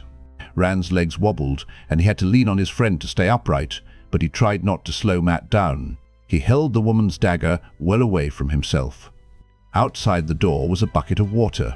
He tossed the dagger into it as they passed. The blade entered the water with a hiss. Steam rose from the surface. Grimacing, he tried to take faster steps. With light come, there were plenty of people in the streets even so early.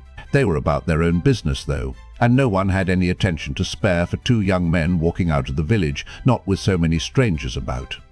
Just the same, Rand stiffened every muscle, trying to stand straight. With each step he wondered if any of the folk hurrying by were Darkfriends. Are any of them waiting for the woman with the dagger? For the Fade? A mile outside the village, his strength gave out. 1 minute he was panting along, hanging on Matt. The next, they were both on the ground. Matt tugged him over to the side of the road. "We have to keep going," Matt said. He scrubbed his hand through his hair, then tugged the scarf down above his eyes.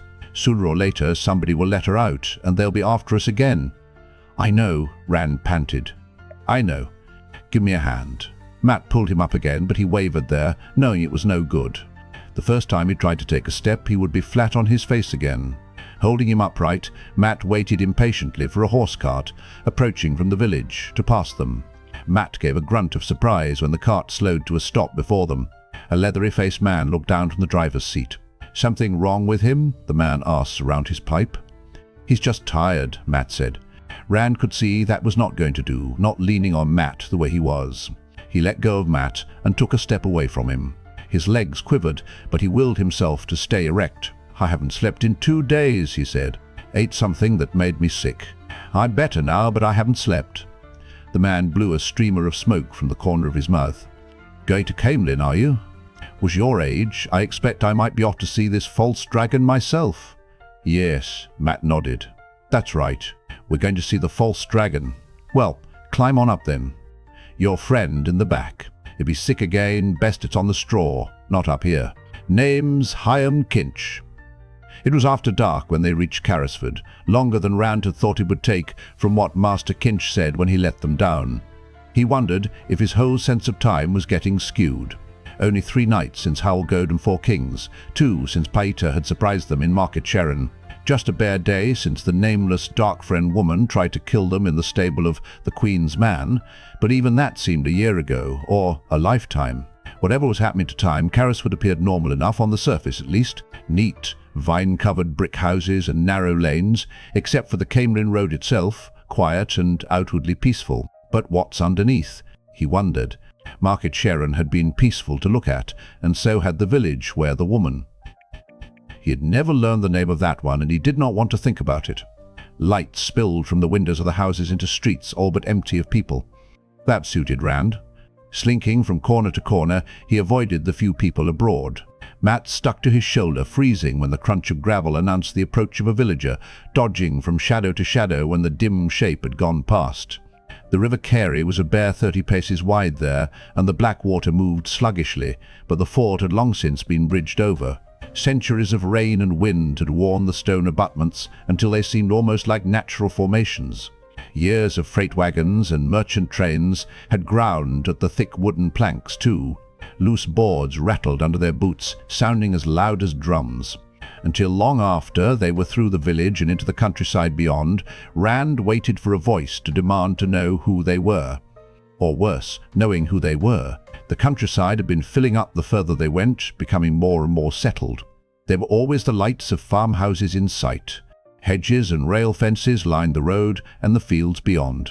Always the fields were there, and never a stretch of woods close to the road. It seemed as if they were always on the outskirts of a village, even when they were hours from the nearest town. Neat and peaceful, and with never an indication that Darkfriends or worse might be lurking. Abruptly, Mat sat down in the road. He had pushed the scarf up on top of his head, now that the only light came from the moon. 2 paces to the span, he muttered. 1,000 spans to the mile, 4 miles to the league. I'm not walking another 10 paces unless there's a place to sleep at the end of it. Something to eat wouldn't be amiss either. You haven't been hiding anything in your pockets, have you? An apple, maybe? I won't hold it against you if you have. You could at least look. Rand peered down the road both ways. They were the only things moving in the night. He glanced at Mat, who had pulled off one boot and was rubbing his foot. Or they had been. His own feet hurt too. A tremor ran up his legs, as if to tell him he had not yet regained as much strength as he thought. Dark mounds stood in a field just ahead of them. Haystacks, diminished by winter feeding, but still haystacks. He nudged Mat with his toe. We'll sleep there. Haystacks again, Mat sighed, but he tugged on his boot and got up. The wind was rising, the night chill growing deeper. They climbed over the smooth poles of the fence and quickly were burrowing into the hay. The tarp that kept the rain off the hay cut the wind too. Rand twisted around in the hollow he had made until he found a comfortable position. Hay still managed to poke at him through his clothes, but he had learned to put up with that. He tried counting the haystacks he had slept in since Whitebridge. Heroes in the stories never had to sleep in haystacks or under hedges, but it was not easy to pretend anymore that he was a hero in a story, even for a little while. With a sigh, he pulled his collar up in the hopes of keeping hay from getting down his back. Rand, Mat said softly. Rand, do you think we'll make it, Tarvalon? It's a long way yet, but Caemlyn. Do you think we'll make it to Caemlyn? Rand raised his head, but it was dark in their burrow. The only thing that told him where Mat was his voice. Master Kinch said 2 days. Day after tomorrow, the next day, we'll get there. If there aren't 100 Darkfriends waiting for us down the road, or a fade or two. There was silence for a moment. Then Mat said, I think we're the last ones left, Rand. He sounded frightened. Whatever it's all about, it's just us two now. Just us. Rand shook his head. He knew Mat could not see in the darkness, but it was more for himself than Mat anyway. Go to sleep, Mat, he said tiredly. But he lay awake a long time himself before sleep came. Just us. A cock's crow woke him, and he scrambled out into the false dawn, brushing hay off his clothes. Despite his precautions, some had worked its way down his back. The straws clung between his shoulder blades, itching. He took off his coat and pulled his shirt out of his breeches to get to it. It was while he had one hand down the back of his neck and the other twisted up behind him that he became aware of the people. The sun was not yet truly up, but already a steady trickle moved down the road in ones and twos, trudging toward Caemlyn, some with packs or bundles on their backs, others with nothing but a walking staff, if that. Most were young men, but here and there was a girl or someone older. One and all they had the travel-stained look of having walked a long way. Some had their eyes on their feet and a weary slump to their shoulders, early as it was. Others had their gaze fixed on something out of sight ahead, something toward the dawn. Mat rolled out of the haystack, scratching vigorously. He only paused long enough to wrap the scarf around his head. It shaded his eyes a little less this morning. You think we might get something to eat today? Rand's stomach rumbled in sympathy. We can think about that when we're on the road, he said. Hastily arranging his clothes, he dug his share of their bundles out of the haystack. By the time they reached the fence, Matt had noticed the people too. He frowned, stopping in the field while Rand climbed over. A young man, not much older than they, glanced at them as he passed. His clothes were dusty, and so was the blanket roll strapped across his back. "Where are you bound?" Matt called. "Why, Caemlyn, for to see the dragon," the fellow shouted back without stopping. He raised an eyebrow at the blankets and saddlebags hanging from their shoulders and added, "Just like you." With a laugh he went on, his eyes already seeking eagerly ahead. Matt asked the same question several times during the day, and the only people who did not give much the same answer were local folk. If those answered at all, it was by spitting and turning away in disgust. They turned away, but they kept a watchful eye too. They looked at all the travelers the same way, out of the corners of their eyes. Their faces said strangers might get up to anything if not watched. People who lived in the area were not only wary of the strangers, they seemed more than a little put out. Just enough people were on the road, scattered out just enough that when farmers' carts and wagons appeared with the sun peeking over the horizon, even their usually slow pace was halved. None of them was in any mood to give a ride. A sour grimace, and maybe a curse for the work they were missing, were more likely. The merchants' wagons rolled by with little hindrance beyond shaken fists, whether they were going toward Caemlyn or away from it. When the first merchant's train appeared early on in the morning, coming at a stiff trot with the sun barely above the horizon behind the wagons, Rand stepped out of the road. They gave no sign of slowing for anything, and he saw other folk scrambling out of the way. He moved all the way over onto the verge, but kept walking. A flicker of motion as the first wagon rumbled close was all the warning he had. He went sprawling on the ground as the wagon driver's whip cracked in the air where his head had been. From where he lay, he met the driver's eyes as the wagon rolled by. Hard eyes above a mouth in a tight grimace. Not a care that he might have drawn blood or taken an eye. "Light blind you," Matt shouted after the wagon. "You can't." A mounted guard caught him on the shoulder with the butt of his spear, knocking him down atop Rand. "Out of the way, you dirty Darkfriend," the guard growled without slowing. After that they kept their distance from the wagons. There were certainly enough of them. The rattle and clatter of one hardly faded before another could be heard coming. Guards and drivers, they all stared at the travelers heading for Caemlyn as if seeing dirt walk. Once Rand misjudged a driver's whip just by the length of the tip. Tapping his hand to the shallow gash over his eyebrow, he swallowed hard to keep from vomiting at how close it had come to his eye. The driver smirked at him. With his other hand he grabbed Matt to stop him knocking an arrow. "Let it go," he said. He jerked his head at the guards riding alongside the wagons. Some of them were laughing, others gave Matt's bow a hard eye. "If we're lucky, they'd just beat us with their spears." "If we're lucky." Matt grunted sourly, but he let Rand pull him on down the road. Twice, squadrons of the Queen's guards came trotting down the road, streamers on their lances fluttering in the wind. Some of the farmers hailed them, wanting something done about the strangers, and the guards always paused patiently to listen. Near midday, Rand stopped to listen to one such conversation. Behind the bars of his helmet, the guard captain's mouth was a tight line. "If one of them steals something or trespasses on your land," he growled at the lanky farmer frowning beside his stirrup, "I'll haul him before a magistrate. But they break no Queen's law by walking on the Queen's highway." "But they're all over the place," the farmer protested. "Who knows who they are or what they are? All this talk about the dragon." Light man, you only have a handful here. Caemlyn's walls are bulging with them, and more coming every day." The captain's scowl deepened as he caught sight of Rand and Matt standing in the road nearby. He gestured down the road with a steel-backed gauntlet. "Get on with you, or I'll have you in for blocking traffic." His voice was no rougher with them than with the farmer, but they moved on. The captain's eyes followed them for a time. Rand could feel them on his back. He suspected the guards had little patience left with the wanderers and no sympathy for a hungry thief. He decided to stop Matt if he suggested stealing eggs again. Still, there was a good side to all the wagons and people on the road, especially all the young men heading for Caemlyn. For any Darkfriends hunting them, it would be like trying to pick out two particular pigeons in a flock.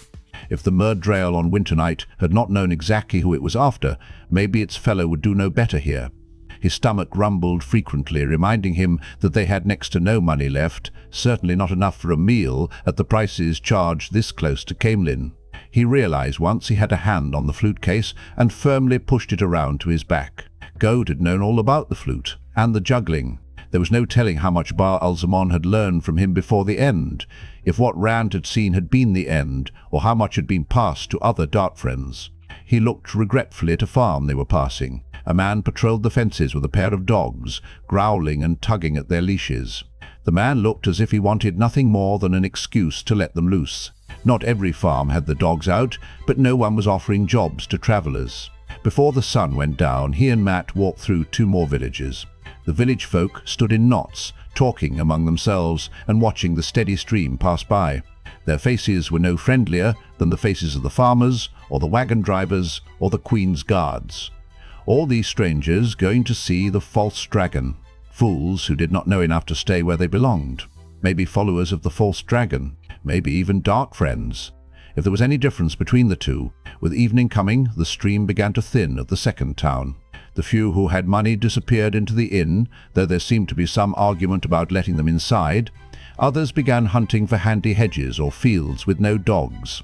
By dusk, he and Mat had the Caemlyn Road to themselves. Mat began talking about finding another haystack, but Rand insisted on keeping on. "As long as we can see the road," he said. "The further we go before stopping, the further ahead we are. If they are chasing you, why should they chase now when they've been waiting for you to come to them so far?" It was argument enough for Mat. With frequent glances over his shoulder, he quickened his step. Rand had to hurry to keep up. The night thickened, relieved only a bit by scant moonlight. Mat's burst of energy faded, and his complaints started up again. Aching knots formed in Rand's calves. He told himself he had walked further in a hard day working on the farm with Tam, but repeat it as often as he would, he could not make himself believe it. Gritting his teeth, he ignored the aches and pains, and would not stop. With Mat complaining and him concentrating on the next step, they were almost on the village before he saw the lights. He tottered to a stop, suddenly aware of a burning that ran from his feet right up his legs. He thought he had a blister on his right foot. At the sight of the village lights, Mat sagged to his knees with a groan. "Can we stop now?" he panted. "Or do you want to find an inn and hang out a sign for the Darkfriends? Or a fade?" "The other side of the town," Rand answered, staring at the lights. From this distance, in the dark, it could have been Emon's field. "What's waiting there?" "Another mile, that's all." "All. I'm not walking another span." Rand's legs felt like fire, but he made himself take a step, and then another. It did not get any easier, but he kept on, 1 step at a time. Before he had gone 10 paces, he heard Mat staggering after him, muttering under his breath. He thought it was just as well he could not make out what Mat was saying. It was late enough for the streets of the village to be empty, though most houses had a light in at least one window. The inn in the middle of town was brightly lit, surrounded by a golden pool that pushed back the darkness.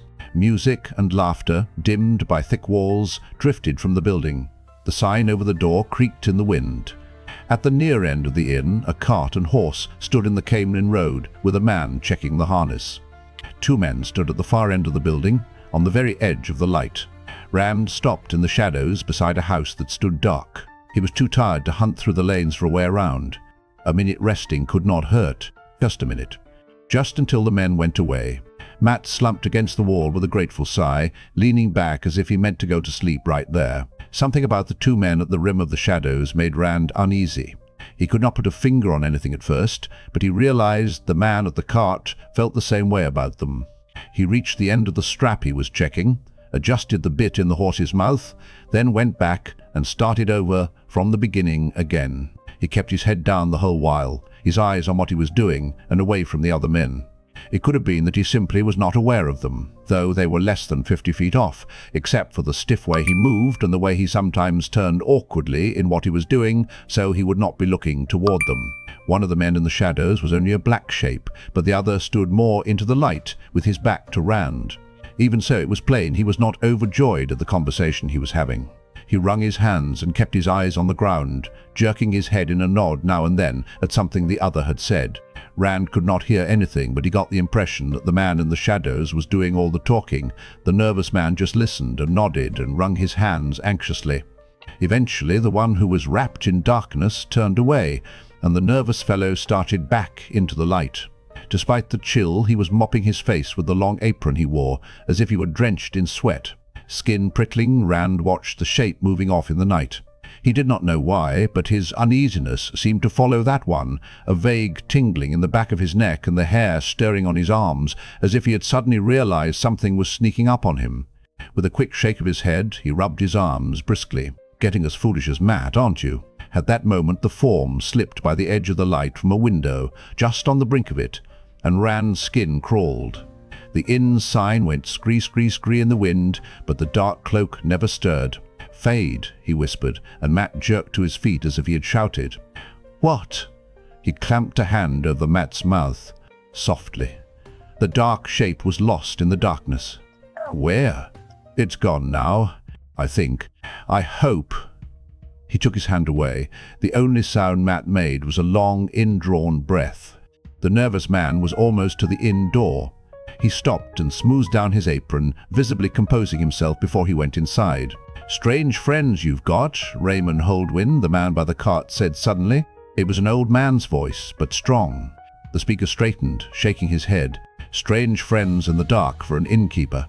The nervous man jumped when the other spoke, looking around as if he had not seen the cart and the other man until right then. He drew a deep breath and gathered himself, then asked sharply, "And what do you mean by that, all men bunt?" "Just what I said, Holdwyn. Strange friends. He's not from around here, is he? Lot of odd folk coming through the last few weeks."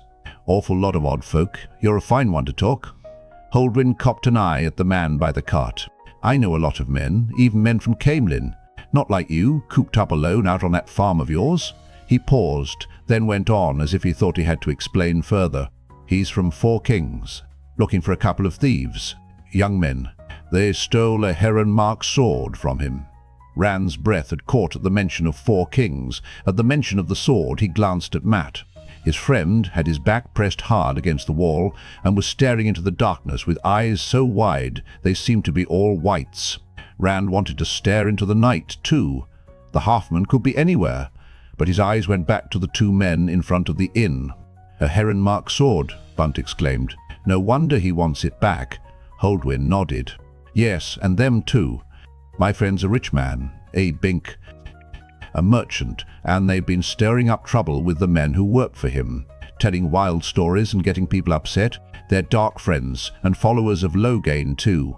Darkfriends and followers of the false dragon, and telling wild stories too.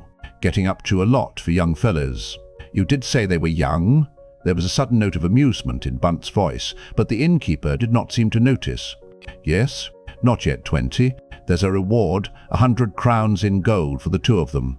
Holdwyn hesitated, then added, "They've sly tongues, these two. The light knows what kind of tales they'll tell, trying to turn people against one another.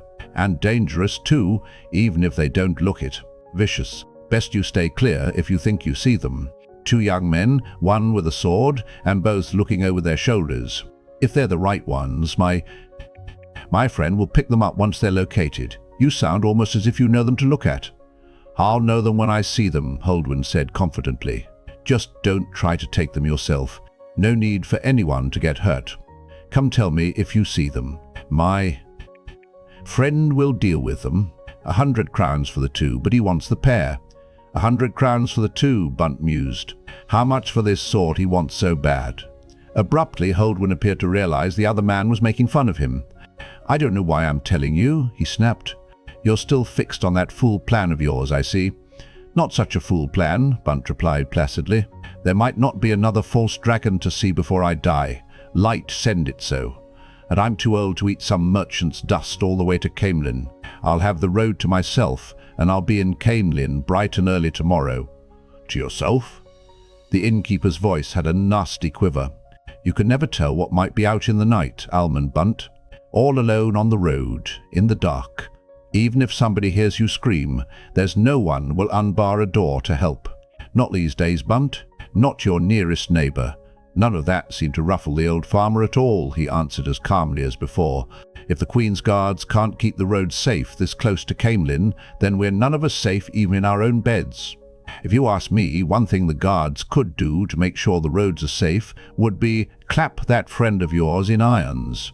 Sneaking around in the dark, afraid to let anybody get a look at him. Can't tell me he's not up to no good." "Afraid?" Holdwyn exclaimed.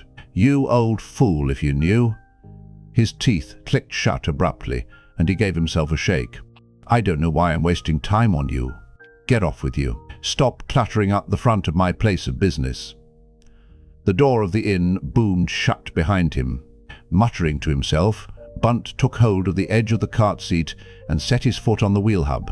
Rand hesitated only a moment. Matt caught his arm as he started forward. "Are you crazy, Rand? He'll recognize us for sure. You'd rather stay here? With a fade around? How far do you think we'll get on foot before it finds us?" He tried not to think of how far they would get in a cart if it found them. He shook free of Matt and trotted up the road. He carefully held his cloak shut, so the sword was hidden. The wind and the cold were excuse enough for that. "I couldn't help overhearing you're going to Caemlyn," he said. Bunt gave a start, jerking a quarterstaff out of the cart. His leathery face was a mass of wrinkles and half his teeth were gone, but his gnarled hands held the staff steady. After a minute he lowered one end of the staff to the ground and leaned on it. "So you two are going to Caemlyn? To see the dragon, eh?" Rand had not realized that Matt had followed him. Matt was keeping well back, though, out of the light, watching the inn and the old farmer with as much suspicion as he was the knight. "The false dragon," Rand said with emphasis. Bunt nodded. Of course." He threw a sideways look at the inn, then abruptly shoved his staff back under the cart seat. "Well, if you want to ride, get in. I've wasted enough time." He was already climbing to the seat. Rand clambered over the back as the farmer flicked the reins. Matt ran to catch up as the cart started off. Rand caught his arms and pulled him aboard. The village faded quickly into the night at the pace Bunt set. Rand lay back on the bare boards, fighting the lulling creak of the wheels. Matt stifled his yawns with a fist, warily staring into the countryside. Darkness weighed heavily on the fields and farms, dotted with the lights of farmhouses. The lights seemed distant, seemed to struggle vainly against the night. An owl called, a mourner's cry, and the wind moaned like lost souls in the shadow. It could be out there anywhere, Rand thought. Bunt seemed to feel the oppression of the night, too, for he suddenly spoke up. "You two ever been to Caemlyn before?" He gave a little chuckle.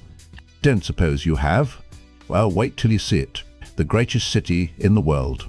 Oh, I've heard all about Ilion and Ebu Dar and Tyr and all. There's always some fool thinks a thing is bigger and better just because it's off somewheres over the horizon. But for my money, Caemlyn is the grandest there is. Couldn't be grander. No, it couldn't. Unless maybe Queen Morgase the Light illumine her, got rid of that witch from Tar Valon." Rand was lying back with his head pillowed on his blanket roll atop the bundle of Tom's cloak, watching the night drift by, letting the farmer's words wash by him. A human voice kept the darkness at bay and muted the mournful wind. He twisted around to look up at the dark mass of Bunt's back. "You mean an Aes Sedai? What else would I mean? Sitting there in the palace like a spider. I'm a good queen's man, never say I'm not. But it just isn't right. I'm not one of those saying Elida's got too much influence over the queen. Not me. And as for the fools who claim Elida's really the queen in all but name." He spat into the night. "That for them. That for them. Morgase is no puppet to dance for any Tar Valon witch. Another Aes Sedai. When Moiraine got to Caemlyn, she might well go to a sister, Aes Sedai. If the worst happened, this Eliada might help them reach Tar Valon." He looked at Matt, and just as if he had spoken aloud, Matt shook his head. He could not see Matt's face, but he knew it was fixed in denial. Bunt went right on talking, flicking the reins whenever his horse slowed, but otherwise letting his hands rest on his knees. "I'm a good queen's man, like I said, but even fools say something worthwhile now and again. Even a blind pig finds an acorn sometimes. There's got to be some changes. This weather, the crops failing, cows drying up, calves and lambs born dead or with two heads. Bloody ravens don't even wait for things to die. People are scared. They want somebody to blame. Dragon's fang turning up on people's doors. Things creeping about in the night. Barns getting burned. Fellas around like that friend of Holdwyn, scaring people. The Queen's got to do something before it's too late. You see that, don't you?" Rand made a non-committal sound. It sounded as if they had been even luckier than he had thought to find this old man and his cart. They might not have gotten further than that last village if they had waited for daylight. Things creeping about in the night. He lifted up to look over the side of the cart at the darkness. Shadows and shapes seemed to writhe in the black. He dropped back before his imagination convinced him there was something there. Bunt took it for agreement. Right, I'm a good Queen's man, and I'll stand against any who try to harm her, but I'm right. You take the Lady Elaine and the Lord Gawain now. There's a change, wouldn't harm anything, and might do some good. Sure, I know we've always done it that way in Andor. Send the daughter heir off to Tar Valon to study with the Aes Sedai, and the eldest son off to study with the Warders. I believe in tradition, I do, but look what it got us last time. Luke, dead in the Blight before he was ever anointed first Prince of the Sword, and Tigraine vanished, run off or dead when it came time for her to take the throne. Still troubling us, that. There's some saying she's still alive, you know, that Morghese isn't the rightful queen. Bloody fools. I remember what happened, remember like it was yesterday. No daughter heir to take the throne when the old queen died, and every house in Andor scheming and fighting for the right. And Terringale Damodred. You wouldn't have thought he'd lost his wife, him hot to figure which house would win, so he could marry again and become prince consort after all. Well, he managed it, though why Morghese chose. Ah, no man knows the mind of a woman, and a queen is twice a woman, wed to a man, wed to the land. He got what he wanted anyway, if not the way he wanted it. Brought Caerhien into the plotting before he was done, and you know how that ended. The tree chopped down, and black-veiled Isle coming over the dragon wall. Well, he got himself decently killed after he'd fathered Elaine and Gawain, so there's an end to it, I suppose. But why send them to Tar Valon? It's time men didn't think of the throne of Andor and Aes Sedai in the same thought anymore. If they've got to go someplace else to learn what they need, well, Illian's got libraries as good as Tar Valon, and they'll teach the Lady Elaine as much about ruling and scheming as ever the witches could. Nobody knows more about scheming than an Illianer, and if the guards can't teach the Lord Gawain enough about soldiering, well, they've soldiers in Illian too, and in Shienar and Tyr for that matter. I'm a good Queen's man, but I say let's stop all this truck with Tar Valon. 3,000 years is long enough. Too long. Queen Morghese can lead us and put things right without help from the White Tower. I tell you, there's a woman makes a man proud to kneel for her blessing. Why, once Rand fought the sleep his body cried out for, but the rhythmic creak and sway of the cart lulled him, and he floated off on the drone of Bunt's voice. He dreamed of Tam. At first they were at the big oak table in the farmhouse drinking tea, while Tam told him about prince consorts and daughter heirs and the dragon wall and black-veiled Islemen. The heron-marked sword lay on the table between them, but neither of them looked at it. Suddenly he was in the westward, pulling the makeshift litter through the moon-bright night. When he looked over his shoulder, it was Tom on the litter, not his father, sitting cross-legged and juggling in the moonlight. "The Queen is wed to the land," Tom said as brightly coloured balls danced in a circle. "But the dragon is one with the land, and the land is one with the dragon." Further back, Rand saw a fade coming, black cloak, undisturbed by the wind, horse ghosting silently through the trees. 2 severed heads hung at the Myrddraal's saddlebow, dripping blood that ran in darker streams down its mount's coal-black shoulder. Lan and Moiraine, faces distorted in grimaces of pain. The fade pulled on a fistful of tethers as it rode. Each tether ran back to the bound wrists of one of those who ran behind the soundless hooves, their faces blank with despair. Mat and Perrin and Egwene. "Not her," Rand shouted. "The light blast you. It's me you want, not her." The halfman gestured, and flames consumed Egwene, flesh crisping to ash, bone blacking and crumbling. "The dragon is one with the land," Tom said, still juddling unconcernedly, "and the land is one with the dragon." Rand screamed and opened his eyes. The cart creaked along the Caemlyn Road, filled with night and the sweetness of long-vanished hay and the faint smell of horse. A shape blacker than the night rested on his chest, and eyes blacker than death looked into his. "You are mine," the raven said, and the sharp beak stabbed into his eye. He screamed as it plucked his eyeball out of his head. With a throat-ripping shriek he sat up, clapping both hands to his face. Early morning daylight bathed the cart. Dazed, he stared at his hands. No blood, no pain. The rest of the dream was already fading, but that... Gingerly, he felt his face and shuddered. At least... Mat yawned, cracking his jaws. At least you got some sleep? There was little sympathy in his bleary eyes. He was huddled under his cloak, with his blanket roll doubled up beneath his head. He talked all bloody night. You all the way awake, Bunt said from the driver's seat. Gave me a start, you did, yelling like that. Well, we're there. He swept a hand out in front of them in a grand gesture. Caemlyn, the grandest city in the world. Rand twisted up to kneel behind the driver's seat. He could not help laughing with relief. We made it, Mat. I told you we'd. Words died in his mouth as his eyes fell on Caemlyn. After Baerlon, even more, after the ruins of Shadar Logoth, he had thought he knew what a great city would look like, but this was more than he would have believed. Outside the Great Wall, buildings clustered as if every town he had passed through had been gathered and set down there, side by side, and all pushed together. Inns thrust their upper stories above the tile roofs of houses, and squat warehouses, broad and windowless, shouldered against them all. Red brick and grey stone and plastered white, jumbled and mixed together, they spread as far as the eye could see. Baerlon could have vanished into it without being noticed, and Whitebridge swallowed up 20 times over with hardly a ripple. And the wall itself, the sheer 50-foot height of pale grey stone, streaked with silver and white, swept out in a great circle, curving to north and south till he wondered how far it must run.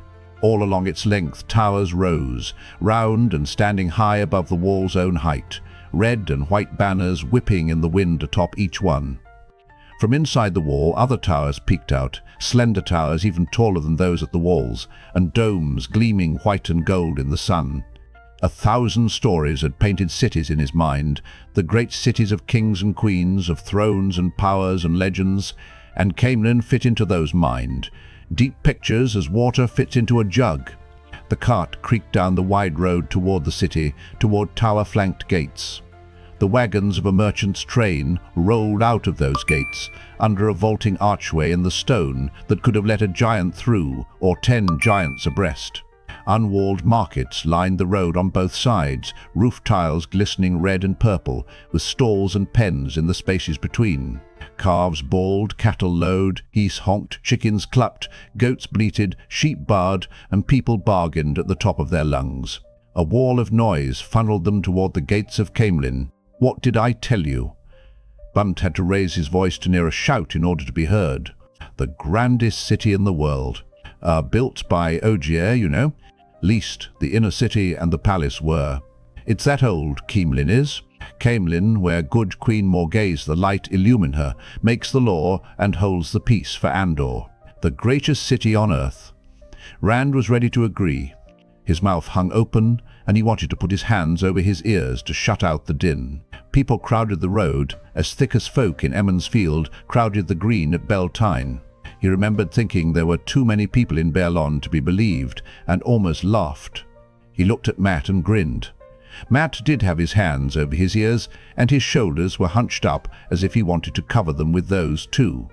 "How are we going to hide in this?" he demanded loudly when he saw Rand looking.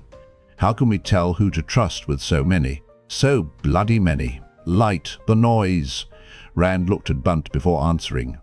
The farmer was caught up in staring at the city with the noise he might not have heard anyway. Still, Rand put his mouth close to Mat's ear. "How can they find us among so many? Can't you see it, you wool-headed idiot? We're safe, if you ever learn to watch your bloody tongue." He flung out a hand to take in everything. The markets, the city walls, still ahead. "Look at it, Mat. Anything could happen here. Anything. We might even find Moiraine waiting for us, and Egwene, and all the rest. If they're alive. If you ask me, they're as dead as the Gleeman." The grin faded from Rand's face, and he turned to watch the gates come nearer. Anything could happen in a city like Caemlyn. He held that thought stubbornly. The horse could not move any faster.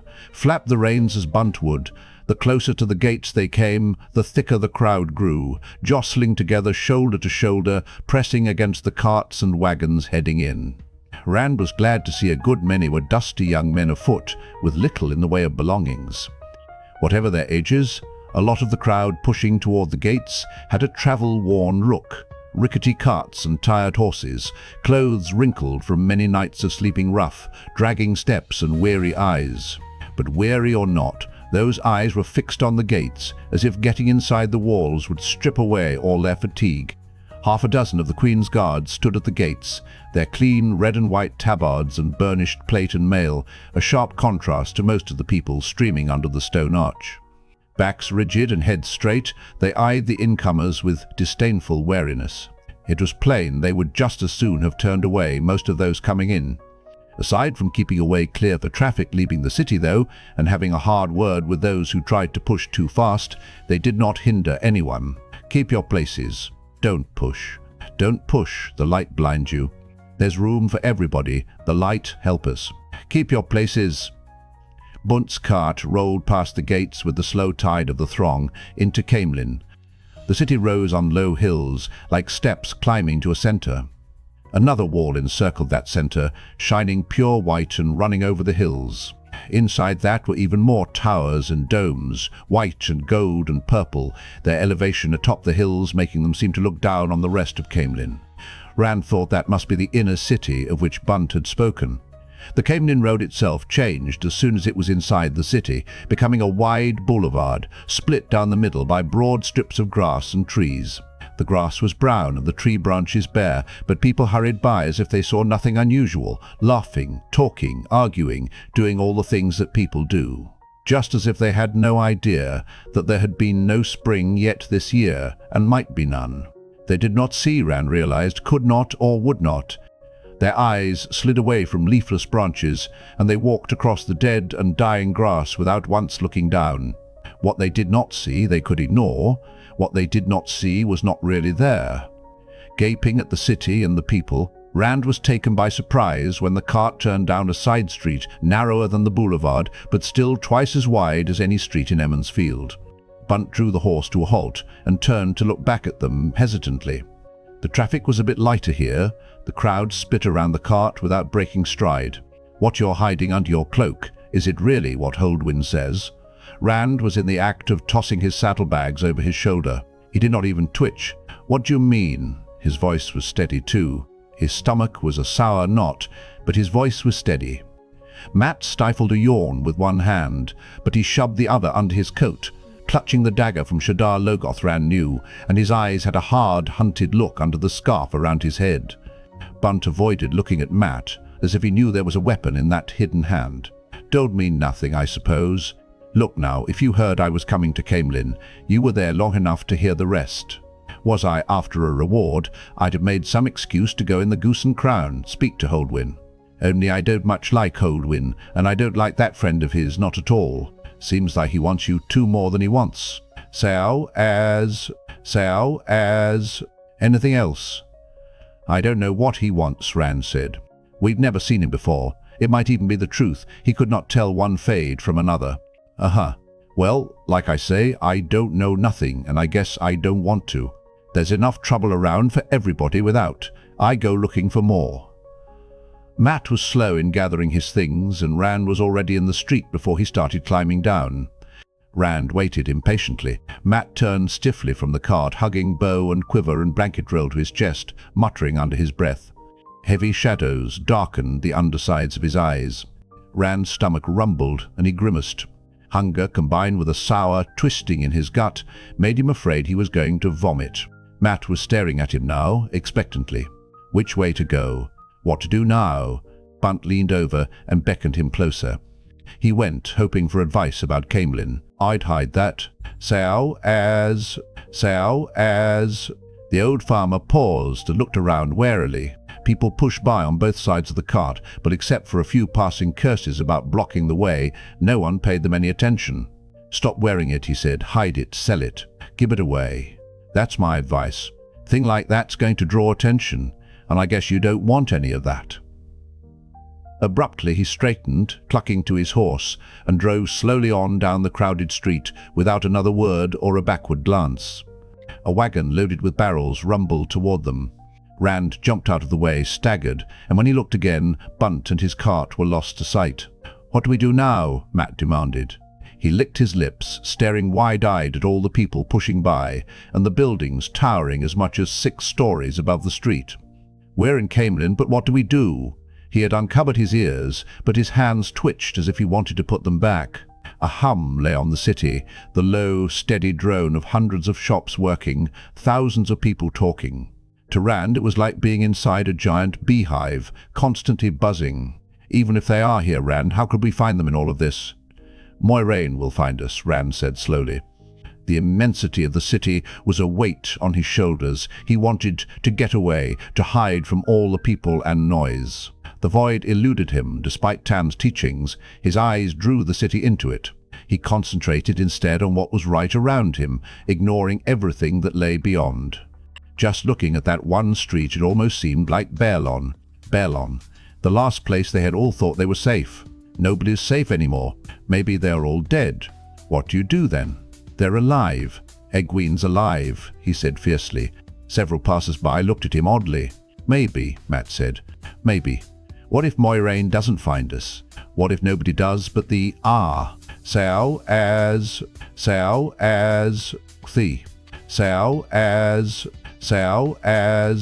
He shuddered, unable to say it. "We'll think about that when it happens," he told Matt firmly. "If it happens..." The worst meant seeking out Elaida, the Aes Sedai, in the palace.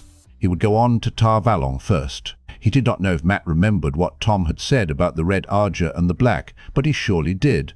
His stomach twisted again. Tom said to find an inn called the Queen's Blessing. "We'll go there first." "How?" "We can't afford one meal between the two of us." "At least it's a place to start." Tom thought we could find help there. "I can't."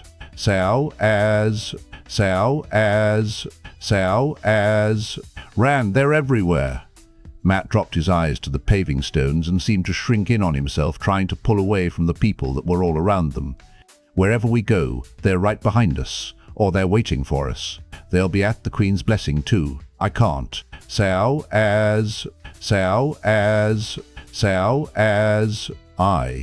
And I see ideas that person rests the R.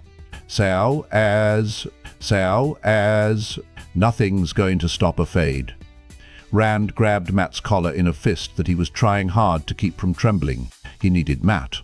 Maybe the others were alive. "Light, please." But right then and there, it was just Matt and him. The thought of going on alone.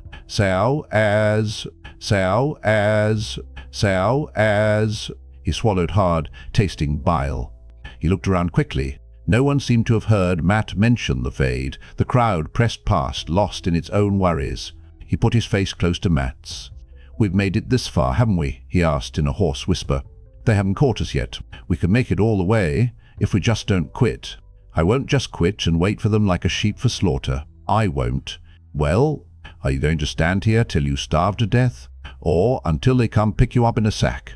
He let go of Matt and turned away. His fingernails dug into his palms, but his hands still trembled. Suddenly Matt was walking alongside him, his eyes still down, and Rand let out a long breath. "I'm sorry, Rand," Matt mumbled. "Forget it," Rand said. Matt barely looked up enough to keep from walking into people while the words poured out in a lifeless voice. "I can't stop thinking I'll never see home again. I want to go home. Laugh if you want, I don't care. What I wouldn't give to have my mother blessing me out for something right now. It's like weights on my brain, hot weights. Strangers all around, and no way to tell who to trust, if I can trust anybody. Light, the two rivers, is so far away, it might as well be on the other side of the world. We're alone, and we'll never get home. We're going to die, Rand." "Not yet, we won't," Rand retorted. "Everybody dies. The wheel turns. I'm not going to curl up and wait for it to happen, though." "You sound like Master Olvir," Matt grumbled, but his voice had a little spirit in it. "Good," Rand said. "Good. Light, let the others be all right. Please don't let us be alone." He began asking directions to the Queen's Blessing. The responses varied widely, a curse for all those who did not stay where they belonged, or a shrug and a blank look being the most common. Some stalked on by with no more than a glance, if that. A broad-faced man, nearly as big as Perrin, cocked his head and said, "The Queen's Blessing, eh? You country boys, Queen's men?" He wore a white cockade on his wide-brimmed hat and a white armband on his long coat. "Well, you've come too late." He went off roaring with laughter, leaving Rand and Mat to stare at one another in puzzlement. Rand shrugged. There were plenty of odd folk in Caemlyn, people like he had never seen before. Some of them stood out in the crowd, skins too dark or too pale, coats of strange cut or bright colors, hats with pointed peaks or long feathers. There were women with veils across their faces, women in stiff dresses as wide as the wearer was tall, women in dresses that left more skin bare than any tavern maid he had seen. Occasionally, a carriage, all vivid paint and gilt, squeezed through the thronged streets behind a 4 or 6 horse team with plumes on their harness. Sedan chairs were everywhere, the polemen pushing along with never a care for who they shoved aside. Rand saw one fight start that way, a brawling heap of men swinging their fists, while a pale-skinned man in a red-striped coat climbed out of the sedan chair lying on its side. 2 roughly dressed men, who seemed to have been just passing by up till then, jumped on him before he was clear. The crowd that had stopped to watch began to turn ugly, muttering and shaking fists. Rand pulled at Mat's sleeve and hurried on. Mat needed no second urging. The roar of the small riot followed them down the street. Several times men approached the 2 of them instead of the other way around. Their dusty clothes marked them as newcomers and seemed to act like a magnet on some types. Furtive fellows who offered relics of Logain for sale with darting eyes and feet set to run. Rand calculated he was offered enough scraps of the false dragon's cloak and fragments of his sword to make 2 swords and half a dozen cloaks. Mat's face brightened with interest, the first time at least, but Rand gave them all a curt "no," and they took it with a bob of the head and a quick "light illumine the queen, good master," and vanished. Most of the shops had plates and cups painted with fanciful scenes purporting to show the false dragon being displayed before the queen in chains, and there were white cloaks in the streets. Each walked in an open space that moved with him, just as in Baerlon. Staying unnoticed was something Rand thought about a great deal. He kept his cloak over his sword, but that would not be good enough for very long. Sooner or later someone would wonder what he was hiding. He would not, could not, take Bunt's advice to start wearing it, not his link to Tam. To his father. Many others among the throng wore swords, but none with the heron mark to pull the eye. All the Caemlyn men, though, and some of the strangers, had their swords wound in strips of cloth, sheath and hilt, red bound with white cord or white bound with red. 100 heron marks could be hidden under those wrappings and no one would see. Besides, following local fashion would make them seem to fit in more. A good many shops were fronted with tables displaying the cloth and cord, and Rand stopped at one. The red cloth was cheaper than the white, though he could see no difference apart from the color, so he bought that and the white cord to go with it, despite Mat's complaints about how little money they had left. The tight-lipped shopkeeper eyed them up and down with a twist to his mouth while he took Rand's coppers and cursed them when Rand asked for a place inside to wrap his sword. "We didn't come to see Logain," Rand said patiently. "We just came to see Caemlyn." He remembered Bunt and added, "the grandest city in the world." The shopkeeper's grimace remained in place. "The light illumine good Queen Morgaze," Ram said hopefully. "You make any trouble," the man said sourly, "and there's 100 men in sound of my voice will take care of you even if the guards won't." He paused to spit, just missing Rand's foot. "Get on about your filthy business." Rand nodded as if the man had bid him a cheerful farewell and pulled Mat away. Mat kept looking back over his shoulder toward the shop, growling to himself, until Rand tugged him into an empty alleyway. With their backs to the street, no passerby could see what they were doing. Rand pulled off the sword belt and set to wrapping the sheath and hilt. "I'll bet he charged you double for that bloody cloth," Mat said. "Triple." It was not as easy as it looked, fastening the strips of cloth and the cord so the whole thing would not fall off. "They'll all be trying to cheat us, Rand. They think we've come to see the false dragon, like everybody else. We'll be lucky if somebody doesn't hit us on the head while we sleep. This is no place to be. There are too many people. Let's leave for Tar Valon now, or south, to Ilion. I wouldn't mind seeing them gather for the hunt of the Horn. If we can't go home, let's just go." "I'm staying," Rand said. "If they're not here already, they'll come here sooner or later looking for us."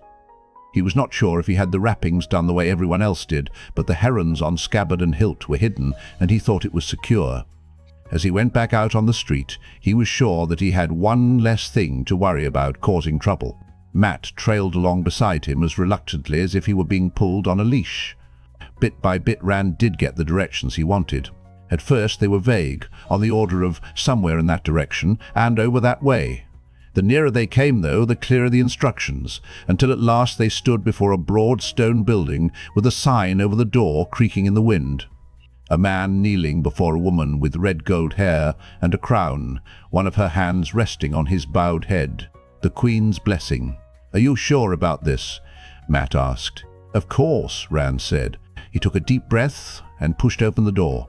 The common room was large and panelled with dark wood, and fires on 2 hearths warmed it.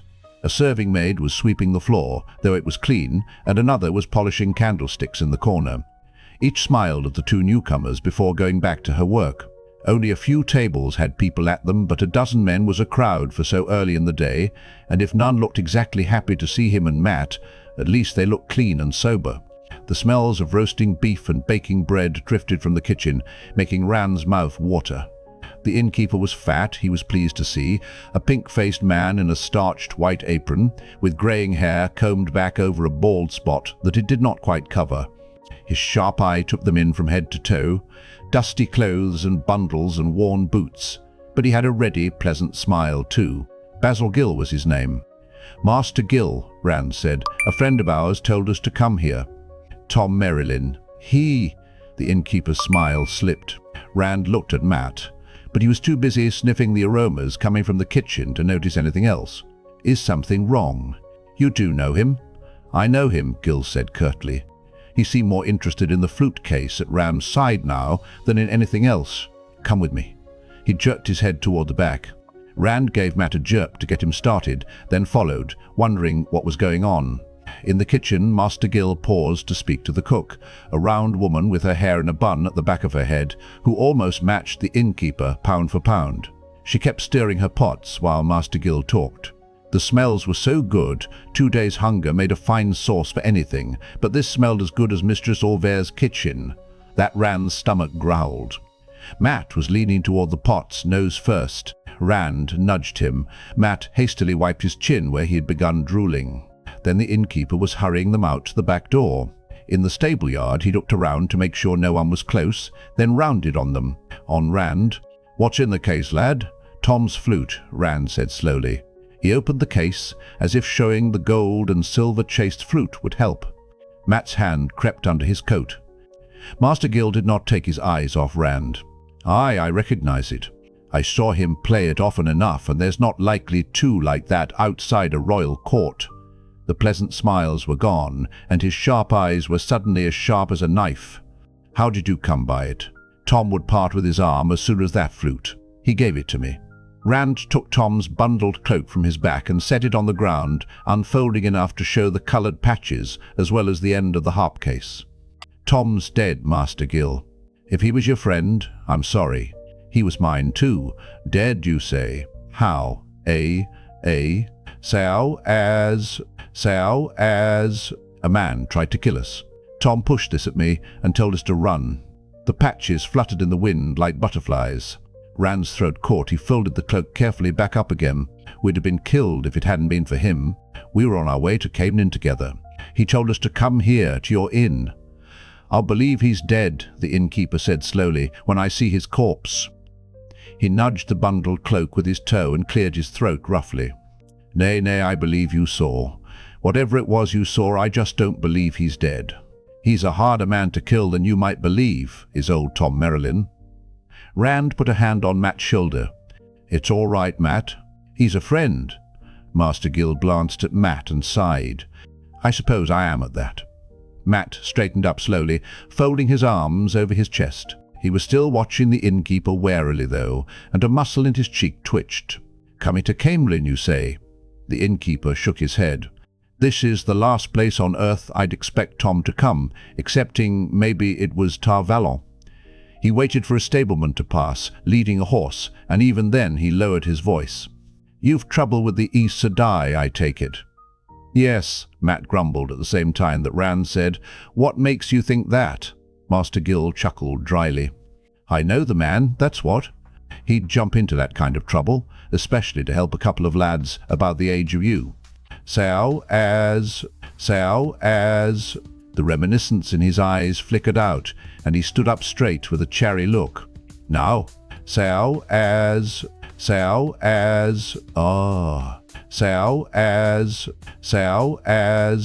I'm not making any accusations, mind, but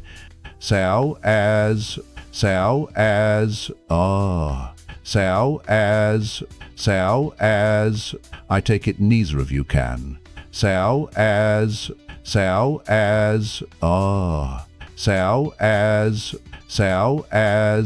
What I'm getting at is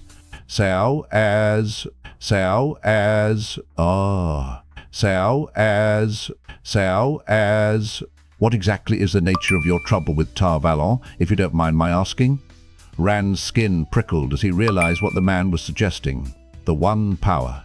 No, nothing like that. I swear. There was even an Aes Sedai helping us. Moiraine was. He bit his tongue, but the innkeeper's expression never changed. Glad to hear it. Not that I've all that much love for Aes Sedai, but better them than that other thing. He shook his head slowly. Too much talk of that kind of thing, with Logain being brought here. No offense meant, you understand, but well, I had to know, didn't I? No offense, Rand said. Matt's murmur could have been anything, but the innkeeper appeared to take it for the same as Rand had said. You two look the right sort, and I do believe you were. Are friends of Tom, but it's hard times and stony days. I don't suppose you can pay? No, I didn't think so. There's not enough of anything, and what there is costs the earth. So I'll give you beds, not the best, but warm and dry and something to eat, and I cannot promise more, however much I'd like. Thank you, Rand said with a quizzical glance at Matt. It's more than I expected. What was the right sort, and why should he promise more? Well, Tom's a good friend, an old friend, hot-headed and liable to say the worst possible thing to the one person he shouldn't, but a good friend all the same. If he doesn't show up, well, we'll figure something out then. Best you don't talk anymore. Talk about Aes Sedai helping you. I'm a good Queen's man, but there are too many in Caemlyn right now who'd take it wrong, and I don't mean just the White Cloaks. Matt snorted. For all I care, the Ravens can take every Aes Sedai straight to Sheol Ghul. Watch your tongue, Master Gill snapped. I said I don't love them. I didn't say I'm a fool, thinks they're behind everything that's wrong. The Queen supports Elias, and the guards stand for the Queen. The light, send things don't go so bad, that changes. Anyway, lately some guards have forgotten themselves enough to be a little rough with folks they overhear speaking against Aes Sedai. Not on duty, thank the light, but it's happened just the same. I don't need off-duty guards breaking up my common room to teach you a lesson, and I don't need white cloaks egging somebody on to paint the dragon's fang on my door. So if you want any help out of me, you just keep thoughts about Aes Sedai to yourself, good or bad. He paused thoughtfully, then added, maybe it's best you don't mention Tom's name either, where anyone but me can hear. Some of the guards have long memories, and so does the Queen. No need taking chances. Tom had trouble with the Queen, Rand said incredulously, and the innkeeper laughed. So he didn't tell you everything. Don't know why he should. On the other hand, I don't know why you shouldn't know either. Not like it's a secret exactly. Do you think every gleeman thinks as much of himself as Tom does? Well, come to think of it, I guess they do, but it always seemed to me Tom had an extra helping of thinking a lot of himself. He wasn't always a gleeman, you know, wandering from village to village and sleeping under a hedge as often as not. There was a time Tom Merrilin was court-bard right here in Caemlyn, and known in every royal court from Ter to Maradon. Tom, Matt said. Rand nodded slowly. He could picture Tom at a queen's court, with his stately manner and grand gestures. That he was, Master Gill said. It was not long after Taringale Damodred died that the May trouble about his nephew cropped up. There were some said Tom was, shall we say, closer to the Queen than was proper. But Morghese was a young widow, and Tom was in his prime then, and the Queen can do as she wishes is the way I look at it. Only she's always had a temper, has our good Morghese, and he took off without a word when he learned what kind of trouble his nephew was in. The Queen didn't much like that. didn't like him meddling in Sedai matters either. Can't say I think it was right either, nephew, or no. Anyway, when he came back, he said some words, all right. Words you don't say to a queen. Words you don't say to any woman with Morghez's spirit. Elida was set against him because of his trying to mix in the business with his nephew, and between the Queen's temper and Elida's animosity, Tom left Caemlyn half a step ahead of a trip to prison, if not the headsman's axe. As far as I know, the writ still stands. If it was a long time ago, Rand said, maybe nobody remembers. Master Gill shook his head. Gareth Bryne is Captain General of the Queen's Guards. He personally commanded the guardsmen Morghez sent to bring Tom back in chains, and I misdoubt he'll ever forget returning empty-handed to find Tom had already been back to the palace and left again. And the Queen never forgets anything. You ever know a woman who did? But Morghez was in a taking. I'll swear the whole city walked soft and whispered for a month. Plenty of other guardsmen old enough to remember too. No, best you keep Tom as close a secret as you keep that Aes Sedai of yours. Come, I'll get you something to eat. You look as if your bellies are gnawing at your backbones. Master Gill took them to a corner table in the common room and had one of the serving maids bring them food. Rand shook his head when he saw the plates, with a few thin slices of gravy-covered beef, a spoonful of mustard greens, and 2 potatoes on each. It was a rueful, resigned headshake, though, not angry. Not enough of anything, the innkeeper had said. Picking up his knife and fork, Rand wondered what would happen when there was nothing left. It made his half-covered plate seem like a feast. It made him shiver. Master Gill had chosen a table well away from anyone else, and he sat with his back to the corner where he could watch the room. Nobody could get close enough to overhear what they said without him seeing. When the maid left, he said softly, "Now, why don't you tell me about this trouble of yours? If I'm going to help, I'd best know what I'm getting into." Rand looked at Matt, but Matt was frowning at his plate as if he were mad at the potato he was cutting. Rand took a deep breath. "I don't really understand it myself," he began. He kept the story simple, and he kept Trollocs and Fades out of it. When somebody offered help, it would not do to tell them it was all about fables. But he did not think it was fair to understate the danger, either, not fair to pull someone in when they had no idea what they were getting into. Some men were after him and Matt, and a couple of friends of theirs too. They appeared where they were least expected, these men, and they were deadly dangerous, and set on killing him and his friends, or worse. Moiraine said some of them were Darkfriends. Tom did not trust Moiraine completely, but he stayed on with them, he said, because of his nephew. They had been separated during an attack while trying to reach Whitebridge, and then, in Whitebridge, Tom died, saving them from another attack. And there had been other tries. He knew there were holes in it, but it was the best he could do on short notice without telling more than was safe. "We just kept on till we reached Caemlyn," he explained. "That was the plan, originally. Caemlyn, and then Tar Valon." He shifted uncomfortably on the edge of his chair. After keeping everything secret for so long, it felt odd to be telling somebody even as much as he was. "If we stay on that route, the others will be able to find us, sooner or later." "If they're alive," Matt muttered at his plate. Rand did not even glance at Matt. Something compelled him to add, "It could bring you trouble helping us." Master Gill waved it off with a plump hand. "Can't say as I want trouble, but it wouldn't be the first I've seen. No bloody Darkfriend will make me turn my back on Tom's friends. This friend of yours from up north now, if she comes to Caemlyn, I'll hear. There are people keep their eyes on comings and goings like that around here, and word spreads." Rand hesitated, then asked, "What about Elida?" The innkeeper hesitated too and finally shook his head. "I don't think so. Maybe if you didn't have a connection to Tom, she'd winkle it out, and then where would you be? No telling. Maybe in a cell. Maybe worse. They say she has a way of feeling things, what's happened, what's going to happen. They say she can cut right through to what a man wants to hide. I don't know, but I wouldn't risk it. If it wasn't for Tom, you could go to the guards. They'd take care of any Darkfriends quick enough. But even if you could keep Tom quiet from the guards, word would reach Elida as soon as you mentioned Darkfriends, and then you're back where we started." "No guards," Rand agreed. Matt nodded vigorously while stuffing a fork into his mouth and got gravy on his chin. "Trouble is, you're caught up in the fringes of politics, lad, even if it's none of your doing, and politics is a foggy mire full of snakes." "What about?" Rand began, but the innkeeper grimaced suddenly, his chair creaking under his bulk as he sat up straight. The cook was standing in the doorway to the kitchen, wiping her hands with her apron. When she saw the innkeeper looking, she motioned for him to come, then vanished back into the kitchen. Might as well be married to her. Master Gill sighed. Finds things that need fixing before I know there's anything wrong. If it's not the drains stopped up, or the downspouts clogged, it's rats. I keep a clean place, you understand, but with so many people in the city, rats are everywhere. Crowd people together, and you get rats, and Caemlyn has a plague of them all of a sudden. You wouldn't believe what a good cat a prime ratter fetches these days.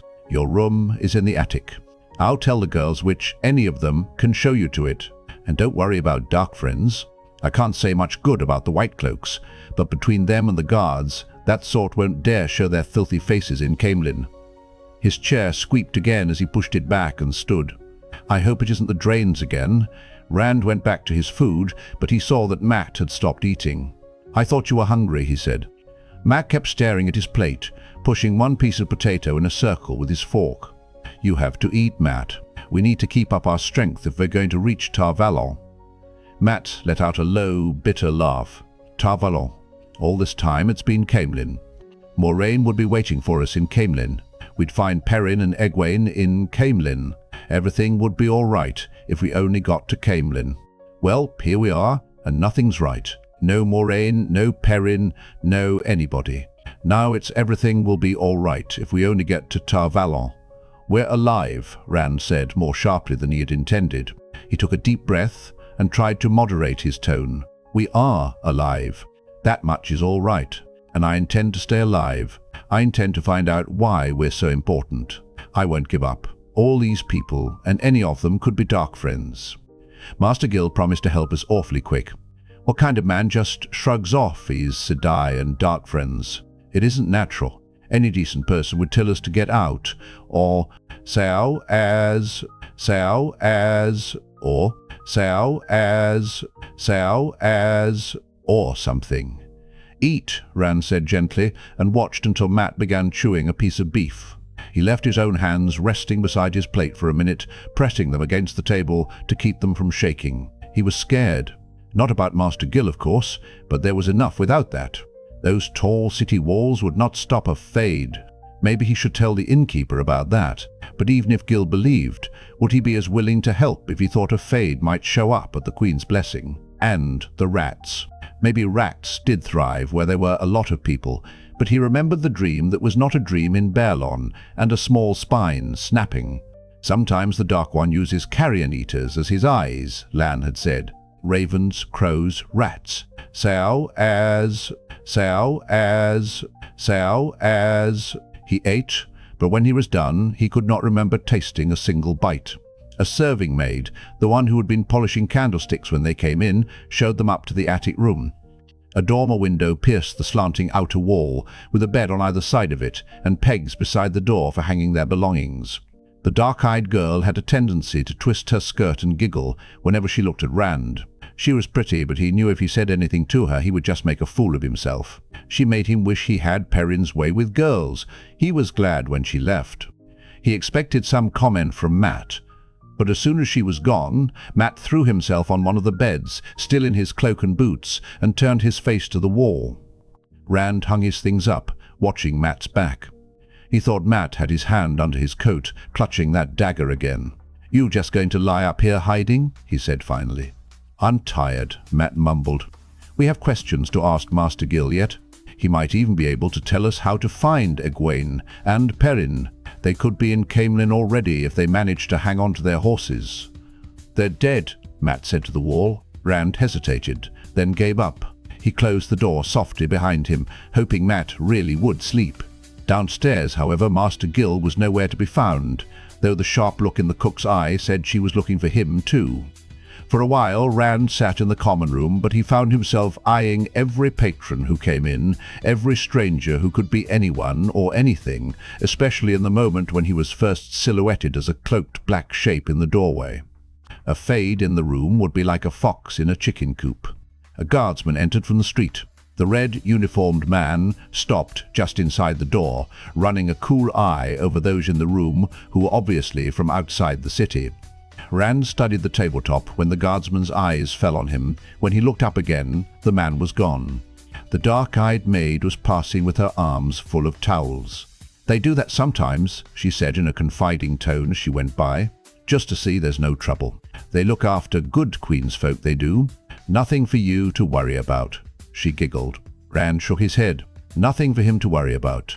It was not as if the guardsman would have come over and demanded to know if he knew Tom Merrilin. He was getting as bad as Matt. He scraped back his chair. Another maid was checking the oil in the lamps along the wall. "Is there another room where I could sit?" he asked her. He did not want to go back upstairs and shut himself up with Matt's sullen withdrawal. "Maybe a private dining room that's not being used. There's the library." She pointed to a door. "Through there, to your right, at the end of the hall. Might be empty this hour." "Thank you. If you see Master Gill, would you tell him Randall Thor needs to talk to him if he can spare a minute?" "I'll tell him," she said, then grinned. "Cook wants to talk to him, too." The innkeeper was probably hiding, he thought, as he turned away from her. When he stepped into the room to which she had directed him, he stopped and stared. The shelves must have held 300 or 400 books, more than he had ever seen in one place before. Cloth-bound, leather-bound with gilded spines. Only a few had wooden covers. His eyes gobbled up the titles, picking out old favourites. The Travels of Jane Fastrider. The Essays of William of Malachese. His breath caught at the sight of a leather-bound copy of Voyages Among the Seafolk. Tam had always wanted to read that. Picturing Tam, turning the book over in his hands with a smile, getting the feel of it before settling down before the fireplace with his pipe to read, his own hand tightened on his sword hilt with a sense of loss and emptiness that dampened all his pleasure in the books. A throat cleared behind him, and he suddenly realized he was not alone. Ready to apologize for his rudeness, he turned. He was used to being taller than almost everyone he met, but this time his eyes travelled up and up and up, and his mouth fell open. Then he came to the head, almost reaching the 10-foot ceiling. A nose as broad as the face, so wide it was more a snout than a nose.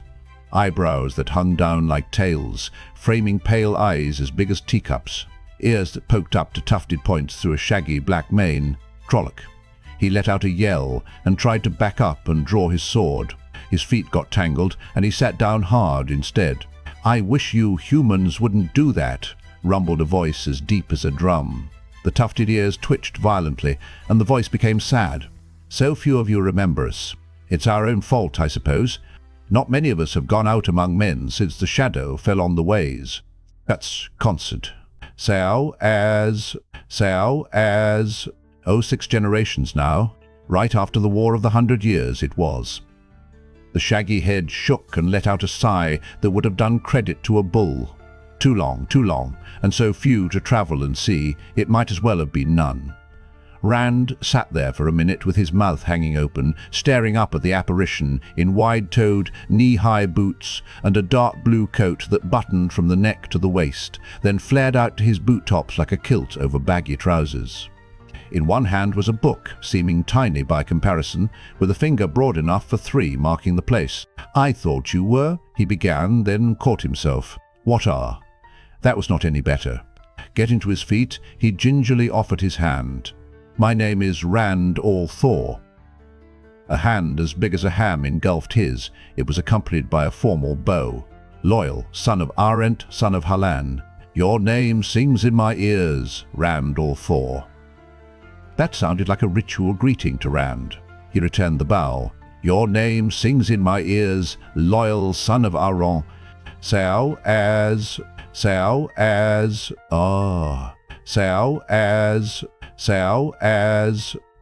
of Halam." It was all a little unreal. He still did not know what loyal was. The grip of Loyal's huge fingers was surprisingly gentle, but he was still relieved to get his hand back in one piece. "You humans are very excitable," Loyal said in that bass rumble. "I'd heard all the stories and read the books, of course, but I didn't realize. My first day in Caemlyn, I could not believe the uproar. Children cried and women screamed, and a mob chased me all the way across the city, waving clubs and knives and torches and shouting, 'Trolloc!' I'm afraid I was almost beginning to get a little upset. There's no telling what would have happened if a party of the Queen's guards hadn't come along." "A lucky thing," Rand said faintly. "Yes, but even the guardsmen seemed almost as afraid of me as the others. 4 days in Caemlyn now, and I haven't been able to put my nose outside this inn. Good Master Gil even asked me not to use the common room." His ears twitched. "Not that he hasn't been very hospitable, you understand, but there was a bit of trouble that first night. All the humans seemed to want to leave at once. Such screaming and shouting, everyone trying to get through the door at the same time. Some of them could have been hurt." Rand stared in fascination at those twitching ears. "I'll tell you, it was not for this I left the steading." "You're an Ogier," Rand exclaimed. "Wait, 6 generations? You said the War of the 100 Years. How old are you?" He knew it was rude as soon as he said it, but Loyal became defensive rather than offended. 90 years, the Ogier said stiffly. "In only 10 more, I'll be able to address the stump. I think the elders should have let me speak, since they were deciding whether I could leave or not.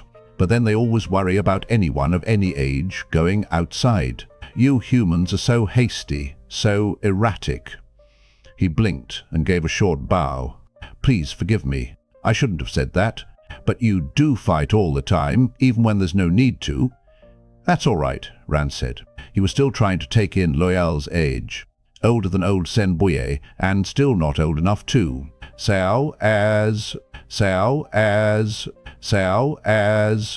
He sat down in one of the high-backed chairs. Loyal took another, made to hold 2. He filled it. Sitting, he was as tall as most men standing. At least they did let you go.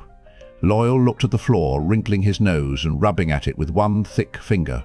"Well, as to that now, you see, the stump had not been meeting very long, not even a year, but I could tell from what I heard that by the time they reached a decision, I would be old enough to go without their permission. I'm afraid they'll say I put a long handle on my axe, but I just left. The elders always said I was too hot-headed, and I fear I've proven them right. I wonder if they have realized I'm gone yet, but I had to go." Rand bit his lip to keep from laughing. If Loyal was a hot-headed Ogier, he could imagine what most Ogier were like. Had not been meeting very long, not even a year. Master Orvir would just shake his head in wonder. A village council meeting that lasted half a day would have everybody jumping up and down, even Haral Luhan. A wave of homesickness swept over him, making it hard to breathe for memories of Tam and Egwene and the Wine Spring Inn and Beltane on the Green in happier days. He forced them away. "If you don't mind my asking," he said, clearing his throat, "why did you want to go? Outside so much? I wish I'd never left my home myself." "Why, to see," Loyal said, as if it were the most obvious thing in the world. "I read the books, all the travelers' accounts, and it began to burn in me that I had to see, not just read." His pale eyes brightened and his ears stiffened. "I studied every scrap I could find about traveling, about the ways and customs in human lands and the cities we built for you, humans, after the breaking of the world. And the more I read, the more I knew that I had to go outside, go to those places we had been, and see the groves for myself." Rand blinked. "Groves? Yes, the groves. The trees. Only a few of the great trees, of course, tower into the sky to keep memories of the steading fresh." His chair groaned as he shifted forward, gesturing with his hands, one of which still held the book. His eyes were brighter than ever, and his ears almost quivered. "Mostly they use the trees of the land and the place. You cannot make the land go against itself. Not for long. The land will rebel. You must shape the vision to the land, not the land to the vision. In every grove was planted every tree that would grow and thrive in that place, each balanced against the next, each place to complement the others, for the best growing, of course, but also so that the balance would sing in the eye and the heart." The books spoke of groves to make elders weep and laugh at the same time, groves to remain green in memory forever. "What about the cities?" Rand asked. Loyal gave him a puzzled look. The cities the Ogier built. Here, for instance. Caemlyn. Ogier built Caemlyn, didn't you? The stories say so. Working with stone. Sao as... His shoulders gave a massive shrug. That was just something learned in the years after the breaking, during the exile, when we were still trying to find the steading again. It is a fine thing, I suppose, but not the true thing. Try as you will, and I have read that the Ogier who built those cities truly did try. You cannot make stone live. A few still do work with stone, but only because you humans damage the buildings so often with your wars. There were a handful of Ogier in Sao as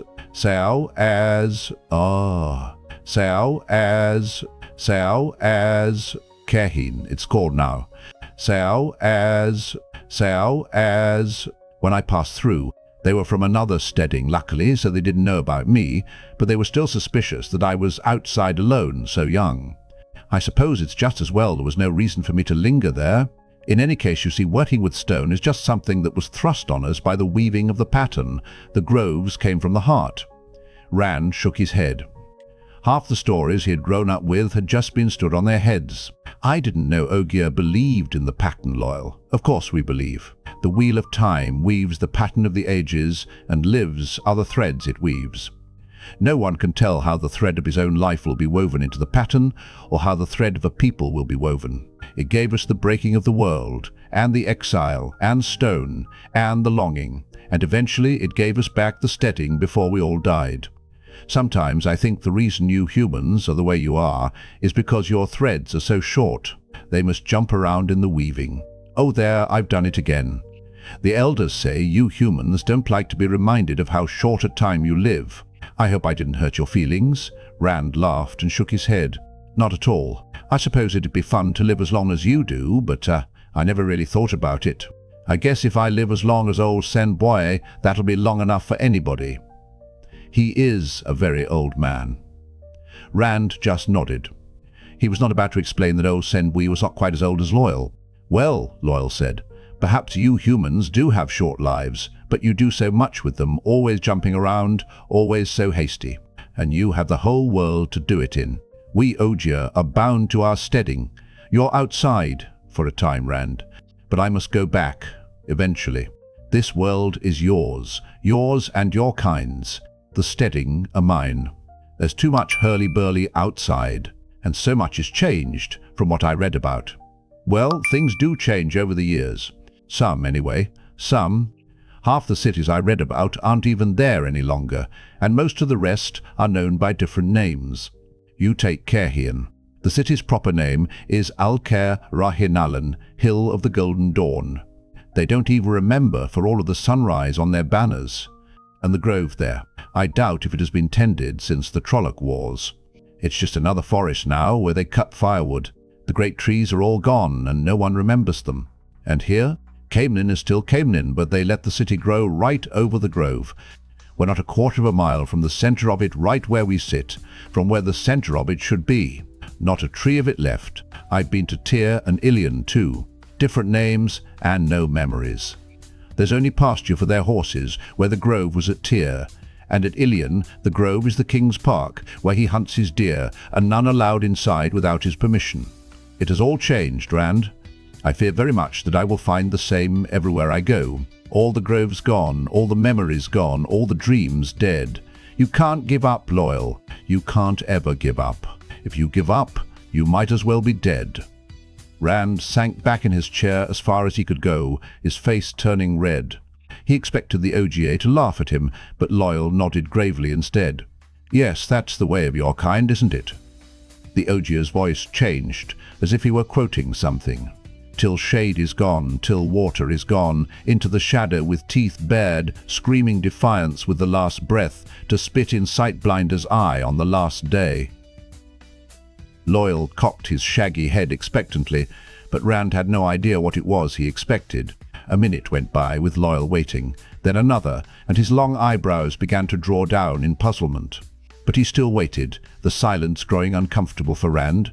The great trees, Rand said finally, just for something to break that silence.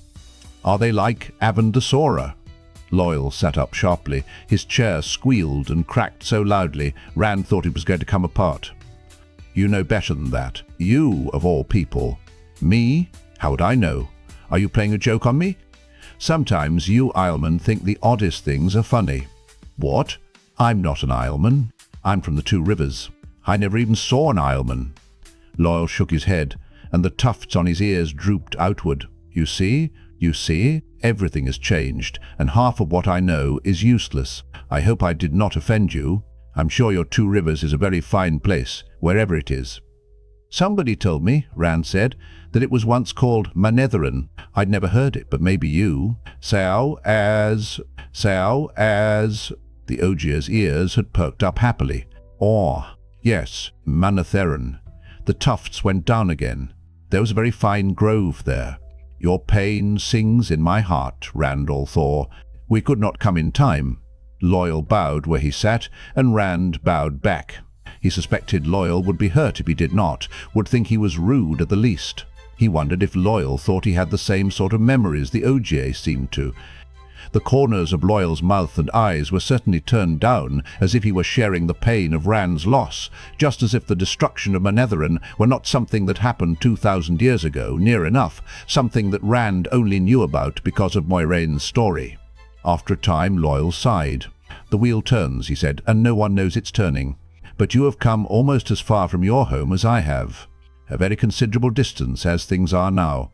When the ways were freely open, of course, but that is long past. Tell me what brings you so far. Is there something you want to see too? Rand opened his mouth to say that they had come to see the false dragon, and he could not say it. Perhaps it was because Loial acted as if he were no older than Rand, 90 years old, or no, 90 years old. Maybe for an Ogier, 90 years was not any older than he was. It had been a long time since he had been able to really talk to anyone about what was happening. Always the fear that they might be Darkfriends, or think he was. Mat was so drawn in on himself, feeding his fears on his own suspicions, that he was no good for talking. Rand found himself telling Loial about Winternight. Not a vague story about Darkfriends, the truth about Trollocs breaking in the door and a fade on the quarry road. Part of him was horrified at what he was doing, but it was almost as if he were two people, one trying to hold his tongue, while the other only felt the relief at being able to tell it all finally. The result was that he stumbled and stuttered and jumped around in the story. Shadar Logoth and losing his friends in the night, not knowing if they were alive or dead. The Fade in Whitebridge, and Tom dying, so they could escape. The Fade in Baerlon.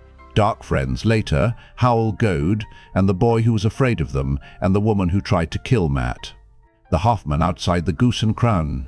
When he started babbling about dreams, even the part of him that wanted to talk felt the hackles rising on the back of his neck.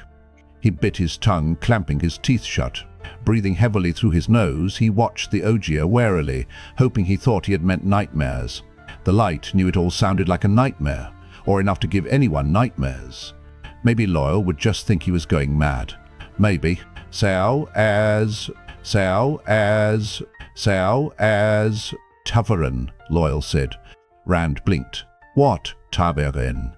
Loial rubbed behind a pointed ear with one blunt finger and gave a little shrug. Elder Harmon always said I never listened, but sometimes I did. Sometimes I listened. You know how the pattern is woven, of course. I never really thought about it, he said slowly. It just is. Yes, well, not exactly. You see, the Wheel of Time weaves the pattern of the ages, and the threads it uses are lives. It is not fixed, the pattern, not always. If a man tries to change the direction of his life and the pattern has room for it, the wheel just weaves on and takes it in. There is always room for small changes, but sometimes the pattern simply won't accept a big change, no matter how hard you try. You understand? Rand nodded. I could live on the farm or in Emmonsfield, and that would be a small change. If I wanted to be a king, though, he laughed, and Loial gave a grin that almost split his face in two. His teeth were white and as broad as chisels. Yes, that's it. But sometimes the change chooses you, or the wheel chooses it for you. And sometimes the wheel bends a life thread, or several threads, in such a way that all the surrounding threads are forced to swirl around it, and those force other threads, and those still others, and on and on. That first bending to make the web, that is Tavoren, and there is nothing you can do to change it, not until the pattern itself changes. The web to Maralailen, it's called, can last for weeks or for years. It can take in a town or even the whole pattern. Arthur Hawkwing was Tavaran. So was Luz Therin Kinslayer, for that matter, I suppose. He let out a booming chuckle. Elder Harmon would be proud of me. He always droned on, and the books about travelling were much more interesting, but I did listen sometimes. That's all very well, Rand said, but I don't see what it has to do with me. I'm a shepherd, not another Arthur Hawkwing, and neither is Matt or Perrin. It's just so as ridiculous. I didn't say you were, but I could almost feel the pattern swirl just listening to you tell your tale, and I have no talent there. You are Tavaran, all right. You and maybe your friends too. The OJ paused, rubbing the bridge of his broad nose thoughtfully. Finally he nodded to himself, as if he had reached a decision. I wish to travel with you, Rand. For a minute, Rand stared, wondering if he had heard correctly. With me, he exclaimed when he could speak. Didn't you hear what I said about so as? He eyed the door suddenly. It was shut tight, and thick enough that anyone trying to listen on the other side would hear only a murmur, even with his ear pressed against the wooden panels.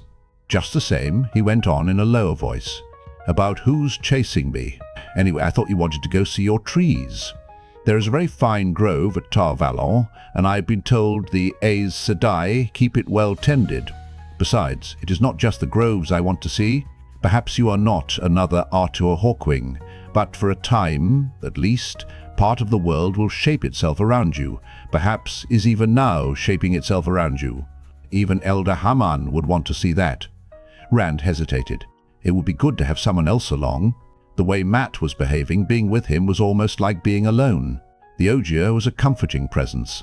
Maybe he was young, as Ogier reckoned age, but he seemed as unflappable as a rock, just like Tam, and loyal, had been all of those places, and knew about others. He looked at the Ogier, sitting there with his broad face, a picture of patience. Sitting there, and taller sitting than most men standing. How do you hide somebody almost 10 feet tall? He sighed and shook his head. I don't think that is a good idea, Loyal. Even if Moiraine finds us here, we'll be in danger all the way to Tar Valon, if she does not. So as... If she doesn't, then she's dead, and so is everyone else. Oh, Egwene. He gave himself a shake. Egwene was not dead, and Moiraine would find them. Loyal looked at him sympathetically and touched his shoulder. I'm sure your friends are well, Rand. Rand nodded his thanks. His throat was too tight to speak. Will you at least talk with me sometimes? Loyal sighed, a bass rumble, and perhaps play a game of stones. I've not had anyone to talk to in days, except good Master Gil, and he is busy most of the time.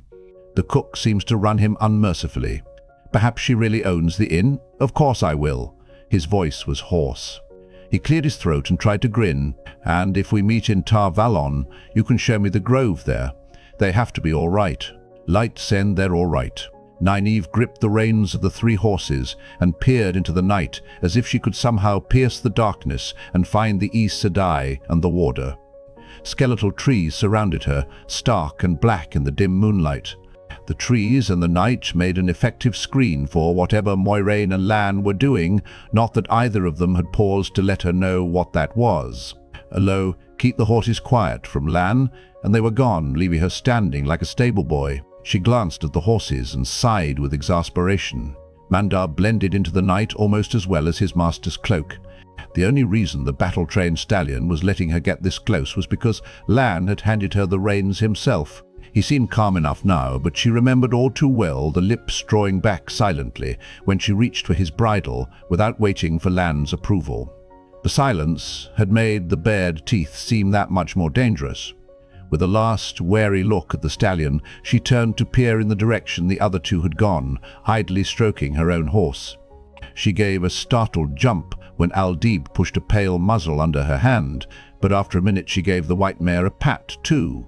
No need to take it out on you, I suppose, she whispered, just because your mistress is a cold-faced. She strained at the darkness again. What were they doing? After leaving Whitebridge, they had ridden through villages that seemed unreal in their normality, ordinary market villages that seemed to Nynaeve unconnected to a world that had fades and trollocs and Aes Sedai.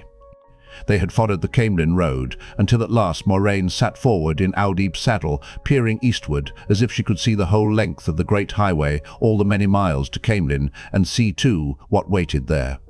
Eventually the Aes Sedai let out a long breath and set her back. "The wheel weaves as the wheel wills," she murmured, "but I cannot believe it weaves an end to hope. I must first take care of that of which I can be certain. It will be as the wheel weaves." And she turned her mare north, off the road into the forest. One of the boys was in that direction with the coin Moiraine had given him. Lan followed. Nynaeve gave a long last look at the Caemlyn Road. Few people shared the roadway with them there. A couple of high-wheeled carts and one empty wagon in the distance. A handful of folk afoot with their belongings on their backs or piled on pushcarts. Some of those were willing to admit they were on their way to Caemlyn to see the false dragon, but most denied it vehemently, especially those who had come through Whitebridge. At Whitebridge she had begun to believe Moiraine. One, not more at any rate, and there was no comfort in that. The warder and the Aes Sedai were almost out of sight through the trees before she started after them. She hurried to catch up. Lan looked back at her frequently and waved for her to come on, but he kept at Moraine's shoulder, and the Aes Sedai had her eyes fixed ahead. One evening after they left the road, the invisible trail failed. Moiraine, the unflappable Moiraine, suddenly stood up beside the small fire where the tea kettle was boiling, her eyes widening. "It is gone," she whispered at the night. "He is." "Ah, so as... Nynaeve could not finish the question. "Light, I don't even know which one it is." "He did not die," the Aes Sedai said slowly, "but he no longer has the token." She sat down, her voice level and her hand steady, as she took the kettle off the flames and tossed in a handful of tea. "In the morning we will keep on as we've been going. When I get close enough I can find him without the coin." As the fire burned down to coals, Lan rolled himself in his cloak and went to sleep. Nynaeve could not sleep. She watched the Aes Sedai. Moiraine had her eyes closed, but she sat upright, and Nynaeve knew she was awake. Long after the last glow had faded from the coals, Moiraine opened her eyes and looked at her. She could feel the Aes Sedai's smile even in the dark. "He has regained the coin, wisdom. All will be well." She lay down on her blankets with a sigh, and almost at once was breathing deep in slumber. Nynaeve had a hard time joining her, tired as she was. Her mind conjured up the worst, no matter how she tried to stop it. All will be well. After Whitebridge, she could no longer make herself believe that so easily. Abruptly, Nynaeve was jerked from memory back to the night. There really was a hand on her arm. Stifling the cry that rose in her throat, she fumbled for the knife at her belt, her hand closing on the hilt, before she realized that the hand was Lan's.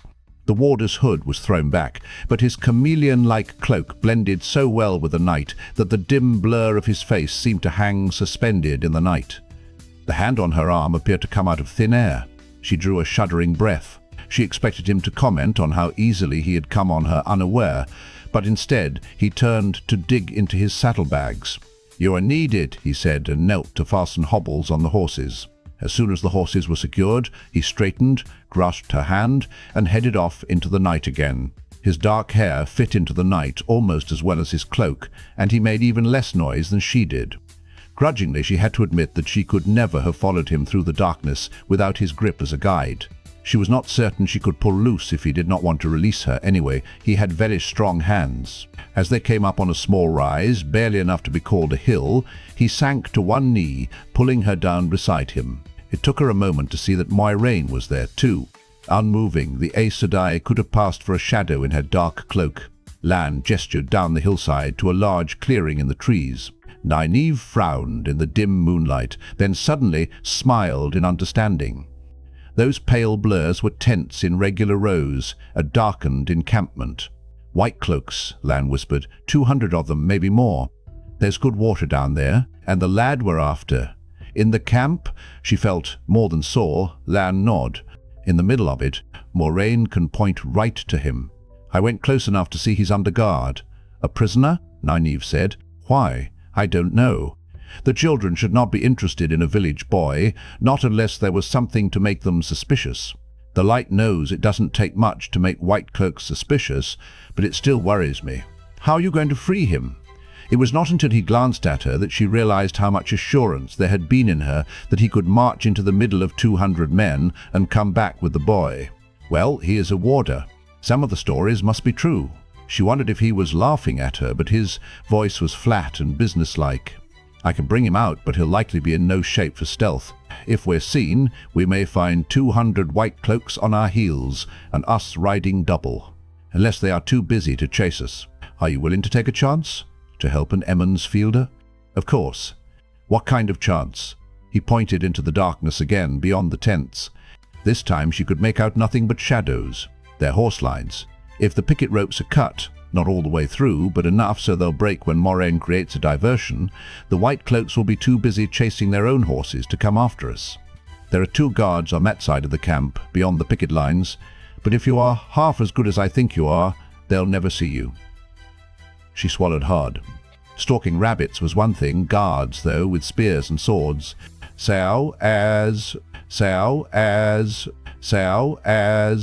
So he thinks I'm good, does he? I'll do it. Lan nodded again, as if he had expected no less. One other thing. There are wolves about tonight. I saw 2, and if I saw that many, there are probably more. He paused, and though his voice did not change, she had the feeling he was puzzled. It was almost as if they wanted me to see them. Anyway, they shouldn't bother you. Wolves usually stay away from people. I wouldn't have known that, she said sweetly. I only grew up around shepherds. He grunted, and she smiled into the darkness. We'll do it now then, he said. Her smile faded as she peered down at the camp full of armed men. 200 men with spears and swords and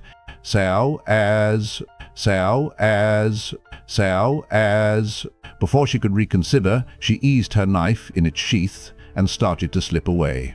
Moiraine caught her arm in a grip almost as strong as Lan's. Take care, the Aes Sedai said softly. Once you cut the ropes, return as quickly as you can. You are a part of the pattern too, and I would not risk you any more than any of the others if the whole world was not at risk in these days. Nynaeve rubbed her arm surreptitiously when Moiraine released it. She was not about to let the Aes Sedai know the grip had hurt, but Moiraine turned back to watching the camp below as soon as she let go, and the warder was gone, Nynaeve realized with a start. She had not heard him leave. Light blind the bloody man? Quickly she tied her skirts up to give her legs freedom and hurried into the night. After that first rush, with foreign branches cracking under her feet, she slowed down, glad there was no one there to see her blush. The idea was to be quiet, and she was not in any kind of competition with the warder. Oh no! She shook off the thought and concentrated on making her way through the dark woods.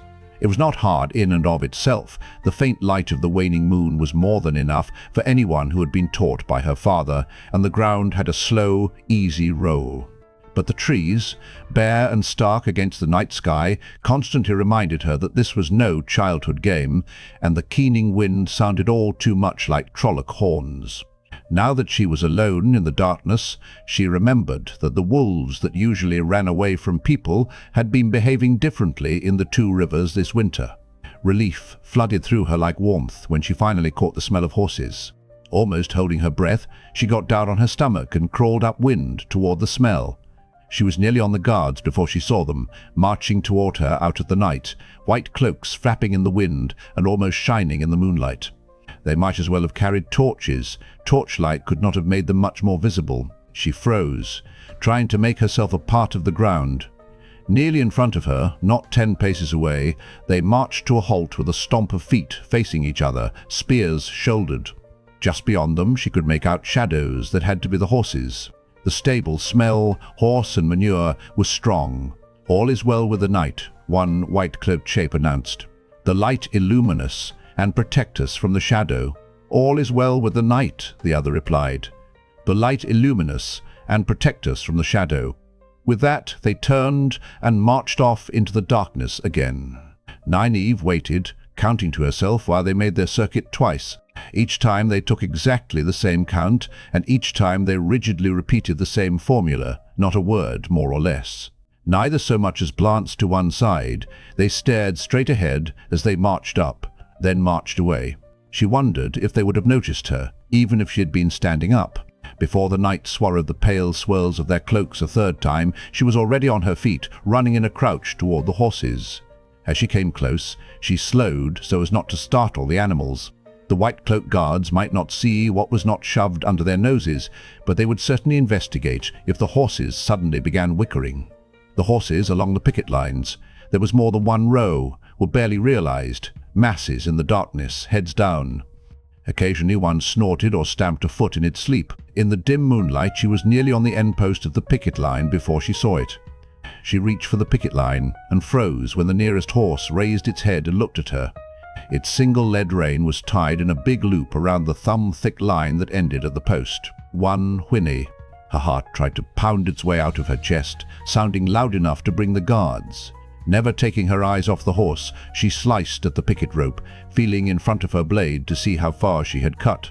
The horse tossed its head, and her breath went cold. Just one whinny. Only a few thin strands of hemp remained whole under her fingers. Slowly she headed toward the next line, watching the horse until she could no longer see if it was looking at her or not, then drew a ragged breath. If they were all like that, she did not think she would last. At the next picket rope, though, and the next, the horses remained asleep, even when she cut her thumb and bit off a yelp. Sucking the cut, she looked warily back the way she had come. Upwind as she was, she could no longer hear the guards make their exchange, but they might have heard her if they were in the right place. If they were coming to see what the noise had been, the wind would keep her from hearing them until they were right on top of her. Time to go. With 4 horses out of 5 running loose, they won't be chasing anyone. But she did not move. She could imagine Lan's eyes when he heard what she had done. There would be no accusation in them, her reasoning was sound, and he would not expect any more of her. She was a wisdom, not a bloody great invincible warder who could make himself all but invisible. Jaw set, she moved to the last picket line. The first horse on it was Bella. There was no mistaking that squat, shaggy shape. For there to be another horse like that here and now was too big a coincidence. Suddenly she was so glad that she had not left off this last line that she was shaking. Her arms and legs trembled so that she was afraid to touch the picket rope, but her mind was as clear as the wine spring water. Whichever of the boys was in the camp, Egwene was there too, and if they left riding double, some of the children would catch them no matter how well the horses were scattered, and some of them would die. She was as certain as if she were listening to the wind. That stuck a spike of fear into her belly, fear of how she was certain. That had nothing to do with weather or crops or sickness. Why did Moiraine tell me I can use the power? Why couldn't she leave me alone? Strangely, the fear stilled her trembling. With hands as steady as if she were grinding herbs in her own house, she slit the picket rope as she had the others. Thrusting the dagger back into its sheath, she untied Bella's lead rein. The shaggy mare woke with a start, tossing her head, but Nynaeve stroked her nose and spoke comforting words softly in her ear. Bella gave a low snort and seemed content. Other horses along that line were awake too, and looking at her. Remembering Mandab, she reached hesitantly to the next lead rein, but that horse gave no objection to a strange hand. Indeed, it seemed to want some of the muzzle stroking that Bella had received. She gripped Bella's rein tightly and wrapped the other round her other wrist, all the while watching the camp nervously. The pale tents were only 30 yards off, and she could see men moving among them. If they noticed the horses stirring and came to see what caused it.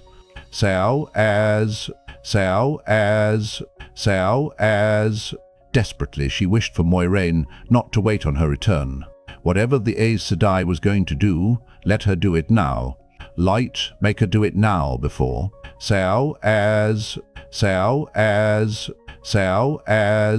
Abruptly, lightning shattered the night overhead, for a moment obliterating darkness. Thunder smote her ears, so hard she thought her knees would buckle as a jagged trident stabbed the ground just beyond the horses, splashing dirt and rocks like a fountain. The crash of riven earth fought the thunderstroke. The horses went mad, screaming and rearing. The picket ropes snapped like thread where she had cut them. Another lightning bolt sliced down before the image of the first faded. Nynaeve was too busy to exult. At the first clash, Bella jerked one way while the other horse reared away in the opposite direction. She thought her arms were being pulled out of their sockets. For an endless minute she hung suspended between the horses, her feet off the ground, her scream flattened by the second crash. Again the lightning struck, and again, in one continuous, raging roar from the heavens. Balked in the way they wanted to go, the horses surged back, letting her drop. She wanted to crouch on the ground and soothe her tortured shoulders, but there was no time. Bella and the other horse buffeted her, eyes rolling wildly till only whites showed, threatening to knock her down and trample her. Somehow she made her arms lift, clutched her hands in Bella's mane, pulled herself onto the heaving mare's back. The other rein was still around her wrist, pulled tight into the flesh. Her jaw dropped as a long, grey shadow snarled past, seeming to ignore her and the horses with her, but teeth snapping at the crazed animals now darting in every direction. A second shadow of death followed close behind. Nynaeve wanted to scream again, but nothing came out. Wolves, light, help us. What is Moiraine doing? The heels she dug into Bella's sides were not needed. The mare ran, and the other was more than happy to follow. Anywhere, so long as they could run, so long as they could escape the fire from the sky that killed the night. Perrin shifted as best he could with his wrists bound behind him and finally gave up with a sigh. Every rock he avoided brought him 2 more. Awkwardly, he tried to work his cloak back over him. The night was cold, and the ground seemed to draw all the heat out of him, as it had every night since the white cloaks took them. The children did not think prisoners needed blankets or shelter, especially not dangerous Darkfriends. Egwene lay huddled against his back for warmth, sleeping the deep sleep of exhaustion. She never even murmured at his shifting. The sun was long hours below the horizon, and he ached from head to foot after a day walking behind a horse with a halter around his neck, but sleep would not come for him. The column did not move that fast. With most of their remounts lost to the wolves in the steading, the white cloaks could not push on as hard as they wanted. The delay was another thing they held against the Eamon's fielders. The sinuous double line did move steadily, though. Lord Bornhold meant to reach Caemlyn in time for whatever it was, and always in the back of Perrin's mind was the fear that if he fell, the white cloak holding his leash would not stop, no matter. Lord Captain Bornhold's orders to keep them alive for the questioners in Amador. He knew he could not save himself if that happened. The only times they freed his hands were when he was fed, and for visits to the latrine pit. The halter made every step momentous, every rock underfoot potentially fatal. He walked with muscles tense, scanning the ground with anxious eyes. Whenever he glanced at Egwene, she was doing the same. When she met his eyes, her face was tight and frightened. Neither of them dared take their eyes off the ground long enough for more than a glance. Usually he collapsed like a wrung-out rag as soon as the white cloaks let him stop, but tonight his mind was racing. His skin crawled with dread that had been building for days. If he closed his eyes, he would see only the things Baia promised for them once they reached Amador. He was sure Egwene still did not believe what Baia told them in that flat voice. If she did, she would not be able to sleep no matter how tired she was. In the beginning, he had not believed Baia either. He still did not want to. People just did not do things like that to other people. But Baia did not really threaten, as if he were talking about getting a drink of water. He talked about hot irons and pincers, about knives slicing away skin and needles piercing. He did not appear to be trying to frighten them. There was never even a touch of bloating in his eyes. He just did not care if they were frightened or not, if they were tortured or not, if they were alive or not. That was what brought cold sweat to Perrin's face once it got through to him.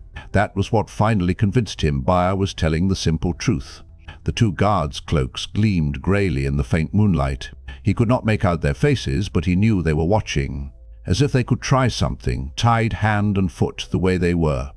From when there had still been light enough to see, he remembered the disgust in their eyes and the pinched looks on their faces, as though they had been set to guard filth-soaked monsters, stinking and repellent to look at. All the white cloaks looked at them that way. It never changed. Light. How do I make them believe we aren't Darkfriends when they're already convinced we are? His stomach twisted sickeningly. In the end, he would probably confess to anything just to make the questioners stop. Someone was coming. A white cloak carrying a lantern. The man stopped to speak with the guards, who answered respectfully. Perrin could not hear what was said, but he recognized the tall, gaunt shape. He squinted as the lantern was held close to his face. Baia had Perrin's axe in his other hand. He had appropriated the weapon as his own. At least Perrin never saw him without it. "Wake up," Baia said emotionlessly, as if he thought Perrin slept with his head raised. He accompanied the words with a heavy kick in the ribs. Perrin gave a grunt through gritted teeth. His sides were a mass of bruises already from Baya's boots. I said, "Wake up." The foot went back again, and Perrin spoke quickly. "I'm awake. You had to acknowledge what Baya said, or he found ways to get your attention." Baya set the lantern on the ground and bent to check his bonds. The man jerked roughly at his wrist, twisting his arms in their sockets. Finding those knots still as tight as he had left them, Baya pulled at his ankle rope, scraping him across the rocky ground. The man looked too skeletal to have any strength, but Perrin might as well have been a child. It was a nightly routine. As Baya straightened, Perrin saw that Egwene was still asleep. "Wake up," he shouted. "Egwene, wake up." "Wah. Sao as... What?" Egwene's voice was frightened and still thick with sleep. She lifted her head, blinking in the lantern light. Baya gave no sign of disappointment at not being able to kick her awake. He never did. He just jerked at her ropes the same way he had Perrin's, ignoring her groans. Causing pain was another of those things that seemed not to affect him one way or another. Perrin was the only one he really went out of his way to hurt. Even if Perrin could not remember it, Baya remembered that he had killed 2 of the children. "Why should Darkfriends sleep?" Baya said dispassionately, "when decent men must stay awake to guard them." "For the 100th time," Egwene said wearily, "we aren't Darkfriends." Perrin tensed. Sometimes such a denial brought a lecture delivered in a grating near monotone on confession and repentance, leading into a description of the questioner's methods of obtaining them. Sometimes it brought the lecture and a kick. To his surprise, this time Baya ignored it. Instead, the man squatted in front of him, all angles and sunken hollows, with the axe across his knees. The golden sun on his cloak's left breast and the 2 golden stars beneath it glittered in the lantern light. Taking off his helmet, he set it beside the lantern. For a change, there was something besides disdain or hatred on his face, something intent and unreadable. He rested his arms on the axe handle and studied Perrin silently. Perrin tried not to shift under that hollow-eyed stare. "You are slowing us down, Darkfriend, you and your wolves. The Council of the Anointed has heard reports of such things, and they want to know more, so you must be taken to Amador and given to the questioners, but you are slowing us down. I'd hoped we could move fast enough even without the remounts, but I was wrong." He fell silent, frowning at them. Perrin waited. Baya would tell him when he was ready. "The Lord Captain is caught in the cleft of a dilemma," Baya said finally. "Because of the wolves, he must take you to the Council. But he must reach Caemlyn too. We have no spare horses to carry you, but if we continue to let you walk, we will not reach Caemlyn by the appointed time. The Lord Captain sees his duties with a single-minded vision, and he intends to see you before the Council." Egwene made a sound. Baya was staring at Perrin, and he stared back, almost afraid to blink. "I don't understand," he said slowly. "There is nothing to understand," Baya replied. "Nothing but idle speculation. If you escaped, we would not have time to track you down. We don't have an hour to spare if we are to reach Caemlyn in time. If you frayed your ropes on a sharp rock, say, and vanished into the night, the Lord Captain's problem would be solved." Never taking his gaze from Perrin, he reached under his cloak and tossed something on the ground. Automatically, Perrin's eyes followed it. When he realized what it was, he gasped. A rock. A split rock with a sharp edge. "Just idle speculation," Baya said. "Your guards tonight also speculate." Perrin's mouth was suddenly dry. "Think it through. Light, help me. Think it through. And don't make any mistakes. Could it be true? Could the White Cloaks' need to get to Caemlyn quickly be important enough for this? Letting suspected Darkfriends escape? There was no use trying that way. He did not know enough. Baya was the only White Cloak who would talk to them, aside from Lord Captain Bornhold, and neither was exactly free with information. Another way, if Baya wanted them to escape, why not simply cut their bonds? If Baya wanted them to escape, Baya, who was convinced to his marrow that they were Darkfriends. Baya, who hated Darkfriends worse than he did the Dark One himself. Baya, who looked for any excuse to cause him pain because he had killed 2 White Cloaks. Baya wanted them to escape. If he had thought his mind was racing before, now it sped like an avalanche. Despite the cold, sweat ran down his face in rivulets. He glanced at the guards. They were only shadows of pale grey, but it seemed to him that they were poised, waiting. if he and Egwene were killed trying to escape, and their ropes had been cut on a rock that could have been lying there by chance. So as the Lord Captain's dilemma would be solved, all right? And Baer would have them dead the way he wanted them. The gaunt man picked up his helmet from beside the lantern and started to stand. "Wait," Perrin said hoarsely. His thoughts tumbled over and over as he searched in vain for some way out. "Wait, I want to talk. Help comes." The thought blossomed in his mind, a clear burst of light in the midst of chaos, so startling that for a moment he forgot everything else, even where he was. Dapple was alive.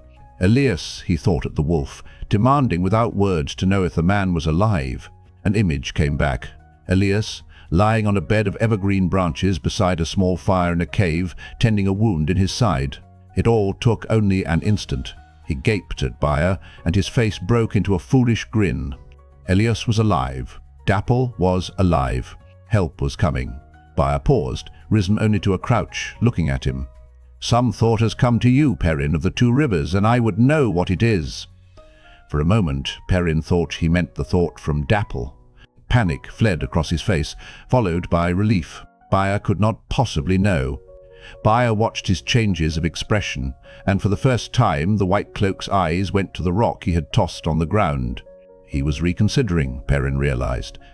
If he changed his mind about the rock, would he dare risk leaving them alive to talk? Ropes could be frayed after the people wearing them were dead, even if it made for risk of discovery. He looked into Baer's eyes. The shadowed hollows of the man's eye sockets made them appear to stare at him from dark caves, and he saw death decided. Baer opened his mouth, and as Perrin waited for sentence to be pronounced, things began to happen too fast for thought. Suddenly, one of the guards vanished.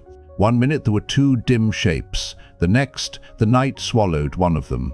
The second guard turned, the beginning of a cry on his lips, but before the first syllable was uttered there was a solid chunk, and he toppled over like a felled tree. Baer spun, swift as a striking viper, the axe whirling in his hands so fast that it hummed. Perrin's eyes bulged as the night seemed to flow into the lantern light. His mouth opened to yell, but his throat locked tight with fear. For an instant he even forgot that Baer wanted to kill them. The White Cloak was another human being, and the night had come alive to take them all. Then the darkness invading the light became Lan, cloak swirling through shades of grey and black as he moved. The axe in Baer's hands lashed out like lightning. So as, and Lan seemed to lean casually aside, letting the blade pass so close he must have felt the wind of it. Baer's eyes widened as the force of his blow carried him off balance, as the warder struck with hands and feet in rapid succession, so quick that Perrin was not sure what he had just seen. What he was sure of was Baer collapsing like a puppet. Before the falling White Cloak had finished settling to the ground, the warder was on his knees extinguishing the lantern. In the sudden return to darkness, Perrin stared blindly. Lan seemed to have vanished again. Is it really? So as... Egwene gave a stifled sob. "We thought you were dead. We thought you were all dead." "Not yet." The warder's deep whisper was tinged with amusement. Hands touched Perrin, found his bonds. A knife sliced through the ropes with barely a tug, and he was free. Aching muscles protested as he sat up. Rubbing his wrists, he peered at the greying mound that marked Baer. "Did you... Is he? No?" Lan's voice answered quietly from the darkness. "I do not kill unless I mean to, but he won't bother anyone for a while. Stop asking questions and get a pair of their cloaks. We do not have much time." Perrin crawled to where Baer lay. It took an effort to touch the man, and when he felt the White Cloak's chest rising and falling, he almost jerked his hands away. His skin crawled as he made himself unfasten the White Cloak and pull it off. Despite what Lan said, he could imagine the skull-faced man suddenly rearing up. Hastily he fumbled around till he found his axe, then crawled to another guard. It seemed strange at first that he felt no reluctance to touch this unconscious man, but the reason came to him. All the White Cloaks hated him, but that was a human emotion. Baer felt nothing beyond that he should die. There was no hate in it, no emotion at all. Gathering the two cloaks in his arms, he turned, and panic grabbed him. In the darkness, he suddenly had no sense of direction, of how to find his way back to Lan and the others. His feet rooted to the ground, afraid to move. Even Baia was hidden by the night without his white cloak. There was nothing by which to orient himself. Any way he went might be out into the camp. Here! He stumbled toward Lan's whisper until hands stopped him. Egwene was a dim shadow, and Lan's face was a blur. The rest of the water seemed not to be there at all. He could feel their eyes on him, and he wondered if he should explain. "Put on the cloaks," Lan said softly. "Yes, quickly. Bundle your own. And make no sound. You aren't safe yet." Hurriedly, Perrin passed one of the cloaks to Egwene, relieved at being saved from having to tell of his fear. He made his own cloak into a bundle to carry and swung the white cloak around his shoulders in its place. He felt a prickle as it settled around his shoulders, a stab of worry between his shoulder blades. Was it Baia's cloak he had ended up with? He almost thought he could smell the gaunt man on it. Lan directed them to hold hands, and Perrin gripped his axe in one hand and Egwene's hand with the other, wishing the warder would get on with their escape, so he could stop his imagination from running wild. But they just stood there, surrounded by the tents of the children, two shapes in white cloaks, and one that was sensed but not seen. "Soon," Lan whispered. "Bye!" Very soon. Lightning broke the night above the camp, so close that Perrin felt the hair on his arms, his head lifting as the boat charged the air. Just beyond the tents, the earth erupted from the blow, the explosion on the ground merging with that in the sky. Before the light faded, Lan was leading them forward. At their first step, another strike sliced open the blackness. Lightning came like hail, so that the night flickered as if the darkness were coming in momentary flashes. Thunder drummed wildly, one roar rumbling into the next, one continuous rippling peal. Fear-stricken horses screamed, their whinnies drowned except for moments when the thunder faded. Men tumbled out of their tents, some in their white cloaks, some only half-clothed, some dashing to and fro, some standing as if stunned. Through the middle of it, Lan pulled them at a trot, Perrin bringing up the rear. White cloaks looked at them wild-eyed as they passed. A few shouted at them, the shouts lost in the pounding from the heavens, but with their white cloaks gathered around them, no one tried to stop them. Through the tents, out of the camp and into the night, and no one raised a hand against them. The ground turned uneven under Perrin's feet, and brush slapped at him as he let himself be drawn along. The lightning flickered fitfully and was gone. Echoes of thunder rolled across the sky before they, too, faded away. Perrin looked over his shoulder. A handful of fires burned back there, among the tents. Some of the lightning must have struck home, or perhaps men had knocked over lamps in their panic. Men still shouted, voices tiny in the night, trying to restore order, to find out what had happened. The land began to slope upwards, and tents and fires and shouting were left behind. Suddenly he almost trod on Egwene's heels as Lan stopped. Ahead in the moonlight stood 3 horses. A shadow stirred, and Moiraine's voice came, weighted with irritation. "Nynaeve has not returned. I fear that young woman has done something foolish." Lan spun on his heel as if to return the way they had come, but a single whip-crack word from Moiraine halted him. "No!" He stood looking at her sideways, only his face and hands truly visible, and they but dimly shadowed blurs. She went on in a gentler tone, gentler but no less firm. "Some things are more important than others. You know that." The warder did not move, and her voice hardened again. "Remember your oaths, Lan Mandragoran, Lord of the 7 Towers. What of the oath of a diademed battle, Lord of the Malkiri?" Perrin blinked. Lan was all of that? Egwene was murmuring, but he could not take his eyes off the tableau in front of him. Lan standing like a wolf from Dapple's pack, a wolf at bay before the diminutive Aes Sedai, and vainly seeking escape from doom. The frozen scene was broken by a crash of breaking branches in the woods. In 2 long strides, Lan was between Moiraine and the sound, the pale moonlight rippling along his sword. To the crackle and snap of underbrush, a pair of horses burst from the trees, one with a rider. "Bela!" Egwene exclaimed at the same time that Nynaeve said from the shaggy mare's back, "I almost didn't find you again." Egwene, "Thank the light you're alive!" She slid down off Bela, but as she started toward the Eamon's fielders, Lan caught her arm and she stopped short, staring up at him. "We must go, Lan," Moiraine said, once more sounding unruffled, and the warder released his grip. Nynaeve rubbed her arm as she hurried to hug Egwene, but Perrin thought he heard her give a low laugh too. It puzzled him because he did not think it had anything to do with her happiness at seeing them again. "Where are Rand and Mat?" he asked. "Elsewhere," Moiraine replied, and Nynaeve muttered something in a sharp tone that made Egwene gasp. Perrin blinked. He had caught the edge of a wagoneer's oath, and a coarse one. "The lights send they are well," the Aes Sedai went on as if she had not noticed. "We will none of us be well," Lan said, "if the White Cloaks find us. Change your cloaks and get mounted." Perrin scrambled up onto the horse Nynaeve had brought behind Baela. The lack of a saddle did not hamper him. He did not ride often at home, but when he did, it was more likely bareback than not. He still carried the white cloak, now rolled up and tied to his belt. The warder said they must leave no more traces for the children to find than they could help. He still thought he could smell Byre on it. As they started out, the warder leading on his tall black stallion, Perrin felt Dapple's touch on his mind once more.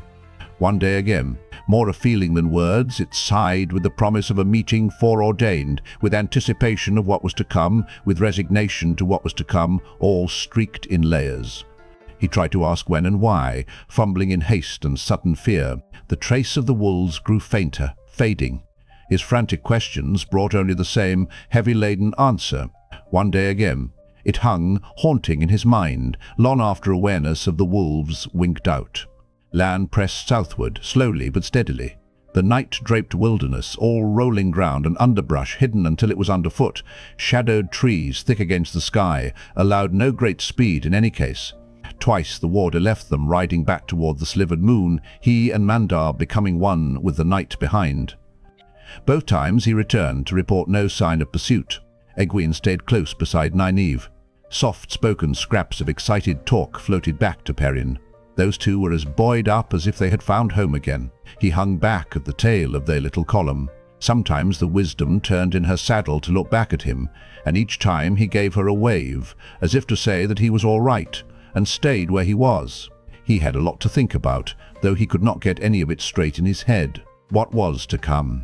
What was to come? Perrin thought it could not be much short of dawn when Moiraine finally called a halt. Lan found a gully where he could build a fire, hidden within a hollow in one of the banks.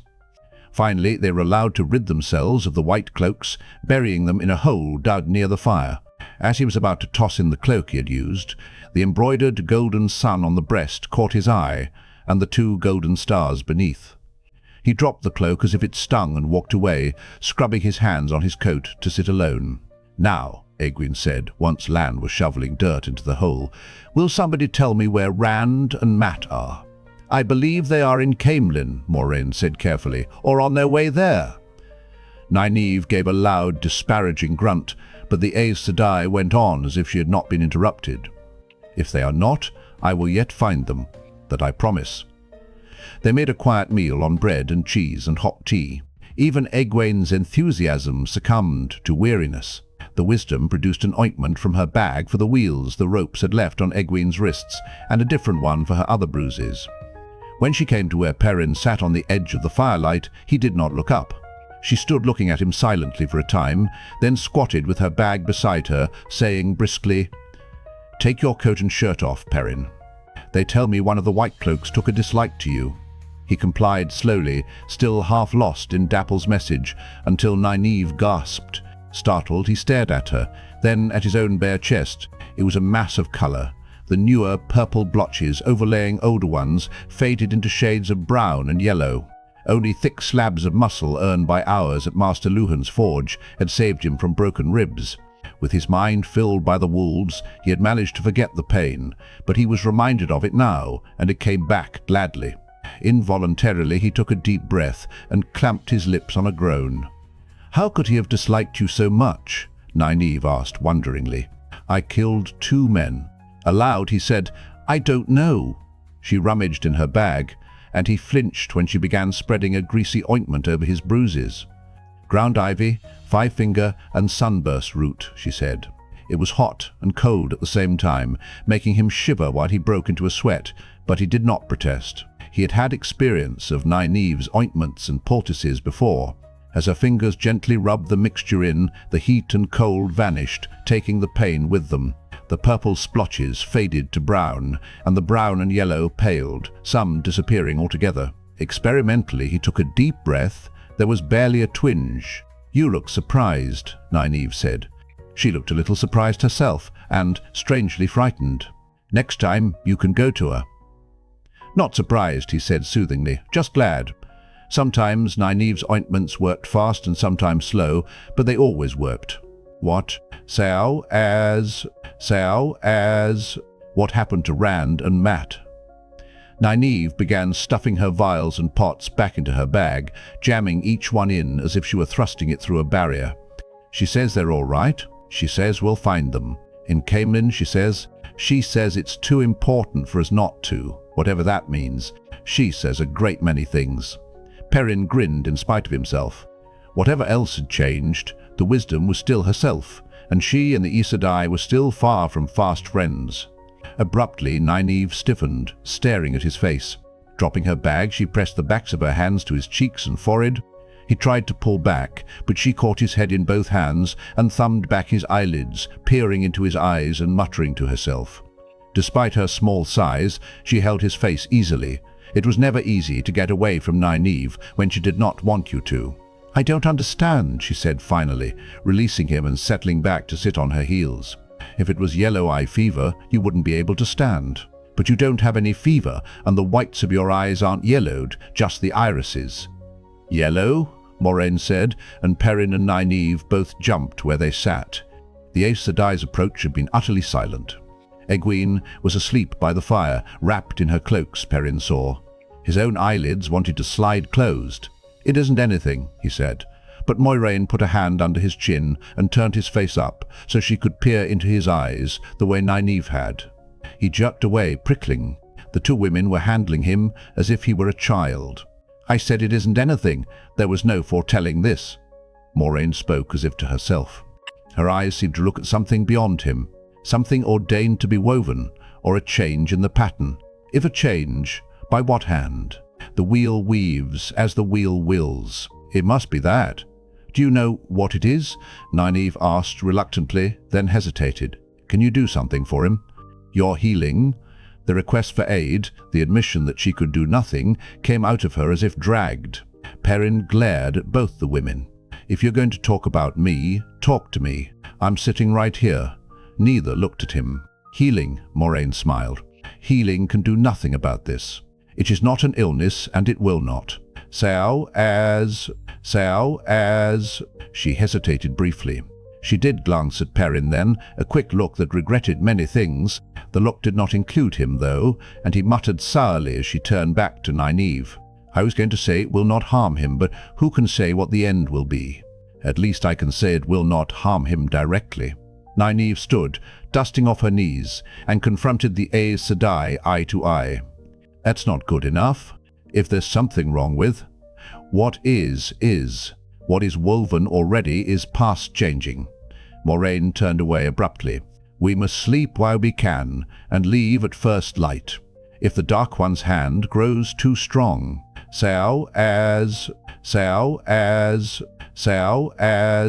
we must reach Caemlyn quickly." Angrily, Nynaeve snatched up her bag and stalked off before Perrin could speak. He started to growl an oath, but a thought hit him like a blow, and he sat there gaping silently.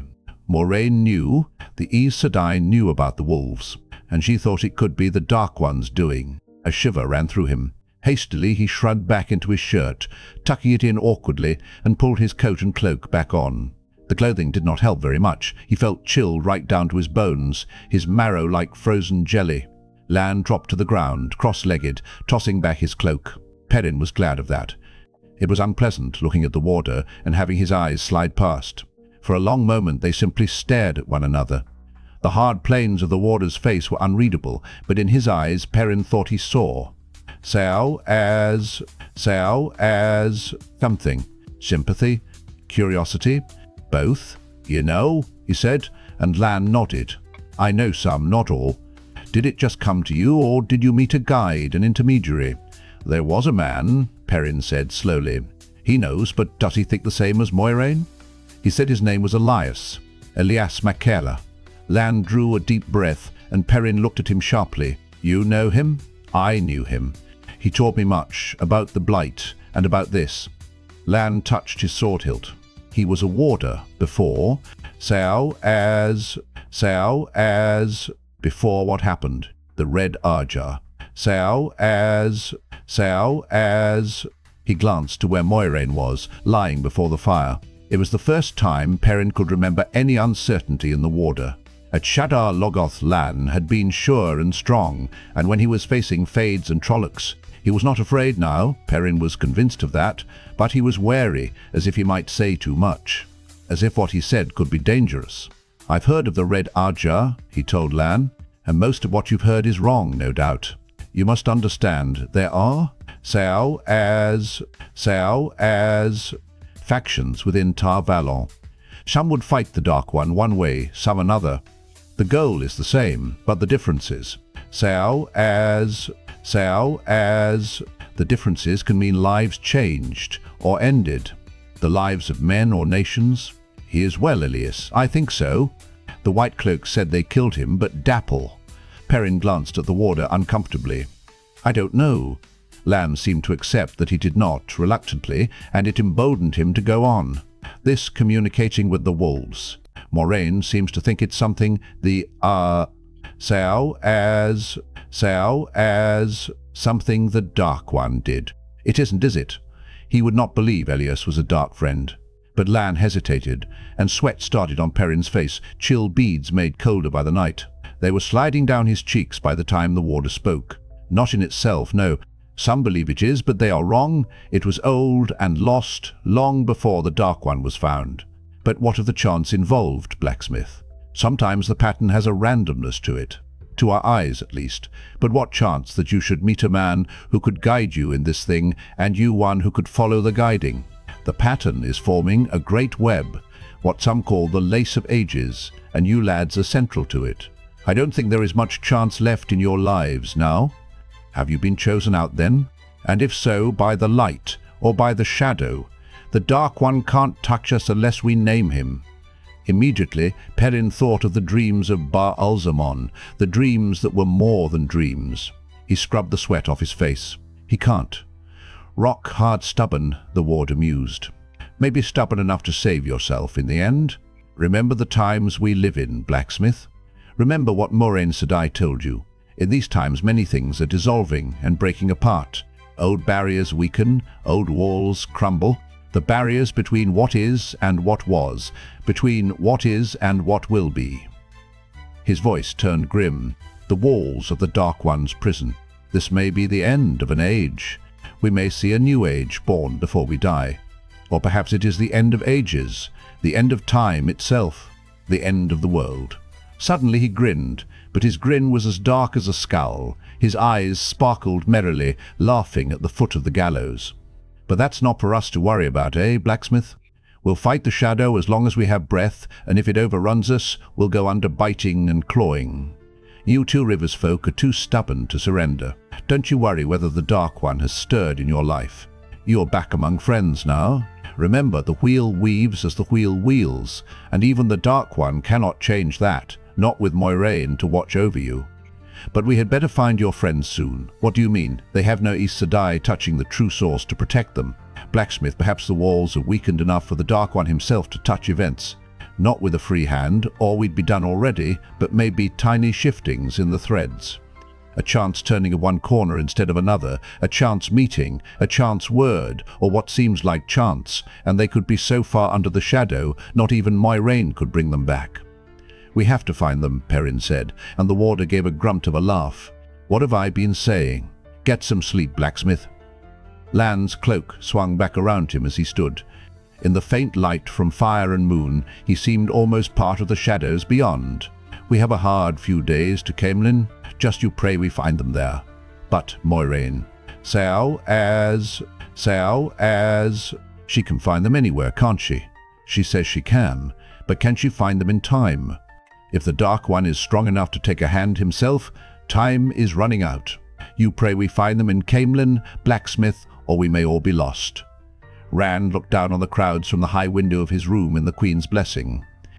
They ran shouting along the street, all streaming in the same direction, waving pennants and banners, the white lions standing guard on 1,000 fields of red. Caemlyners and outlanders, they ran together, and for a change, no one appeared to want to bash anyone else's head. Today, maybe, there was only one faction. He turned from the window, grinning. Next to the day when Egwene and Perrin walked in, alive and laughing over what they had seen, this was the day he had been waiting for most.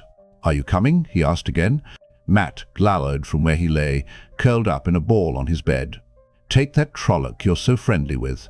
Blood and ashes, Mat. He's not a Trolloc. You're just being stubborn stupid. How many times do you want to have this argument? Light. It's not as if you'd never heard of OGA before. I never heard they looked like Trollocs." Mat pushed his face into his pillow and curled himself tighter. "Stubborn stupid," Rand muttered. "How long are you going to hide up here? I'm not going to keep bringing you your meals up all those stairs forever. You could do with a bath, too." Mat shrugged around on the bed as if he were trying to burrow deeper into it. Rand sighed, then went to the door. "Last chance to go together, Mat. I'm leaving now." He closed the door slowly, hoping that Mat would change his mind, but his friend did not stir. The door clicked shut. In the hallway, he leaned against the door frame. Master Gill said there was an old woman 2 streets over, Mother Grubb, who sold herbs and poultices, besides birthing babies, tending the sick, and telling fortunes. She sounded a little like a wisdom. Nynaeve was who Mat needed, or maybe Moiraine, but Mother Grubb was who he had. Bringing her to the Queen's blessing might bring the wrong kind of attention as well, though, if she would even come. For her, as well as for Mat and him. Herbalists and hedge doctors were lying low in Caemlyn right now. There was talk against anyone who did any kind of healing or fortune-telling. Every night the Dragon's Fang was scrawled on doors with a free hand, sometimes even in the daylight, and people might forget who had cured their fevers and poulticed their toothaches when the cry of Darkfriend went up. That was the temper in the city. It was not as if Mat were really sick. He ate everything Rand carried up from the kitchen. He would take nothing from anyone else's hand, though, and never complained about aches or fever.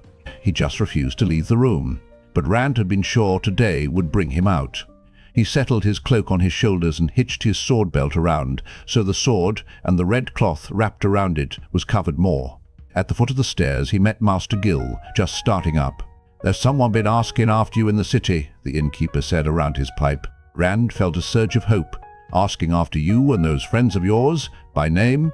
You younglings anyway. Seems to want you 3 lads most." Anxiety replaced hope. "Who?" Rand asked. He still could not help glancing up and down the hall. Except for they 2, it was empty, from the exit into the alley to the common room door. "Don't know his name? Just heard about him. I hear most things in Caemlyn, eventually. A beggar." The innkeeper grunted. "Half mad, I hear. Even so, he could take the Queen's bounty at the palace, even with things as hard as they are. On high days, the Queen gives it out with her own hands, and there's never anyone turned away for any reason. No one needs to beg in Caemlyn. Even a man under warrant can't be arrested while he's taking the Queen's bounty." "A dark friend?" Rand said reluctantly. "If the Darkfriends know our names. So as... You've got Darkfriends on the brain, young fellow. They're around, certainly, but just because the White Cloaks have everybody stirred up is no reason for you to think the city is full of them. Do you know what rumor those idiots have started now? Strange shapes. Can you believe it? Strange shapes creeping around outside the city in the night." The innkeeper chuckled till his belly shook. Rand did not feel like laughing. Hyam Kinch had talked about strange shapes, and there had surely enough been a fade back there. What kind of shapes? What kind? I don't know what kind. Strange shapes. Trollocs, probably. The Shadow Man. Luz Therin Kinslayer himself, come back 50 feet high. What kind of shapes do you think people will imagine now, the ideas in their heads? It's none of our worry. Master Gill eyed him for a moment. "Going out, are you? Well, I can't say I care for it myself even today, but there's hardly anybody left here but me. Not your friend? Mat's not feeling very well? Maybe later. Well, be that as it may, you watch yourself now. Even today, good Queen's men will be outnumbered out there. Light burn the day I ever thought to see it so. Best you leave by the alleyway." There's two of those blood-be-damned traitors sitting across the street watching my front door. They know where I stand, by the light." Rand stuck his head out and looked both ways before slipping into the alley. A bulky man Master Gil had hired stood at the head of the alley, leaning on a spear and watching the people run past with an apparent lack of interest. It was only apparent, Rand knew. The fellow, his name was Lamwyn, saw everything through those heavy-lidded eyes, and for all his bullish bulk, he could move like a cat. He also thought Queen Morghese was the light made flesh, or near enough. There were a dozen like him, scattered around the Queen's blessing. Lamwyn's ear twitched when Rand reached the mouth of the alley, but he never took his disinterest off the street. Rand knew the man had heard him coming. "Watch your back today, man." Lamwyn's voice sounded like gravel in a pan. "When the trouble starts, you'll be a handy one to have here, not somewhere with a knife in your back." Rand glanced at the blocky man, but his surprise was muted. He always tried to keep the sword out of sight, but this was not the first time one of Master Gil's men had assumed he would know his way in a fight. Lamwyn did not look back at him. The man's job was guarding the inn, and he did it. Pushing his sword back a little further under his cloak, Rand joined the flow of people. He saw the two men the innkeeper had mentioned, standing on upturned barrels across the street from the inn so they could see over the crowd. He did not think they noticed him coming out of the alley. They made no secret of their allegiance. Not only were their swords wrapped in white, tied with red, they wore white armbands and white cockades on their hats. He had not been in Caemlyn long before learning that red wrappings on a sword, or a red armband or cockade, meant support for Queen Morghese. White said the Queen and her involvement with Aes Sedai and Tar Valon were to blame for everything that had gone wrong, for the weather and the failed crops, maybe even for the false dragon. He did not want to get involved in Caemlyn politics, only it was too late now. It was not just that he'd already chosen by accident, but there it was. Matters in the city had gone beyond letting anyone stay neutral. Even outlanders wore cockades and armbands or wrapped their swords, and more wore the white than the red. Maybe some of them did not think that way, but they were far from home, and that was the way sentiment was running in Caemlyn. Men who supported the Queen went about in groups for their own protection when they went out at all. Today, though, it was different, on the surface at least. Today, Caemlyn celebrated a victory of the light over the shadow. Today, the false dragon was being brought into the city, to be displayed before the Queen, before he was taken north to Tar Valon. No one talked about that part of it. No one but the Aes Sedai could deal with a man who could actually wield the one power, of course, but no one wanted to talk about it. The light had defeated the shadow, and soldiers from Andor had been in the forefront of the battle. For today, that was all that was important. For today, everything else could be forgotten. Or could it, Rand wondered? The crowd ran, singing and waving banners, laughing, but men displaying the red, kept together in knots of 10 or 20, and there were no women or children with them. He thought there were at least 10 men showing white for everyone, proclaiming allegiance to the Queen. Not for the first time. He wished white cloth had been the cheaper. But would Master Gil have helped if you'd been showing the white? The crowd was so thick that jostling was inevitable. Even white cloaks did not enjoy their little open spaces in the throng today. As Rand let the crowd carry him toward the inner city, he realized that not all animosities were being reined in. He saw one of the children of the light, one of 3, bumped so hard he almost fell. The white cloak barely caught himself and started an angry oath of the man who had bumped him when another man staggered him with a deliberate, aimed shoulder. Before matters could go any further, the White Cloak's companions pulled him over to the side of the street, to where they could shelter in a doorway. The 3 seemed caught between their normal, glaring stare and disbelief. The crowd streamed on by as if none had noticed, and perhaps none had. No one would have dared do such a thing 2 days earlier. More, Rand realized, the men who had done the bumping wore white cockades on their hats. It was widely believed the White Cloaks supported those who opposed the Queen and her Aes Sedai advisor, but that made no difference. Men were doing things of which they had never before thought. Jostling a White Cloak today. Tomorrow, perhaps pulling down a Queen. Suddenly he wished there were a few more men close to him showing red, jostled by white cockades and armbands. He abruptly felt very alone. The White Cloaks noticed him looking at them and stared back as if meeting a challenge. He let a singing swirl in the crowd sweep him out of their sight and joined in their song. Forward the lion, the white lion takes the field, roar defiance at the shadow. Forward the lion, forward Andor triumphant. The route that would bring the false dragon into Caemlyn was well known.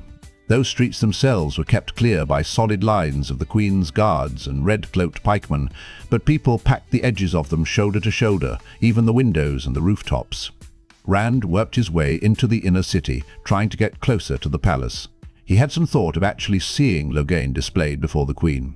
To see the false dragon and a queen, both Sao as... That was something he had never dreamed of back home. The inner city was built on hills, and much of what the Ogier had made still remained. Where streets in the new city mostly ran every which way in a crazy quilt, here they followed the curves of the hills as if they were a natural part of the earth. Sweeping rises and dips presented new and surprising vistas at every turn. Parks seen from different angles, even from above, where their walks and monuments made patterns pleasing to the eye, though barely touched with green. Towers suddenly revealed, tile-covered walls glittering in the sunlight with 100 changing colors. Sudden rises where the gaze was thrown out across the entire city to the rolling plains and forests beyond. All in all, it would have been something to see if not for the crowd that hurried him along before he had a chance to really take it in, and all those curving streets made it impossible to see very far ahead. Abruptly he was swept around a bend, and there was the palace. The streets, even following the natural contours of the land, had been laid out to spiral in on this gleeman's tale of pale spires and golden domes and intricate stonework traceries, with the banner of Andor waving from every prominence, a centerpiece for which all the other vistas had been designed. It seemed more sculpted by an artist than simply built like ordinary buildings. That glimpse showed him he would get no nearer. No one was being allowed close to the palace. Queen's guards made scarlet ranks, 10 deep flanking the palace gates. Along the tops of the white walls, on high balconies and towers, more guards stood rigidly straight, bows precisely slanted across breastplated chests. They, too, looked like something out of a gleeman's tale, a guard of honor, but Rand did not believe that was why they were there. The clamoring crowd lining the streets was almost solid, with white-wrapped swords, white armbands, and white cockades. Only here and there was the white wall, broken by a knot of red. The red uniformed guards seemed a thin barrier against all that white. Giving up on making his way closer to the palace, he sought a place where he could use his height to advantage. He did not have to be in the front row to see everything. The crowd shifted constantly, people shoving to get nearer the front, people hurrying off to what they thought was a better vantage point. In one of those shifts he found himself only 3 people from the open street, and all in front of him were shorter than he, including the pikemen. Almost everyone was. People crowded against him from both sides, sweating from the press of so many bodies. Those behind him muttered about not being able to see and tried to wriggle past. He stood his ground, making an impervious wall with those to either side. He was content. When the false dragon passed by, he would be close enough to see the man's face clearly. Across the street and down toward the gates to the new city, a ripple passed through the tight-packed crowd. Around the curve, an eddy of people was drawing back to let something go by. It was not like the clear space that followed Whiteoaks on any day but today. These people jerked themselves back with startled glances that became grimaces of distaste. Pressing themselves out of the way, they turned their faces from whatever it was, but watched out of the corners of their eyes until it was past. Other eyes around him noted the disturbance too, keyed for the coming of the dragon, but with nothing to do now but wait. The crowd found anything at all worthy of comment. He heard speculation ranging from an Aes Sedai to Logain himself, and a few coarser suggestions that brought rough laughter from the men and disdainful sniffs from the women. The ripple meandered through the crowd, drawing closer to the edge of the street as it came. No one seemed to hesitate in letting it go where it wanted, even if that meant losing a good spot for viewing as the crowd flowed back in on itself behind the passing. Finally, directly across from Rand, the crowd bulged into the street, pushing aside red-cloaked pikemen who struggled to shove them back and broke open. The stooped shape that shuffled hesitantly out into the open looked more like a pile of filthy rags than a man. Rand heard murmurs of disgust around him. The ragged man paused on the far edge of the street. His cowl, torn and stiff with dirt, swung back and forth as if searching for something or listening. Abruptly he gave a wordless cry and flung out a dirty claw of a hand, pointing straight at Rand. Immediately he began to scuttle across the street like a bug. The beggar. Whatever ill chance had led the man to find him like this, Rand was suddenly sure that, dark friend or not, he did not want to meet him face to face. He could feel the beggar's eyes, like greasy water on his skin. Especially he did not want the man close to him here, surrounded by people balanced on the brink of violence. The same voices that had laughed before now cursed him as he pushed his way back, away from the street. He hurried, knowing the densely packed mass through which he had to shove and wriggle would give way before the filthy man. Struggling to force a path through the crowd, he staggered and almost fell when he abruptly broke free. Flailing his arms to keep his balance, he turned the stagger into a run. People pointed at him. He was the only one not pressing the other way, and running at that. Shouts followed him. His cloak flapped behind him, exposing his red-clad sword. When he realized that, he ran faster. A lone supporter of the Queen, running, could well spark a white-cockaded mob to pursuit even today. He ran, letting his long legs eat paving stones. Not until the shouts were left far behind did he allow himself to collapse against a wall, panting. He did not know where he was, except that he was still within the inner city. He could not remember how many twists and turns he had taken along those curving streets. Poised to run again, he looked back the way he had come. Only one person moved on the street, a woman walking placidly along with her shopping basket. Almost everyone in the city was gathered for a glimpse of the false dragon. He can't have followed me. I must have left him behind. The beggar would not give up, he was sure of it, though he could not say why. That ragged shape would be working its way through the crowds at that very minute, searching, and if Rand returned to see Logain, he ran the risk of a meeting. For a moment he considered going back to the Queen's blessing, but he was sure he would never get another chance to see a queen, and he hoped he would never have another to see a false dragon. There seemed to be something cowardly in letting a bent beggar, even a dark friend, chase him into hiding. He looked around, considering. The way the inner city was laid out, buildings were kept low, if there were buildings at all, so that someone standing at a particular spot would have nothing to interrupt the planned view. There had to be places from where he could see the procession pass with the false dragon. Even if he could not see the Queen, he could see Logain. Suddenly determined, he set off. In the next hour, he found several such places, every last one already packed cheek to cheek, with people avoiding the crush along the procession route. They were a solid front of white cockades and armbands. No red at all. Thinking what the sight of his sword might do in a crowd like that, he slipped away carefully and quickly. Shouting floated up from the new city, cries and the blaring of trumpets, the martial beat of drums. Logain and his escort were already in Caemlyn, already on their way to the palace. Dispirited, he wandered the all but empty streets, still half-heartedly hoping to find some way to see Logain. His eyes fell on the slope, bare of buildings, rising above the street where he was walking. In a normal spring, the slope would be an expanse of flowers and grass, but now it was brown all the way to the high wall along its crest, a wall over which the tops of trees were visible. This part of the street had not been designed for any grand view, but just ahead, over the rooftops, he could see some of the palace spires, topped by white lion banners fluttering in the wind. He was not sure exactly where the curve of the street ran after it rounded the hill beyond his sight, but he suddenly had a thought about that hilltop wall. The drums and trumpets were drawing nearer, the shouting growing louder. Anxiously he scrambled up the slope. It was not meant to be climbed, but he dug his boots into the dead sod and pulled himself up using leafless shrubs as handholds. Panting as much with desire as effort, he scrambled the last yards to the wall. It reared above him, easily twice his height and more. The air thundered with the drumbeat, rang with trumpet blasts. The face of the wall had been left much in the natural state of the stone, the huge blocks fitted together so well that the joins were nearly invisible, the roughness making it seem almost a natural cliff. Rand grinned. The cliffs just beyond the sandhills were higher, and even Perrin had climbed those. His hands sought rocky knobs, his booted feet found ridges. The drums raced him as he climbed. He refused to let them win. He would reach the top before they reached the palace.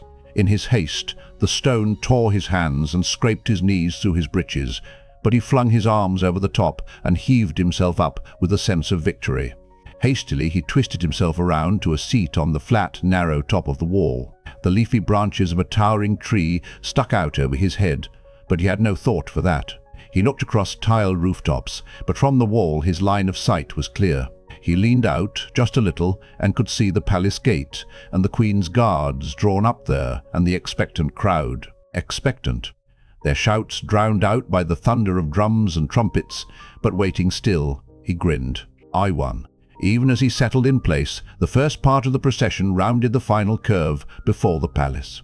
20 ranks of trumpeters came first, splitting the air with peal after triumphant peal, a fanfare of victory. Behind them, as many drummers thundered. Then came the banners of Caemlyn, white lions on red, borne by mounted men, followed by the soldiers of Caemlyn, rank on rank on rank of horsemen, armor gleaming, lances proudly held, crimson pennants fluttering. Treble rows of pikemen and archers flanked them, and came on and on after the horsemen began passing between the waiting guards and through the palace gates.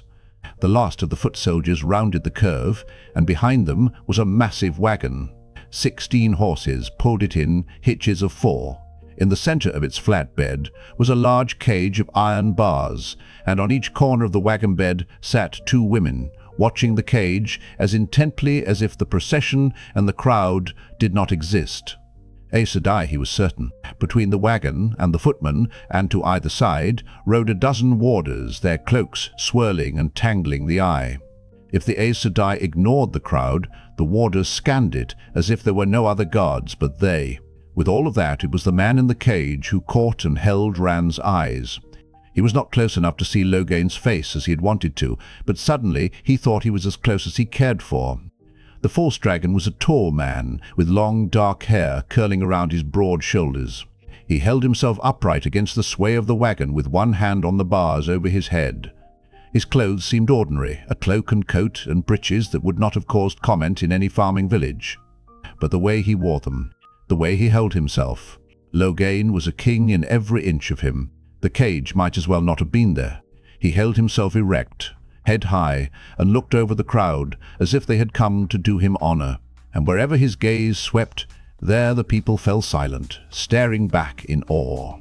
When Logain's eyes left them, they screamed with redoubled fury, as if to make up for their silence, but it made no difference in the way the man stood or in the silence that passed along with him. As the wagon rolled through the palace gates, he turned to look back at the assembled masses. They howled at him beyond words, a wave of sheer animal hate and fear, and Logain threw back his head and laughed as the palace swallowed him. Other contingents followed behind the wagons, with banners representing more who had fought and defeated the false dragon. The golden bees of Ilion, the 3 white crescents of Tyr, the rising sun of Caerhien, others, many others, of nations and of cities, and of great men with their own trumpets, their own drums to thunder their grandeur.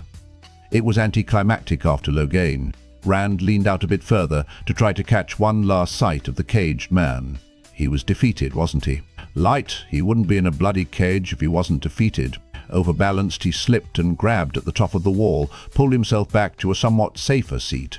With Logain gone, he became aware of the burning in his hands, where the stone had scraped his palms and fingers. Yet he could not shake free of the images, the cage and the Aes Sedai. Logain, undefeated, no matter the cage, that had not been a defeated man. He shivered and rubbed his stinging hands on his thighs. Why were the Aes Sedai watching him, he wondered aloud. They're keeping him from touching the true source, silly. He jerked to look up, toward the girl's voice, and suddenly his precarious seat was gone. He had only time to realize that he was toppling backward, falling, when something struck his head and a laughing Logain chased him into spinning darkness. It seemed to Rand that he was sitting at table with Logain and Moiraine. The Aes Sedai and the false dragon sat watching him silently, as if neither knew the other was there. Abruptly he realized the walls of the room were becoming indistinct, fading off into grey. A sense of urgency built in him. Everything was going, blurring away. When he looked back to the table, Moiraine and Logain had vanished, and Baal Zaman sat there instead. Rand's whole body vibrated with urgency. It hummed inside his head, louder and louder. The hum became the pounding of blood in his ears. With a jerk he sat up and immediately groaned and clutched his head, swaying. His whole skull hurt. His left hand found sticky dampness in his hair. He was sitting on the ground, on green grass. That troubled him vaguely, but his head spun and everything he looked at lurched, and all he could think of was lying down until it stopped. The wall. The girl's voice. Steadying himself with one hand flat on the grass, he looked around slowly. He had to do it slowly. When he tried to turn his head quickly, everything started whirling again. He was in a garden, or a park. A slate-paved walk meandered by through flowering bushes not 6 feet away, with a white stone bench beside it and a leafy arbor over the bench for shade. He had fallen inside the wall. And the girl? He found the tree, close behind his back, and found her, too, climbing down out of it. She reached the ground and turned to face him, and he blinked and groaned again. A deep blue velvet cloak lined with pale fur rested on her shoulders, its hood hanging down behind to her waist with a cluster of silver bells at the peak. They jingled when she moved.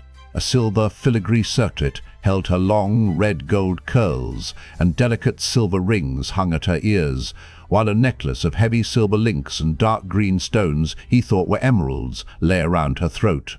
Her pale blue dress was smudged with bark stains from her tree climbing, but it was still silk, and embroidered with painstakingly intricate designs, the skirt slashed with inserts the color of rich cream. A wide belt of woven silver encircled her waist, and velvet slippers peeked from under the hem of her dress. He had only ever seen 2 women dressed in this fashion, Moiraine and the Darkfriend who had tried to kill Mat and him. He could not begin to imagine who would choose to climb trees in clothes like that, but he was sure she had to be someone important. The way she was looking at him redoubled the impression. She did not seem in the least troubled at having a stranger tumble into her garden. There was a self-possession about her that made him think of Nynaeve or Moiraine. He was so enmeshed in worrying whether or not he had gotten himself into trouble, whether or not she was someone who could and would call the Queen's guards, even on a day when they had other things to occupy them, that it took him a few moments to see past the elaborate clothes and lofty attitude to the girl herself. She was perhaps 2 or 3 years younger than he, tall for a girl, and beautiful, her face a perfect oval framed by that mass of sunburst curls, her lips full and red, her eyes bluer than he could believe. She was completely different from Egwene in height and face and body, but every bit as beautiful. He felt a twinge of guilt, but told himself that denying what his eyes saw would not bring Egwene safely to Caemlyn 1 whit faster. A scrabbling sound came from up in the tree, and bits of bark fell, followed by a boy dropping lightly to the ground behind her. He was a head taller than she and a little older, but his face and hair marked him as her close kin. His coat and cloak were red and white and gold, embroidered and brocaded, and for a male even more ornate than hers. That increased Rand's anxiety. Only on a feast day would any ordinary man dress in anything like that, and never with that much grandeur. This was no public park. Perhaps the guards were too busy to bother with trespassers. The boy studied Rand over the girl's shoulder, fingering the dagger at his waist. It seemed more a nervous habit than any thought that he might use it. Not completely, though. The boy had the same self-possession as the girl, and they both looked at him as if he were a puzzle to be solved. He had the odd feeling that the girl, at least, was Cata, logging everything about him from the condition of his boots to the state of his cloak. "We will never hear the end of this, Elaine, if Mother finds out," the boy said suddenly. "She told us to stay in our rooms, but you just had to get a look at Logain, didn't you? Now look what it has got us. Be quiet, Gawain." She was clearly the younger of the 2, but she spoke as though she took it for granted that he would obey. The boy's face struggled as if he had more to say, but to Rand's surprise he held his peace. "Are you all right?" she said suddenly. It took Rand a minute to realize she was speaking to him. When he did, he tried to struggle to his feet. "I'm fine. He tottered, and his legs gave way. He sat back down hard. His head swam. "I'll just climb back over the wall," he muttered. He attempted to stand again, but she put a hand on his shoulder, pressing him down. He was so dizzy, the slight pressure was enough to hold him in place. "You are hurt." Gracefully she knelt beside him. Her fingers gently parted the blood-matted hair on the left side of his head. "You must have struck a branch coming down. You will be lucky if you didn't break anything more than your scalp. I don't think I ever saw anyone as skillful at climbing as you, but you don't do so well falling. You'll get blood on your hands," he said, drawing back. Firmly she pulled his head back to where she could get at it. "Hold still." She did not speak sharply, but again there was that note in her voice, as if she expected to be obeyed. "It does not look too bad, thank the light." From pockets on the inside of her cloak, she began taking out an array of tiny vials and twisted packets of paper, finishing with a handful of wadded bandage. He stared at the collection in amazement. It was the sort of thing he would have expected a wisdom to carry, not someone dressed as she was. She had gotten blood on her fingers, he saw, but it did not seem to bother her. "Give me your water flask, Gawain," she said. "I need to wash this." The boy she called Gawain unfastened a leather bottle from his belt and handed it to her, then squatted easily at Rand's feet with his arms folded on his knees. Elaine went about what she was doing in a very workmanlike manner. He did not flinch at the sting of cold water when she washed the cut in his scalp, but she held the top of his head with one hand as if she expected him to try to pull away again and would have none of it. The ointment she smoothed on after from one of her small vials soothed almost as much as one of Nynaeve's preparations would have. Gawain smiled at him as she worked, a calming smile, as if he too expected Rand to jerk away and maybe even run. "She's always finding stray cats and birds with broken wings. You are the first human being she has had to work on." He hesitated, then added, "Do not be offended. I am not calling you a stray." It was not an apology, just a statement of fact. "No offense taken," Rand said stiffly, but the pair were acting as if he were a skittish horse. "She does know what she is doing," Gawain said. "She has had the best teachers. So do not fear, you are in good hands." Elaine pressed some of the bandaging against his temple and pulled a silk scarf from her belt, blue and cream and gold. For any girl in Eamon's Field, it would have been a treasured feast day cloth. Elaine deftly began winding it around his head to hold the wadded bandage in place. "You can't use that," he protested. She went on winding. "I told you to hold still," she said calmly. Rand looked at Gawain. Does she always expect everybody to do what she tells them? A flash of surprise crossed the young man's face, and his mouth tightened with amusement. "Most of the time she does, and most of the time they do." "Hold this," Elaine said. "Put your hand there while I tie," she exclaimed at the sight of his hands. "You did not do that falling. Climbing where you should not have been climbing is more like it." Quickly finishing her knot, she turned his hands, palms upward, in front of him, muttering to herself about how little water was left. The washing made the lacerations burn, but her touch was surprisingly delicate. "Hold still this time." The vial of ointment was produced again. She spread it thinly along the scrapes, all of her attention apparently on rubbing it in without hurting him. A coolness spread through his hands, as if she were rubbing the torn places away.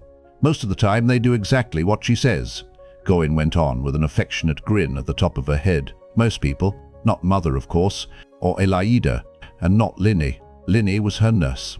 You can't give orders to someone who switched you for stealing figs when you were little, and even not so little." Elaine raised her head long enough to give him a dangerous look. He cleared his throat and carefully blanked his expression before hurrying on. "And Gareth, of course. No one gives orders to Gareth. Not even Mother," Elaine said, bending her head back over Rand's hands. "She makes suggestions, and he always does what she suggests, but I've never heard her give him a command."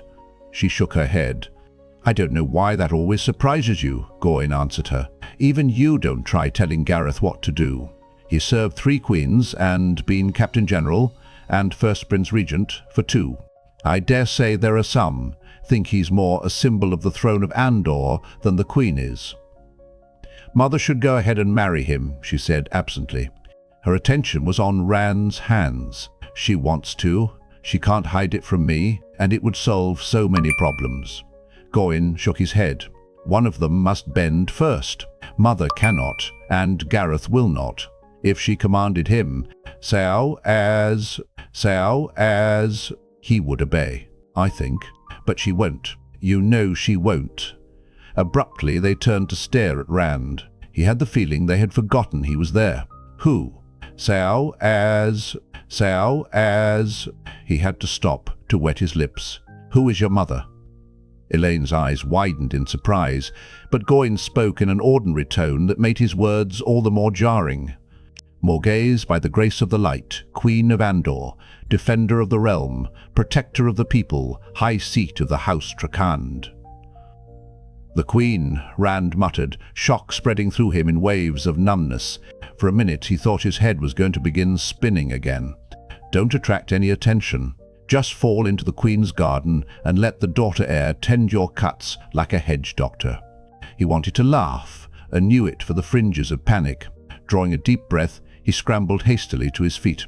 He held himself tightly in rein against the urge to run, but the need to get away filled him, to get away before anyone else discovered him there. Elaine and Gawain watched him calmly, and when he leaped up, they rose gracefully, not hurried in the least. He put up a hand to pull the scarf from his head, and Elaine seized his elbow. "Stop that. You will start the bleeding again." Her voice was still calm, still sure that he would do as he was told. "I have to go," Rand said. "I'll just climb back over the wall and—" "You really didn't know?" For the first time she seemed as startled as he was. "Do you mean you climbed up on that wall to see Logain without even knowing where you were? You could have gotten a much better view down in the streets." "I? So as... I don't like crowds," he mumbled. He sketched a bow to each of them. "If you'll pardon me, so as... my lady." In the stories, royal courts were full of people, all calling one another Lord and Lady and Royal Highness and Majesty, but if he had ever heard the correct form of address for the daughter heir, he could not think clearly enough to remember. He could not think clearly about anything beyond the need to be far away. "If you will pardon me, I'll just leave now." So as... Thank you for the... So as... He touched the scarf around his head. "Thank you. Without even telling us your name," Gawain said. "A poor payment for Elaine's care. I've been wondering about you. You sound like an Andorman, though not a Caemliner, certainly, but you look like. So as... Well, you know our names. Courtesy would suggest you give us yours." Looking longingly at the wall, Rand gave his right name before he thought what he was doing, and even added, "From Eamon's Field, in the Two Rivers." "From the west," Gawain murmured. "Very far to the west." Rand looked around at him sharply. There had been a note of surprise in the young man's voice, and Rand caught some of it still on his face when he turned. Gawain replaced it with a pleasant smile, so quickly, though, that he almost doubted what he had seen. "Tabak and wool," Gawain said. "I have to know the principal products of every part of the realm, of every land, for that matter. Part of my training. Principal products and crafts, and what the people are like. Their customs, their strengths and weaknesses." It said, "Two Rivers people are stubborn. They can be led if they think you are worthy, but the harder you try to push them, the harder they dig in. Elaine ought to choose her husband from there. It'll take a man with a will like stone to keep from being trampled by her." Rand stared at him. Elaine was staring too. Gawain looked as much under control as ever, but he was babbling. "Why? What's this?"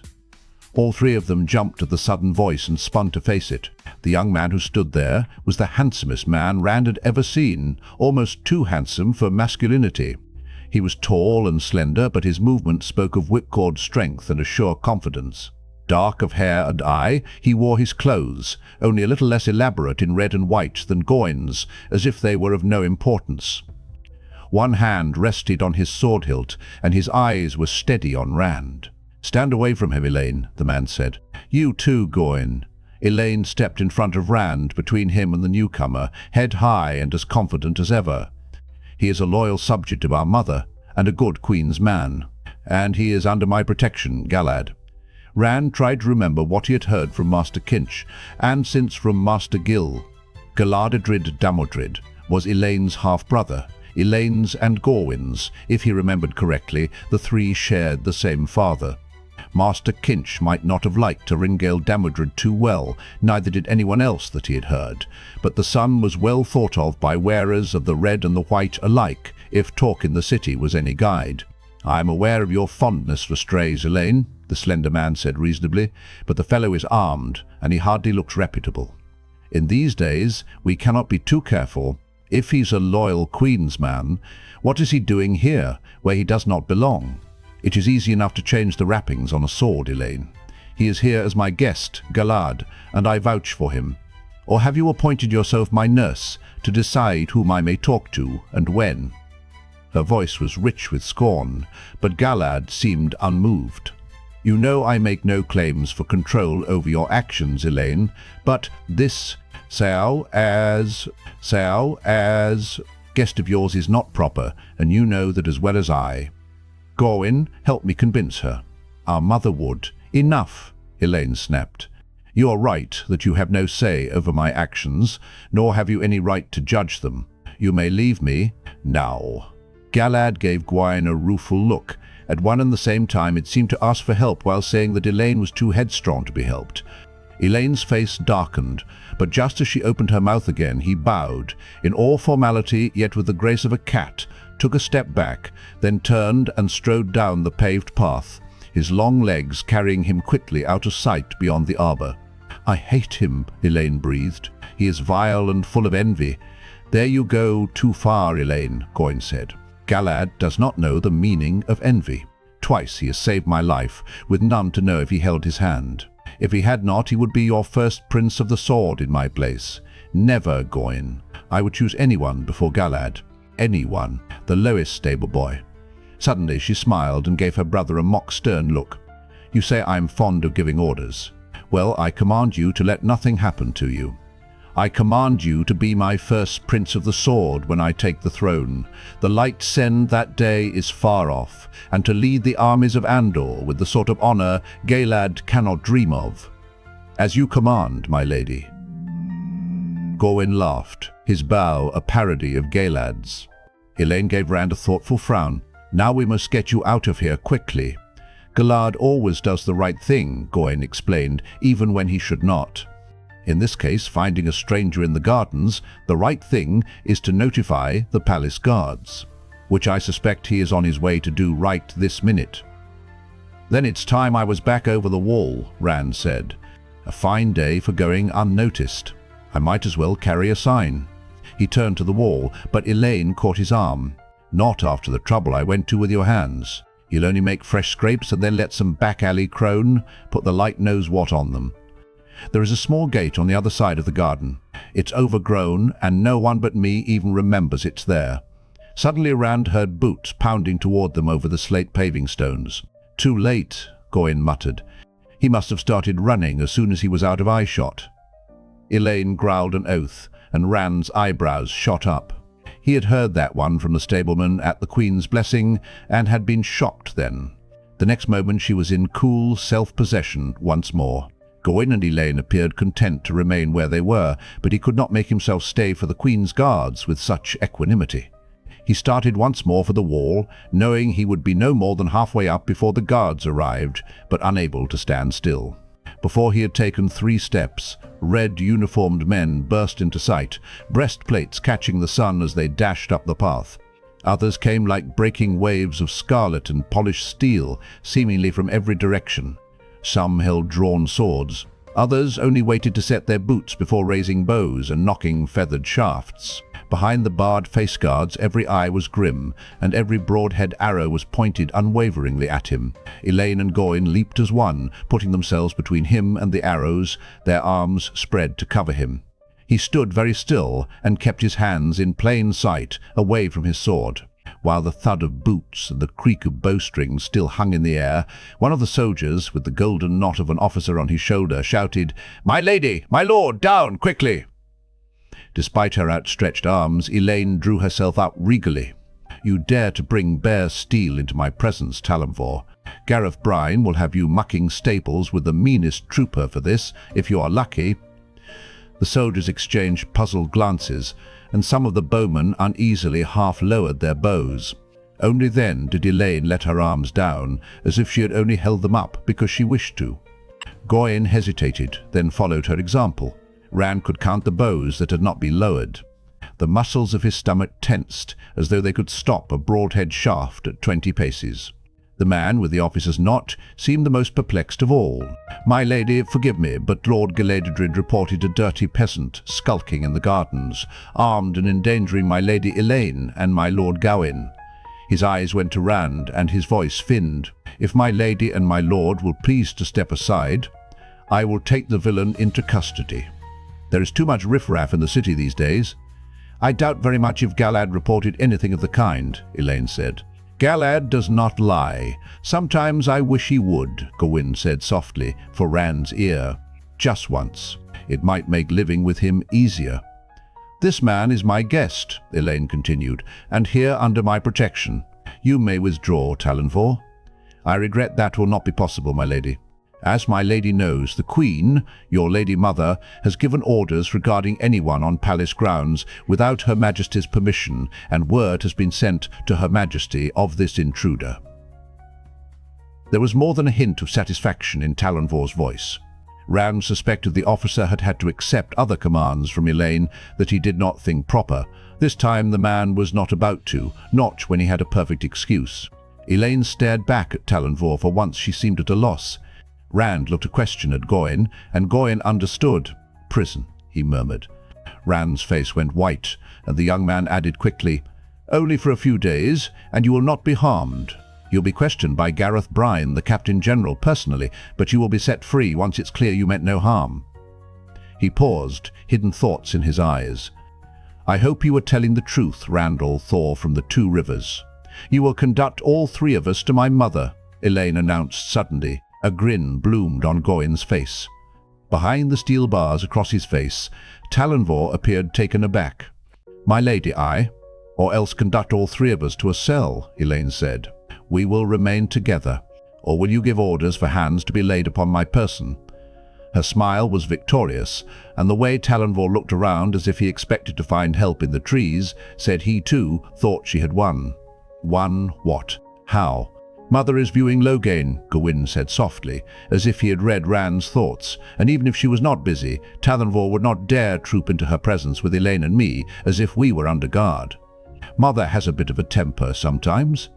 Rand remembered what Master Gil had said about Queen Morgase. A bit of a temper? Another red-uniformed soldier came running down the path, skidding to a halt to salute with an arm across his chest.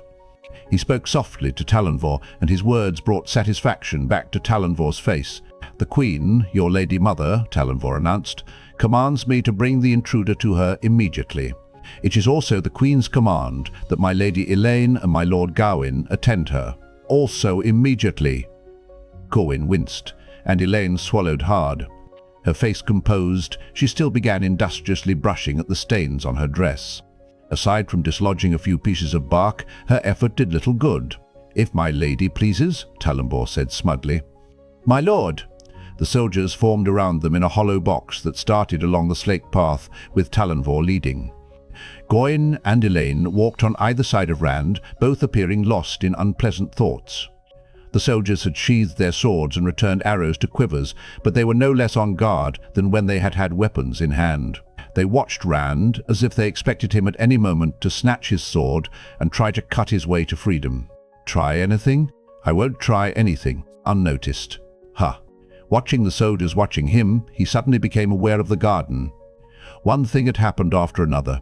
Each new shock coming before the last had a chance to fade, and his surroundings had been a blur except for the wall and his devout wish to be back on the other side of it. Now he saw the green grass that had only tickled the back of his mind before. Green, 100 shades of green. Trees and bushes, green and thriving, thick with leaves and fruit. Lush vines covering arbors over the path. Flowers everywhere. So many flowers, spraying the garden with color. Some he knew.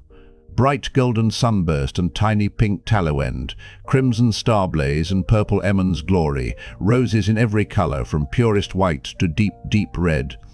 But others were strange, so fanciful in shape and hue, he wondered if they could be real. "It's green," he whispered. "Green," the soldiers muttered to themselves. Talonvor gave them a sharp look over his shoulder, and they fell silent. "Elida's work," Gawain said absently. "It is not right," Elaine said. She asked if I wanted to pick out the one farm she could do the same for, while all around it the crops still failed. But it still isn't right for us to have flowers when there are people who do not have enough to eat. She drew a deep breath and refilled her self-possession. Remember yourself, she told Rand briskly. Speak up clearly when you are spoken to, and keep silent otherwise. And follow my lead. All will be well. Rand wished he could share her confidence. It would have helped if Gawain had seemed to have it as well. As Talonvor led them into the palace, he looked back at the garden, at all the green streaked with blossoms, colours wrought for a queen by an Aes Sedai's hand. He was in deep water, and there was no bank in sight. Palace servants filled the halls, in red liveries with collars and cuffs of white, the white lion on the left breast of their tunics, scurrying about intent on tasks that were not readily apparent. When the soldiers trooped by with Elayne and Gawain and Rand in their midst, they stopped dead in their tracks to stare open-mouthed. Through the middle of all the consternation, a grey-striped tomcat wandered unconcernedly down the hall, weaving between the goggling servants. Suddenly the cat struck Rand as odd. He had been in Baerlon long enough to know that even the meanest shop had cats lurking in every corner. Since entering the palace, the Tom was the only cat he had seen. "You don't have rats," he said in disbelief. Every place had rats. "Elida doesn't like rats," Gawain muttered vaguely. He was frowning worriedly down the hall, apparently already seeing the coming meeting with the Queen. "We never have rats. Both of you be quiet." Elaine's voice was sharp, but as absent as her brother's. "I'm trying to think." Rand watched the cat over his shoulder until the guards took him round a corner, hiding the Tom from sight. A lot of cats would have made him feel better. It would have been nice if there was one thing normal about the palace, even if it was rats. The path Talonvor took turned so many times that Rand lost his sense of direction. Finally the young officer stopped before tall double doors of dark wood with a rich glow, not so grand as some they had passed, but still carved all over with rows of lions, finely wrought in detail. A liveried servant stood to either side. "At least it isn't the Grand Hall." Gawain laughed unsteadily. "I never heard that Mother commanded anyone's head cut off from here." He sounded as if he thought she might set a precedent. Talonvor reached for Rand's sword, but Elayne moved to cut him off. "He is my guest, and by custom and law, guests of the royal family may go armed even in Mother's presence. Or will you deny my word that he is my guest?" Talonvor hesitated, locking eyes with her, then nodded. "Very well, my lady." She smiled at Rand as Talonvor stepped back, but it lasted only a moment. "First rank to accompany me," Talonvor commanded. "Announce the Lady Elayne and the Lord Gawain to Her Majesty," he told the doorkeepers. "Also guardsman, Lieutenant Talonvor at Her Majesty's command, with the intruder under guard." Elayne scowled at Talonvor, but the doors were already swinging open. A sonorous voice sounded, announcing those who came. Grandly Elayne swept through the doors, spoiling her regal entrance only a little by motioning for Rand to keep close behind her. Gawain squared his shoulders and strode in flanking her, one measured pace to her rear. Rand followed, uncertainly keeping level with Gawain on her other side. Talonvor stayed close to Rand, and 10 soldiers came with him. The doors closed silently behind them. Suddenly Elayne dropped into a deep curtsy, simultaneously bowing from the waist, and stayed there, holding her skirt wide. Rand gave a start, then hastily emulated Gawain and the other men, shifting awkwardly until he had it right. Down on his right knee, head bowed, bending forward to press the knuckles of his right hand against the marble tiles, his left hand resting on the end of his sword hilt. Gawain, without a sword, put his hand on his dagger the same way. Rand was just congratulating himself on getting it right when he noticed Talonvor, his head still bent, glaring sideways at him from behind his face guard. Was I supposed to do something else? He was suddenly angry that Talonvor expected him to know what to do when no one had told him, and angry over being afraid of the guards. He had done nothing to be fearful for. He knew his fear was not Talonvor's fault, but he was angry at him anyway. Everyone held their positions, frozen as if waiting for the spring thaw. He did not know what they were waiting for, but he took the opportunity to study the place to which he had been brought. He kept his head down, just turning it enough to see. Talonvor's scowl deepened, but he ignored it. The square chamber was about the size of the common room at the Queen's blessing, its walls presenting hunting scenes carved in relief in stone of the purest white. The tapestries between the carvings were gentle images of bright flowers and brilliantly plumaged hummingbirds, except for the two at the far end of the room, where the white lion of Andor stood taller than a man on scarlet fields. Those two hangings flanked a dais, and on the dais a carved and gilded throne where sat the queen. A bluff, blocky man stood bareheaded by the queen's right hand in the red of the queen's guards, with 4 golden knots on the shoulder of his cloak and wide golden bands breaking the white of his cuffs. His temples were heavy with grey, but he looked as strong and immovable as a rock.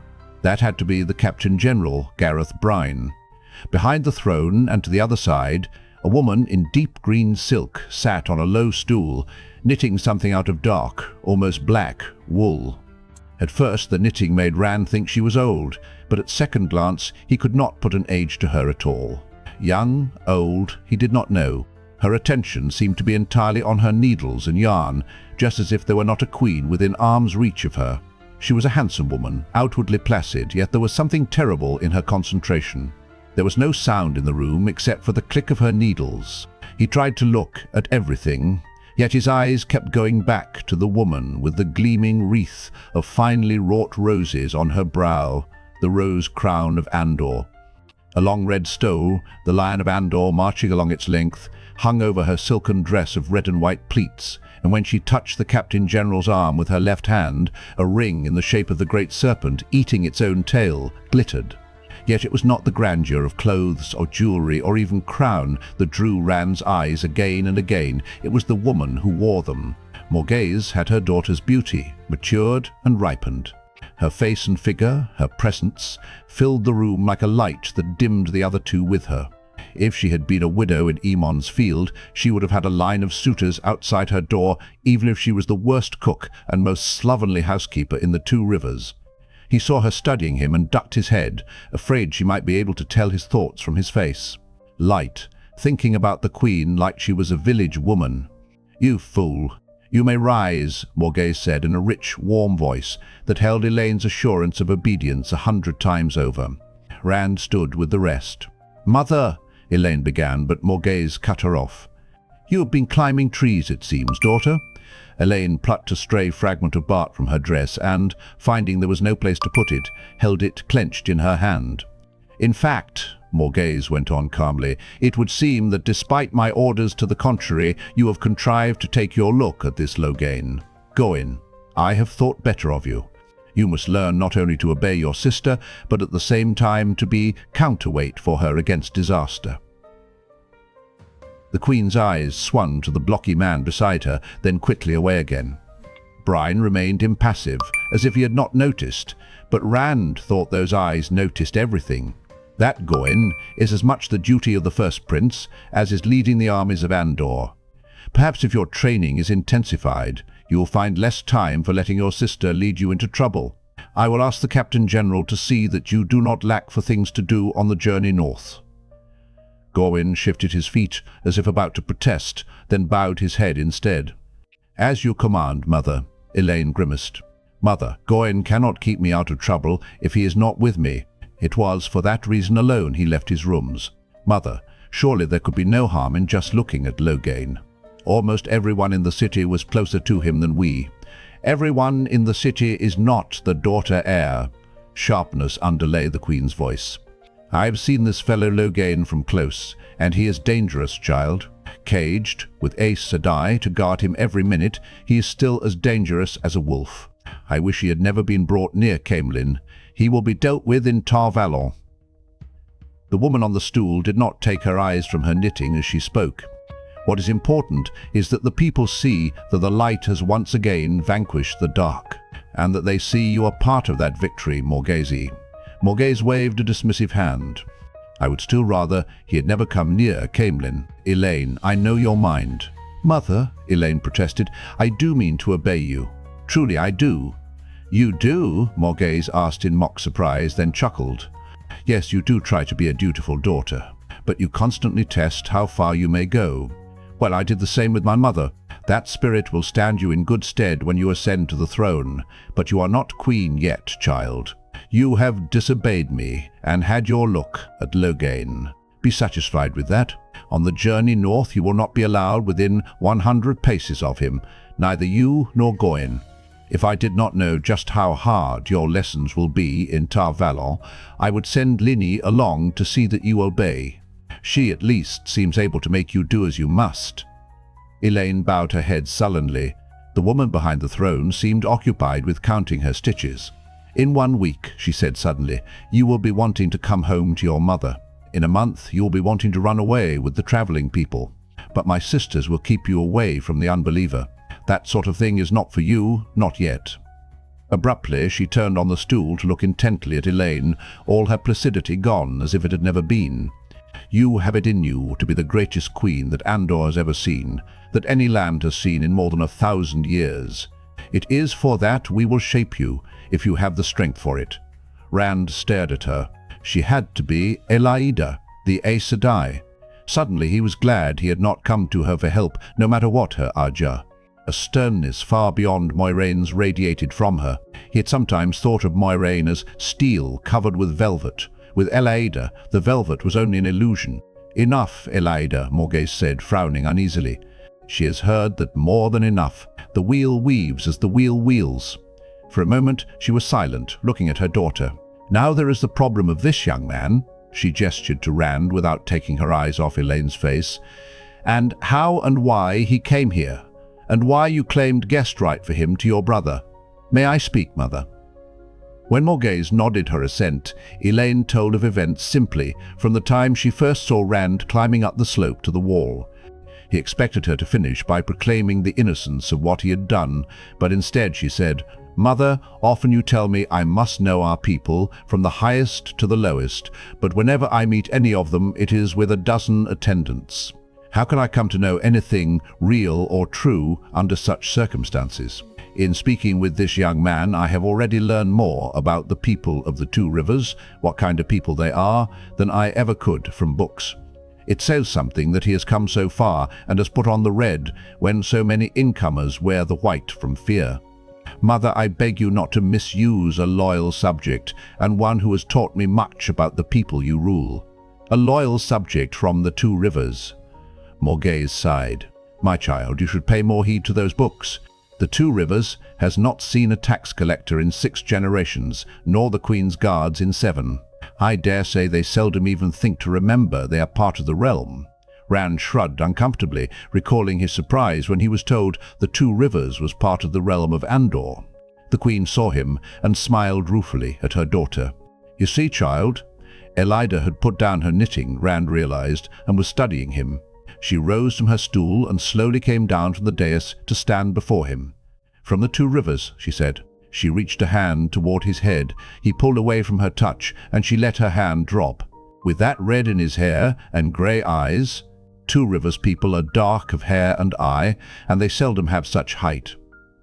Her hand darted out to push back his coat sleeve, exposing lighter skin the sun had not reached so often. Or such skin. It was an effort not to clench his fists. "I was born in Eamon's Field," he said stiffly. "My mother was an outlander, that's where my eyes come from. My father is Tamil Thor, a shepherd and farmer, as I am." Elaida nodded slowly, never taking her eyes from his face. He met her gaze with a levelness that belied the sour feeling in his stomach. He saw her note the steadiness of his look. Still meeting him eye to eye, she moved her hand slowly toward him again. He resolved not to flinch this time. It was his sword she touched, not him, her hand closing around the hilt at the very top. Her fingers tightened and her eyes opened wide with surprise. "A shepherd from the Two Rivers," she said softly, a whisper meant to be heard by all, "with a heron-mark sword." Those last few words acted on the chamber as if she had announced the Dark One. Leather and metal creaked behind Rand, boots scuffling on the marble tiles. From the corner of his eye he could see Talonvor and another of the guardsmen backing away from him to gain room, hands on their swords, prepared to draw and, from their faces, prepared to die. In 2 quick strides Gareth Bryne was at the front of the dais, between Rand and the Queen. Even Gawain put himself in front of Elaine, a worried look on his face and a hand on his dagger. Elaine herself looked at him as if she were seeing him for the first time. Morgase did not change expression, but her hands tightened on the gilded arms of her throne. Only Elida showed less reaction than the Queen. The Aes Sedai gave no sign that she had said anything out of the ordinary. She took her hand from the sword, causing the soldiers to tense even more. Her eyes stayed on his, unruffled and calculating. "Surely," Morgase said, her voice level, "he is too young to have earned a heron-marked blade." "He cannot be any older than Gawain. It belongs with him," Gareth Bryne said. The Queen looked at him in surprise. "How can that be?" "I do not know, Morgase," Bryne said slowly. "He is too young, yet still it belongs with him, and he with it. Look at his eyes. Look how he stands, how the sword fits him, and he it. He is too young, but the sword is his." When the Captain General fell silent, Elida said, "How did you come by this blade, Randall Thor from the Two Rivers?" She said it as if she doubted his name as much as she did where he was from. "My father gave it to me," Rand said. "It was his. He thought I'd need a sword, out in the world. Yet another shepherd from the Two Rivers with a heron-marked blade." Elida's smile made his mouth go dry. "When did you arrive in Caemlyn?" He had had enough of telling this woman the truth. She made him as afraid as any dark friend had. It was time to start hiding again. "Today," he said. "This morning. Just in time," she murmured. "Where are you staying? Don't say you have not found a room somewhere. You look a little tattered, but you have had a chance to freshen." "Where?" "The Crown and Lion." He remembered passing the Crown and Lion while looking for the Queen's blessing. It was on the other side of the new city from Master Gill's inn. "I have a bed there, in the attic." He had the feeling that she knew he was lying, but she only nodded. "What chance this?" she said. "Today the unbeliever is brought into Caemlyn. In 2 days he will be taken north to Tar Valon, and with him goes the daughter heir for her training. And just this juncture a young man appears in the palace gardens, claiming to be a loyal subject from the Two Rivers. So as I am from the Two Rivers." They were all looking at him, but all ignored him. All but Talonvor and the guards. Those eyes never blinked. "I be. So as, with a story calculated to entice Elaine and bearing a heron-marked blade. He does not wear an armband or a cockade to proclaim his allegiance, but wrappings that carefully conceal the heron from inquisitive eyes. What chance this, Morgase?" The Queen motioned the Captain General to stand aside, and when he did, she studied Rand with a troubled look. It was to Elida that she spoke, though. "What are you naming him? Darkfriend? One of Logain's followers?" "The Dark One stirs in Sheol Ghul," the Aes Sedai replied. "The shadow lies across the pattern, and the future is balanced on the point of a pin. This one is dangerous." Suddenly Elaine moved, throwing herself onto her knees before the throne. "Mother, I beg you not to harm him. He would have left immediately had I not stopped him. He wanted to go. It was I who made him stay. I cannot believe he is a Darkfriend." Morgase made a soothing gesture toward her daughter, but her eyes remained on Rand. "Is this a foretelling, Elida? Are you reading the pattern? You say it comes on you when you least expect it, and goes as suddenly as it comes.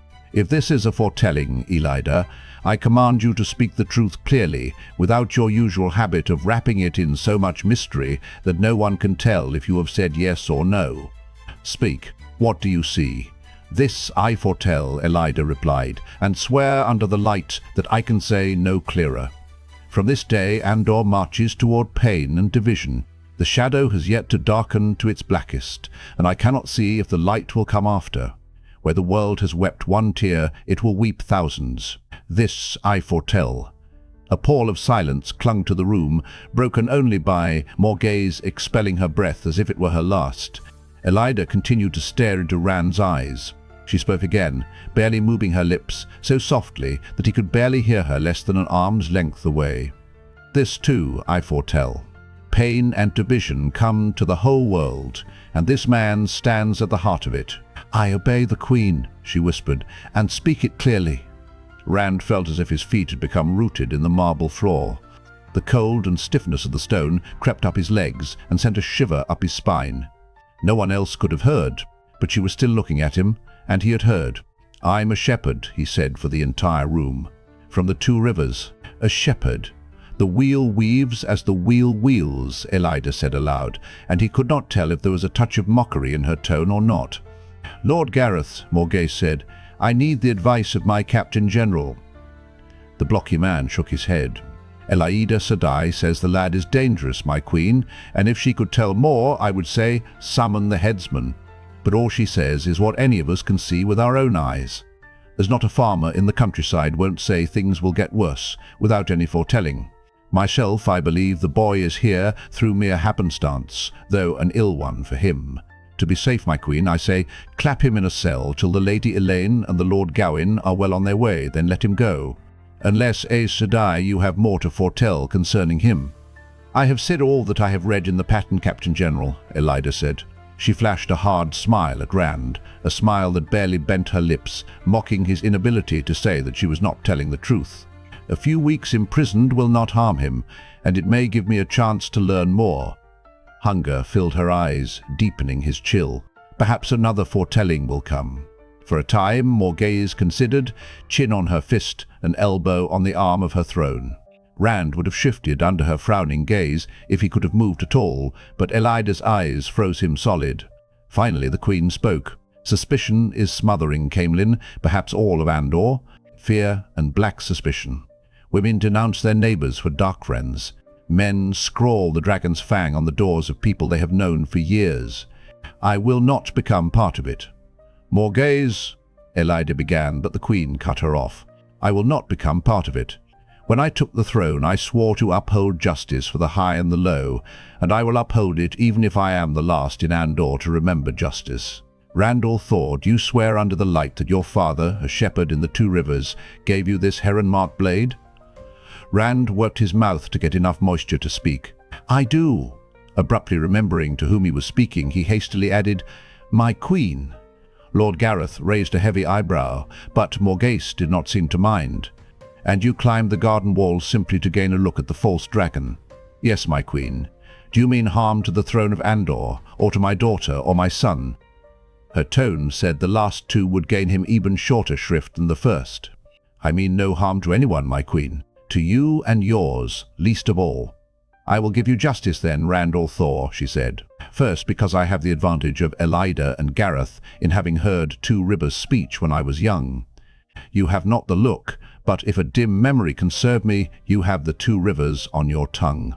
Second, no one with your hair and eyes would claim that he is a Two Rivers shepherd unless it was true, and that your father gave you a heron-marked blade is too preposterous to be a lie. And third, the voice that whispers to me that the best lie is often one too ridiculous to be taken for a lie. So as... That voice is not proof. I will uphold the laws I have made. I give you your freedom, Randall Thor, but I suggest you take a care where you trespass in the future. If you are found on the palace grounds again, it will not go so easily with you." "Thank you, my queen," he said hoarsely. He could feel Elida's displeasure like a heat on his face. "Talonvor," Morgase said, "escort this. Escort my daughter's guest from the palace, and show him every courtesy. The rest of you go as well. No, Elida, you stay, and if you will too, please, Lord Gareth. I must decide what to do about these white cloaks in the city." Talonvor and the guardsmen sheathed their swords reluctantly, ready to draw again in an instant. Still, Rand was glad to let the soldiers form a hollow box around him and to follow Talonvor. Elida was only half attending what the Queen was saying. He could feel her eyes on his back. What would have happened if Morgase had not kept the Aes Sedai with her? The thought made him wish the soldiers would walk faster. To his surprise, Elaine and Gawain exchanged a few words outside the door, then fell in beside him. Talonvor was surprised too. The young officer looked from them back to the doors, closing now. "My mother," Elaine said, "ordered him to be escorted from the palace, Talonvor, with every courtesy. What are you waiting for?" Talonvor scowled at the doors behind which the Queen was conferring with her advisers. "Nothing, my lady," he said sourly, and needlessly ordered the escort forward. The wonders of the palace slid by Rand unseen. He was befuddled, snatches of thought spinning by too fast to grasp. "You have not the look. This man stands at the heart of it." The escort stopped. He blinked, startled to find himself in the great court at the front of the palace, standing at the tall, gilded gates gleaming in the sun. Those gates would not be opened for a single man, certainly not for a trespasser, even if the daughter-heir did claim guest right for him. Wordlessly, Talonvor unbarred a sallyport, a small door set within one gate. "It is the custom," Elaine said, "to escort guests as far as the gates, but not to watch them go. It is the pleasure of a guest's company that should be remembered, not the sadness of parting." "Thank you, my lady," Rand said. He touched the scarf bandaging his head. "For everything. Custom in the Two Rivers is for a guest to bring a small gift. I'm afraid I have nothing. Although," he added dryly, "apparently I did teach you something of the Two Rivers folk. If I had told Mother I think you are handsome, she certainly would have had you locked in a cell." Elaine favoured him with a dazzling smile. "Fare you well, Randall Thor." Gaping, he watched her go, a younger version of Morghase's beauty and majesty. "Do not try to bandy words with her." Gawain laughed. "She will win every time." Rand nodded absently. "Handsome?" "Light, the daughter, heir to the throne of Andor." He gave himself a shake to clear his head. Gawain seemed to be waiting for something. Rand looked at him for a moment. "My lord, when I told you I was from the Two Rivers, you were surprised. And everybody else, your mother, Lord Gareth, Elida Sedai," a shiver ran down his back. "None of them. So as... He could not finish it. He was not even sure why he started. "I am Tamil For's son, even if I was not born in the Two Rivers." Gawain nodded as if it was for this he had been waiting. Still he hesitated. Rand opened his mouth to take back the unspoken question, and Gawain said, "Wrap a shoofa around your head, Rand, and you would be the image of an Isleman. Odd, since Mother seems to think you sound like a Two Rivers man at least. I wish we could have come to know one another, Rand or Thor. Fare you well." An Isleman. Rand stood watching Gawain's retreating back until an impatient cough from Talonvor reminded him where he was. He ducked through the sallyport, barely clearing his heels before Talonvor slammed it behind him. The bars inside were jammed into place loudly. The oval plaza in front of the palace was empty now. All the soldiers gone, all the crowds, trumpets and drums, vanished in silence. Nothing left but a scattering of litter blowing across the pavement, and a few people hurrying about their business now that the excitement was done. He could not make out if they showed the red or the white. Isleman. With a start he realized he was standing right in front of the palace gates, right where Elida could find him easily once she finished with the Queen. Pulling his cloak close, he broke into a trot, across the plaza and into the streets of the inner city.